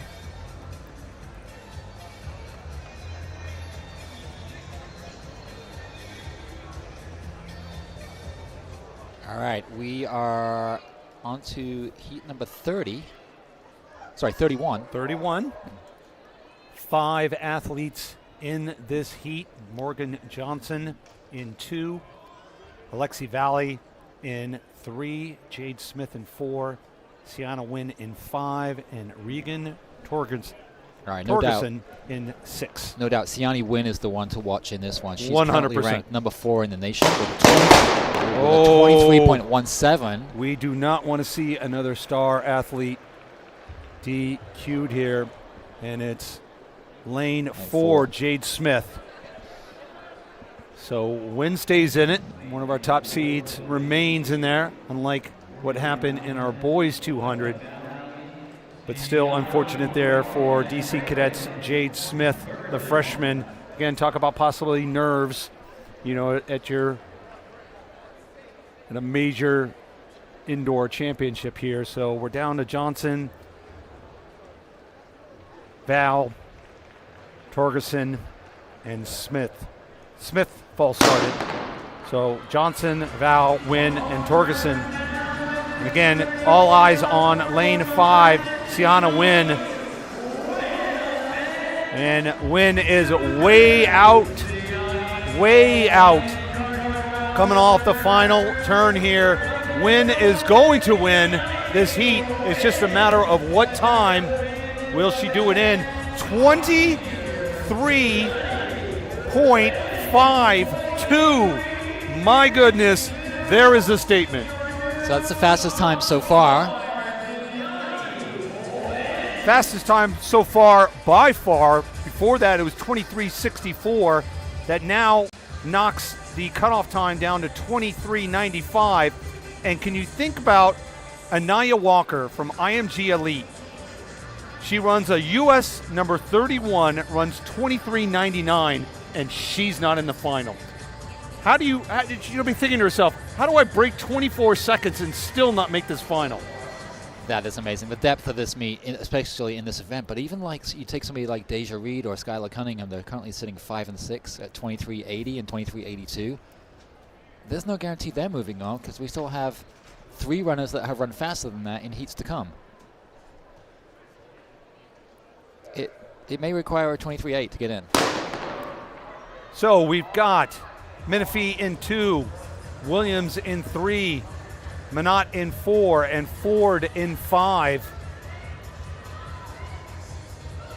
And on the inside there, Sanaya Williams, ATL Zoom Athletics, the sophomore. So a rare win from lane 3 there. Sanaya Williams, 24.31, and New Georgia number 8. And that's the personal best for her.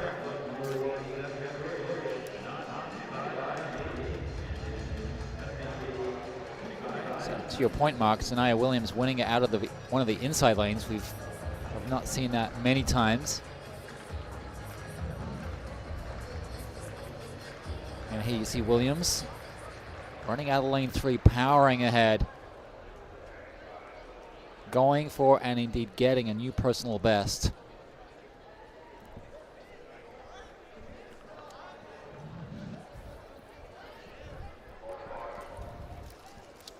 So here we go, heat 33.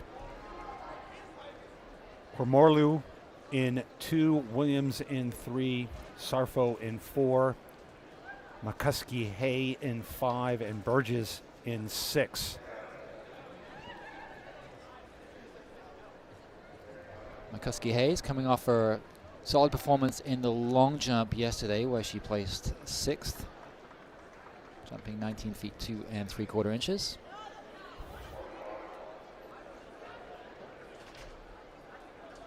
Definitely earning that trip, that long journey all the way from California for McCuskey Hay. See what she can do here in this 200-meter prelim. But McCuskey Hay has a personal best of 23.90, albeit slightly wind aided from last year outdoors. So she could be knocking on the door here. Let's see.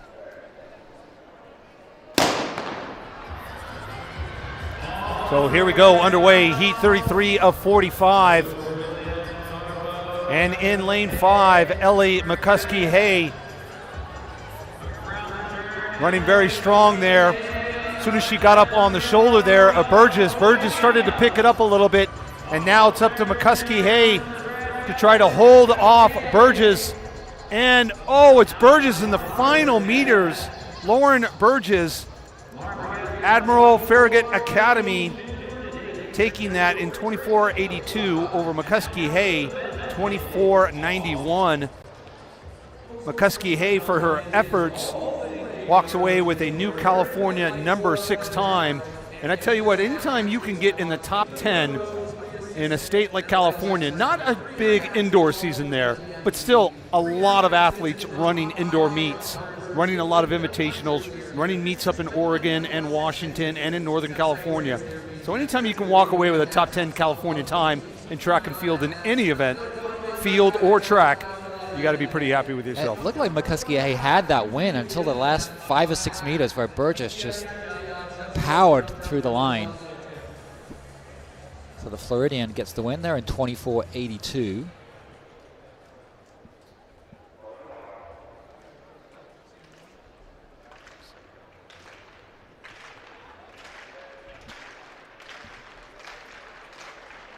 So is this heat 35 now? So no heat 34.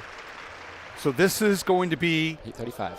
Heat 35. So we skipped 34. So Cochran, Taylor, Johnson, Atkinson, and Bird.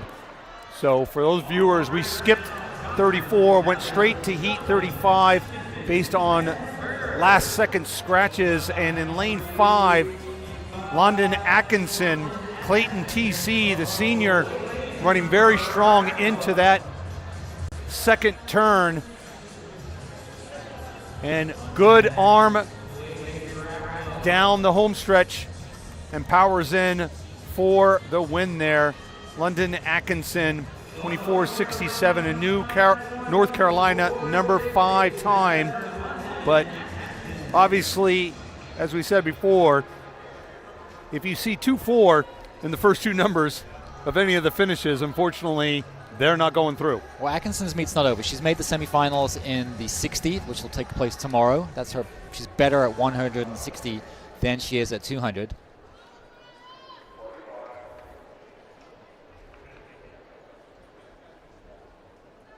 All right, Mark, we're getting set for heat number 36 now.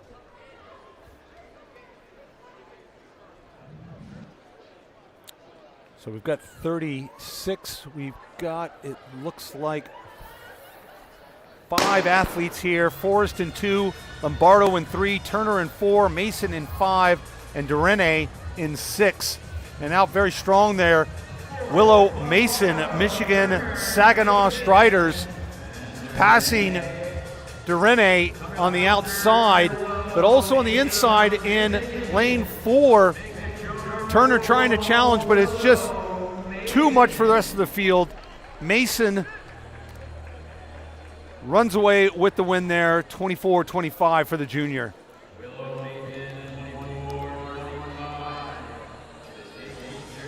So new season's best for Mason. And she's all smiles as she exits the track.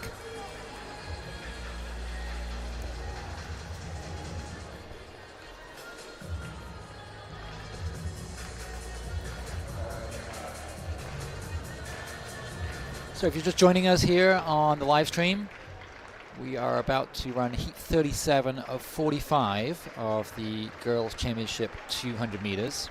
Only the top 8 will move on to our 2-section final tomorrow. And right now the bubble time in order to move on is 23:95. Faster than we would have expected when we showed up at the track at New Balance here today. So heat 37, 5 athletes. Justine Rimple in 2, Solana Varela in 3, Esmia Thomas in 4, Caitlin Ivey in 5, Diamond Bryant in 6.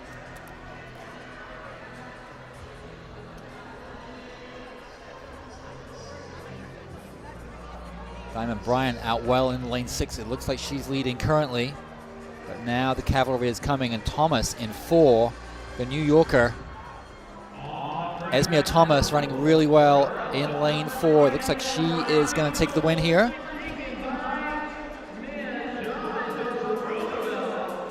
Esmia Thomas of Roosevelt High School in New York gets the win. A New York number 4 time so far this season, 24:76.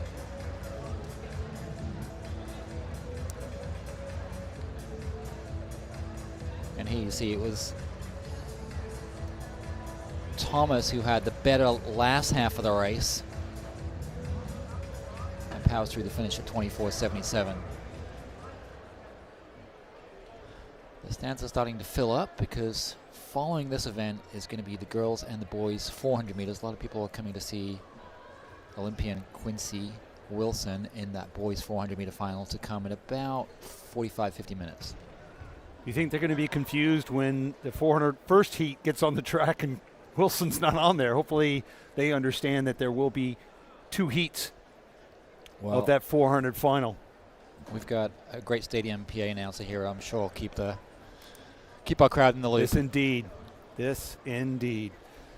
So moving forward here with our 200 meter prelims on the girls' side, heat 38 sees Clara Slatterly in 2, Dakota Evans in 3, Brinley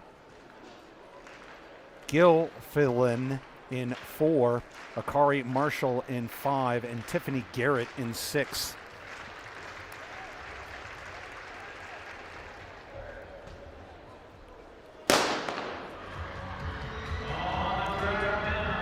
So here we go, about 7 or 8 heats to go here in the girls' 200 meters.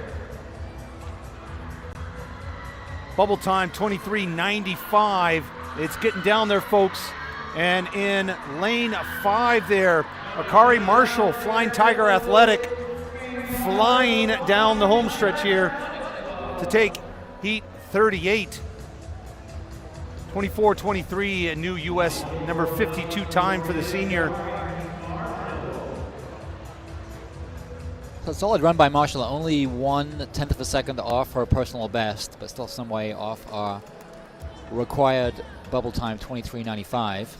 And again, looking at the compiled times, one more time under 23:88, and that's where the bubble will go.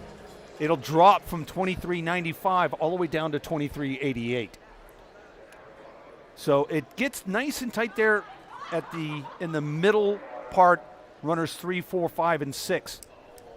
But there's still going to be some big drops here if we can get 1 or 2 more really good times, and that will make for a very impressive 8-person final there in the 200. Meanwhile, heat 39, Ballard, Lopez, Butler, Batista, Robertson, and Karenbauer.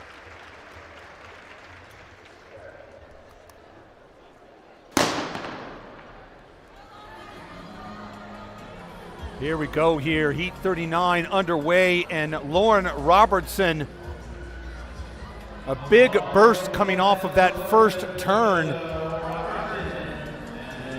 Now coming off the second turn and well ahead of the rest of this field. Lauren Robertson from Woodbridge, Virginia. 24:41, new Virginia number 4 time for the season. New U.S. number 82.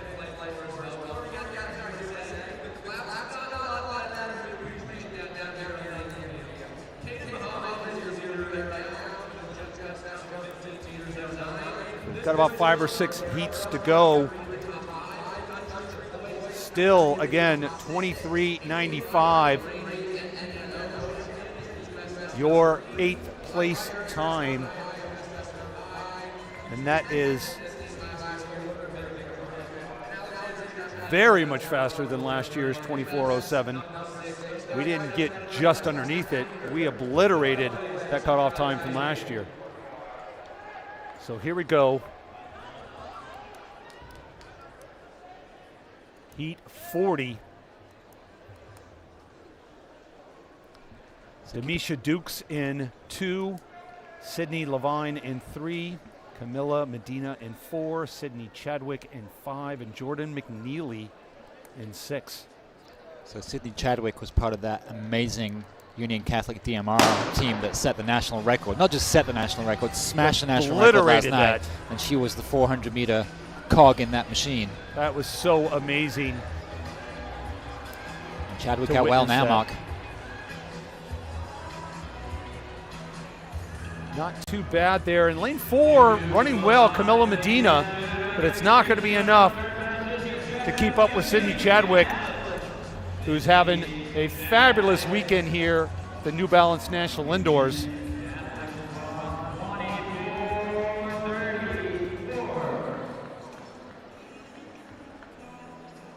So it's that Chadwick, the 11th grader.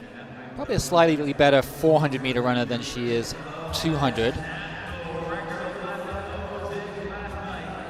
Yeah, that was absolutely amazing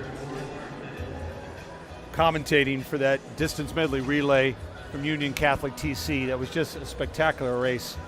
It's hard to tell whether it was that or that 2-mile from Zhang breaking the national record. I mean, 2 big national records. I'd have to maybe give it up to, being a distance runner, I'd have to give it up to Zhang a little bit, even though there's some distance running in the DMR. Especially as it was just a solo effort and beating a record that was 13 years old by none other than Mary Kane.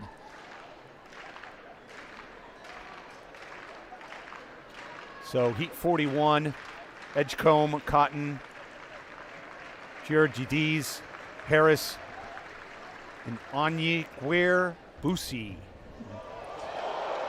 All right, Olivia Harris, keep an eye out for her. She scratched the 400, but she's the number 1 in the nation at that distance, dropping down here to run the 2. Keep an eye on her in lane 5. Well, she's running very, very well there in lane 5, representing Jackrabbit Track, Georgia. But will it be enough to get into the final? That sacrifice of the 400. And it will not be enough. So unfortunately, that doesn't work out for either the 400 and now for the 200, 24:06. Actually, Mark, I misspoke. She didn't scratch. She false started the 400. False started the 400. But so still, same outcome, unfortunately, not making the final in either distance. So a disappointing meet for Olivia Harris, and I don't think she's in relay action. Just to go back again to Zhang's 2-mile, watching her keep her splits every lap, like reaching over with one arm and touching her watch. How many seconds? That had to have cost her at least 2 or 3 seconds. You think just that effort of every time trying to focus on stopping her watch every lap. And if she found just, that fascinating. If she had just glanced up at the screen as she made the turn, she probably could have seen her splits. And all the splits are being collected online and saved forever anyways. Well, that's the conversation for her and a coach to Anyways, let's move back from the 2-mile back to the 200 with our 3 athletes on the track here. Seneca Hanley in 3, Banks Valdez, Cheris Banks Valdez in 4, and Arima Turner in 5. Heat 42 of 45. These remaining athletes all need to run very, very fast if they want a shot at making that 200-meter final. And it looks like lane 4 there, Cherish Banks Valdez, trying to hold on, but on the outside, Arima Turner coming on very strong there. Again, we're seeing a lot of athletes behind coming off that second turn, but having the real strength, will, and power to come from behind and win their heat. Well, I think if you're in lane 6, you have a bit more of a downhill slope as you're coming off that last turn. That can sort of catapult you along that last 40 to 50 meters. There you see the much prized backpacks here at New Balance Indoor Nationals. It's all about the bags. I'm telling you, when I was coaching at Wellesley High School and I had some athletes make the indoor nationals, make cross-country nationals, make the outdoor nationals, it was all about the backpacks. I mean, that is literally the most cherished thing. I mean, obviously the competition and the experience and everything like that, but the kids just rave about the backpacks. This is my 7th New Balance Nationals calling these races. I've only managed to get a backpack once. That's how cherished they are. I haven't gotten a backpack announcing. I've announced 2 or 3 times myself. I've only got a backpack from when I was a coach at Wellesley. So here we go, heat 43. Savoy, Grimmelbein, Weitzman, Finley, and Lavelle. Keep an eye on Finley from Winnipeg, up in the Great White North in lane 5. She's off to a great start. Freshman from Canada, Kyla Finley, in lane 5, running very strong here. Very impressive there from the young athlete from Canada. Not fast enough to make that final, but she's got to be happy with that 24:30 time as a freshman. There you see Kyla Finley from Winnipeg, Manitoba. Manitoba, Winner as my Canadian wife would say, Manitoba. She's the winner of section 43. We got 2 left. We're in the home stretch here, Mark.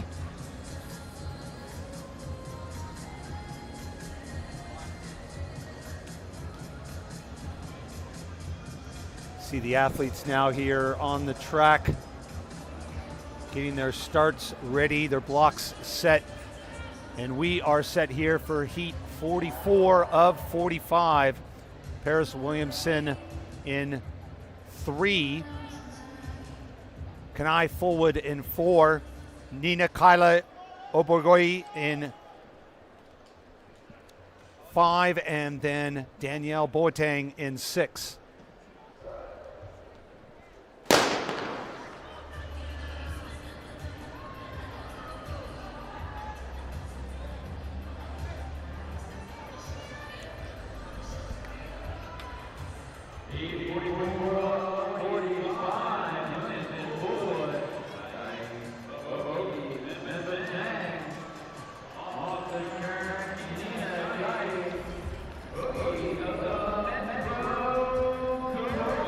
Nina Kai Abwagi, 24:11 for the senior from Metro Cobras. And we're now down to our final heat, final shot for an athlete to break into that top 8. And it'll come down to 4 athletes, all with hopes and aspirations of at least finishing their season strong, but a possibility of maybe making this final. And that will include Macy Sawyer in 3, Vanessa Graziano in 4, Devonna Hawkins in 5, and Corin Tucker in 6.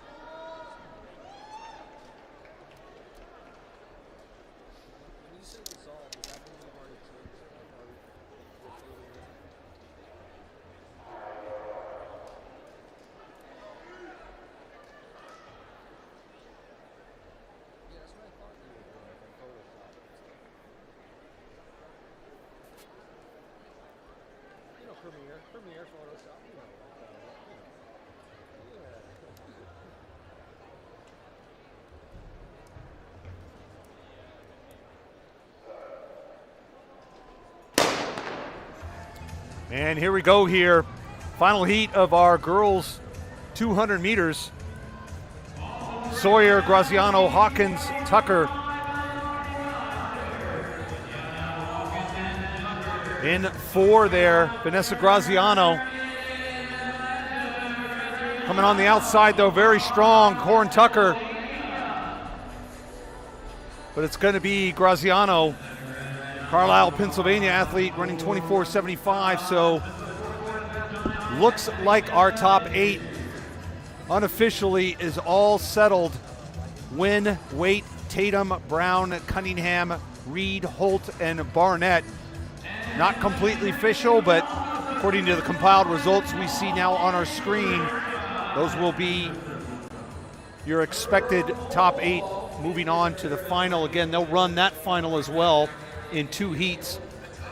You'll have 5 through 8 running in the first race, and then 1 through 4 running in the second race, similar to what we're getting ready to see here in the boys 400 meter championship final.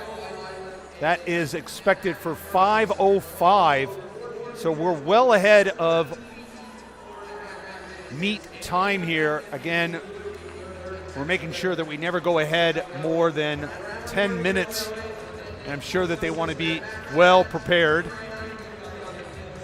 for these 400 meters coming up. And it looks like we're going to maybe take a peek here. It looks like we're watching the triple jump action on the infield.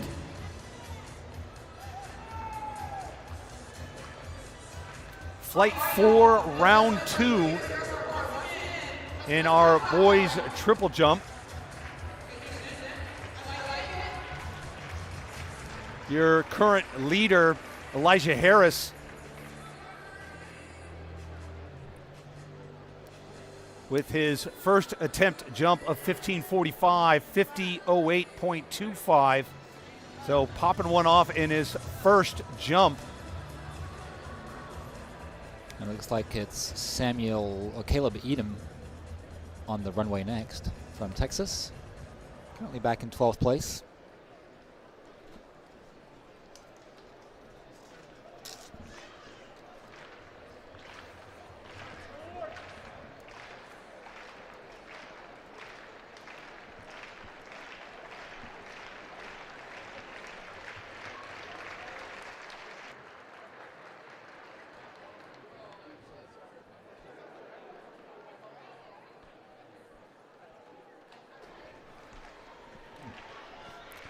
All right, Caleb Edom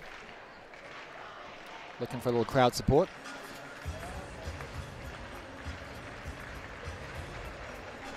Currently back in 12th place with 14:56, 47.9 and a quarter. Let's see if he improves.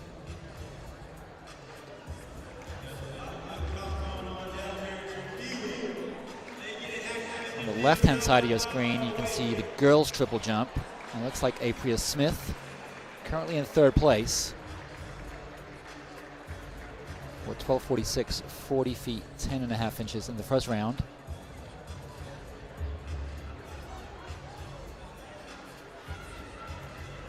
So this will be Alexander Chapman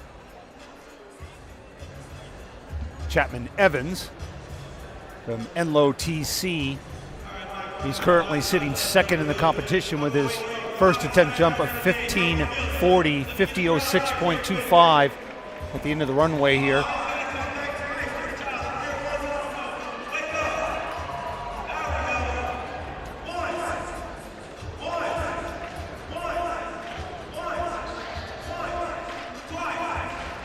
Fair jump there for Chapman Evans. See what that mark is, see if he can improve on that 15:40.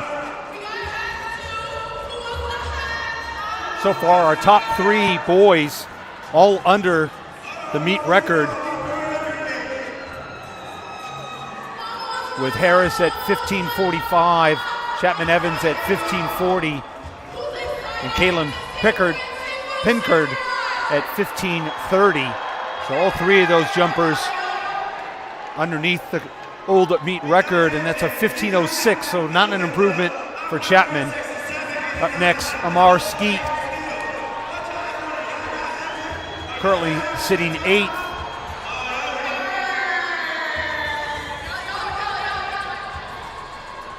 His best so far in 8th, 15:01, 49.3.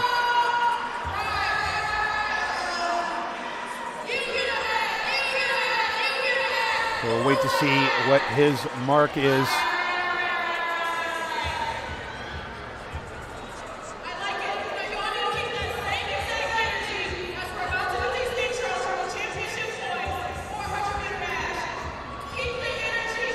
All right, so it's Kalen Pinkard you're seeing on your screen right now.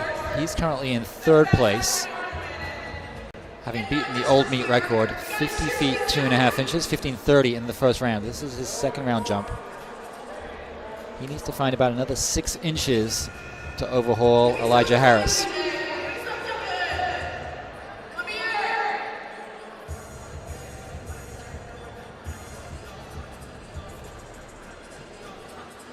All right, here comes Pinkard from Georgia, about to take off down the runway.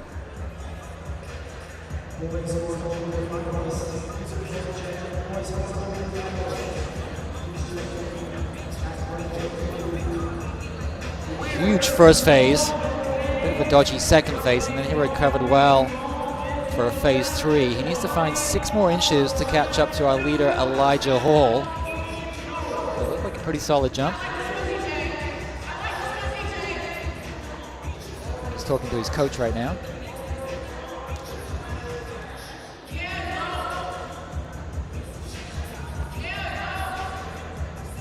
So there is the aforementioned Elijah Harris, our competition leader, jumped 15:45, 50 feet 8.25 inches in the first round to establish a new meet record. And he also finished 8th overall in the high jump at 2 meters 5, 6'8.75. So he's got hops, as they would say. So no improvement from Pinkard in the jump you just saw, but here's our competition leader, Harris. Didn't look quite that confident after the first step. I'm not sure if that's going to be much of an improvement. No, I doubt it. Kind of looked like it just after that first step, he just kind of gave up like, yeah, no, not feeling it, not feeling it. Didn't really extend his legs at all in the last phase either. Yeah.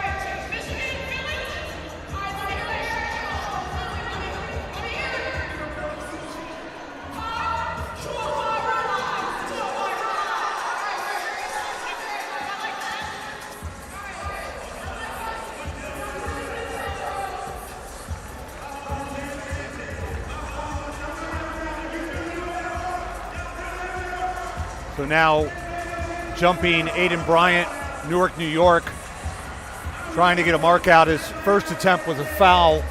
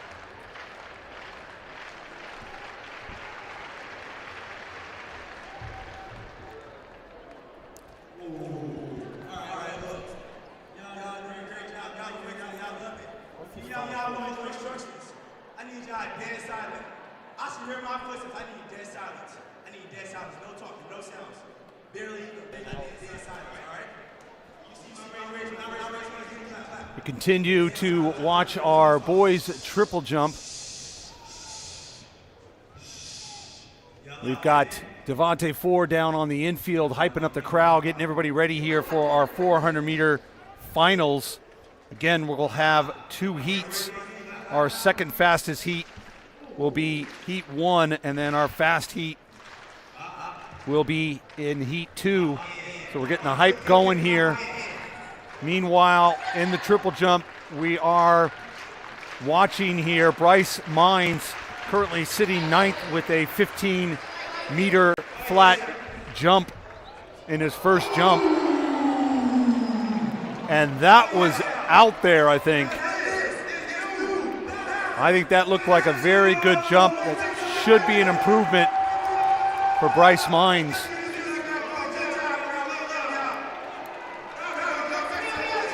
Oh, he's pumped. Yeah, there was something about that. That looked out there. Wait to see what that mark is.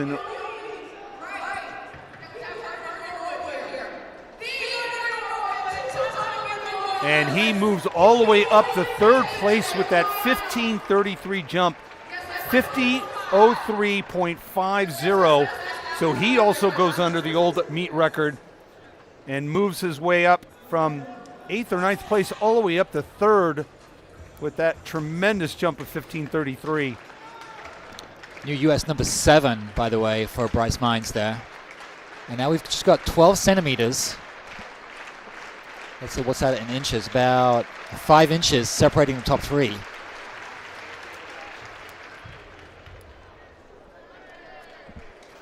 And that was Ashton Thomas Track Club with his third attempt. His best so far, 13:96, has him down at 26th place. So we've got 47 athletes jumping in the compiled flight. We have 4 flights going here in the boys triple jump. And now we've got Jaden Mohammed from West Babylon Track Club. His best so far, 15:09, 49.6 1/4 as he comes down the runway here. And that looked like a pretty decent jump there. Might be a slight improvement. I don't think it's going to be up in the range of where Harris, Chapman Evans, and Mines are, but that might be a slight improvement on his 15:09. Yeah, Caden back in 6th currently. It's a pretty significant gap to the top 3. 14:58, 47.10, so no improvement. Not an from improvement, Ahmed. no. And now you got Kingston Sheffield next on the runway. He's currently back in 11th place.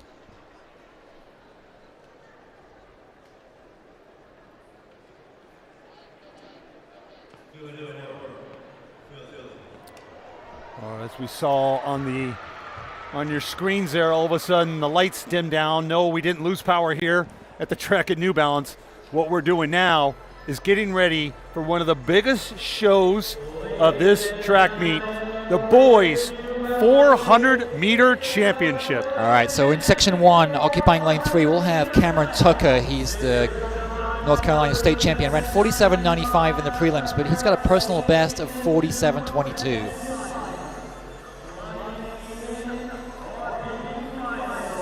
Tucker, the outdoor state champ in the 200 and 400.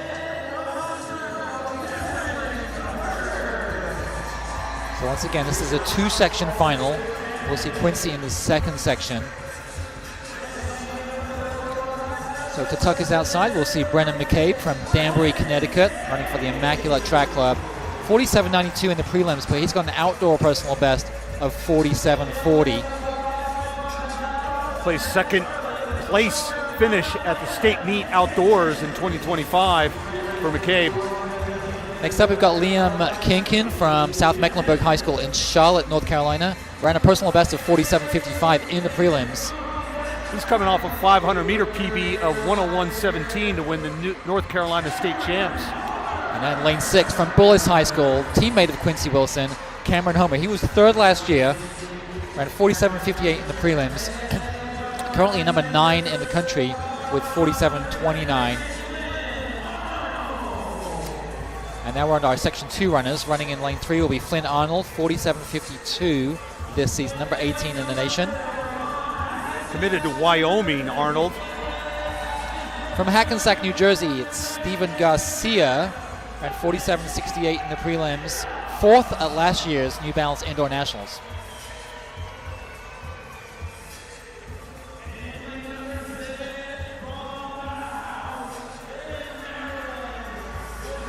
And running on the outside in lane 6 will be Jalen DeLeon from DC. Got a 46.39 outdoor personal best. He was second at New Balance Nationals outdoors. And running in the preferred lane, lane 5, will be Quincy Wilson, 2024 Olympian, national record holder, meet record holder, 3-time New Balance Nationals indoor champion, going for a 4-peat here, and he is, without a doubt, the overwhelming favorite here. And I tell you what, he just broke the national record for 500 meters at the Circuit Philly. So a lot of confidence, not only about time, but also about place. And really, it's in his hands. He'll be in that second heat, but it should be his to lose, as they would say. Absolutely. He's the class of the field. He's run 44.10 outdoors. It's the World Junior record. He's still got 2 more years to improve that World Junior record because that's for under 20s. He is just a phenomenal talent. How do you think, Dave, is it, and maybe it's individual, but the benefit of knowing that you're an Olympian and you're in high school still, or is it the huge target on your back because you're an Olympian and you're in high school? I think it's a little of each, but there doesn't seem to be anything that can rattle this guy. He's got ice through his veins. And I think, going to the Olympics at age 16 and just having that experience makes a meet like this, a chill by comparison. Again, the first heat, Cameron Tucker in 3, Brendan McCabe in 4, Liam Kinkin in 5, and Cameron Homer, the 16-year-old junior and teammate of Quincy Wilson and a Bullis TC runner, in lane 6. Heat 1 of 2, boys 400 meters. I'm so dizzy from the 200s, it's going to be weird to see them actually run 2 laps right now. But 2 laps very fast. We expect them to run. 2 seniors, 2 juniors. They're going to lay down the marks for our Heat 2.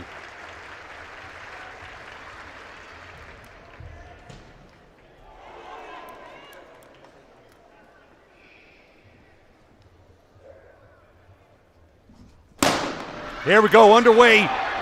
Heat 1, Tucker, McCabe, Kinkin, Homer. On the outside there, Cameron Homer, Bullis TC, looking very strong. Got a slight lead on Kinkin. Coming off that final turn there.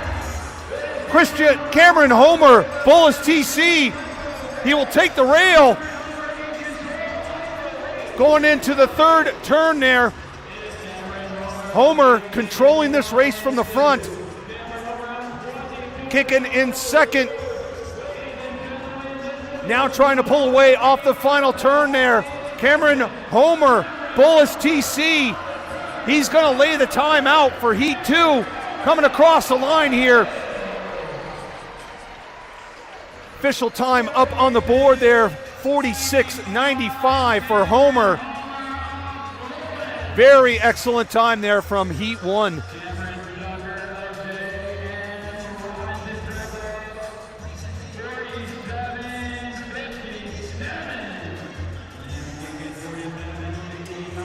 So 46.95 the time to beat, and as you see, Cameron Homer pretty much leading from gun to tape in that one. He's also a very good, strong 800-meter runner.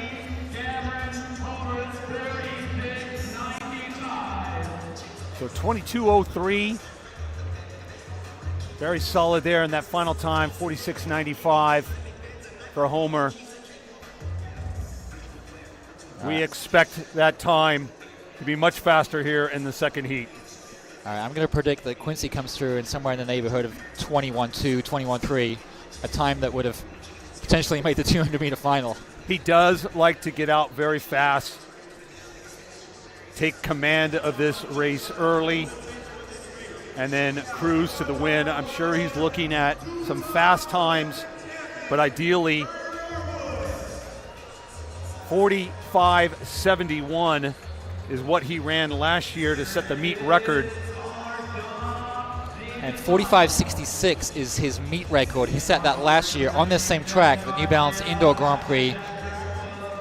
So I'm guessing that's the target. He's ran 45.96 this year at New Balance Indoor Grand Prix last month, running against the pros.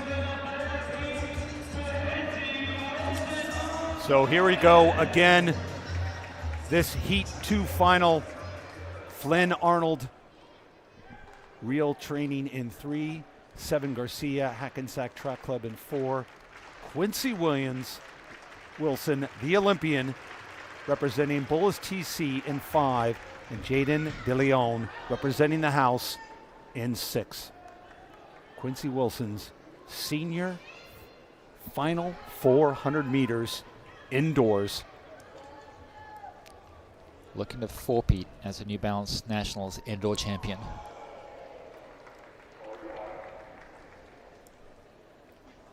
And here we go. DeLeon's ran 46.39, so Wilson should have somebody to chase, at least for that first 150 or so.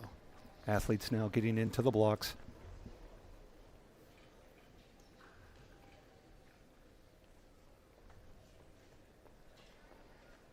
This place is deathly quiet.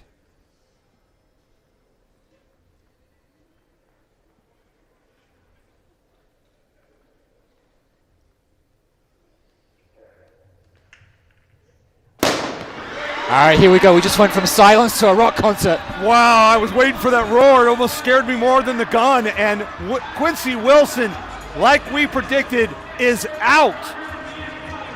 Wilson's already made up the stagger on DeLeon to his outside. Let's see what this 200-meter split is. It looks fast. I think it's going to be 21 low. DeLeon having a great run, hot on Wilson's tail, 21.31 through 200 mark.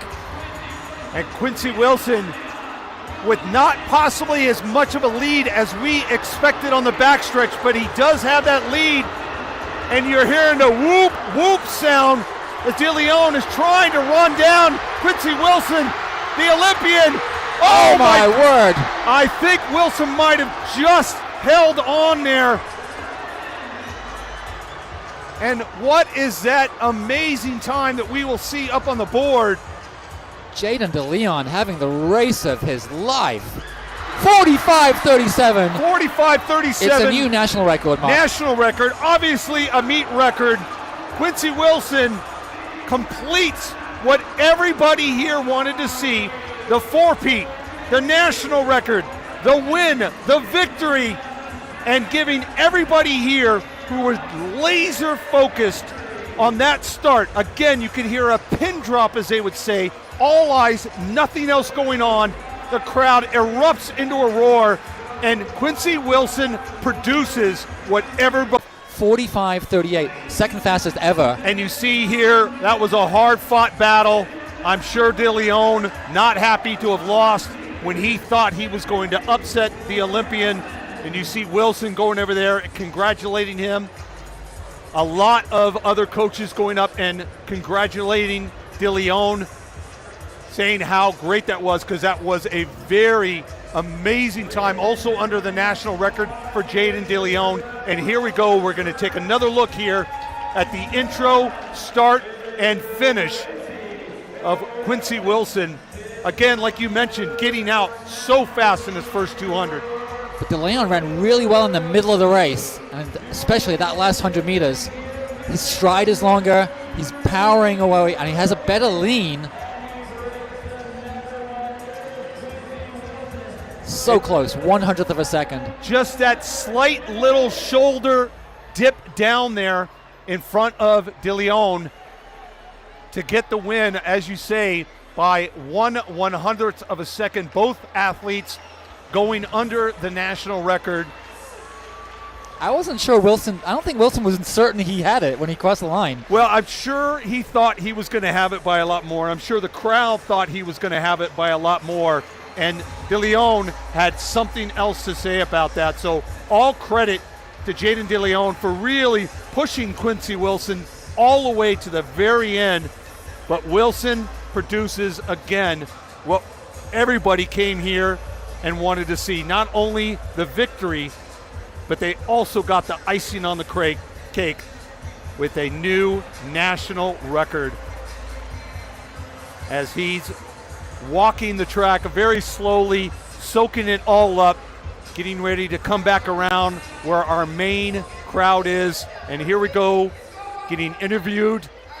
Serenity Douglas is going to interview our winner of our men's 400, Quincy Wilson. A freshman, and that gave me confidence.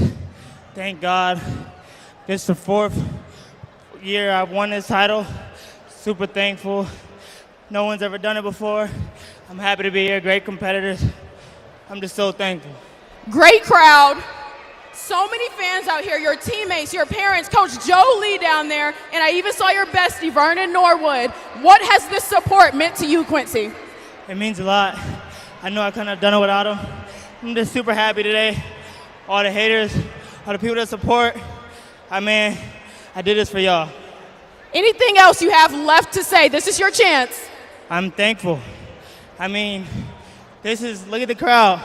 It's amazing. I'm just so happy, and I'm just super happy. And there goes your team, Quincy. Go ahead and go celebrate with your coach. Let's hear it for Quincy Wilson!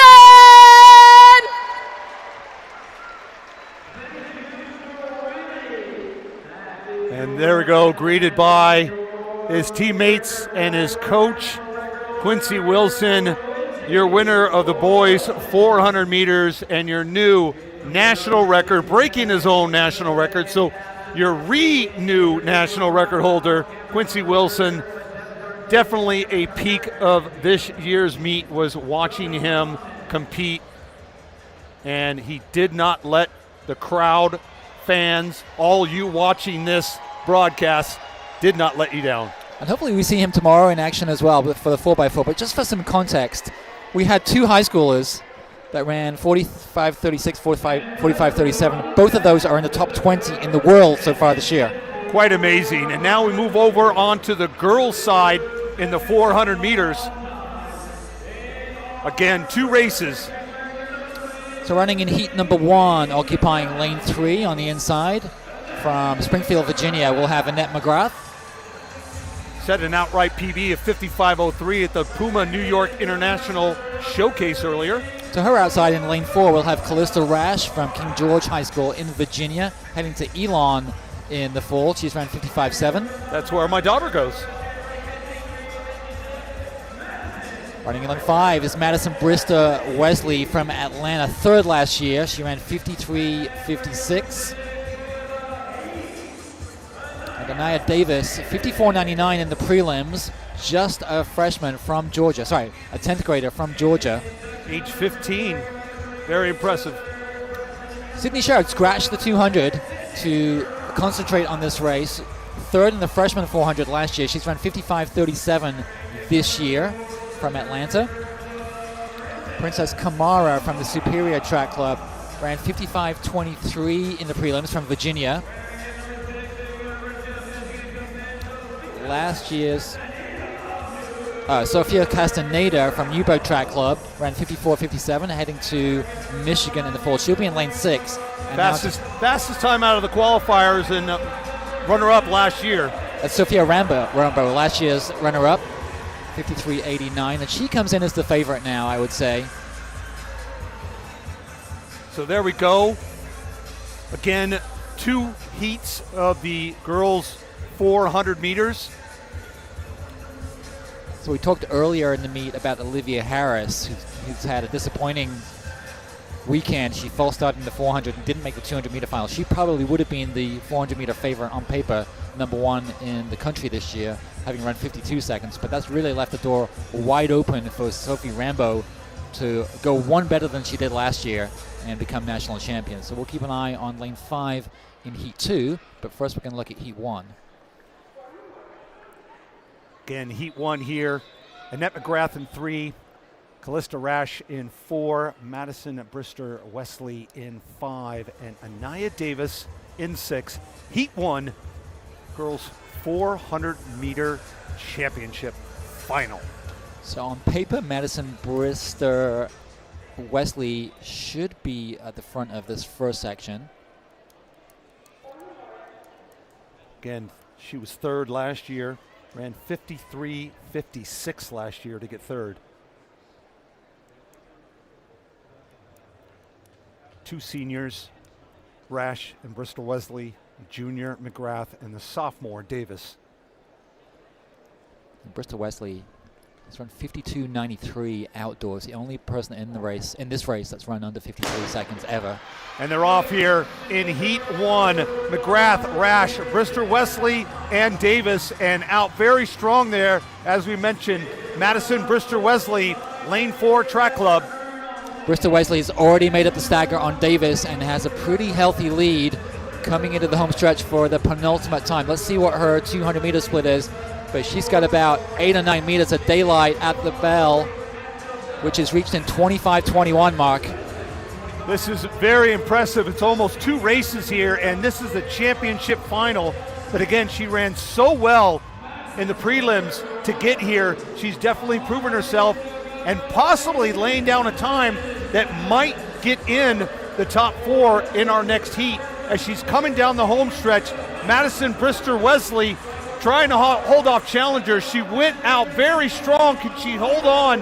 And she does. In fact, lane 4 track clubs, Madison Brister Wesley, 54.65. As you mentioned, Dave, 25.23 in the opening 200, 29.42. It was Anaya Davis with a very strong 29.07 second 200 to at least make it a little bit of a race for Madison. Yeah, it looks like Bristol Wesley might have done a little bit too much too soon, and you can see she was kind of in quicksand the last 50 meters, but here you see her leading by a pretty healthy margin at the break. Well, I think if she would have gone out even just a slight bit slower, as well as Davis ran that final 200, Davis might have been able to catch her. So I think she had to go out in that 25-23 just to give her enough space and make sure that Davis ran out of room. But I think, from Bristol Wesley's perspective, she's really racing the people in the subsequent heat. At this point, whoever's winning that Heat 1 is trying to race the overall compiled results once they get in the Heat 2 results in. So here we go, Heat 2, our technically faster heat. The sophomore representing ATL Zoom Athletics, Sydney Sherrod in 3. The sophomore representing Superior Track Club, Princess Kamara in lane 4. Our favored athlete, the senior from Grassfield, TC, Virginia, Sophie Rambo. And then on the outside lane from Newburgh Track Club, the senior, Sofia Castaneda.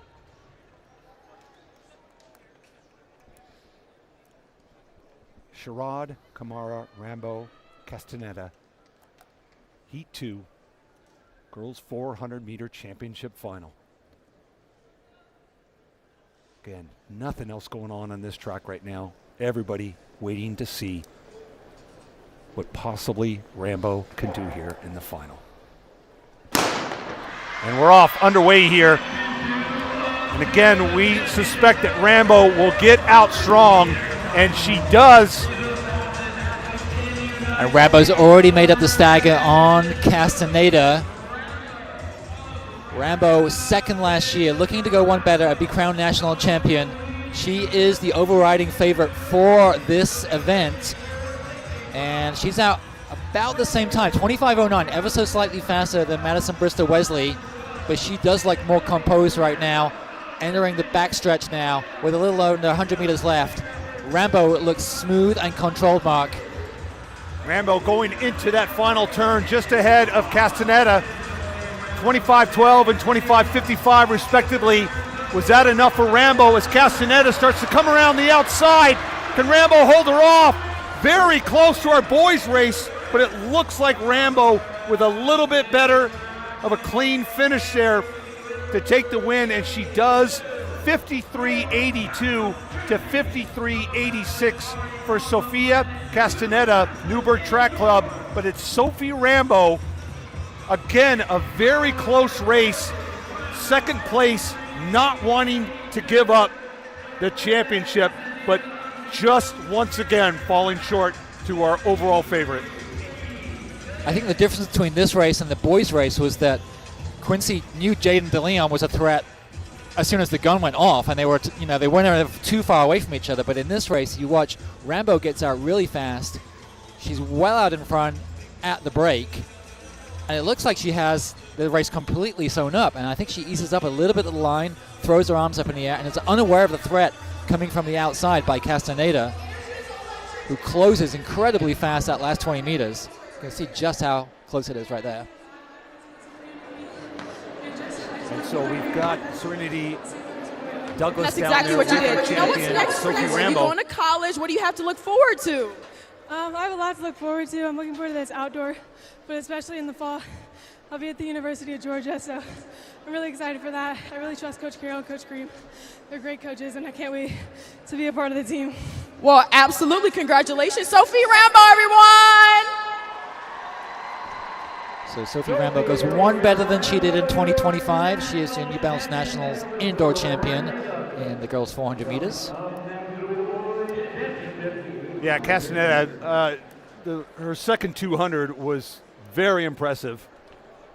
And next on the track, we're going to do even more laps around the track as we get ready for our unseated sections of our boys 800 meters. Distance runners rejoice, because you're about to see 17 heats of this boys 800 meters, getting faster as we go.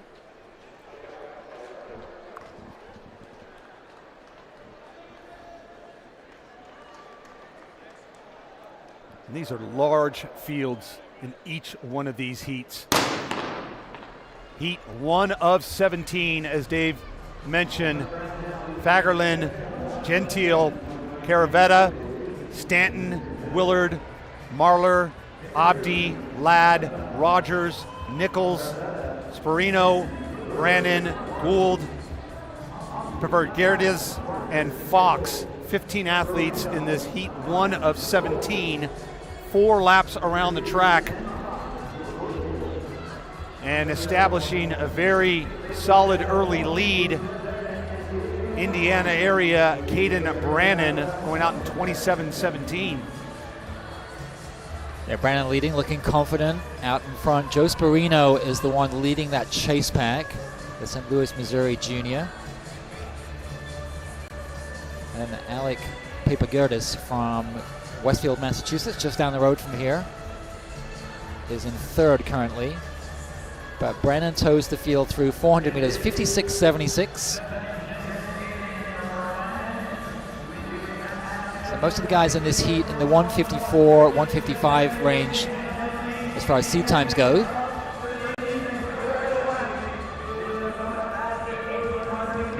So coming up to 600 meters, and Brannon has led every step of this race rather. He's getting overtaken now here. Yeah, that's Landon Rogers from the Red Arrow Track Club. 126.29 through 600 meters. Rogers leading. And Sperino from St. Louis has moved into second.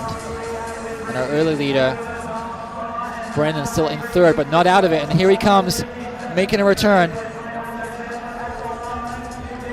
Rogers, was it Sperino got the win? Joe Sperino, yeah. Sperino made a good move there on the backstretch to move up from third to first. Took a bit of a risk once he got into second on the back straightaway to then go for first on that final turn. Was a bit risky. Certainly made him have to run a little bit further than the rest of the field, but it paid off in the end. And there you see confirmation of the results of Section 1. Joe Sperino from St. Louis, 1:55.86. Caden Brannon, who did all the early running, was second in 1:56.23, and Landon Rogers third, 1:56.71. And there you see the finish.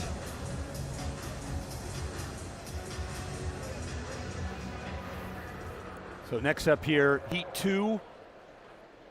We'll have 15 athletes as well. Oh, false start in a distance race. Well, middle distance race. That could happen, but still, again, these athletes need to be absolutely still. It's not necessarily about jumping out of the blocks like we've seen earlier, but it is a matter of making sure that you're absolutely still on the line. And when you've got 15 guys that are all probably within a half a second or 3/4 of a second of each other ability-wise, and for most of them, this is their biggest stage they've ever been on, their nerves are jangling, and you know you got to get out fast with a tightly bunched ability-wise field like that. Well, indoor track, like you said, the combinations of indoor track, national championship, large field. You see some of those athletes jostling a little bit in the early seconds here as we get underway. McHugh, Berdicia, Cloud, Thomas, Cassatelli, Diorio, Smith, Getachew, Feeney, Hochstetler, Rogers, Kojima, Kawau, and Fritz. 15 athletes here, and going out in the lead, Jackson Hochstetler, 27-19, Liberty Benton High School athlete, followed by Edward Fritz and Robert Rogers. All of those athletes under 28 seconds in the first 200, and Hochstetler trying to extend his lead early here now, going in with 2 laps to go.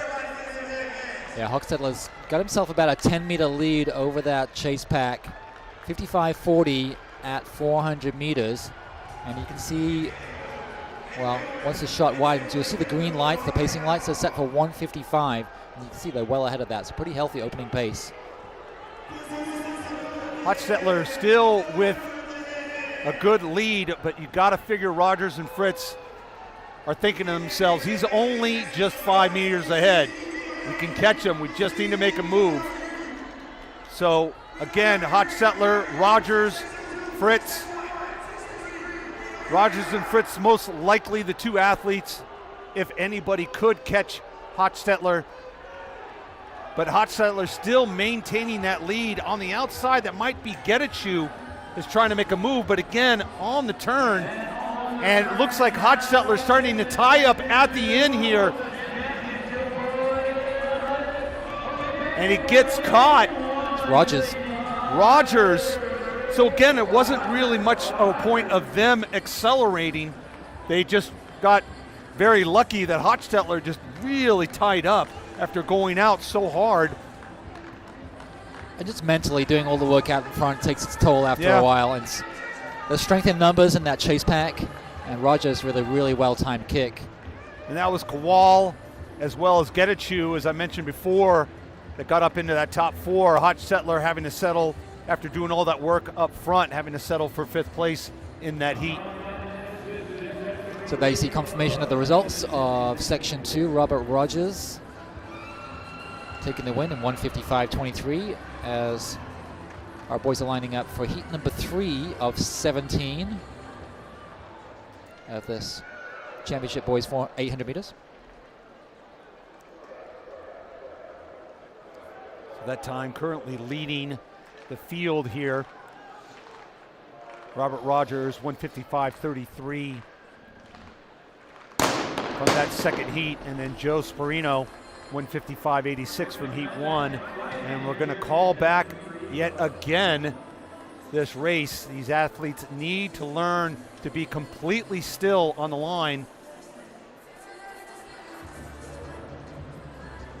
And as he showed the card there, I think the athlete McDonald there, William McDonald, thought it was possibly a DQ, but only if he was flashed the red card will we see him gone. And we've got a yellow flag there. As you saw at the start, a couple of athletes pushed on to the inside, and that might also have involved McDonald. So we'll have to see what the officials say about that. But right at the start, one athlete ended up stumbling and pushing the other athlete into the inside track, and it's Marcel Lake, Motor City Track, taking things out in 28.04, a little bit more conservative than our first 2 heats. that were well under 28 seconds. Diarra Fletcher, 28:09, right on his heels. But we have the entire pack here all bunched up within about 5 or 10 meters. Yeah, so 28:04 through the opening 200 meters. It's Marcel Lake you see leading the pack right now. Well, he was leading until that 200-meter mark. And Max Mattingly now in the front. Yep, Max Mattingly, Panthers TC, coming through 57.92 for 400. Now Noah Beiser is the guy in blue moving up through the field. He's gone from 7th to 3rd in the last 50 meters or so. He's not going to let Mattingly just run away with this. As athletes are going out into lane 3 to try to get around everybody because the pack, and a stumble of athletes there. Again, so many athletes bunched up there. That was Diarra Fletcher from Archbishop Carroll that went down, and he's just walked off the track. Yep, not able to continue there. 100 meters to go, we've got another leadership change. And that is Maurice King Jr. Maurice King Jr. from just down the road here in Lowell. Greater Lowell Tech TC, after all that melee of a false start, a yellow flag when an athlete got pushed in after the start, and then a big tumble in the middle. I tell you what, you see that if you ever watch the Olympics, folks, watch an Olympic 800 or World Championship 800, and especially watch the rounds. It could get ugly because these athletes are running so fast. They're taller, lankier athletes with wide strides, and there's so much jostling and movement. They're all over the place. They're not in their lanes at all, and it can get really scrappy out there. Yeah, it's especially magnified on indoors on 200-meter tracks. I had my Uber driver asked me on the way here what my favorite event to watch, and I said 800 meters indoors. It's like watching NASCAR. Any proper distance runner would tell you 800s. It's not my fastest, my funnest to run, but it's definitely my funnest to watch. And so we got watching here heat 4 of 17. Maddox, Roach, Campbell, Bucco, Pedro, Burkle. And Bucco, your early leader from Plymouth, 26.88. Joshua Bucco, followed by Maddox Roach, 27.09. Jackson O'Rourke from New Rochelle, New York, 27.11. That's our fastest 200-meter split so far. The pacing lights, which you can just see behind that pack, the green lights, they're set at 1:55. So these guys going out a little bit faster than that right now. 55.98, that's our fastest split by quite some way. So that's Bucco still controlling this, but Campbell right off his shoulders. Seems like the field is allowing Bucco to continue to handle this, but again, everybody bunched up so much. You're going to see people going out into lane 3 trying to get around other athletes to make this move with a lap to go. And moving up on the outside, wearing kit number 6. That's Tagoya Pedro from New Mexico. I was going to mention that. He looked really good coming around the outside there. And coming in on the inside. Oh, it's a Cole Hawker move by Pedro. Snuck through on the inside. And he's looking pretty right now. Oh, but here we go. Blanket finish. The cavalry's coming. Oh, just almost a little stumble there from Pedro, but he's able to pull off the win. 156.64 over O'Rourke, 156.65. That final step by Bucco, he stepped and planted with his legs so far extended, it stopped his momentum so much. We'll see here on coming down the finish, as he's reaching, it was almost that last step that cost him, and right there, just barely enough to hold off O'Rourke. So they see Tagoya Pedro confirmed as your winner by just 1/100th of a second, talking 156.64 as we get set for Heat 5. Heat 5 underway. These are going to get faster and faster, most likely, as we get going here.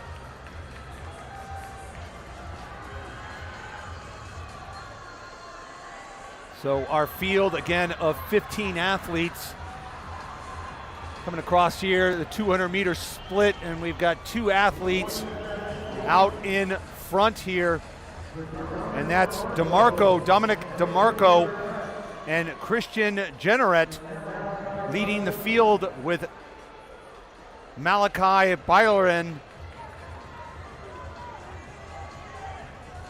But it's Dominic DeMarco, West Centennial TC, 27:04 opening 200. This will be his 400-meter split here.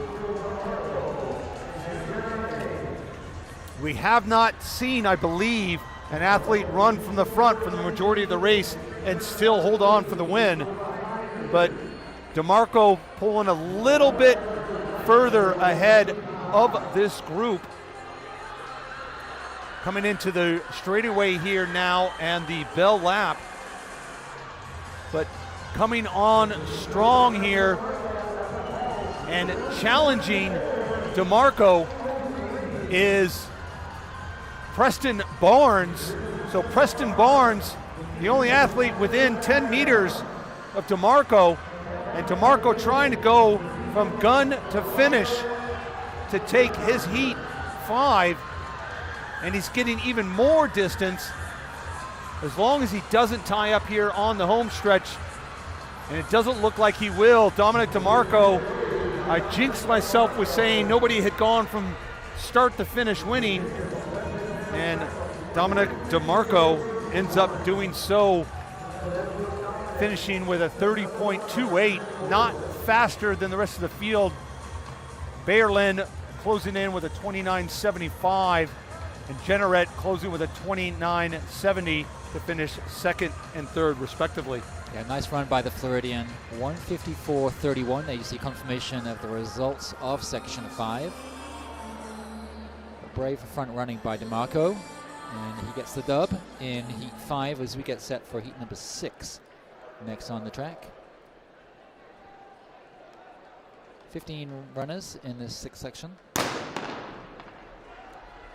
little bit of wobbling and shaking at the start line there, but they got the athletes off and running here on another 4-lap challenge for these athletes to put out a fast time to make these later heats.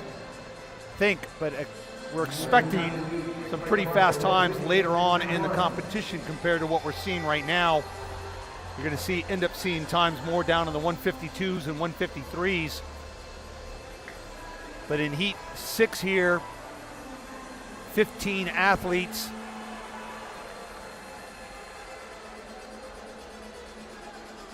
And we've got a front runner out there of Zachary Blackwood, who's opened up a big of a gap there. Hong in second. He's in between the chase back and Blackwood going into the backstretch.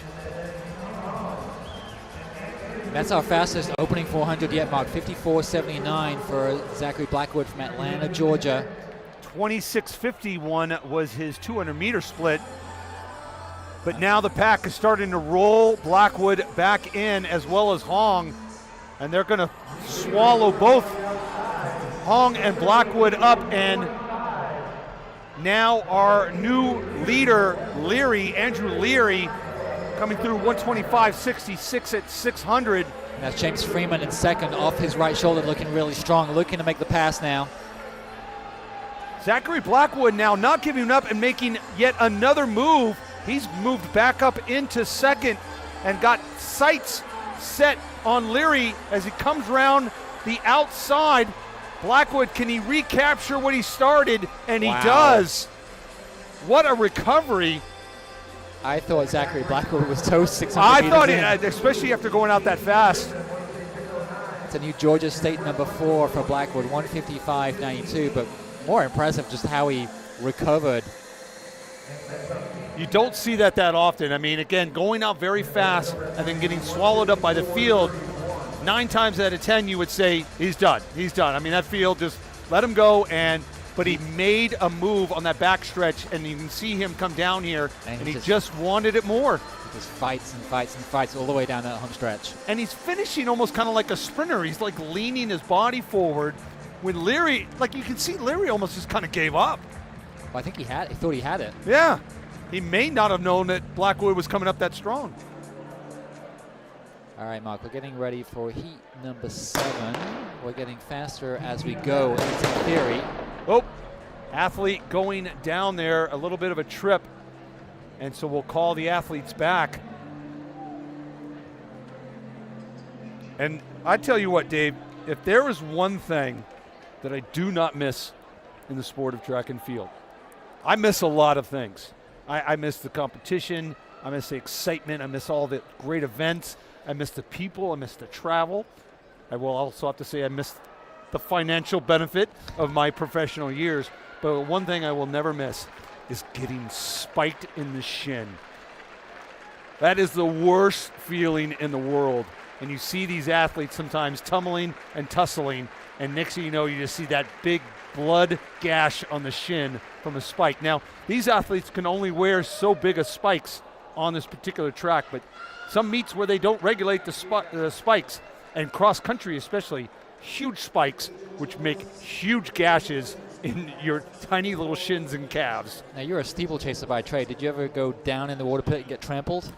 No, but I did purposely jump into the pit during the Olympic final when I was dead last in the Olympic final, and I had a broken foot and I just wanted to have some fun, and I took a nice big belly dive in the Olympic pit in Atlanta to try to entertain the crowd, and of course the purists hated it, but I was having fun and the crowd was having fun, and at that point when you're dead last in 12th place, to me that's all that mattered. I remember watching that. I actually was in the stand for your prelims. Oh, okay. All right.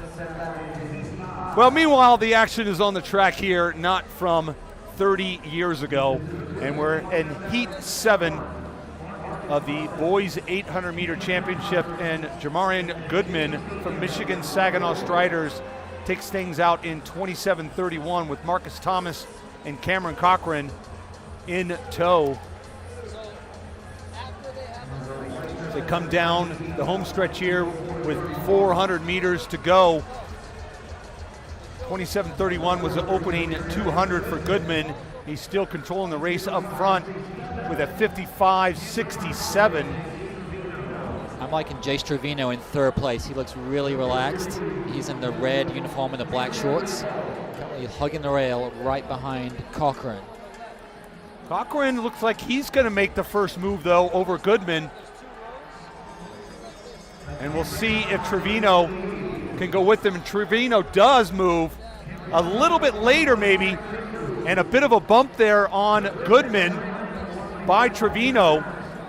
And now it's up to Trevino to try to hold on to Cochran. And Trevino, you called it there. Take me to Vegas, baby. Very good. Take you to Vegas, baby.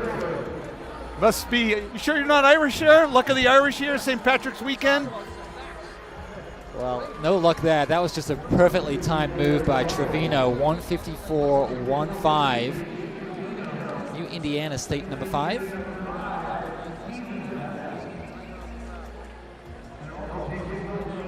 He looks happy. He's all smiles. So you see Jace Trevino, winner of Section 7. So we're getting faster as we go. So the pacing lights for heat number 8 will be set at 154.15. The time to beat.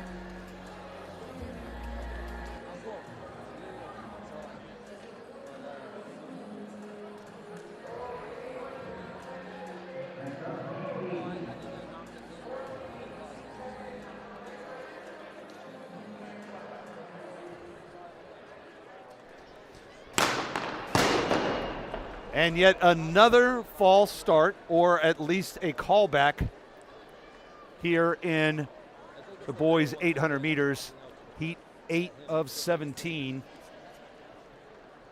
Is that the 3rd 800 meters false start we've had? I believe it's the 4th. So half of them. So Trevino's time from the previous heat, 154.15, now your best time in the field, and we are officially underway here in heat 8. Again, 15 athletes here. Again, you'll see the athletes on the outside. That's what they call the waterfall start. They have to remain outside of lane 4 until they come all the way around onto the home stretch and then break. A little bit of advantage on the indoor when they're able to do that. You'll typically see the athletes on the waterfall catch the lead coming off of it. And indeed, Aaron Peterson, who was out in the waterfall section, comes through 26:03, followed by Drew Johnson, 26:27, and Zane Daniel in 26:64. So Peterson's got himself about a 3 or 4 meter lead over the pack as we approach the halfway mark. Let's see what the split is. Right around 55 flat. 55.02. I'm liking Johnson in second. He looks really composed and relaxed. Came through about a quarter of a second back. He's all in black.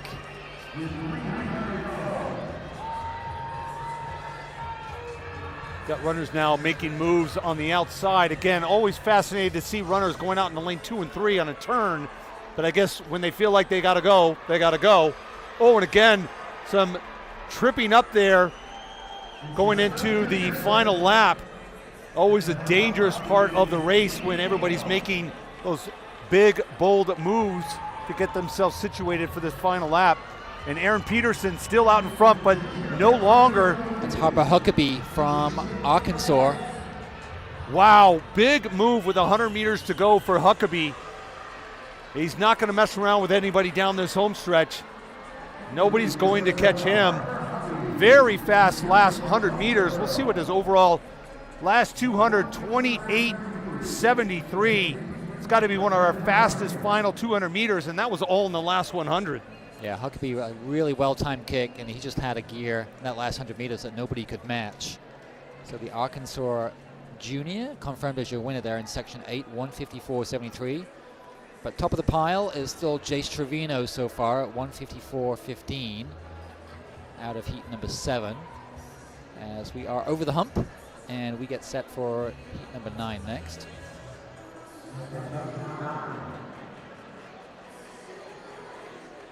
So pacing lights will be set for 154.1. Again, that's the time to beat by Trevino.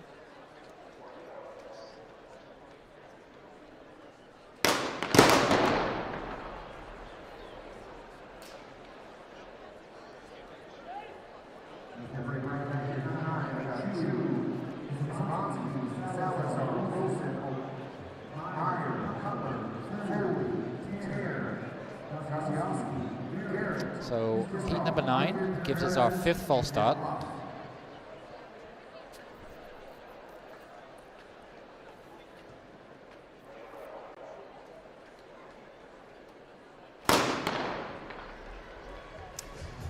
All right, here we go.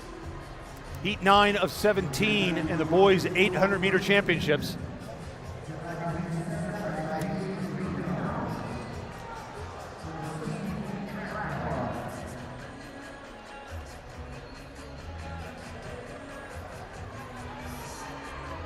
And again, those waterfall athletes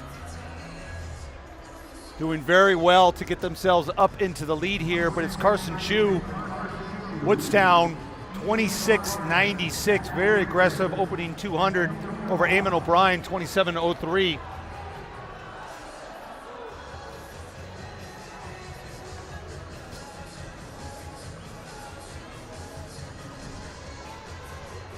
So Carson Chu towed the field through in 26.96. They're approaching 400 meters now. Let's see what that split is. Right around 56 low. And Chu got bumped off the track there.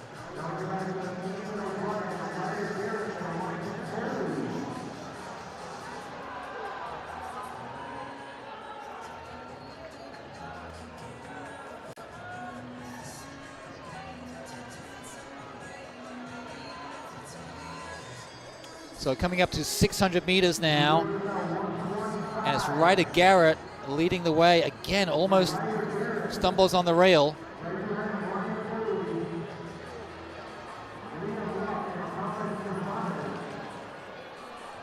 And less than 100 meters remaining now.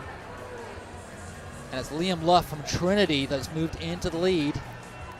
Very strong push there in the final 75 meters here. And he takes it. Solid time there, 154.40, 28.85 for his final 200. Christoph running 28.79 to come up in second place, 155.99, Christoph's time. So there you see confirmation of Liam Luff's winning time in section 9, 154.40.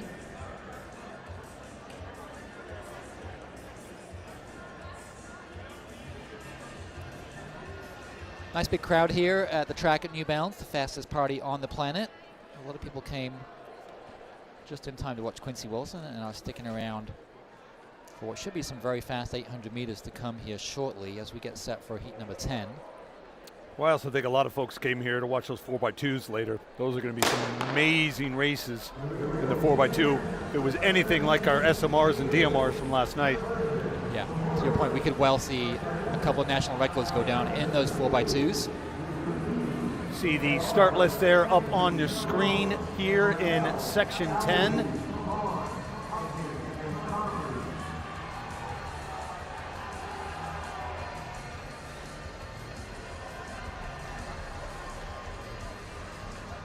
And coming through, opening 200 meters, Hemian Jones, 26.66. Josiah Wade, 26.91. And it's still Hemian Jones. But now runners making moves on the outside there. Your new leader, Owen Conley, coming through 54.46, running a 27.35 second 200 to take a commanding lead here in heat 10 of 17. And he's trying to open up a big gap there between him and anybody else. But will this third 200 cost him in the end? 28.76 for his third 200, and he may just have enough space between him and Alvey and Hopkins and Jones to take this, and I don't think anybody's going to catch him here. So it will be Owen Conley, sky's the limit TC, with a comfortable win here in heat 10. That's our fastest time so far. Wow. 152.94. Now that is a very impressive time for a heat 10 of 17. I mean, if that tells us anything about what's going to happen later on, if that's foreshadowing some of the times we may see, I think that's going to be really impressive here. How many athletes we're going to see breaking 150 later on, especially in that championship race. Yeah, I wouldn't be surprised if we see all, if not the vast majority of the field crack that 150 mark as we build up to that fast section, heat number 17.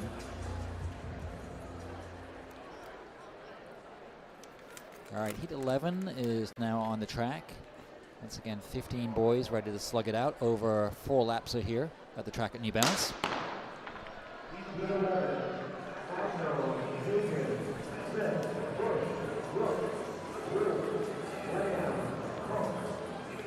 So the time to beat from the previous section, established by Owen Conley, 152.94. That was a New York State number 2, 29 in the nation so far.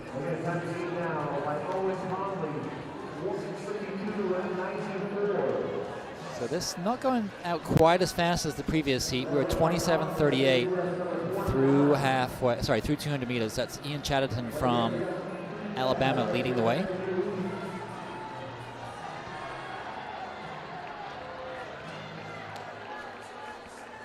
Chatterton from Hoover High School down in Birmingham. And right behind him is Race Wolf, Alexander Fortney, and Brooke Schwenkter.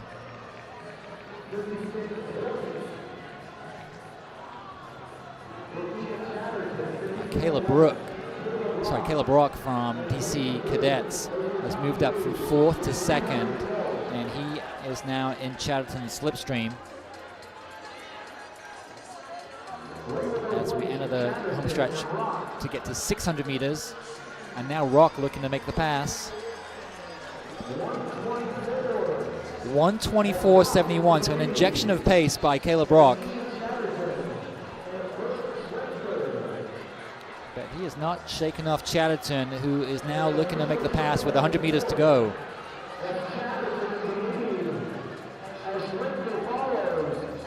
And Brooke Schwenkter has now moved into second place. So Schwenkter from Missouri trying to overhaul, and he does. Schwenkter from Lee Summit, Missouri gets the win there, 1:54.78. And Chatterton 1:54.87 in second place, and Cooper Shotek from Carmel, Indiana, third in 1:55.20.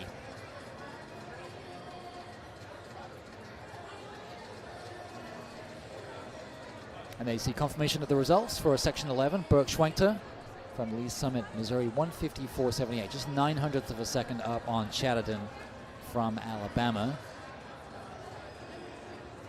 So if you're just joining us here on the live stream, we are about to run heat 12 of 17 of the boys 800 meters. We're getting faster as we go. Our 17th section should yield our national champion. And then the girls 800 meters will follow the boys.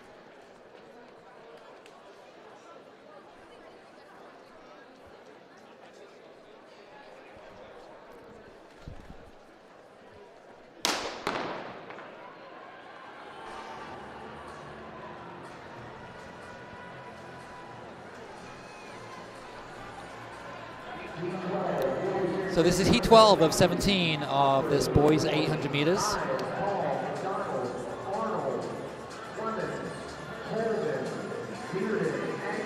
This looks like a faster opening lap than we've seen so far. It's going to be 25 mid.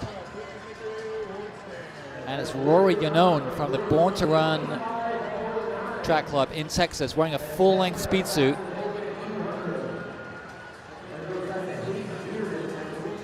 He's making a statement both with his pacing and with fashion. He's got a full-length speed suit and wearing shades. That's quite an outfit there.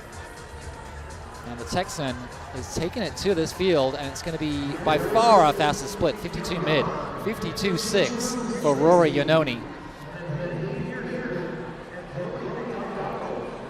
Hayden Bearden was leading the chase pack. He's in second place wearing that light blue colored speed suit now. Been rejoined by Mark. I do not think that Yaone's going to be able to hold on here. Me neither. Out way too hard there for Yaone. And you can see him, he's just almost come to a crawl as the rest of the field just engulfs him. Brody McDonald, Deer Valley. From Saskatchewan. Hey. Hey. McDonald and Bearden battling it out here. Saskatchewan against Florida. Who's your money on? Florida. Florida on the outside. Bearden, IMG Elite, runs down the Canadian to run 1:52.37. And that is a new personal best for Hayden Bearden, and now he has the time to beat.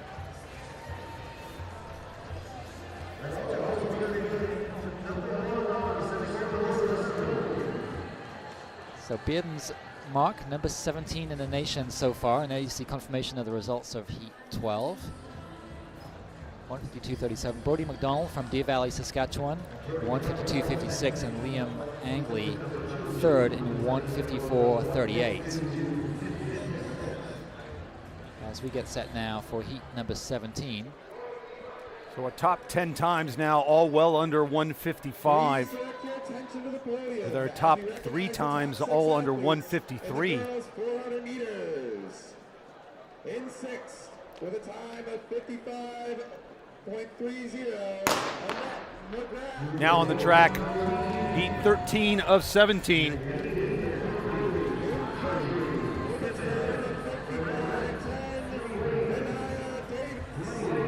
underway here on the track, heat 13, field of 14 athletes.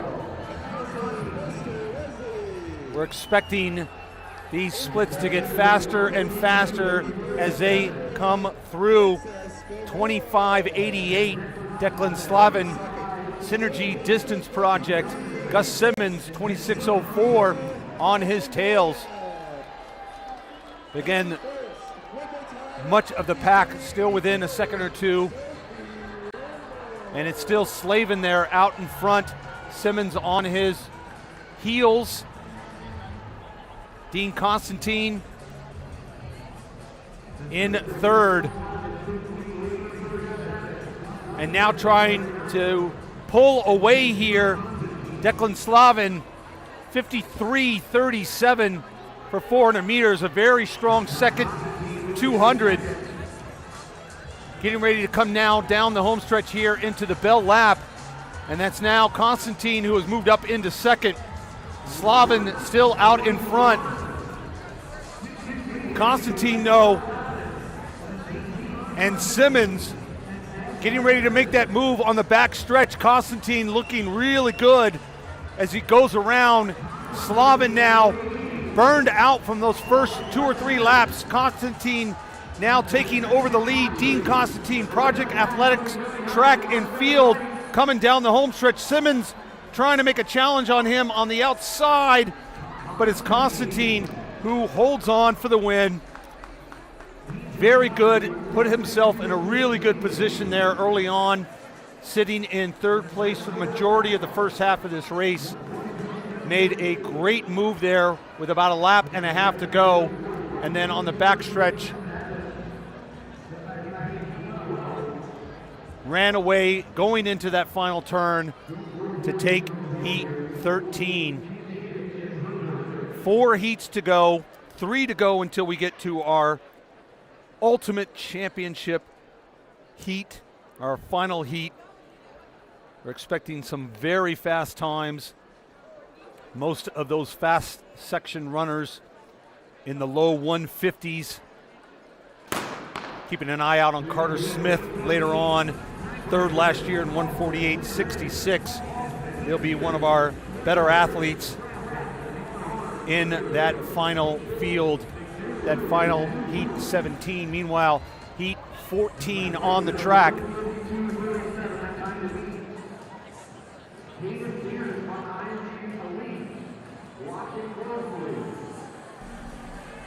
And now coming through 200 meters, Cade Schwethart, 26.64. A little bit more conservative than some of the last couple of heats.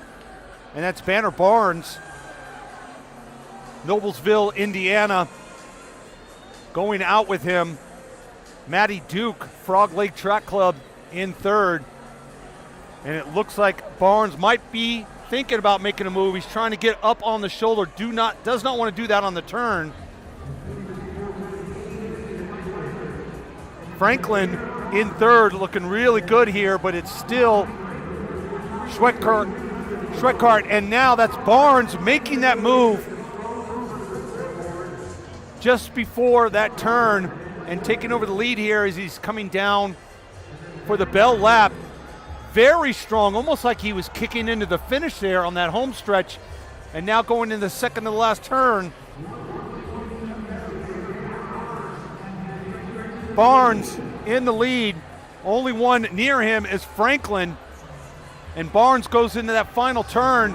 Will that move in the middle of the race cost him? It doesn't look like that. He's looking really strong, but he's got to get the right knee lift here as challengers are coming.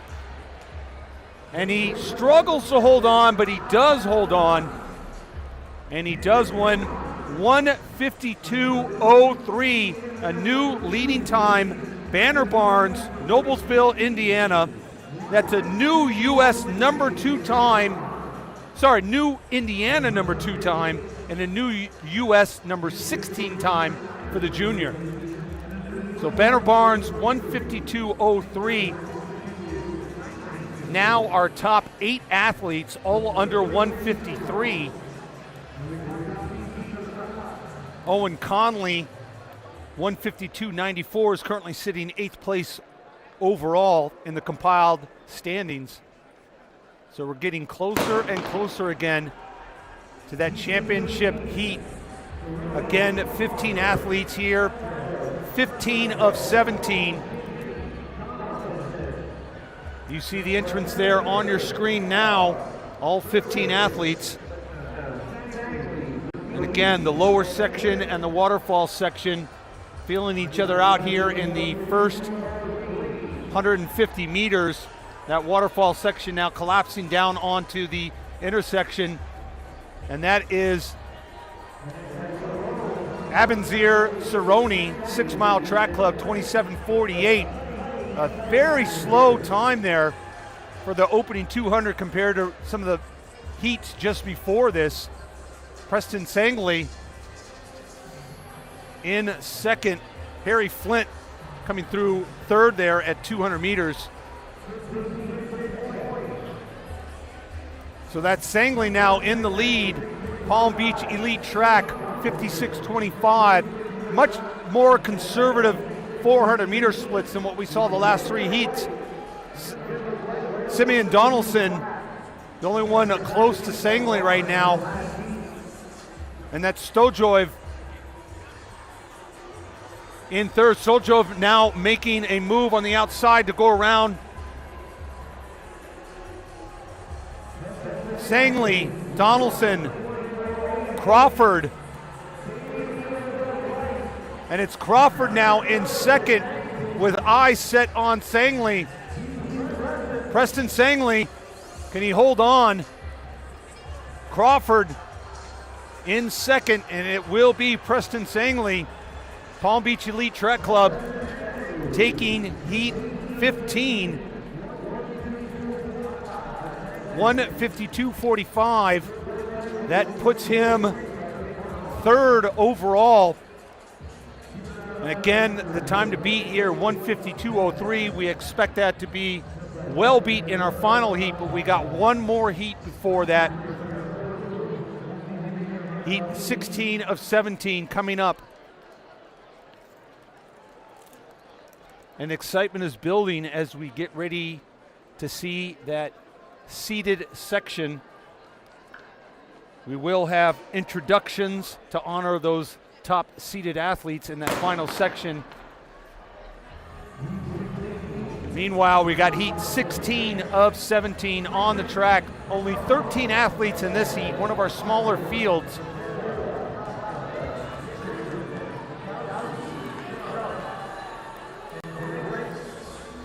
And we've got somebody going out pretty fast there. We'll see who that is. And that is bib 8. That was David Probola, but he's quickly overtaken there by Zach Gans. Finley Hartshorn also up in the mix there. Zach Gans in the lead, but not too far of a lead here as we got Gans, Hartshorn. And that's Joshua Sharp that's moving up. Sharp looking good. Now coming down the home stretch here for the bell lap.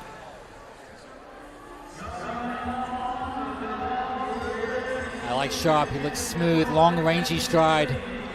Could not get around Gans on that turn, but perhaps here on the backstretch, Sharp will make that big move. Can Gans hold him off? And he holds him off going into this final curve, but coming around the outside of Sharp there might be, that is Ryan Jorgensen. Oh, Gans just holds on. Short of Gans. Gans holds on 151.35. A new U.S. number 12 time for the senior from Bishop Shaddard. Ryan Georgeson from Komoda, Ontario, 151.40. So Shatard in Indianapolis, Indiana. Zach Gantz representing them well, gets the win, 151.35. Number 12 in the nation so far this year. And that sets the stage nicely for our 17th and final section here to come here momentarily.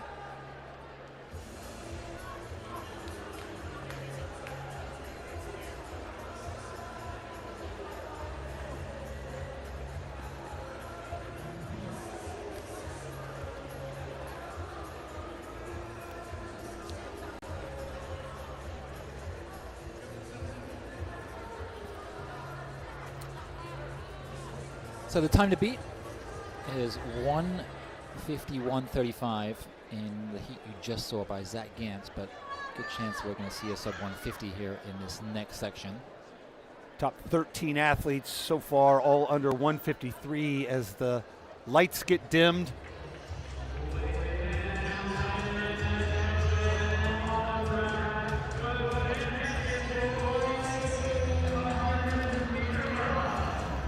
So we have 10 of the best here in this boys championship 800 meters, kicking it off with Owen Haraney from Yorkville, Illinois. He's a 152.60 man heading to Notre Dame in the fall.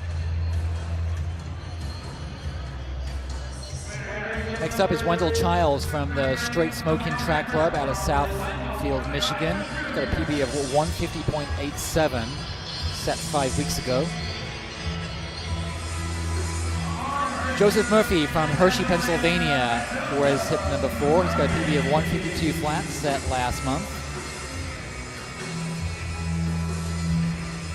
From Birmingham, Alabama, he's a Mississippi State commit, 8th last year in the final, Cooper Jeffcoat. Oak Mountain High School in Birmingham, Alabama. Ring hip number 6 from Knoxville, Virginia, representing Patriot High, is Henry Burge.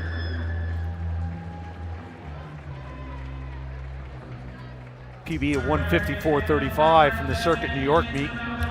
3rd last year, clocking 148.66. Won the New Balance Nationals Outdoor Mile in Philly last June. Carter Smith, representing Junior out of Valley Striders. He anchored that DMR team last night, running 4:13 in the 1600, a new U.S. 10:05.09 time for that DMR team. Ring hit number 8 will be Latrell Hughes from Lexington, Ohio. He was 5th at New Balance Nationals Outdoors last June. And ring hit number 9, Cole Boone, the defending champion, ran 148.82 last year, just 0.02 of a second off the meet record. He's heading to Virginia Tech in the fall. And then Caleb Winders from Bloomington, Indiana, rounds out our field. A UNC commit. He was 6th in last year's race. He won the 800 meters at New Balance Nationals Outdoors, setting a mark of 146.85. This is an outstanding field. I tell you what, if Boone goes out anywhere near what he did last year, 25.87, but more incredibly, 51.57 for his opening 400 last year when he won in that 148 time. So very aggressive first 400. We'll wait to see if him and his coach have decided to take, once again, that aggressive stance here in the championship seeded 800 meters. We originally had 11 athletes in here, but not starting. Carell Arnold from DC Cadets opting out of this final. So again, Rennie, Childs Jr., Murphy, Jeffcoat, Burge, Smith, Hughes, Boone, Winders.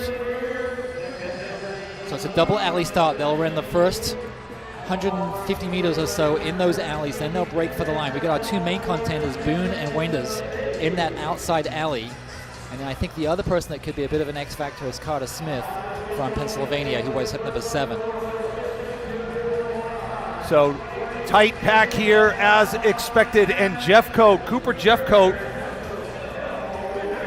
going out 26.61. Caleb Winders going out in 26.72. Cole Boone 26.83. So somewhat conservative from what we saw from some of the earlier heats that went out in the 25s. Yeah, and you can see they're well behind those pacing lights, which are set for 147.50. who's that moving up on the outside?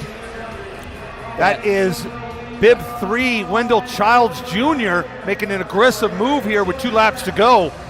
Might be a little bit too early against some of these competitors. So they're well behind those lights, which is set for 1:47.50. We had an athlete go down there. Not sure who that was. But now Winders has moved to the front with a big move. Cole Boone is back in 4th. It's Winders chasing those lights, 100 meters left. That was Joseph Murphy who went down on that backstretch before this. And coming down the finish here, Caleb Winders. Caleb Winders will take this. What will the time be? 1:48.83 from the Bloomington, Indiana senior, Caleb Winders.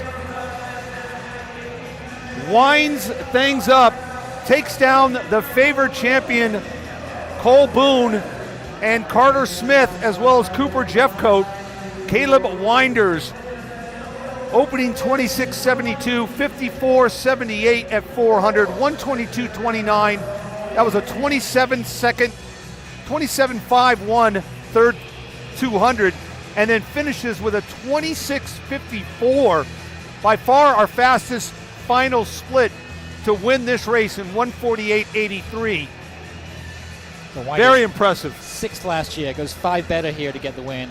100th of a second off his season's best. But UNC is getting an incredible half miler in the fall, and Chris Miltenberg will have been watching that race with some interest. Very tactical race in the early stages there, which was surprising considering how aggressive the previous heats were. But again, when it's the championship race, sometimes it turns out tactical. All right, so we're switching gears now. The girls 800 meters, 17 heats once again, getting faster as we go.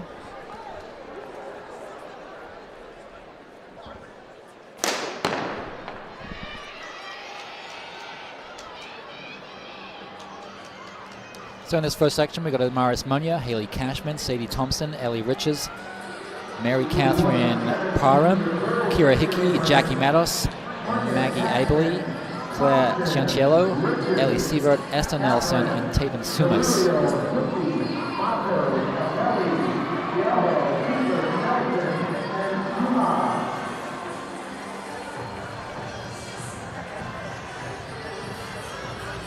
So early leader is Kira Hickey from New Jersey, 31.92 through 200 meters.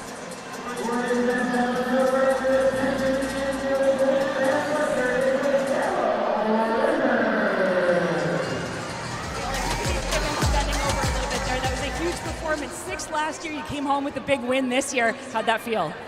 Pretty good. Going into this, my goal is just to stun the leaders and try to pass them at the end. So, I mean, it felt pretty good today and worked out perfectly good.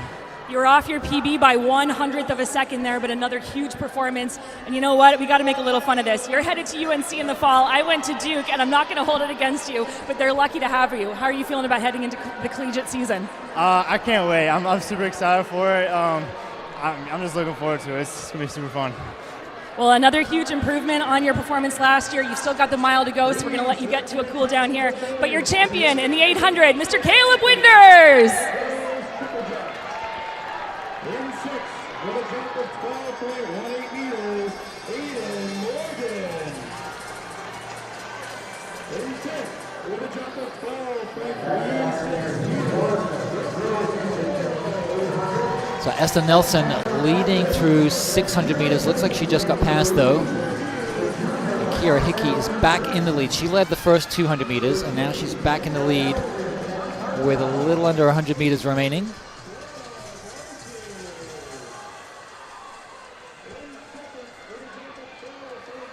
And it's the New Jersey junior that's going to take this first section of the girls 800 meters. And just under 2:22, 19:03 is her winning time. And it gets corrected to 2:19:02.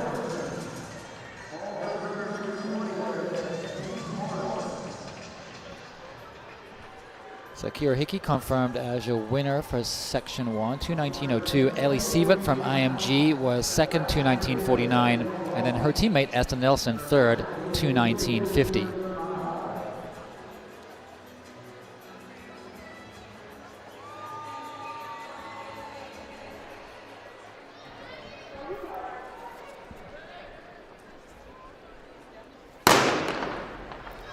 All right, here we go.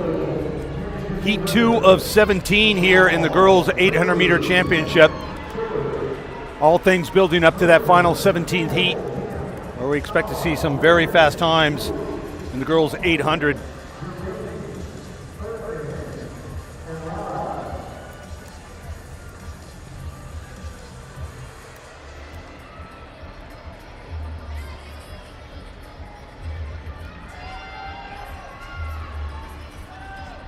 And that's Marin Erdman going out very aggressively here from the upper waterfall area.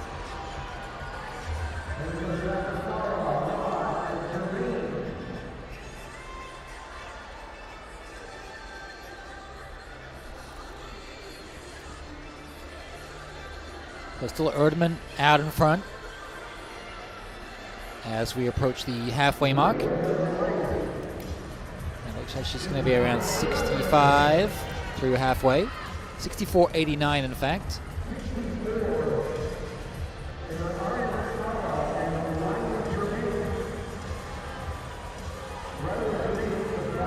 Now Ariam Sala has moved into the lead.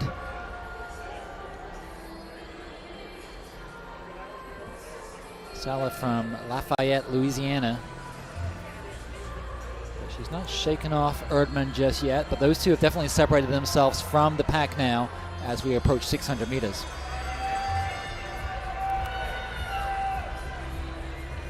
So bell lap here. Sala, Erdman, German not quite giving up here. Sala and German. It's Riley Germain, that's the daughter of Kevin Germain, the distance coach at Duke. So she's got track in her blood. Trying to come around on the outside here. But Sala holding her off just barely there. Running 2:16.50 to take heat 2. For Germain, a new North Carolina number 3. Clocking 2:16.68.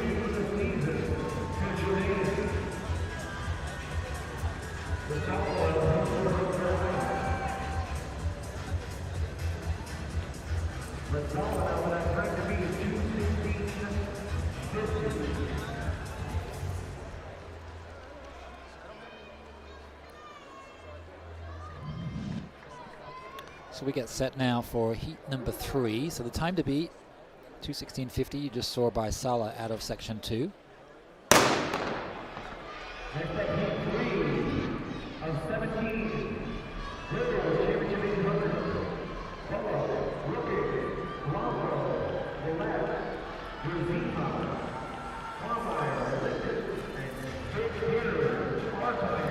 It's Olivia Arnold from North Carolina leading that outside group. And on the inside, that's Elizabeth Gazerma. Looks like Gazerma is going to get to 200 meters first.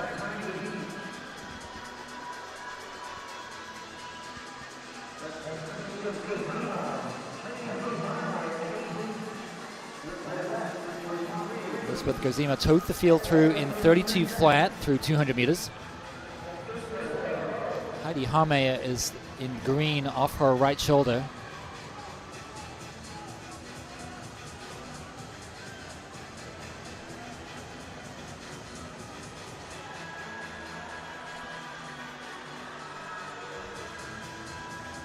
Now Hameyer moves into the lead, splitting 66.17 through 400 meters.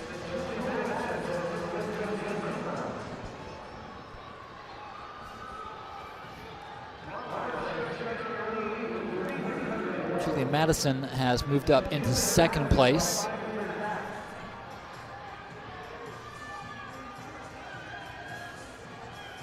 But it's all Heidi Harmeyer right now as they approach 600 meters.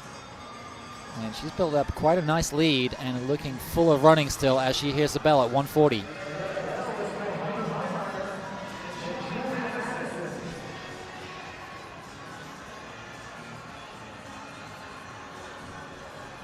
And approaching 700 meters is Heidi Harmeyer from Cincinnati, Ohio, leading the way. And she's well ahead of those pacing lights, looking like it's going to be around a 2:14, 2:15 clocking.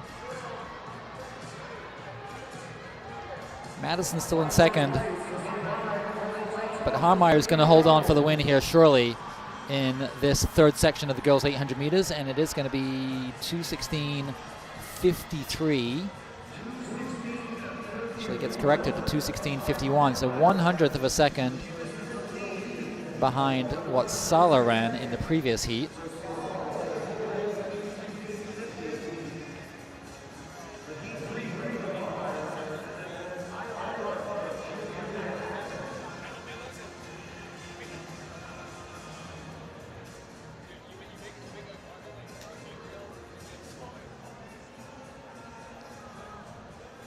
So as we get set for our next heat, heat number 14, pacing lights will be set for 2:16 on this one.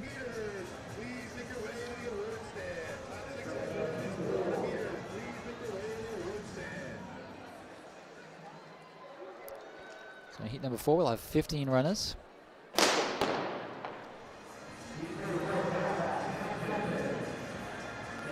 Alexa Novak, Morgan Hillman, Julia Zimiak, Penny Robinson, Sophia Warnetsky, Claire Sabot, Sophia Belcher, Lily Overby, Evelyn Yunkin, Mia Hamlin, Leah Johnson, Daria Lamakina, Julia Graziano, and Danica Reitz.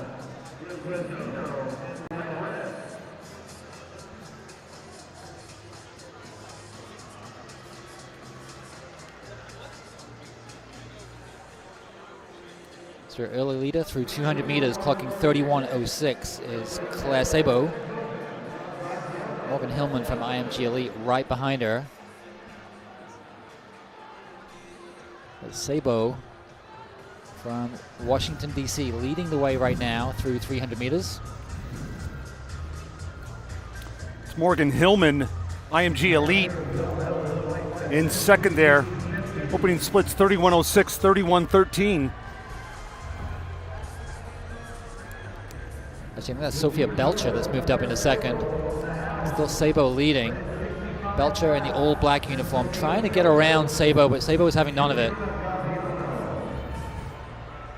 In fact, Sabot forcing her wide. Yeah, he almost kind of moved out to lane 1 there a little bit and moved She's like, Belcher out a little bit. Not today, thank you very much. But Sabot looking smooth. Coming up to 600 meters now. Reached in 1:40.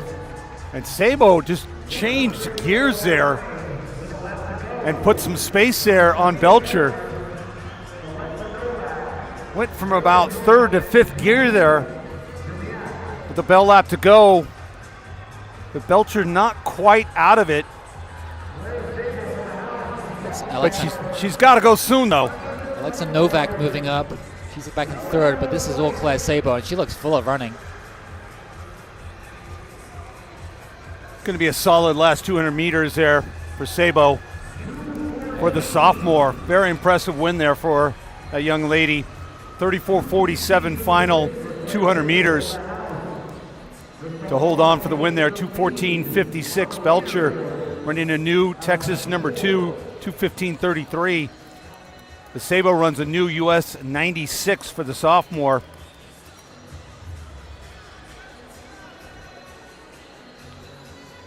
So a great bit of front running by Claire Sabot there. So she now has the time to beat. That's what the pacing lights will be set for as we get ready for heat number 5. And there are our 15 ladies spread across the track.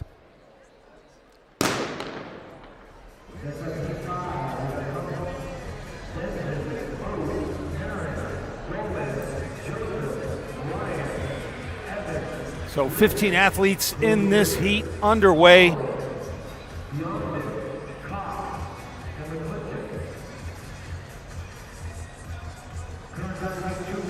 Again, that that lower tier getting much more of an advantage here.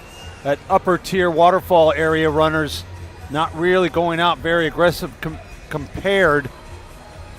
It's Paige Evans leading the way, 31.07. That's our fastest split so far.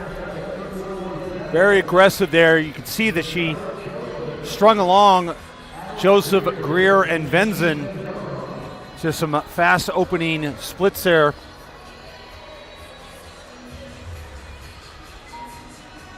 So Paige Evans continues to lead. It looks like the pace has settled in a little bit, and now the pack is sort of bunching together again.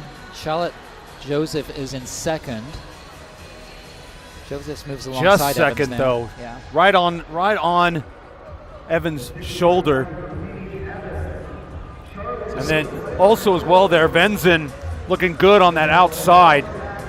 Sitting around third or fourth place just on the outside. So we were 65.90 through 400 meters. But to your point, Gigi Venzen looked perfectly positioned there on the outside in third. And she might have been glad to be on that outside when athletes on the rail getting bumped like that. Yeah, that was Adeline Greer that stumbled and put a hand on Venzon. But Charlotte Joseph out in front. Not for much longer there, as Greer, after that little tussle, kind of woke her up a little bit. So Greer being tracked by Evans now. Adeline Greer leading into the final turn. She looks strong, but she is not shaking off Evans just yet. Evans coming on strong here down the home stretch. And Paige Evans from Lower Merion gets the win out of Pennsylvania. 2:16.40. Solid time for the junior. Yeah, you see Greer got a little mixed up there with Venzen on the curve. Maybe respond a little bit too aggressively and just didn't quite have enough there at the end for a resurging Paige Evans. Yeah, one wonders if we got, once she composed herself, if she just got angry and had a surge of adrenaline and yeah, shot which to is the front. Not probably the smartest thing to do there. Again, you see the results there on the screen of Section 5. And we're already on into Section 6 of the Girls 800-meter championships here. Again, if you're just joining us, the 2026 New Balance National Indoor Championships. We are in our sixth heat of 17. Already had an amazing 17 heats of the boys 800 with a very impressive finale 17th heat. We're expecting the same thing as we build up to the 17th heat here in the girls section. And that's Macy Thompson, 31.56, heading things out, the junior from Indiana. And trying to put some distance between her and the field early on here. Koskan Border City Athletic Club only challenging her there, but not really quite detached from that chase group because it's all Thompson out front coming through 400 meters. Thompson, I tell you what, looks really good here. That's our fastest split so far, 64.8. So Thompson, the junior out of Indiana, leading the way, and she's got about a 20-meter advantage over the field right now, and it's growing. Looks like that's Becca Van Lent, who's going to try to take responsibility for reeling Thompson back in because they've really allowed her to get a tremendous amount of space here. Again, we see these races with a lap to go with this much distance. That lead athlete would have to completely fall apart for them to make up that much distance. Van Lent, the leader of that chase pack, but they're not closing Thompson down really at all as Thompson goes into that final turn. 34.19, third 200. One of the faster third 200s there. Keeps that distance out in front as Macy Thompson from Indiana comes rolling in here. Official time 2:14.22. That's our fastest time so far of the evening, number 3 in the state of Indiana.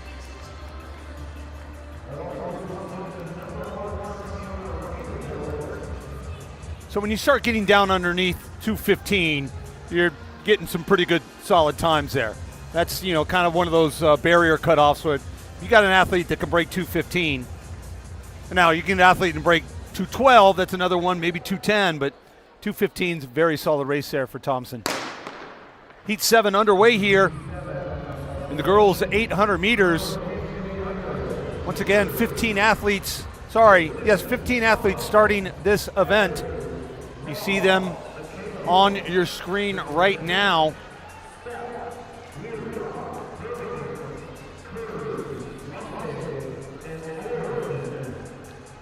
And this time it looks like the waterfall gets the advantage. Looks like Chloe Riedbrook out of North Carolina that's leading the field through. That's a pretty fast opening split. They were 30.52. Yep.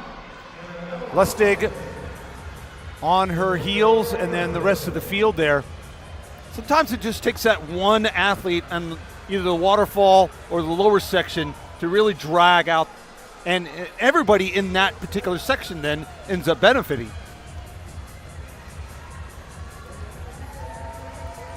So still, Riedbrook, field allowing her to control this pace. Ella Lustig in second. De Smet on the outside there. Looks like she's trying to make some moves there, but a lot of traffic there as that middle part of the field there, you can still see is very bunched up there. So that's Kiva Birmingham, another Canadian in the field. The Canadians running 3 and 4 right now, but Kiva Birmingham from Toronto moving up into second place off the shoulder of Riedbrook. And now Birmingham moves into the lead. And she's been tracked by hip number 5. That's Kayla Eggers from Arkansas.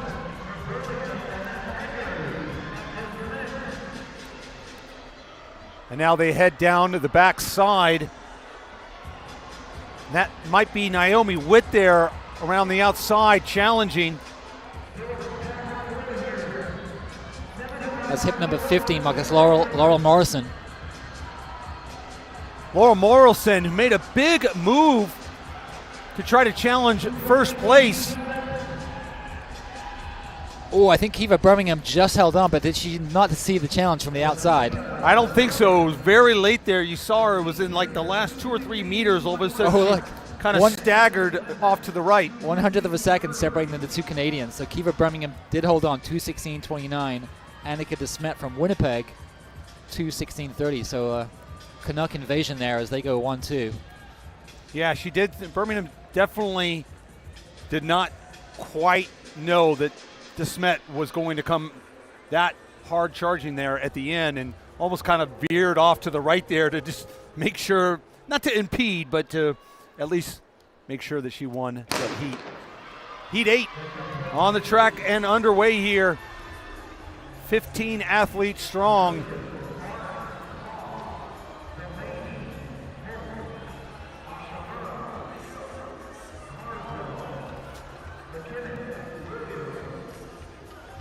In that lower tier, getting out there strong. It's Katie Martin from Liverpool, New York, leading the way right now. She's going to lead at the conclusion of the first lap.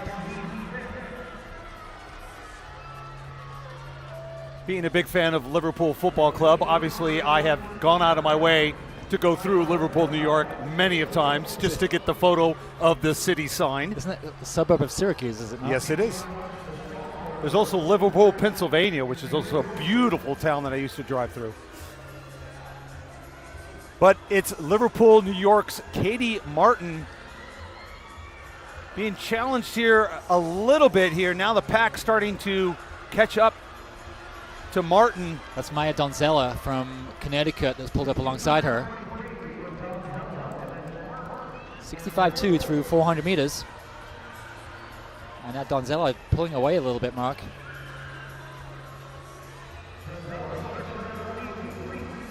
Maya Donzella stretching it out now, and she's turning the screws on this field. Nobody really has responded. Hopefully she hasn't gone too early.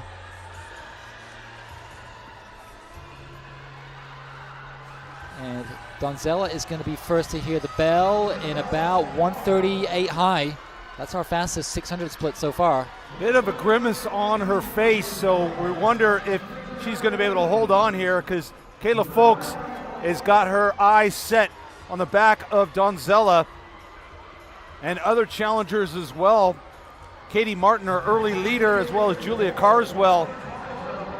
And Folks closing like a freight train here. I think she's going to overhaul Donzella. That grimace on Donzella's face going into that bell lap, I think, said it all there, and Folks is going to go flying past her in the final 10 meters to take that win. 2:15.33, a 34.65 for Folks. Very strong final 200 meters for Folks to take that.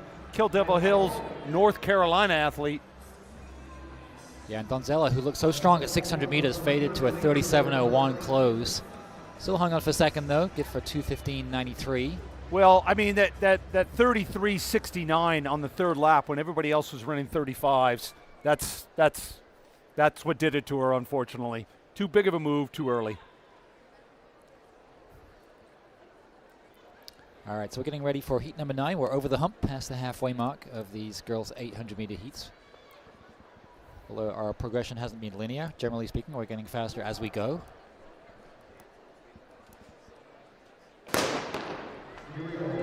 All righty, underway here.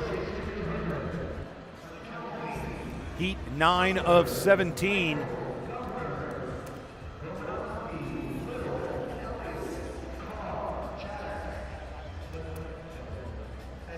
So the green pacing lights, if you can see those in your shot, that's set for a 2:14.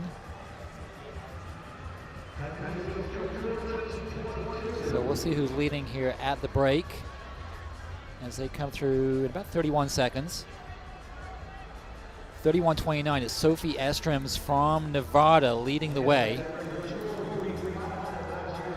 Alexis Shattuck, La Vista, Nebraska, on her heels.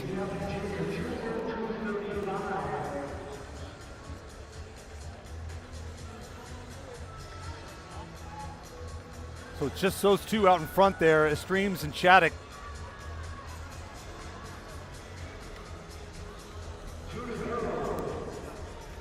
Two laps to go here. Shattuck leading through 400 meters, 64 flat. McLaren leading that chase pack in third place.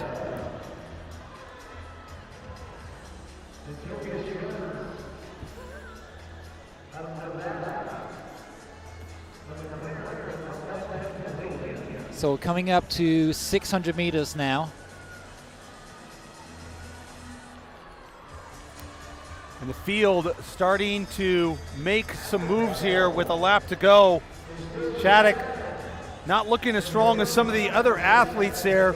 Keep an eye on bib 14, Anya Budzinski. From just up the road in Andover, Massachusetts. Budzinski almost seemingly trying to come on the inside there, but the door gets closed.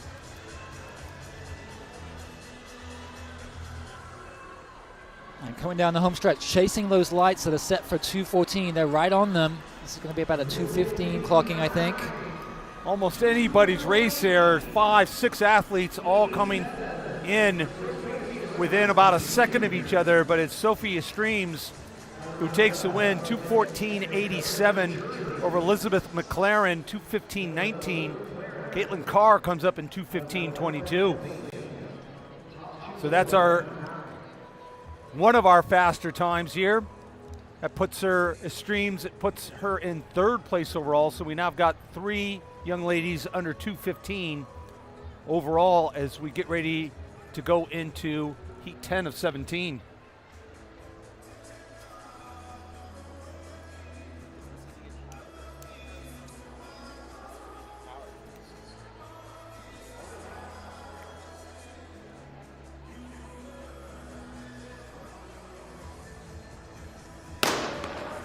And we are underway here, heat 10 of 17.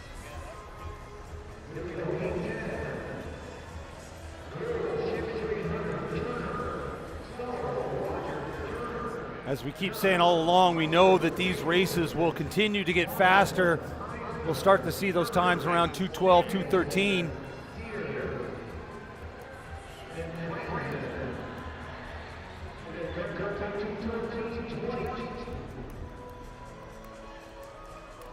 Going out very aggressive there, Aubrey Sudal, 30:28. My goodness. By far our fastest opening 200, and not too far behind was Emily Wester in 30:97. So two young ladies going out very aggressive here, but especially Sudal already starting to kind of bobble the head left and right there. So you hope it's more of a form and not a strain. No, she looks strong, Mark. I think it's just a sort of Paula Radcliffe style bobble. Her arms are pumping, her legs are high. But Emily Wester, I tell you what, Emily Wester is looking really good too. And slowly, meter by meter, starting to pull back Sudal.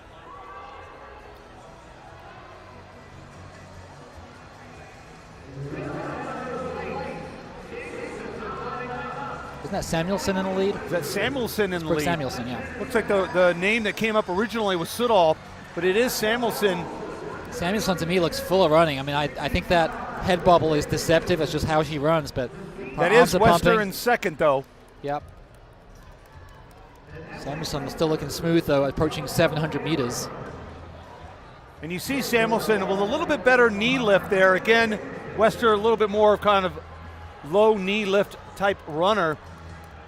And it's not going to catch her. So aggressive running from Brooke Samuelson clearly pays off there with a 32 opening 200, 102.47 split as she comes in, and we expect this to be a fast time, and it will be 2:12.35. So things just got real quick here in the girls' 800 meters. So Samuelson from Bullwin, Missouri, just outside of St. Louis. She has the time to beat now at 2:12.35. Just outside the top 50 nationally with that mark. So that was heat 10 of 17. So we just skipped over the 2:13s, yeah. Went straight to the 2:12s.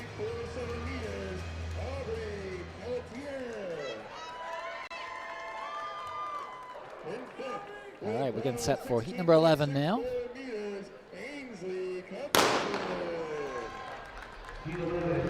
So heat 11 on the track.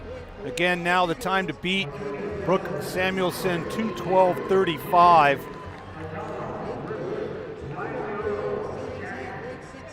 So Leah Thomas leading that outside alley that's out to a pretty swift start, all in pink, from Motor City Track Club up in Detroit. She's going to be first to the rail.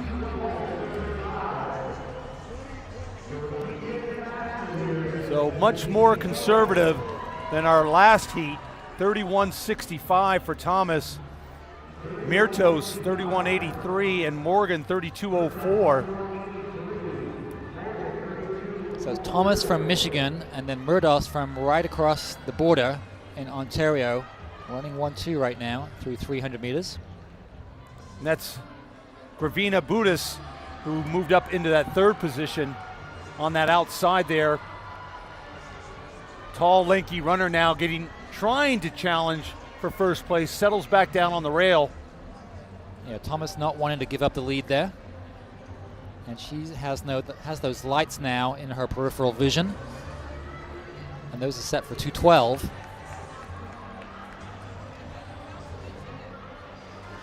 The length of the stride on Gravina Budis, the other runners need to be careful you don't get too close up. And now maybe making another move here on the outside, Gravina Budis.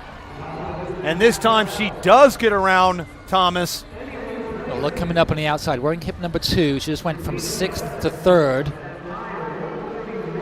And that's Alba and Tunez Perez. From down in Palm Beach, Florida. Big move by her. This is very solid last 200 meters there for Antunes Perez, as she's going to bring it home Wait to see what that split is, because it was very impressive. 31.77. So Altunes Perez takes almost 2 seconds off her personal best. The 11th grader from Spanish River High School down in Florida. Doesn't run faster than our previous heat, but still a very solid run for her individually. And again, very impressive last 200 meters there, 31.77 split. Is that our fastest close so far? I think it is. I believe it is.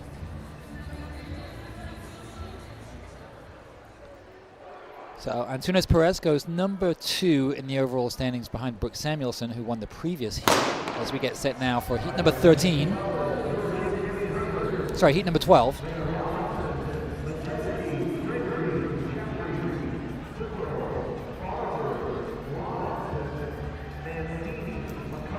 So a couple of scratches leaves us with 13 in the field for this 12th heat.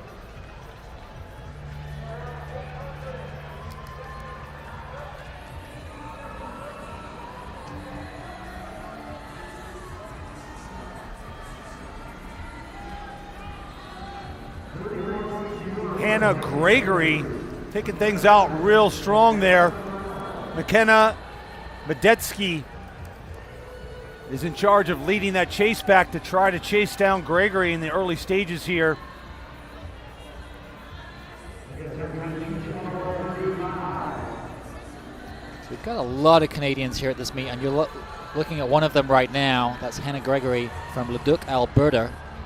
And she's out to a very healthy lead at 400 meters, reached in 64 mid. 64.54.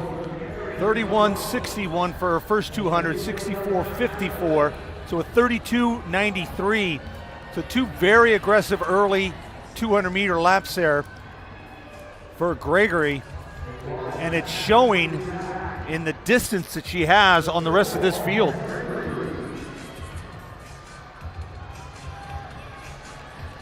And once again, look how strong she still looks there. 137 through 600 meters. I think we're going to see a 210 here.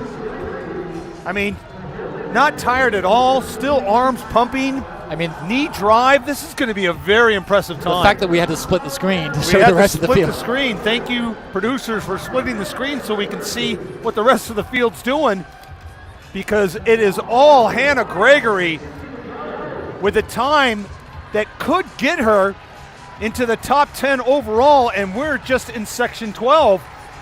And she 2:10.66 unofficially, and officially 2:10.66. Wow. Where did that come from? McCollum 2:13.90, probably thought she could win with a 2:13.90, but little did she know Hannah Gregory from Alberta, Canada, was going to storm in here and run a 31.6, 32.9, 33.09, and still finish with a 33.04. Very even splits. Gregory's indoor personal best before tonight was 2:19. Her outdoor personal best 2:16.60. So absolutely shatters those marks. What a run by her. Talk about being ready at the right time. Right row. Must have been some very good training coming into or maybe this it's just, championship. Maybe it's just the power of poutine and maple syrup. Power of poutine and maple syrup. That may be it. And free health care. That helps too. Probably better be careful and stop before we get political. All right, folks, here. Section 13 underway here, and our girls 800 meters getting closer and closer to that championship seeded section 17. And it already looks like this field is going out very aggressive here. Both the upper and lower tiers there going out very strong. That's Paulina Krupski from Lake Zurich, Illinois, that's going to be first to the and rail. Look at this split here. That looks like a 29.71. I'm telling you, they looked like they went out fast. Krupski, Paulina Krupski from Lake Zurich, Illinois, Sophie Owens, another Canadian athlete in this field. This one from Moncton, New Brunswick. We've got almost all of the provinces except the Maritime and the Island provinces represented so far. Just about there.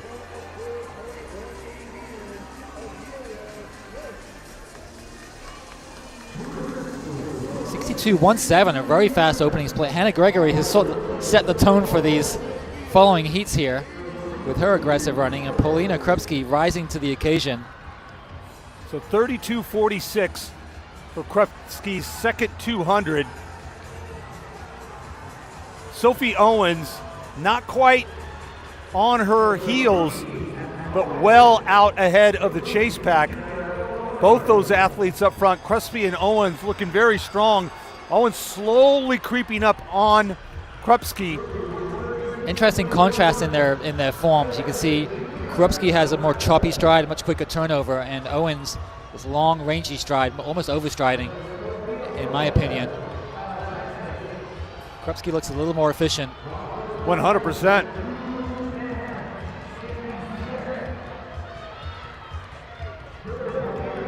But Krupski has not shaken off the Canadian just yet.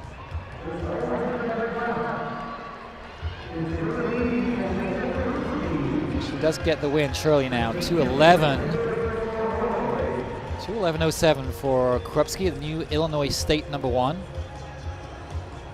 And Sophie Owens from Moncton, New Brunswick, second in 2:11.75. So now looking at those compiled times there, things really started to heat up in the last couple of heats.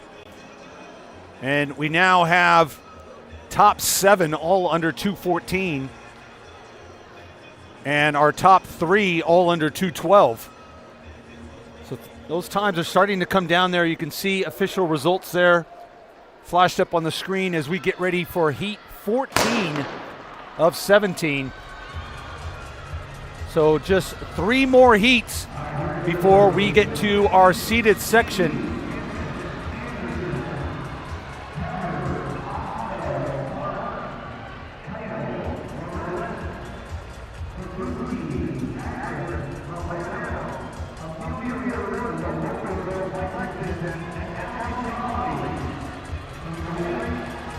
Entire field there bunched up pretty tightly. This is going to be a little rough here going into this turn. That's Amelia Wharton that moved into the lead, 31.1 through 200 meters. Frawley and Lorient in tow. And Mikhail Lee sitting in that 4th position currently. We got a couple of Massachusetts girls in front. Amelia Wharton from Lexington and Amelia Frawley from just down the road in Newton Center.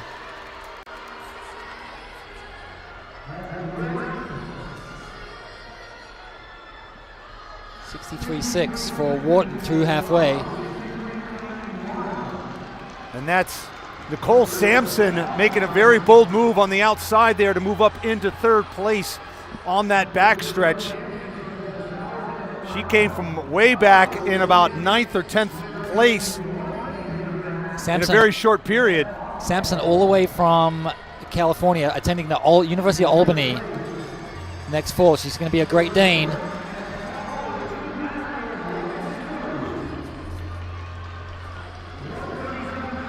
Sampson looking good there in 3rd. It's Frawley in 2nd, Wharton in 1st. It's those 3 athletes up front. Is anybody else going to challenge? Frawley trying to come up on the shoulder of Wharton. Sampson creeping up, getting closer Sampson and closer. not letting go. Will there be a gap on the inside for Sampson? No, that door is closed. And as Wharton holds on, both Frawley and Sampson seemingly just trying to figure out where can I don't want to go too wide. I can't go on the inside, so what am I going to do? And the Massachusetts girls like, nope, not today, California. Yeah, We're going 1-2 here. Yeah. Go back to your sunny sunshine, beaches, and your palm trees. So a little excitement here for the local fans as the Massachusetts girls go 1-2 in heat number 14. That's 3 more 2:11s up on the board in the overall standing. So now our top 6 are all under 2:12. But it's Hannah Gregory that still has the time to beat. 2:10.66 as we get set for heat number 15. We'll have heat 15, heat 16, and then we will introduce our top seeded athletes in that heat 17. Keep an eye out for Larkin Johnson. She's a Tennessee State champion, West hip number 10 from Franklin, Tennessee, just south of my neck of the woods in Nashville.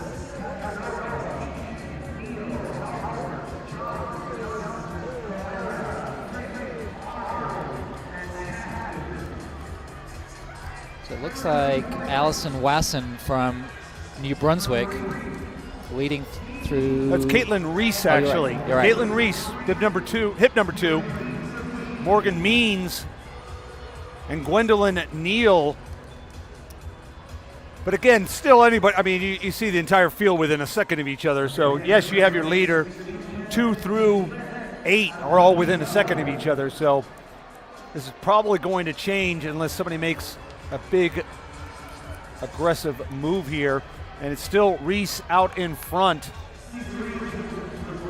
Looking good on the outside there. Hip 15, Caitlin Caston in a good position, and she makes that move on the backstretch of this third lap. Keep an eye out, moving up on the outside steadily from Calgary, Alberta. That's Esme Sink, another Canadian. She's the long-legged runner, now moving alongside Morgan Means into third. Still out in front here. Caitlin Caston making that bold move on that third lap.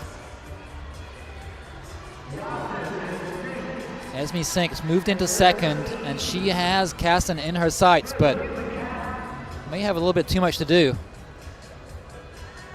This is Caston's race to lose. She's just got to maintain her form as she comes down the home stretch here. And it looks like she will. Just too much for the rest of this field. I mean, she made that entire race in that lap 3 when she made that move. And there's our first Very sub smart. 210. 2:09.54. So just outside the national top 20 with that mark. That's North Carolina number 2.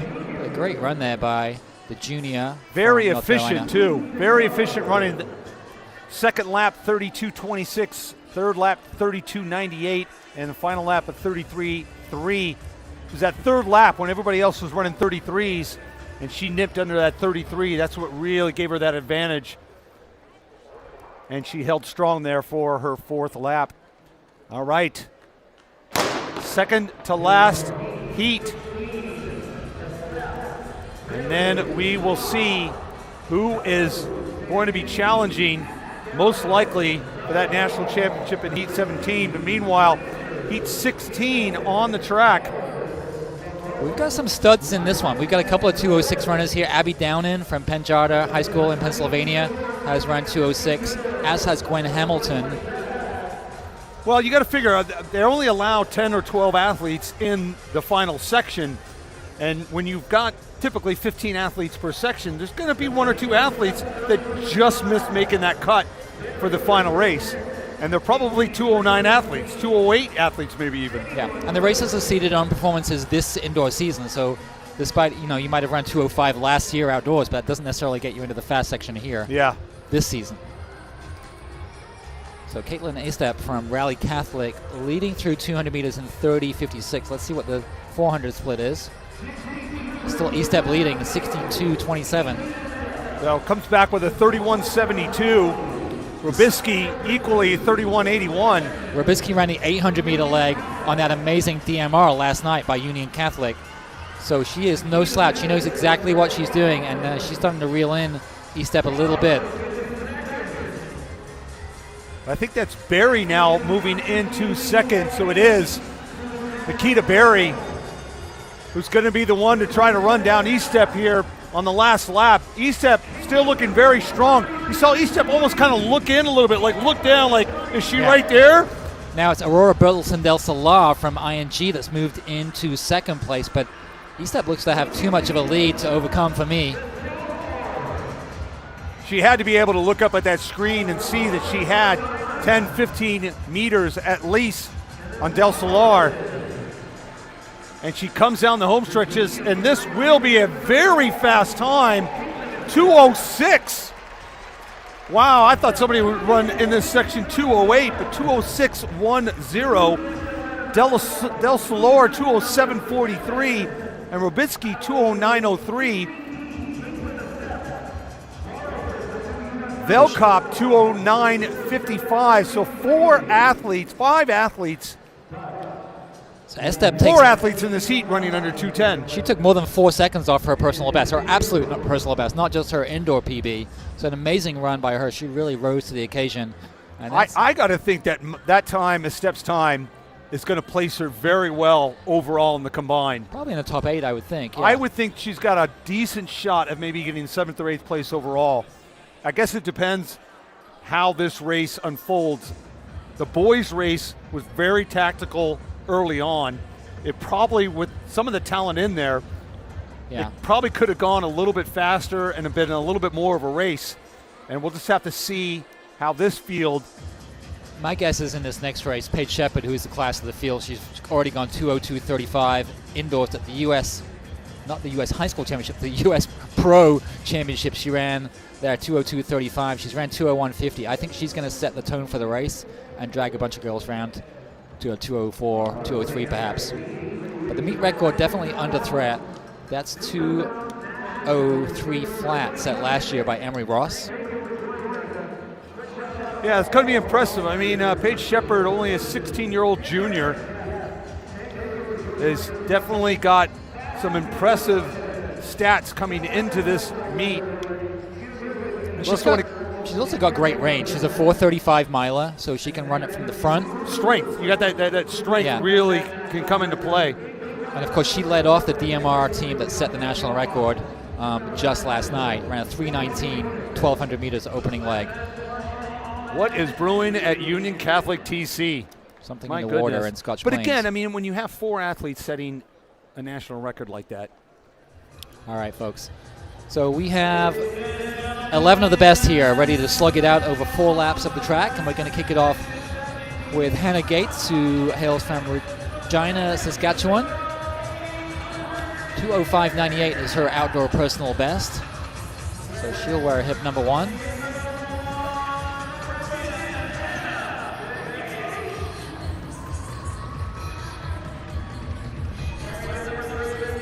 Right, hip number 2 from Minnesota, the little town of Chaska, 2:12.41 is.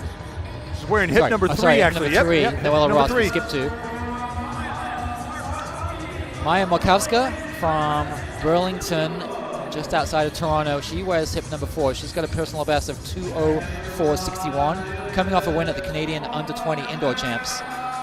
From Ohio, she's heading to Furman in the fall, is Celia Schultz from Hilliard-Davidson, the Ohio powerhouse.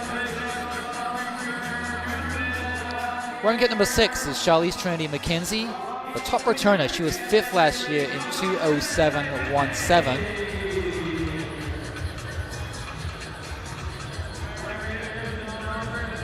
Running kit number 7 is Reese Reynolds Malone from Rumson, New Jersey. She's got a personal best of 2:05.62.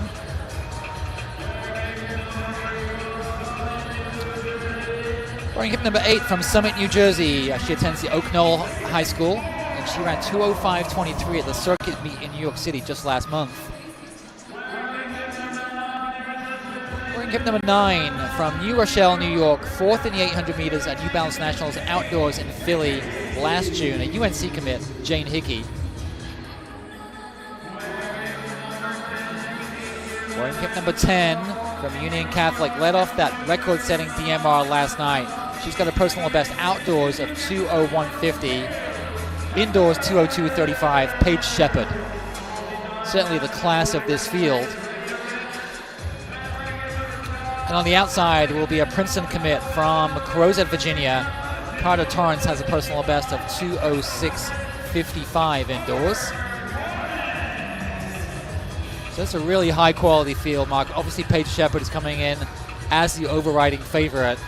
But we've had a lot of surprises already in these preceding Boone heats. was the overall favorite in the boys' race, but clearly some of the athletes had something else to say there. But, you know, when you've got personal best of about 3 seconds faster than the rest of the field, you use the cliche, it's her race to lose. I think if Paige Shepard makes the race an honest one and gets out of trouble fast, I think it's going to be hard to beat her. If she lets the pace slow a little bit and it becomes more a tactical affair. She's one of the bigger athletes in the field. And taller again, athletes. what I was saying with Boone, I mean, when you looked at his splits last year, how aggressive he was nowhere near that aggressive. If he possibly was that aggressive and honest with the pace, maybe he could have won. Here we go here. Gates, Ross, Markowska, Schultz, McKenzie, Malone, Moore, Hickey, Shepard, and Torrance. Your seated section here in the girls' 800 meters. We expect a barn burner here, folks. So we're on meet record watch. That meet record is 2:03 flat set by Emery Ross last year. Your early leader is Celia Schultz from Hilliard, Ohio. And let's see what this opening split is. Not blazing. Not blazing, 30:09. And this was my fear. Paige Shepard has let the pace get slow-ish, and then she's back in third, and she could get crowded here. Yeah, she's definitely running close to that rail, not just in lane one, but almost off the left shoulder of McKenzie. And I guess that paid off because she just went onto the inside of McKenzie as McKenzie went wide. Yeah, McKenzie went wide, but really didn't do anything to get past her, and now Shepard's showing her experience. 62.05, but this is like third gear for Paige Shepard right now. Cruise control. Who's that moving up on the outside? That's Hickey. Jane Hickey has now moved into the lead, and now we got a race.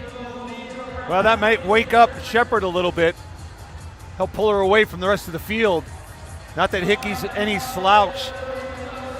Honestly, if you're Paige Shepard right now, you're thanks. I was fed up with doing the pacing myself. Yeah. Oh, yeah. Hey, thanks for waking me up here. 133.72. That was a 31.6 split. And now it's all up to Paige Shepard here, going down the backstretch, trying to get some room between her, Hickey, and McKenzie. And it is all going to be Paige Shepard showing the true form of a 2:02 half marathoner, half miler here as she comes down the home stretch and takes the win. Very impressive, 2:04.25. Torrance, 2:06.07. So Carter Torrance will be thrilled with that, the Charlottesville, Virginia runner. And impressive, just real quick, Caitlin Estep's time from the previous heat keeps her in third place overall. Wow. So that 2:06.10 for Estep was worth it because she ends up getting third place at the national championships, making the podium. As we take a look here at the replay of Paige Shepard just owning this final 200 after being slightly challenged for about maybe 20 meters. And then she decided to say, I was briefly concerned after 400 meters when she was like back in like third or fourth place. It appears that she was just sort of toying with the field. But what an impressive run by Paige Shepard.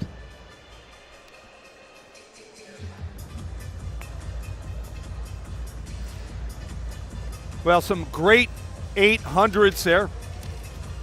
And we're going to see Shepard down there, still the crowds.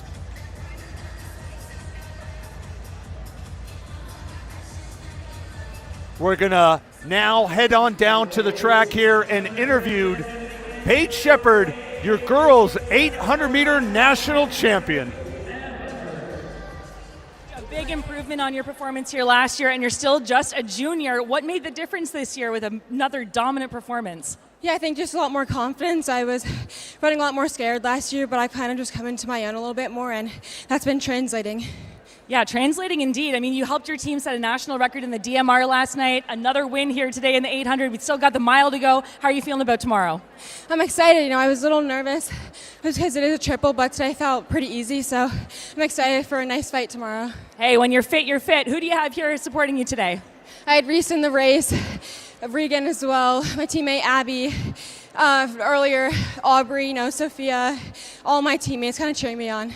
And that also helps make the difference. All right, folks, give it up here for Paige Shepard, your victor in the 800 meters.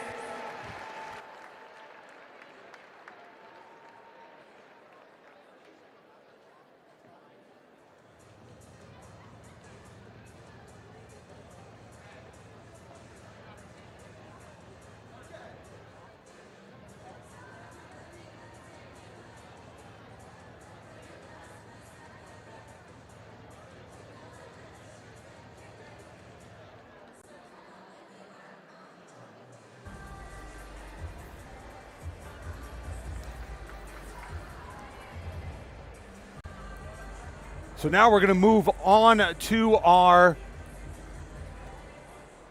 4x-mile championship here. And we're going to do intros here now for our top seeded 4x-mile teams. And unlike previous rounds, we're going to start off with our fastest heat from the get-go. Wearing hip number 1, the Patriot Athletic AC. Patriot AC in the house wearing hip 1.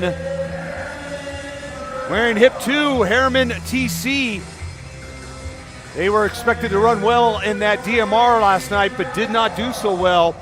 Wearing hip 3, Corning Track Club. And wearing hip 4, West Springfield.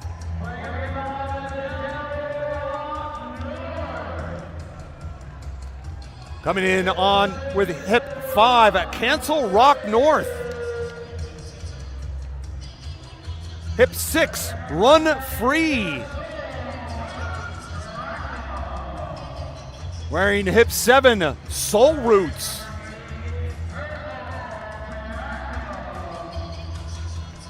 And coming in hip 8, Purple TC. And it's Dub Jerome TC from Ohio wearing hip 9. And Vestavia Hills TC wearing hip 10.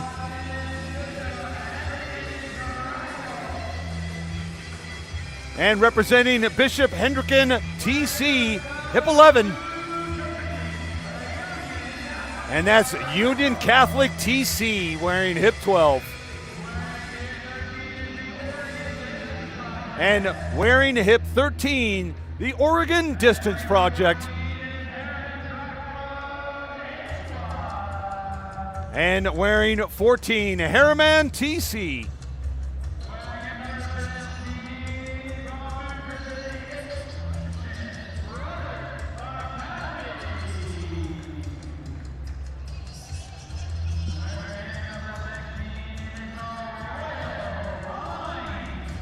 And 15 was Christian Brothers, and then Royal Pines, 16. All right, so we got 64 milers ready to wage battle here, Mark. Meet record and national record, 16:29:31, set by Newbury Park High School out of California 4 years ago. That's probably untouchable, at least tonight. Our 2025 winners are here, Oregon Distance Project, Crater High School out of Oregon. They ran 16:59:08 last year. And I believe we have the pacing lights set for 17 flat in this race. That's 4:15 per mile.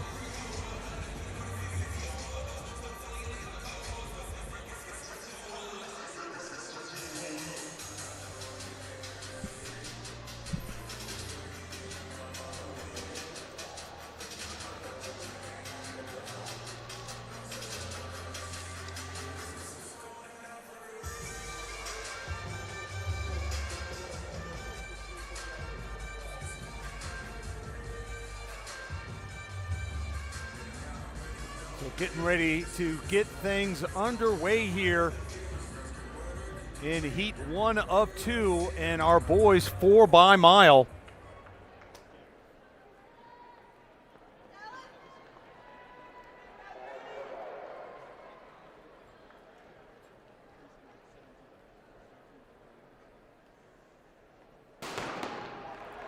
Again, with this large field here, we'll have the waterfall upper area here.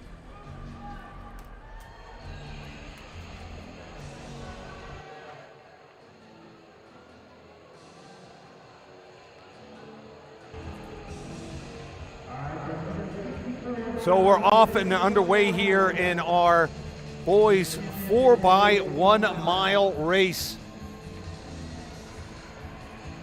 Again, this is our top seeded section, section 1, unlike previous events.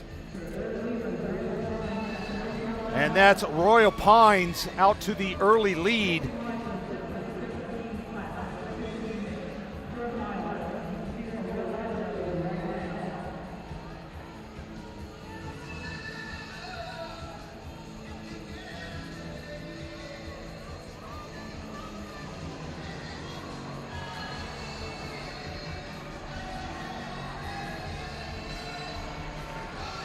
So Royal Pines taking things out. And then we got Bishop Hendricken and Christian Brothers Academy who are leading that chase group, but it's all Royal Pines out in front.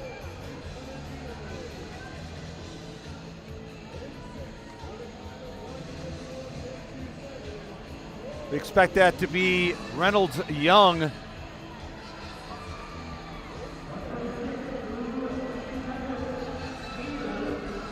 But actually, that's Dallas Reeves leading things out for Royal Pines. So they moved around their order a little bit here.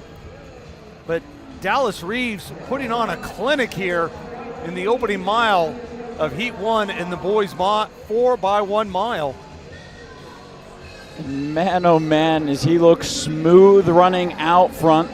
Those base lights set at 17 flat for this 4x mile. And that would be one of the top times ever by a high school squad. That would put them 4th on the all-time list.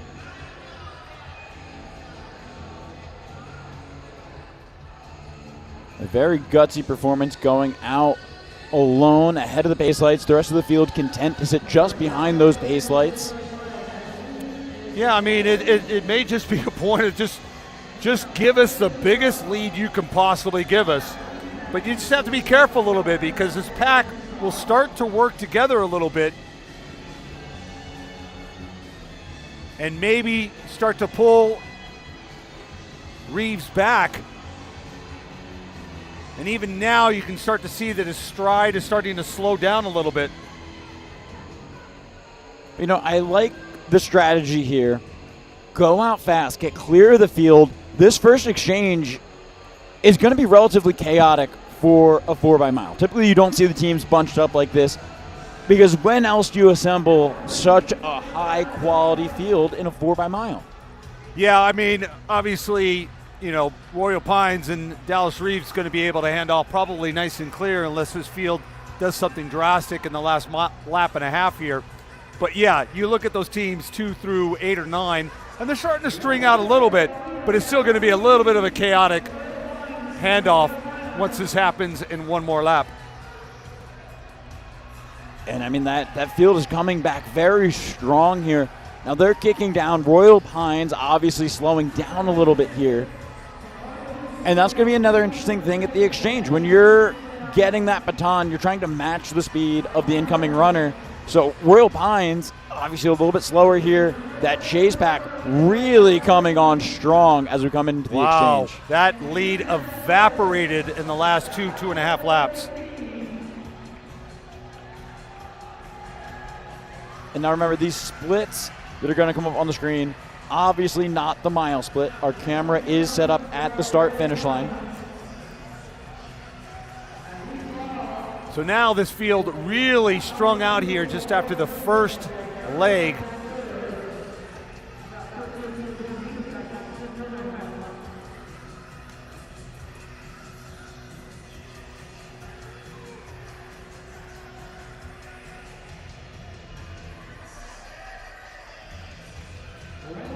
So Royal Pines still out in the lead, but it's Oregon Distance Project that got really close to them at the exchange and is just sitting on Royal Pines. The two teams out in front.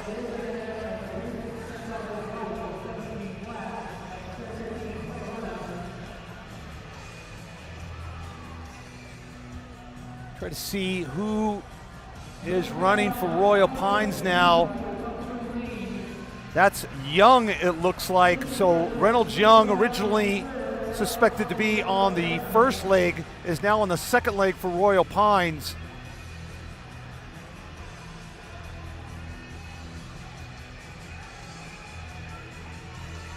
And both runners for Royal Pines and Oregon Distance Project looking very strong up front. That chase pack made up of 3 teams.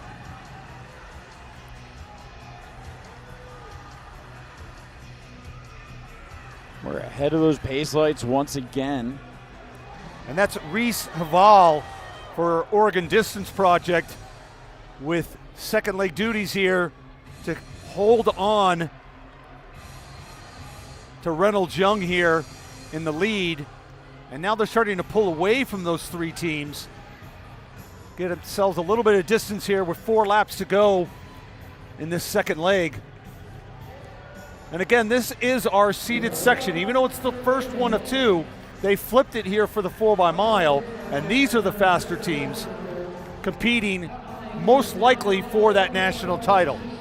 Now, that does make it an interesting battle for that last podium spot. Obviously, or we would say most likely the top of the podium is going to come out of this section, but that 6th spot, we're kind of giving the advantage to the second section. They're going to know exactly what they need to do if they want to become All-Americans. So I think that changes the strategy a little bit if you're one of the middle pack teams. All looking really comfortable there, just sitting off of Reynolds Young.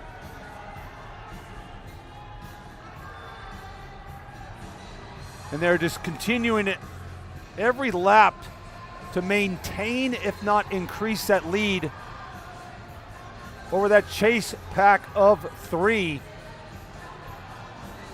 As we get ready to get to 2 laps to go for this second leg.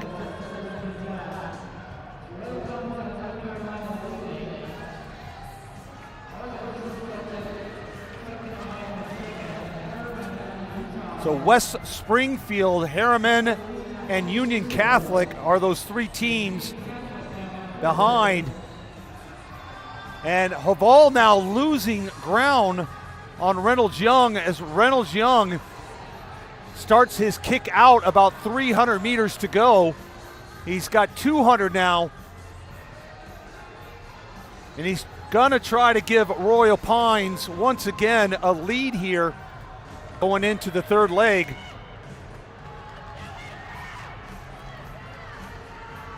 Because Union Catholic and West Springfield are starting to build up steam, and now they're getting ready to set sights on Haval from Oregon Distance Project. So it was almost like Reynolds Davis kind of broke Oregon Distance Project's momentum. And now, indeed, that's Oregon Distance Project, West Springfield, and Union Catholic. And again, we see the split screen here with our leader and then our exchange zone. And let's not forget, at New Balance Nationals outdoor at Franklin Field last year, we did see Oregon Distance Project run 16:54 for the meet record.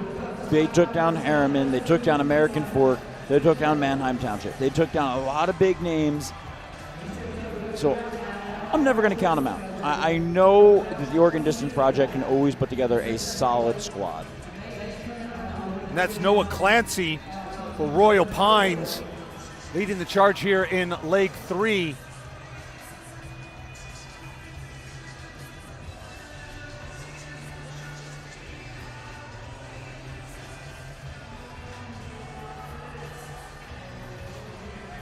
And I believe that's a Maxwell Miracle for Oregon Distance Project.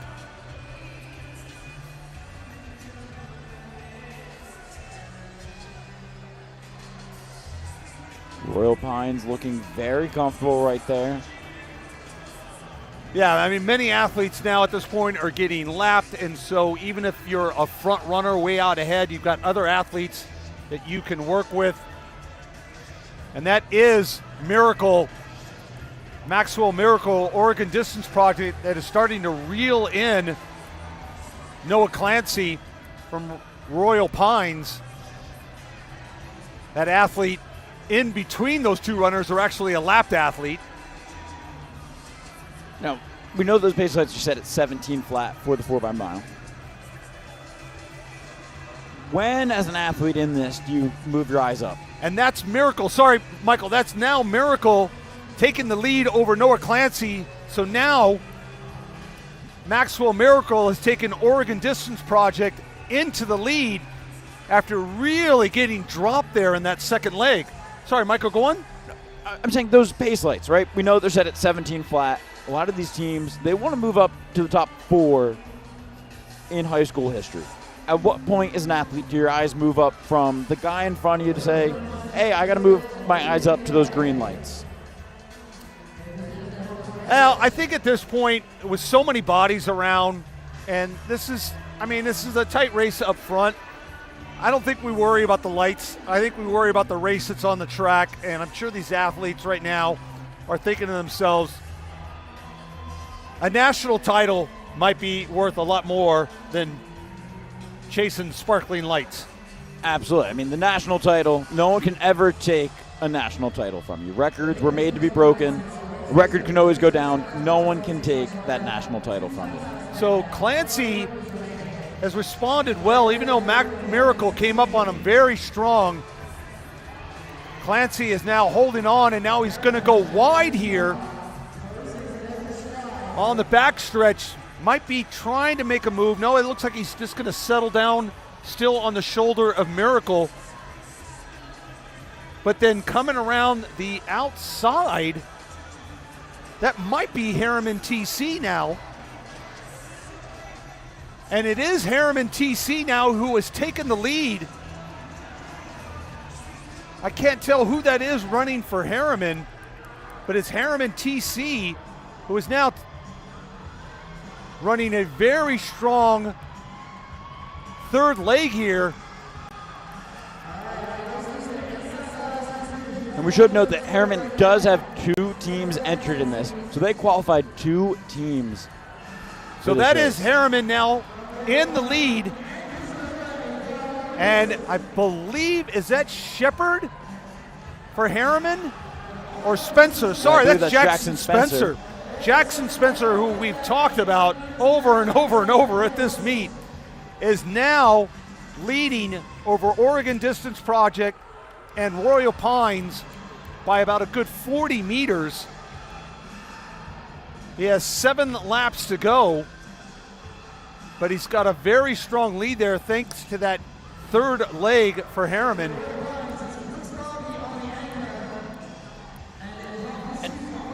Talk about an athlete that has some real experience under his belt. You see Harriman now here lapping their other Harriman team, which is very interesting. Sorry. No, you're good. But talk about the experience that these athletes have. He was on the 2026 U.S. team for the cross-country World Championships. That was his debut at 8,000 meters, and he was the second American in that race, helping the team to win a bronze medal.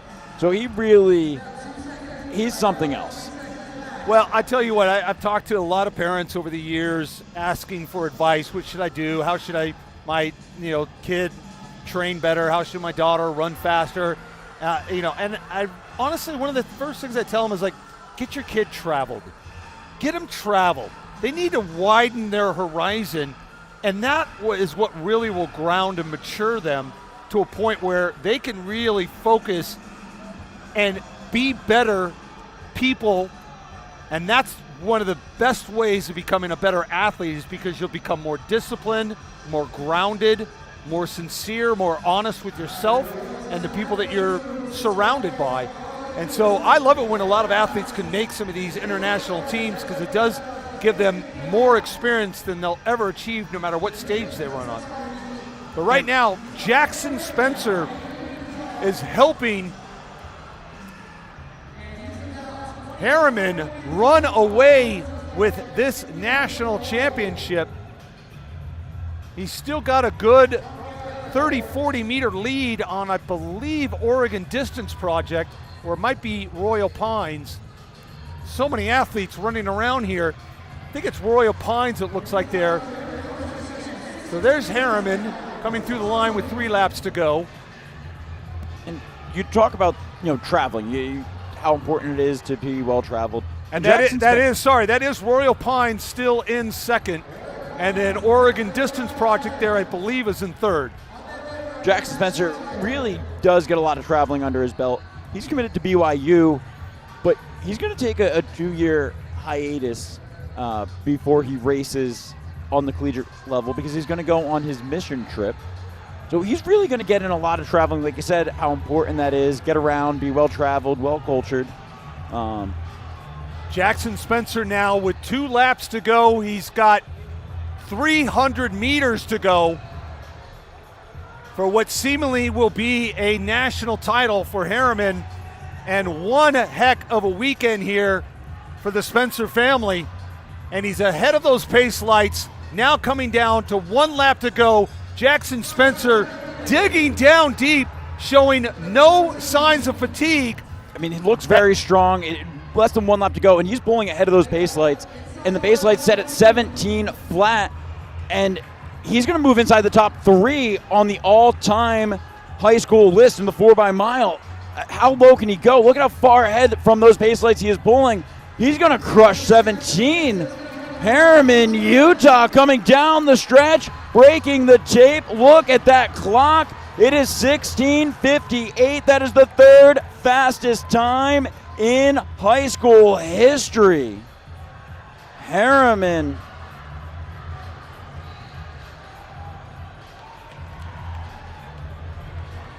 There it is, 16:58.10 officially for Harriman Track Club.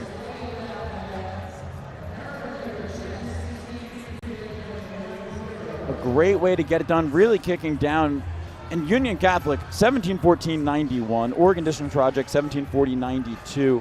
We talked about those pace lights earlier in the race, and when do you look up to them? The way he kicked down in that last 400 was just impressive. He had still a lot of energy, a very strong lead there. We'll wait to find the data on the splits on that 3rd leg and 4th leg for Harriman. But both athletes there putting their team in a dominant position there at the end to win the national title here at the New Balance National Indoor Championships. A convincing win at that, 16:58.10.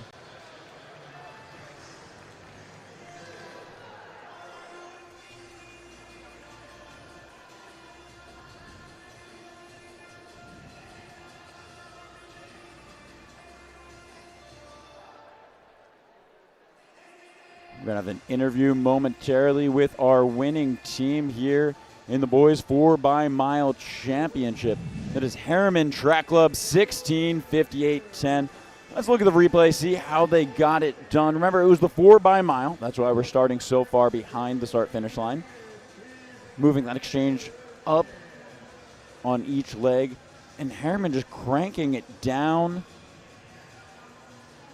Jackson Spencer closing well, pulling ahead of those pace lights, smashing 17.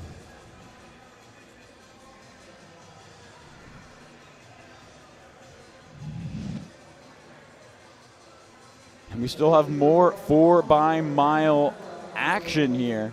We're going to have one more section, and we're going to keep an eye on 17:31. That is currently the podium spot. You see it on your screen now. To become an All-American, you have to break 17:31. And that is possible for these teams in Section 2 to do. So we did this a little bit different than other events. We've run our fast section first. We did the same thing in the sprint medley relay last night. Now we're doing it again here in the championship boys 4x-mile. But that lets the teams know exactly what they need to do to earn a podium spot. I don't anticipate anyone breaking 16:58. I think Harriman is safe. I would believe Royal Pines and Union Catholic are probably safe as well.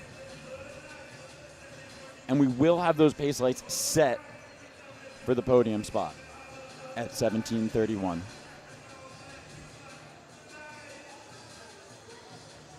Kate Van Buskirk is trackside. She will be speaking with the Harriman Quartet. They were second outdoors in 16:59. Now they come inside, and they're going to run faster. That is just a very impressive day for the Harriman Quartet. But before we go trackside with the interview, let's take a look at Section 2. In Section number 2, it would be North Andover Track Club, Duval, the Lawrenceville School, Hawks Track and Field Club, Chaminade, Valley Project Track Club, Hunterdon Lions Track Club, Ocean City Track Club, Woods, Spartan Distance Elite, Don Bosco Prep, the Carolina Cavaliers. Legacy Track Club, Caramel Chaos Track and Field, the Carolina Cavaliers. Greenwich Track Club, the DC Cadets. Panthers Track Club, North Penn of Lansdale Track Club, East Lyme, Christian Brothers Academy's B Squad, and South Bay Distance Project.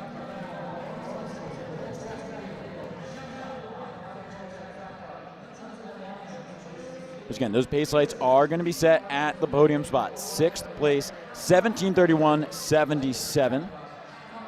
If you're just joining us, I am Michael Twist. Just hopped off the PA mic. We've had an exciting day here at New Balance Nationals Indoor. We've seen a lot of great records go down, and now we have the third all-time fastest 4x-mile team, Harriman Trackside with Kate Van Buskirk.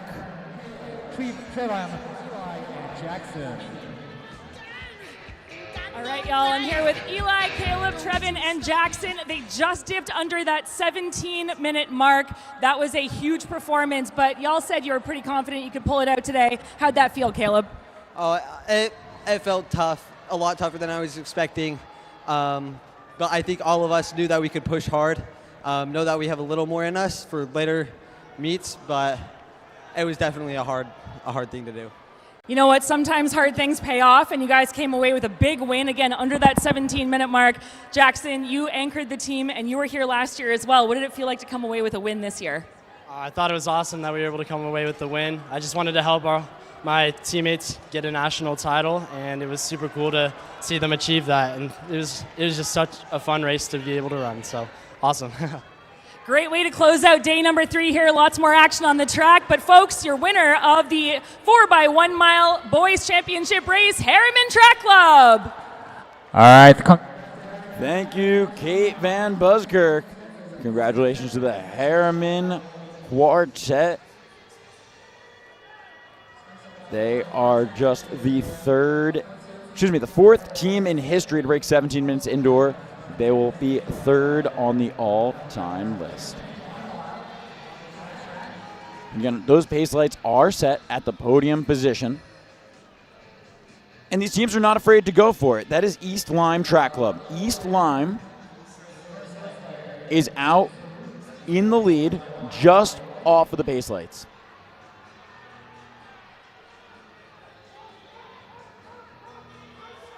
East Lyme Track Club out front, trying to get a read on that bib. Take a look when they come by.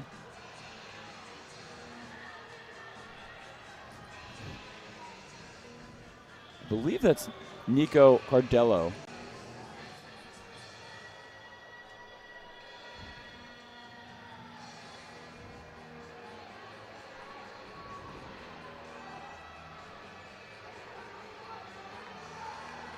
This is all about staying comfortable, not panicking that the pace lights are pulling ahead just a little bit. Those lights are set at an even pace from the 4x-mile start line.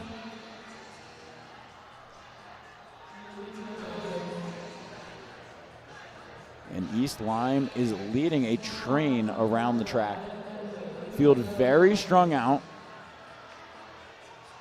300 meters away from the next exchange. Again, you'll see that exchange zone move up. The cones have the exchange zone marked. So not very many tracks are actually marked with the exchange zones on the track for this 4x-mile, because it's not an event that you see every day. It's hard to put together a squad of 4 athletes that are going to be ready to run a 4x-mile. But that is East Lyme Track Club and Chaminade. Now, Chaminade making a push into the lead. Chaminade out of New York. A lot of these guys from Chaminade like to front run. They're not afraid to set a hot pace early. But we just saw there, let's sit for a little bit, let's stay calm. And now Chaminade is out front. Curious to see if they're going to try and stay ahead of East Lyme and Caramel Chaos here, or if Chaminade, look, he's going to open up the inside. He's going to say, you know what? Let me sit. You go with the pace light. You make that move now. mentally it's easier to sit. And this is a long race. If you were listening to the past few days of commentary, I keep bringing up the loneliness of the long distance runner.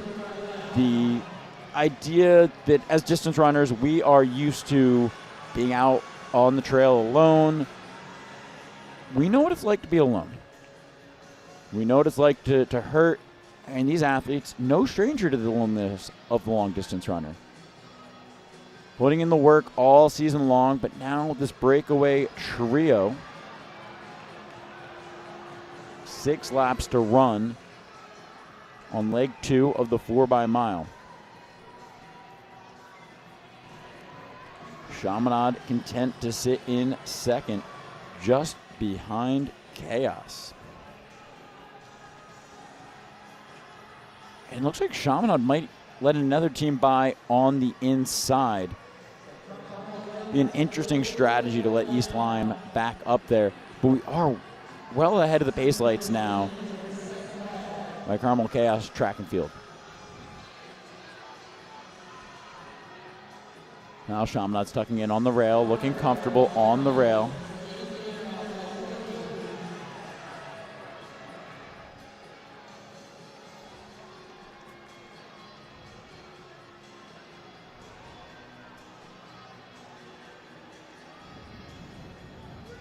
Carmel Chaos Track and Field alone out front. East Lyme now in second, followed by Chaminade. Again, those pace lights set for the podium spot. Looking to see if they can become All-Americans. And for those of you at home that are not familiar with the setup that we have here at New Balance Nationals Indoor, you get access to some pretty cool swag by placing inside the top 6. I went over to the tent that they have set up, the pop-up store that they have set up. Nice special area for All-Americans to stop by, pick out the gear that they want. So not only do you have a trip to the podium and a medal on the line here, but you also do have some pretty sick swag on the line.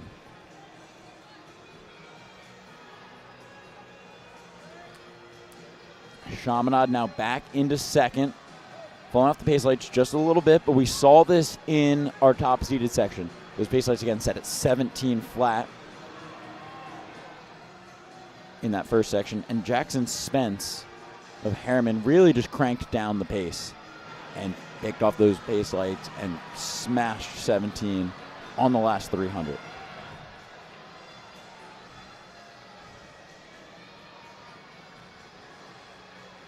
So I still think we have a shot at seeing a team place inside the top 6. And don't forget, we still have plenty of action coming up. We have the boys' championship 4x2, as well as the girls' championship 4x2 coming up next. There's a few minutes away from that championship 4x2 final. Be 2-section final on time for both the boys and the girls.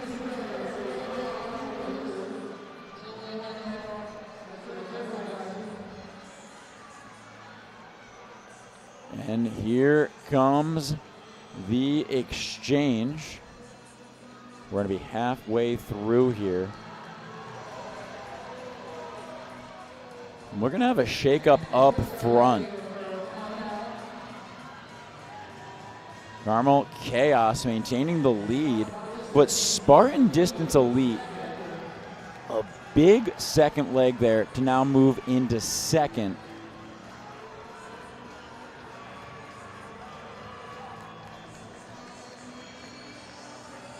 Spartan Distance Elite trying to run down Carmel Chaos. And here comes Chaminade.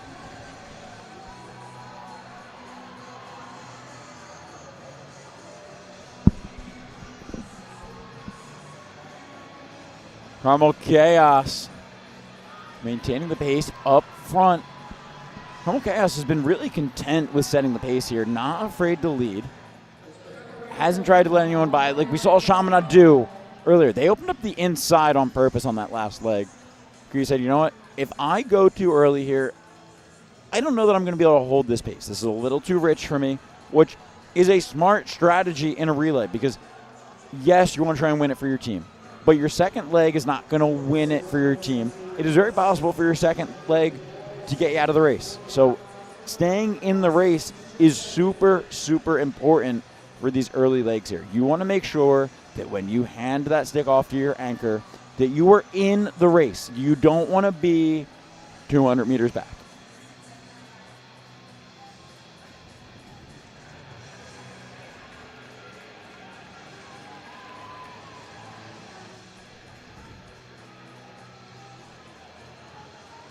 That is Carmel Chaos, South Bay Distance Project, Chaminade, all up front there.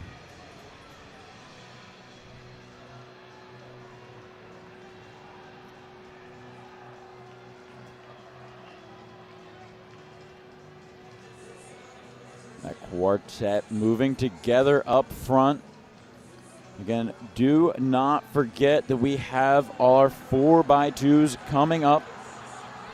Our 4x2s will take place before the championship girls 4 mile. And then we also do have our championship mixed 4x4. It'll be very interesting to see the squad that Bullis brings for that mixed 4x4. There's been some whispers that Bullis might do something crazy, but we will see. Don't want to get ahead of ourselves yet, but we will see who we decide to put in for Bullis. Chaminade now in control of that quartet. Like I said earlier, Chaminade, when they know that they can do it, they love to front run. I've seen a lot of their races over the years. No strangers to front running. They're not afraid of it. They're going to go when they know they can do it. And this is an early move. Pulling ahead. But Chaminade really wants to give his team a shot at All-American status. So we see the base lights ahead of Chaminade by about 70 meters right now. Chaminade slowly cranking up the pace, and it's going to come down to the anchor for Chaminade.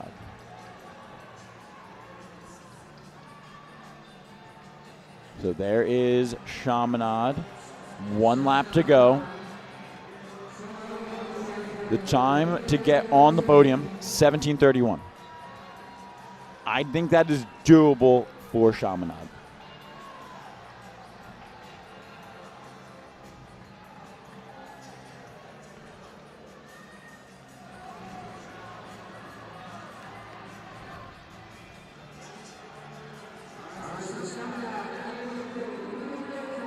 All right, Chaminade getting ready. The final exchange here.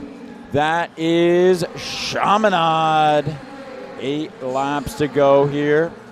Again, we're running the full mile, full 4 by mile here.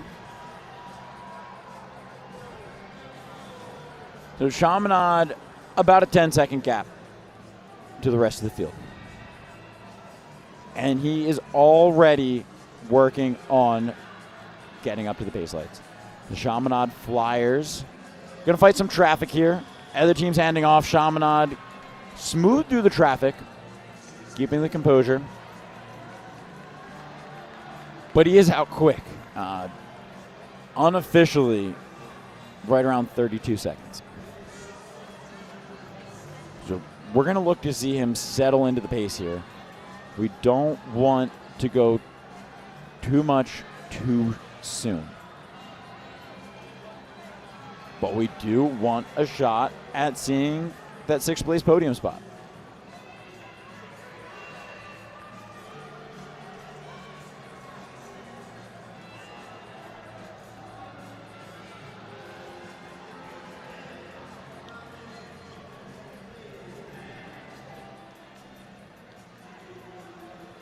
Chaminade settling into the pace now, which is good.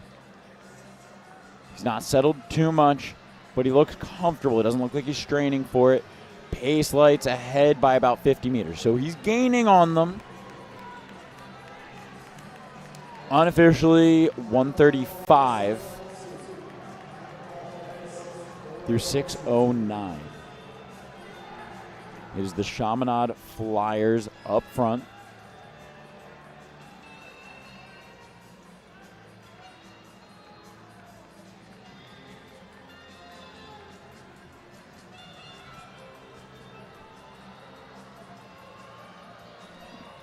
We're going to see what the halfway split, again, unofficial here. Looks to be about 2:08 at halfway. It is Chaminade up front.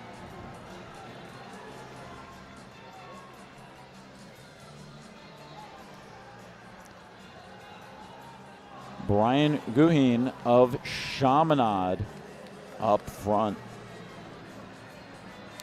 He's committed to SUNY Geneseo, who's going to continue that running career. He's run 4:33 for the 16 this year. So he is on pace to run a lifetime best right now. And it's going to take a lifetime best to run down those pace lights. There's a lot of traffic coming up for Chaminade, but Chaminade's looking strong. Chaminade is all but running away with this section.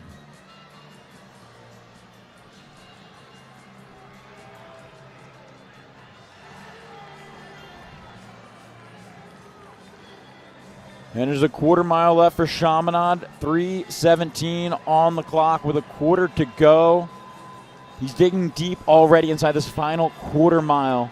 Again, fighting a lot of traffic. Chaminade coming into the final lap and a half. Again, keeping it smooth. At this point, this is about Chaminade trying to run as fast as Chaminade can. Let's just see, can we get a school record? Can we run really, something special here in this 4x mile? And it'll be the bell lap. Chaminade out front. Chaminade on the last lap. The Chaminade Flyers down the back stretch for the final time. Coming into the final turn, it is Chaminade. A big kick coming from Chaminade off the turn. The Chaminade Flyers flying to victory here in Section 2. It'll be the Chaminade Flyers taking Section 2. 17:44-15 for the Chaminade Flyers. They'll take 8th place. A great year for the Chaminade Flyers.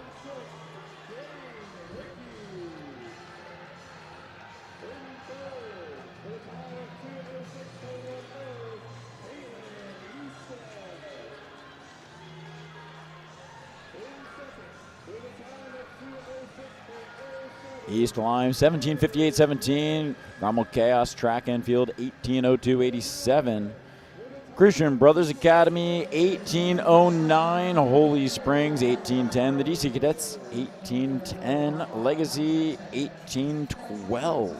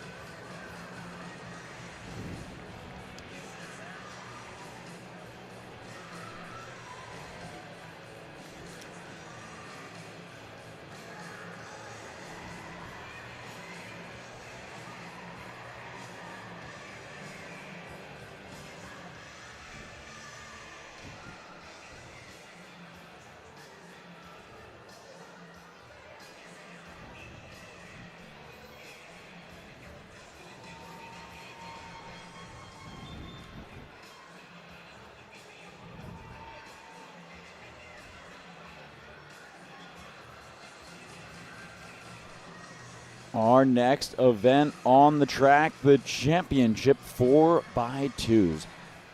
We're going to start with our championship boys 4x2.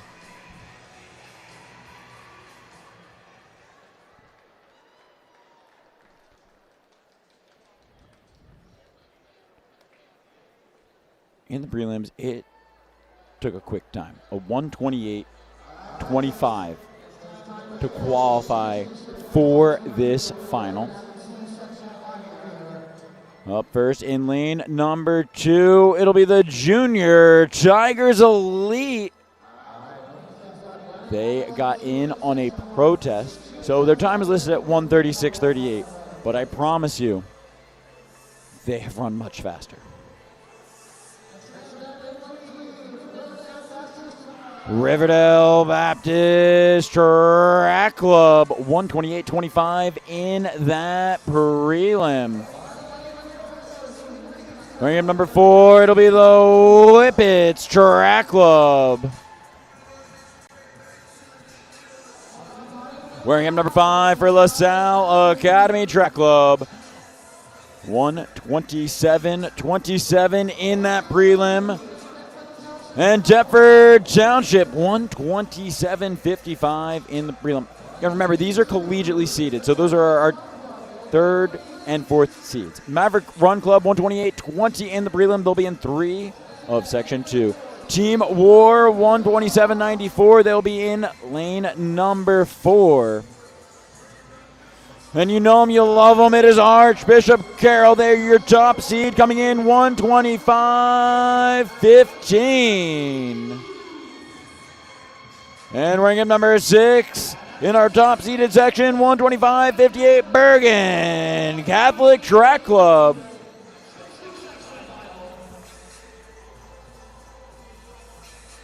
For those of you just joining us, welcome back to New Balance Nationals Indoor, the fastest party on the planet here at the track at New Balance.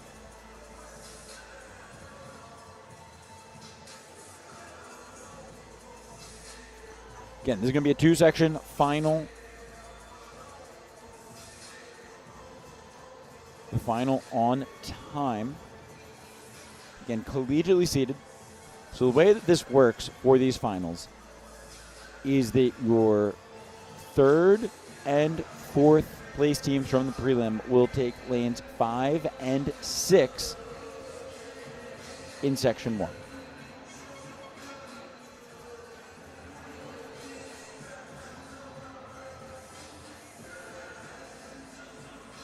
But the wild card here, in my opinion, is going to be the JR Tiger Elite. The Tiger Elite squad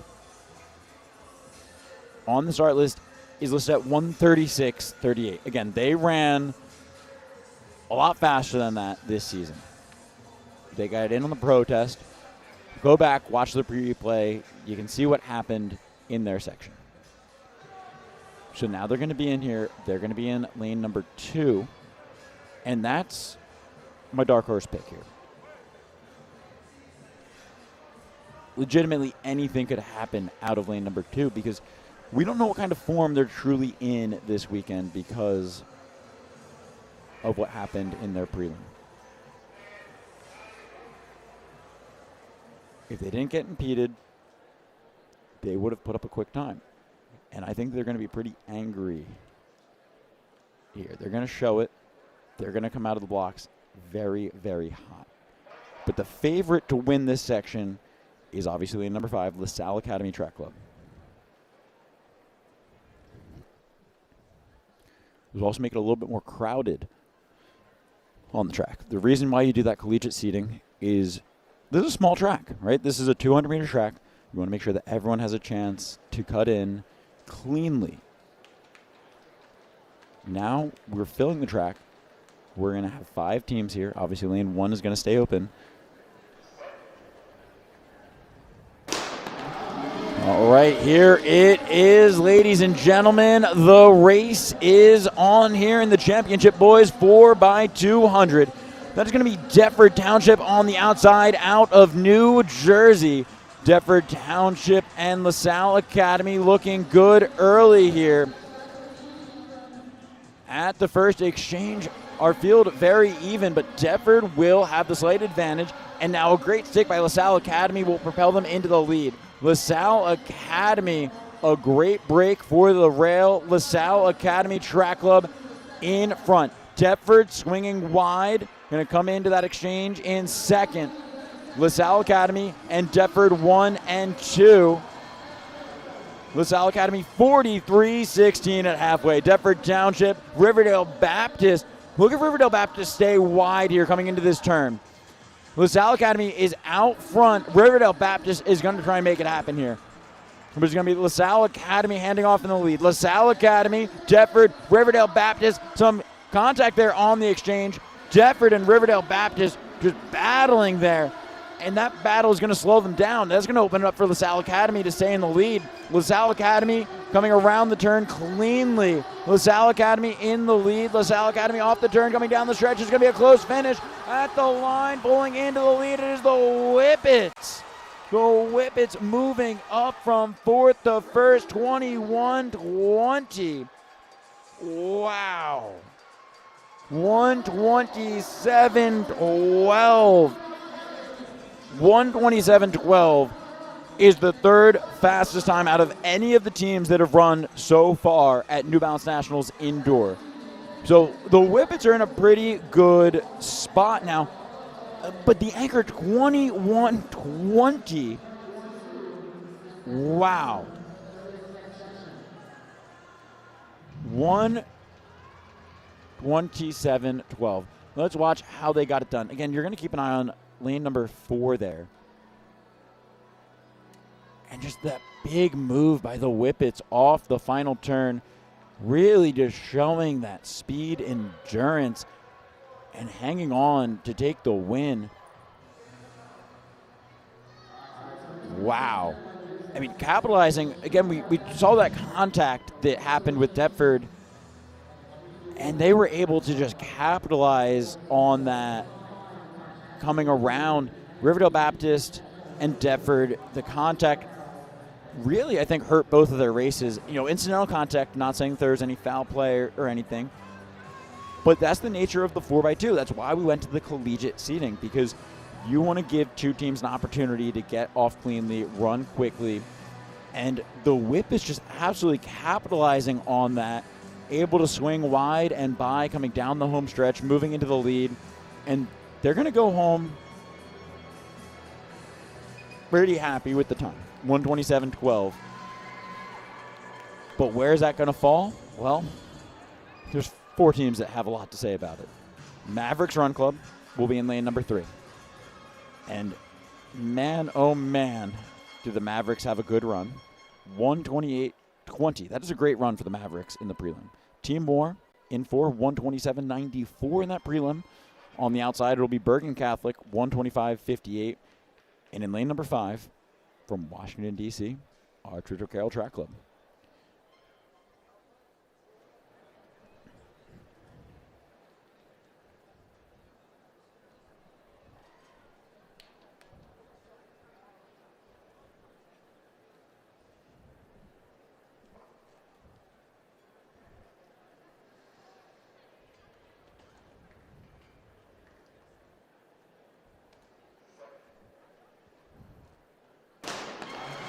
All right, they know exactly what they need to do here to take the win. It's going to take a 127-11 or faster to take the win. Archbishop Carroll already into the lead. Archbishop Carroll, a really smooth leg, but Bergen Catholic now fighting back. It's going to come down to this stick. Look at the stick there. Archbishop Carroll with a perfect exchange. Textbook exchange there on the first exchange. Archbishop Carroll in the lead. And now Archbishop Carroll is cleanly ahead of the Chase Trio. That Chase Trio, they're equally matched. So they're going to be fighting now off this exchange. And Archbishop Carroll, they have a clean track in front of them. 41-77 on that opening 400. Bergen Catholic in second, trying to close down the gap. And Bergen Catholic is reeling him in. But now on the turn, Archbishop Carroll opening up the stride. running a great turn, very smooth. Archer Carroll maintaining the lead, but Bergen Catholic is still in this. This is not over. Archer Carroll out in the lead, but Bergen Catholic fighting back. Archer Carroll down the back stretch. Bergen Catholic, look at the move. Here it is. Bergen Catholic flying around the turn. Archer Carroll trying to hang on, but it is Bergen Catholic catapulting off the turn. Archer Carroll coming to the line. Archbishop Carroll. A new meet record, 1:24.26. That is the national record. Wow. Archbishop Carroll, the anchor for Archbishop Carroll, 2088. The new national record. Records were made to be broken. Look at Coach's face there. He does not believe it. Archbishop Carroll getting it done. Bergen Catholic, again, he was closing the gap. He ran 20:26 to close down that gap, and he is rewarded with a 1:24 for his team. 1:24.61. That is the second fastest team in history. So Archbishop Carroll and Bullis last year, 1:24.37, 1:24.64. Now Archbishop Carroll resetting their own national record. And Bergen Catholic, 1:24.61. That takes down Bullis's second place time on the all-time list. And Archbishop Carroll, if you look at the all-time list on Track and Field News, cannot recommend Track and Field News enough if you've never looked at their stats. But Archbishop Carroll is now the first fastest time in history, the second fastest time in history, the fifth, sixth, and seventh fastest times in history. The all-time list is just littered by Archbishop Carroll. And what a way to do it. 1:24.26, the new meet record. And Bergen Catholic out of New Jersey, an always impressive squad. 1:24.61. They're the second fastest team in history now. Oh, they're going to go home with a chip on their shoulder and say, hey, we were second. We were second at New Balance Nationals. And we are now the second fastest team in history, taking down Bullis. And even for people that don't know track and field, that means something. So they're going to go home, they're going to go back to school on Monday, and they're going to say, hey, we're the big dogs. But coming up next will be the championship girls 4x200. In lane number 3 of Section 1, IMG Elite. In lane number 3 will be IMG Elite.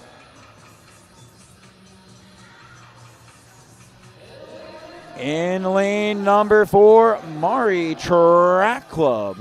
They're out of Norfolk, Virginia. 1:39.18 in that prelim. And Motor City Track Club making the trip from Detroit. 1:38.04 in that prelim. And the St. James Academy. Guys, this is just their B squad. This is their B squad. Now the top seeded section will be Clayton Track Club on the inside. They ran 1:39.44. It's Clayton, North Carolina. You know them, you love them. It is Bullis in 4. They've been having a great meet so far as a team. Very excited to see what they can do here. They'll be in 4 in our top seeded section. Now the A squad from the St. James Academy. They ran 1:36.97 in that prelim. And now the Montverde Academy, they'll be on the outside, 1:37.55 in that prelim. I cannot emphasize enough how impressive it is to qualify an A and a B squad to the New Balance Nationals indoor final. The St. James Academy, their teams will be split again because it is the collegiate seating that we talked about earlier. So the St. James Academy, they had the 4th fastest time in the prelim for their B squad. They will be in lane number 6. The 3rd fastest time in the prelim, Motor City Track Club, 1:38.04. They'll be in lane number 5 in Section 1.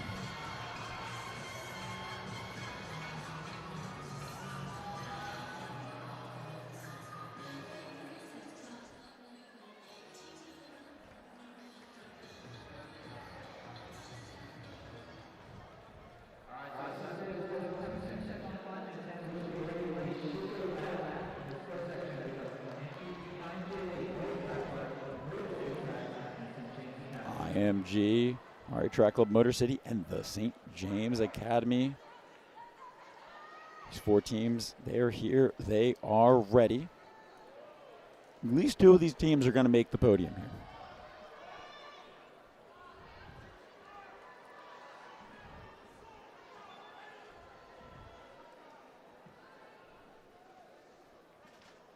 Still a lot of energy in this venue.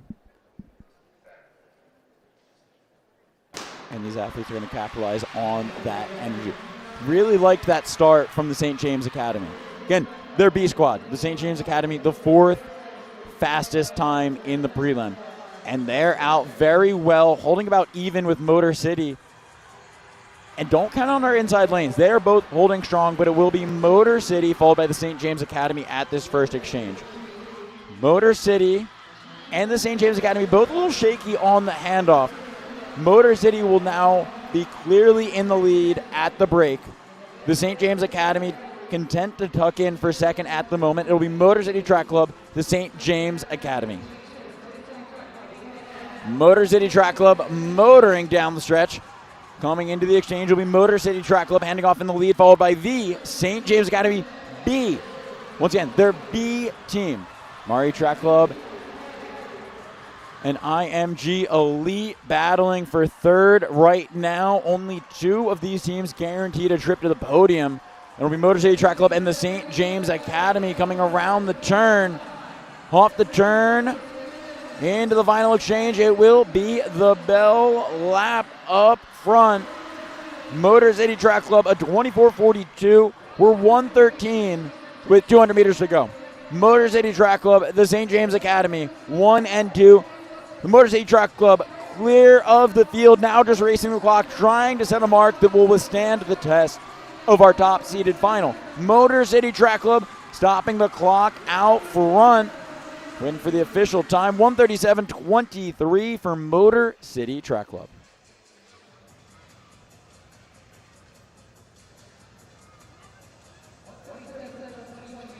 This is a 24:20 anchor. So very, very quick. Murray Track Club, only 1:39.35. But if you look at the splits, a 23:90 anchor leg. Just speaks to the depth that we have here at New Balance Nationals.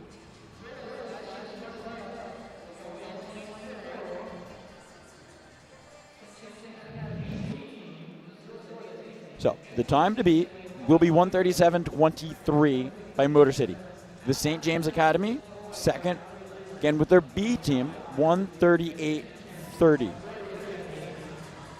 So coming into this top seeded section, those 2 teams guaranteed a trip to the podium. Where they will stand on the podium, we're about to find out. Our top seeded section of the final getting ready now. Again, collegiately seeded. So our top team will be the St. James Academy Track Club in 5. Our second fastest team will be Montverde Academy in lane 6.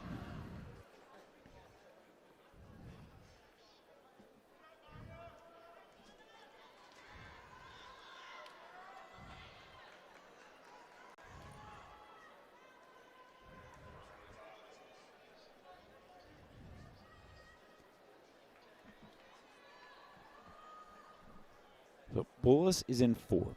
They do have the top time in the nation this year at 1:35.96. Montverde Academy, 1:36.30. So they were the second fastest team in the St. James Academy, the third fastest team in the nation coming in. And Clayton, they were 4th. So we have, even though we're collegiately seeded, we have the 4 fastest teams in the nation this year in the same section. So this is going to be interesting.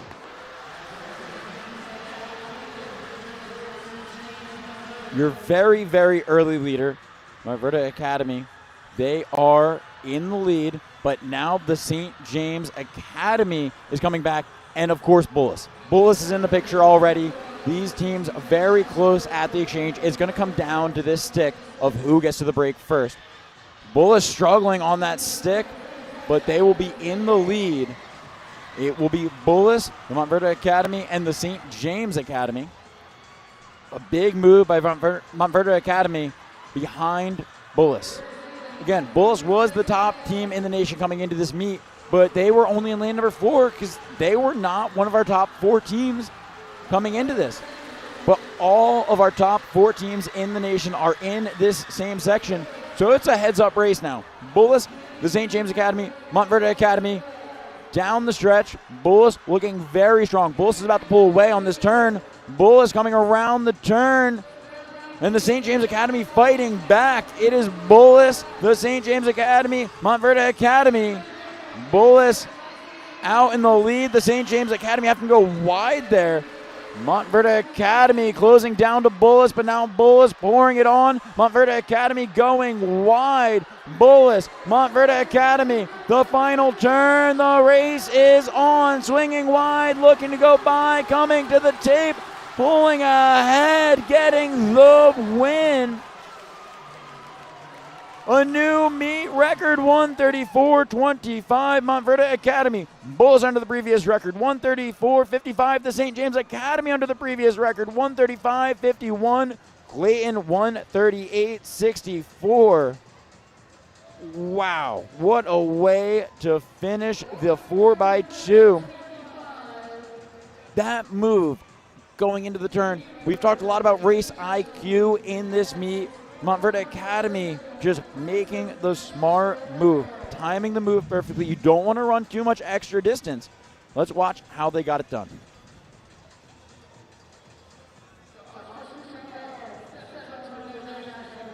And obviously, we know this is the fastest party on the planet. So that meet record, the national record. Montverde Academy, right there, you see the big move to break the tape and get the win, the meet record. And they will take Bullis's national record, 134.25.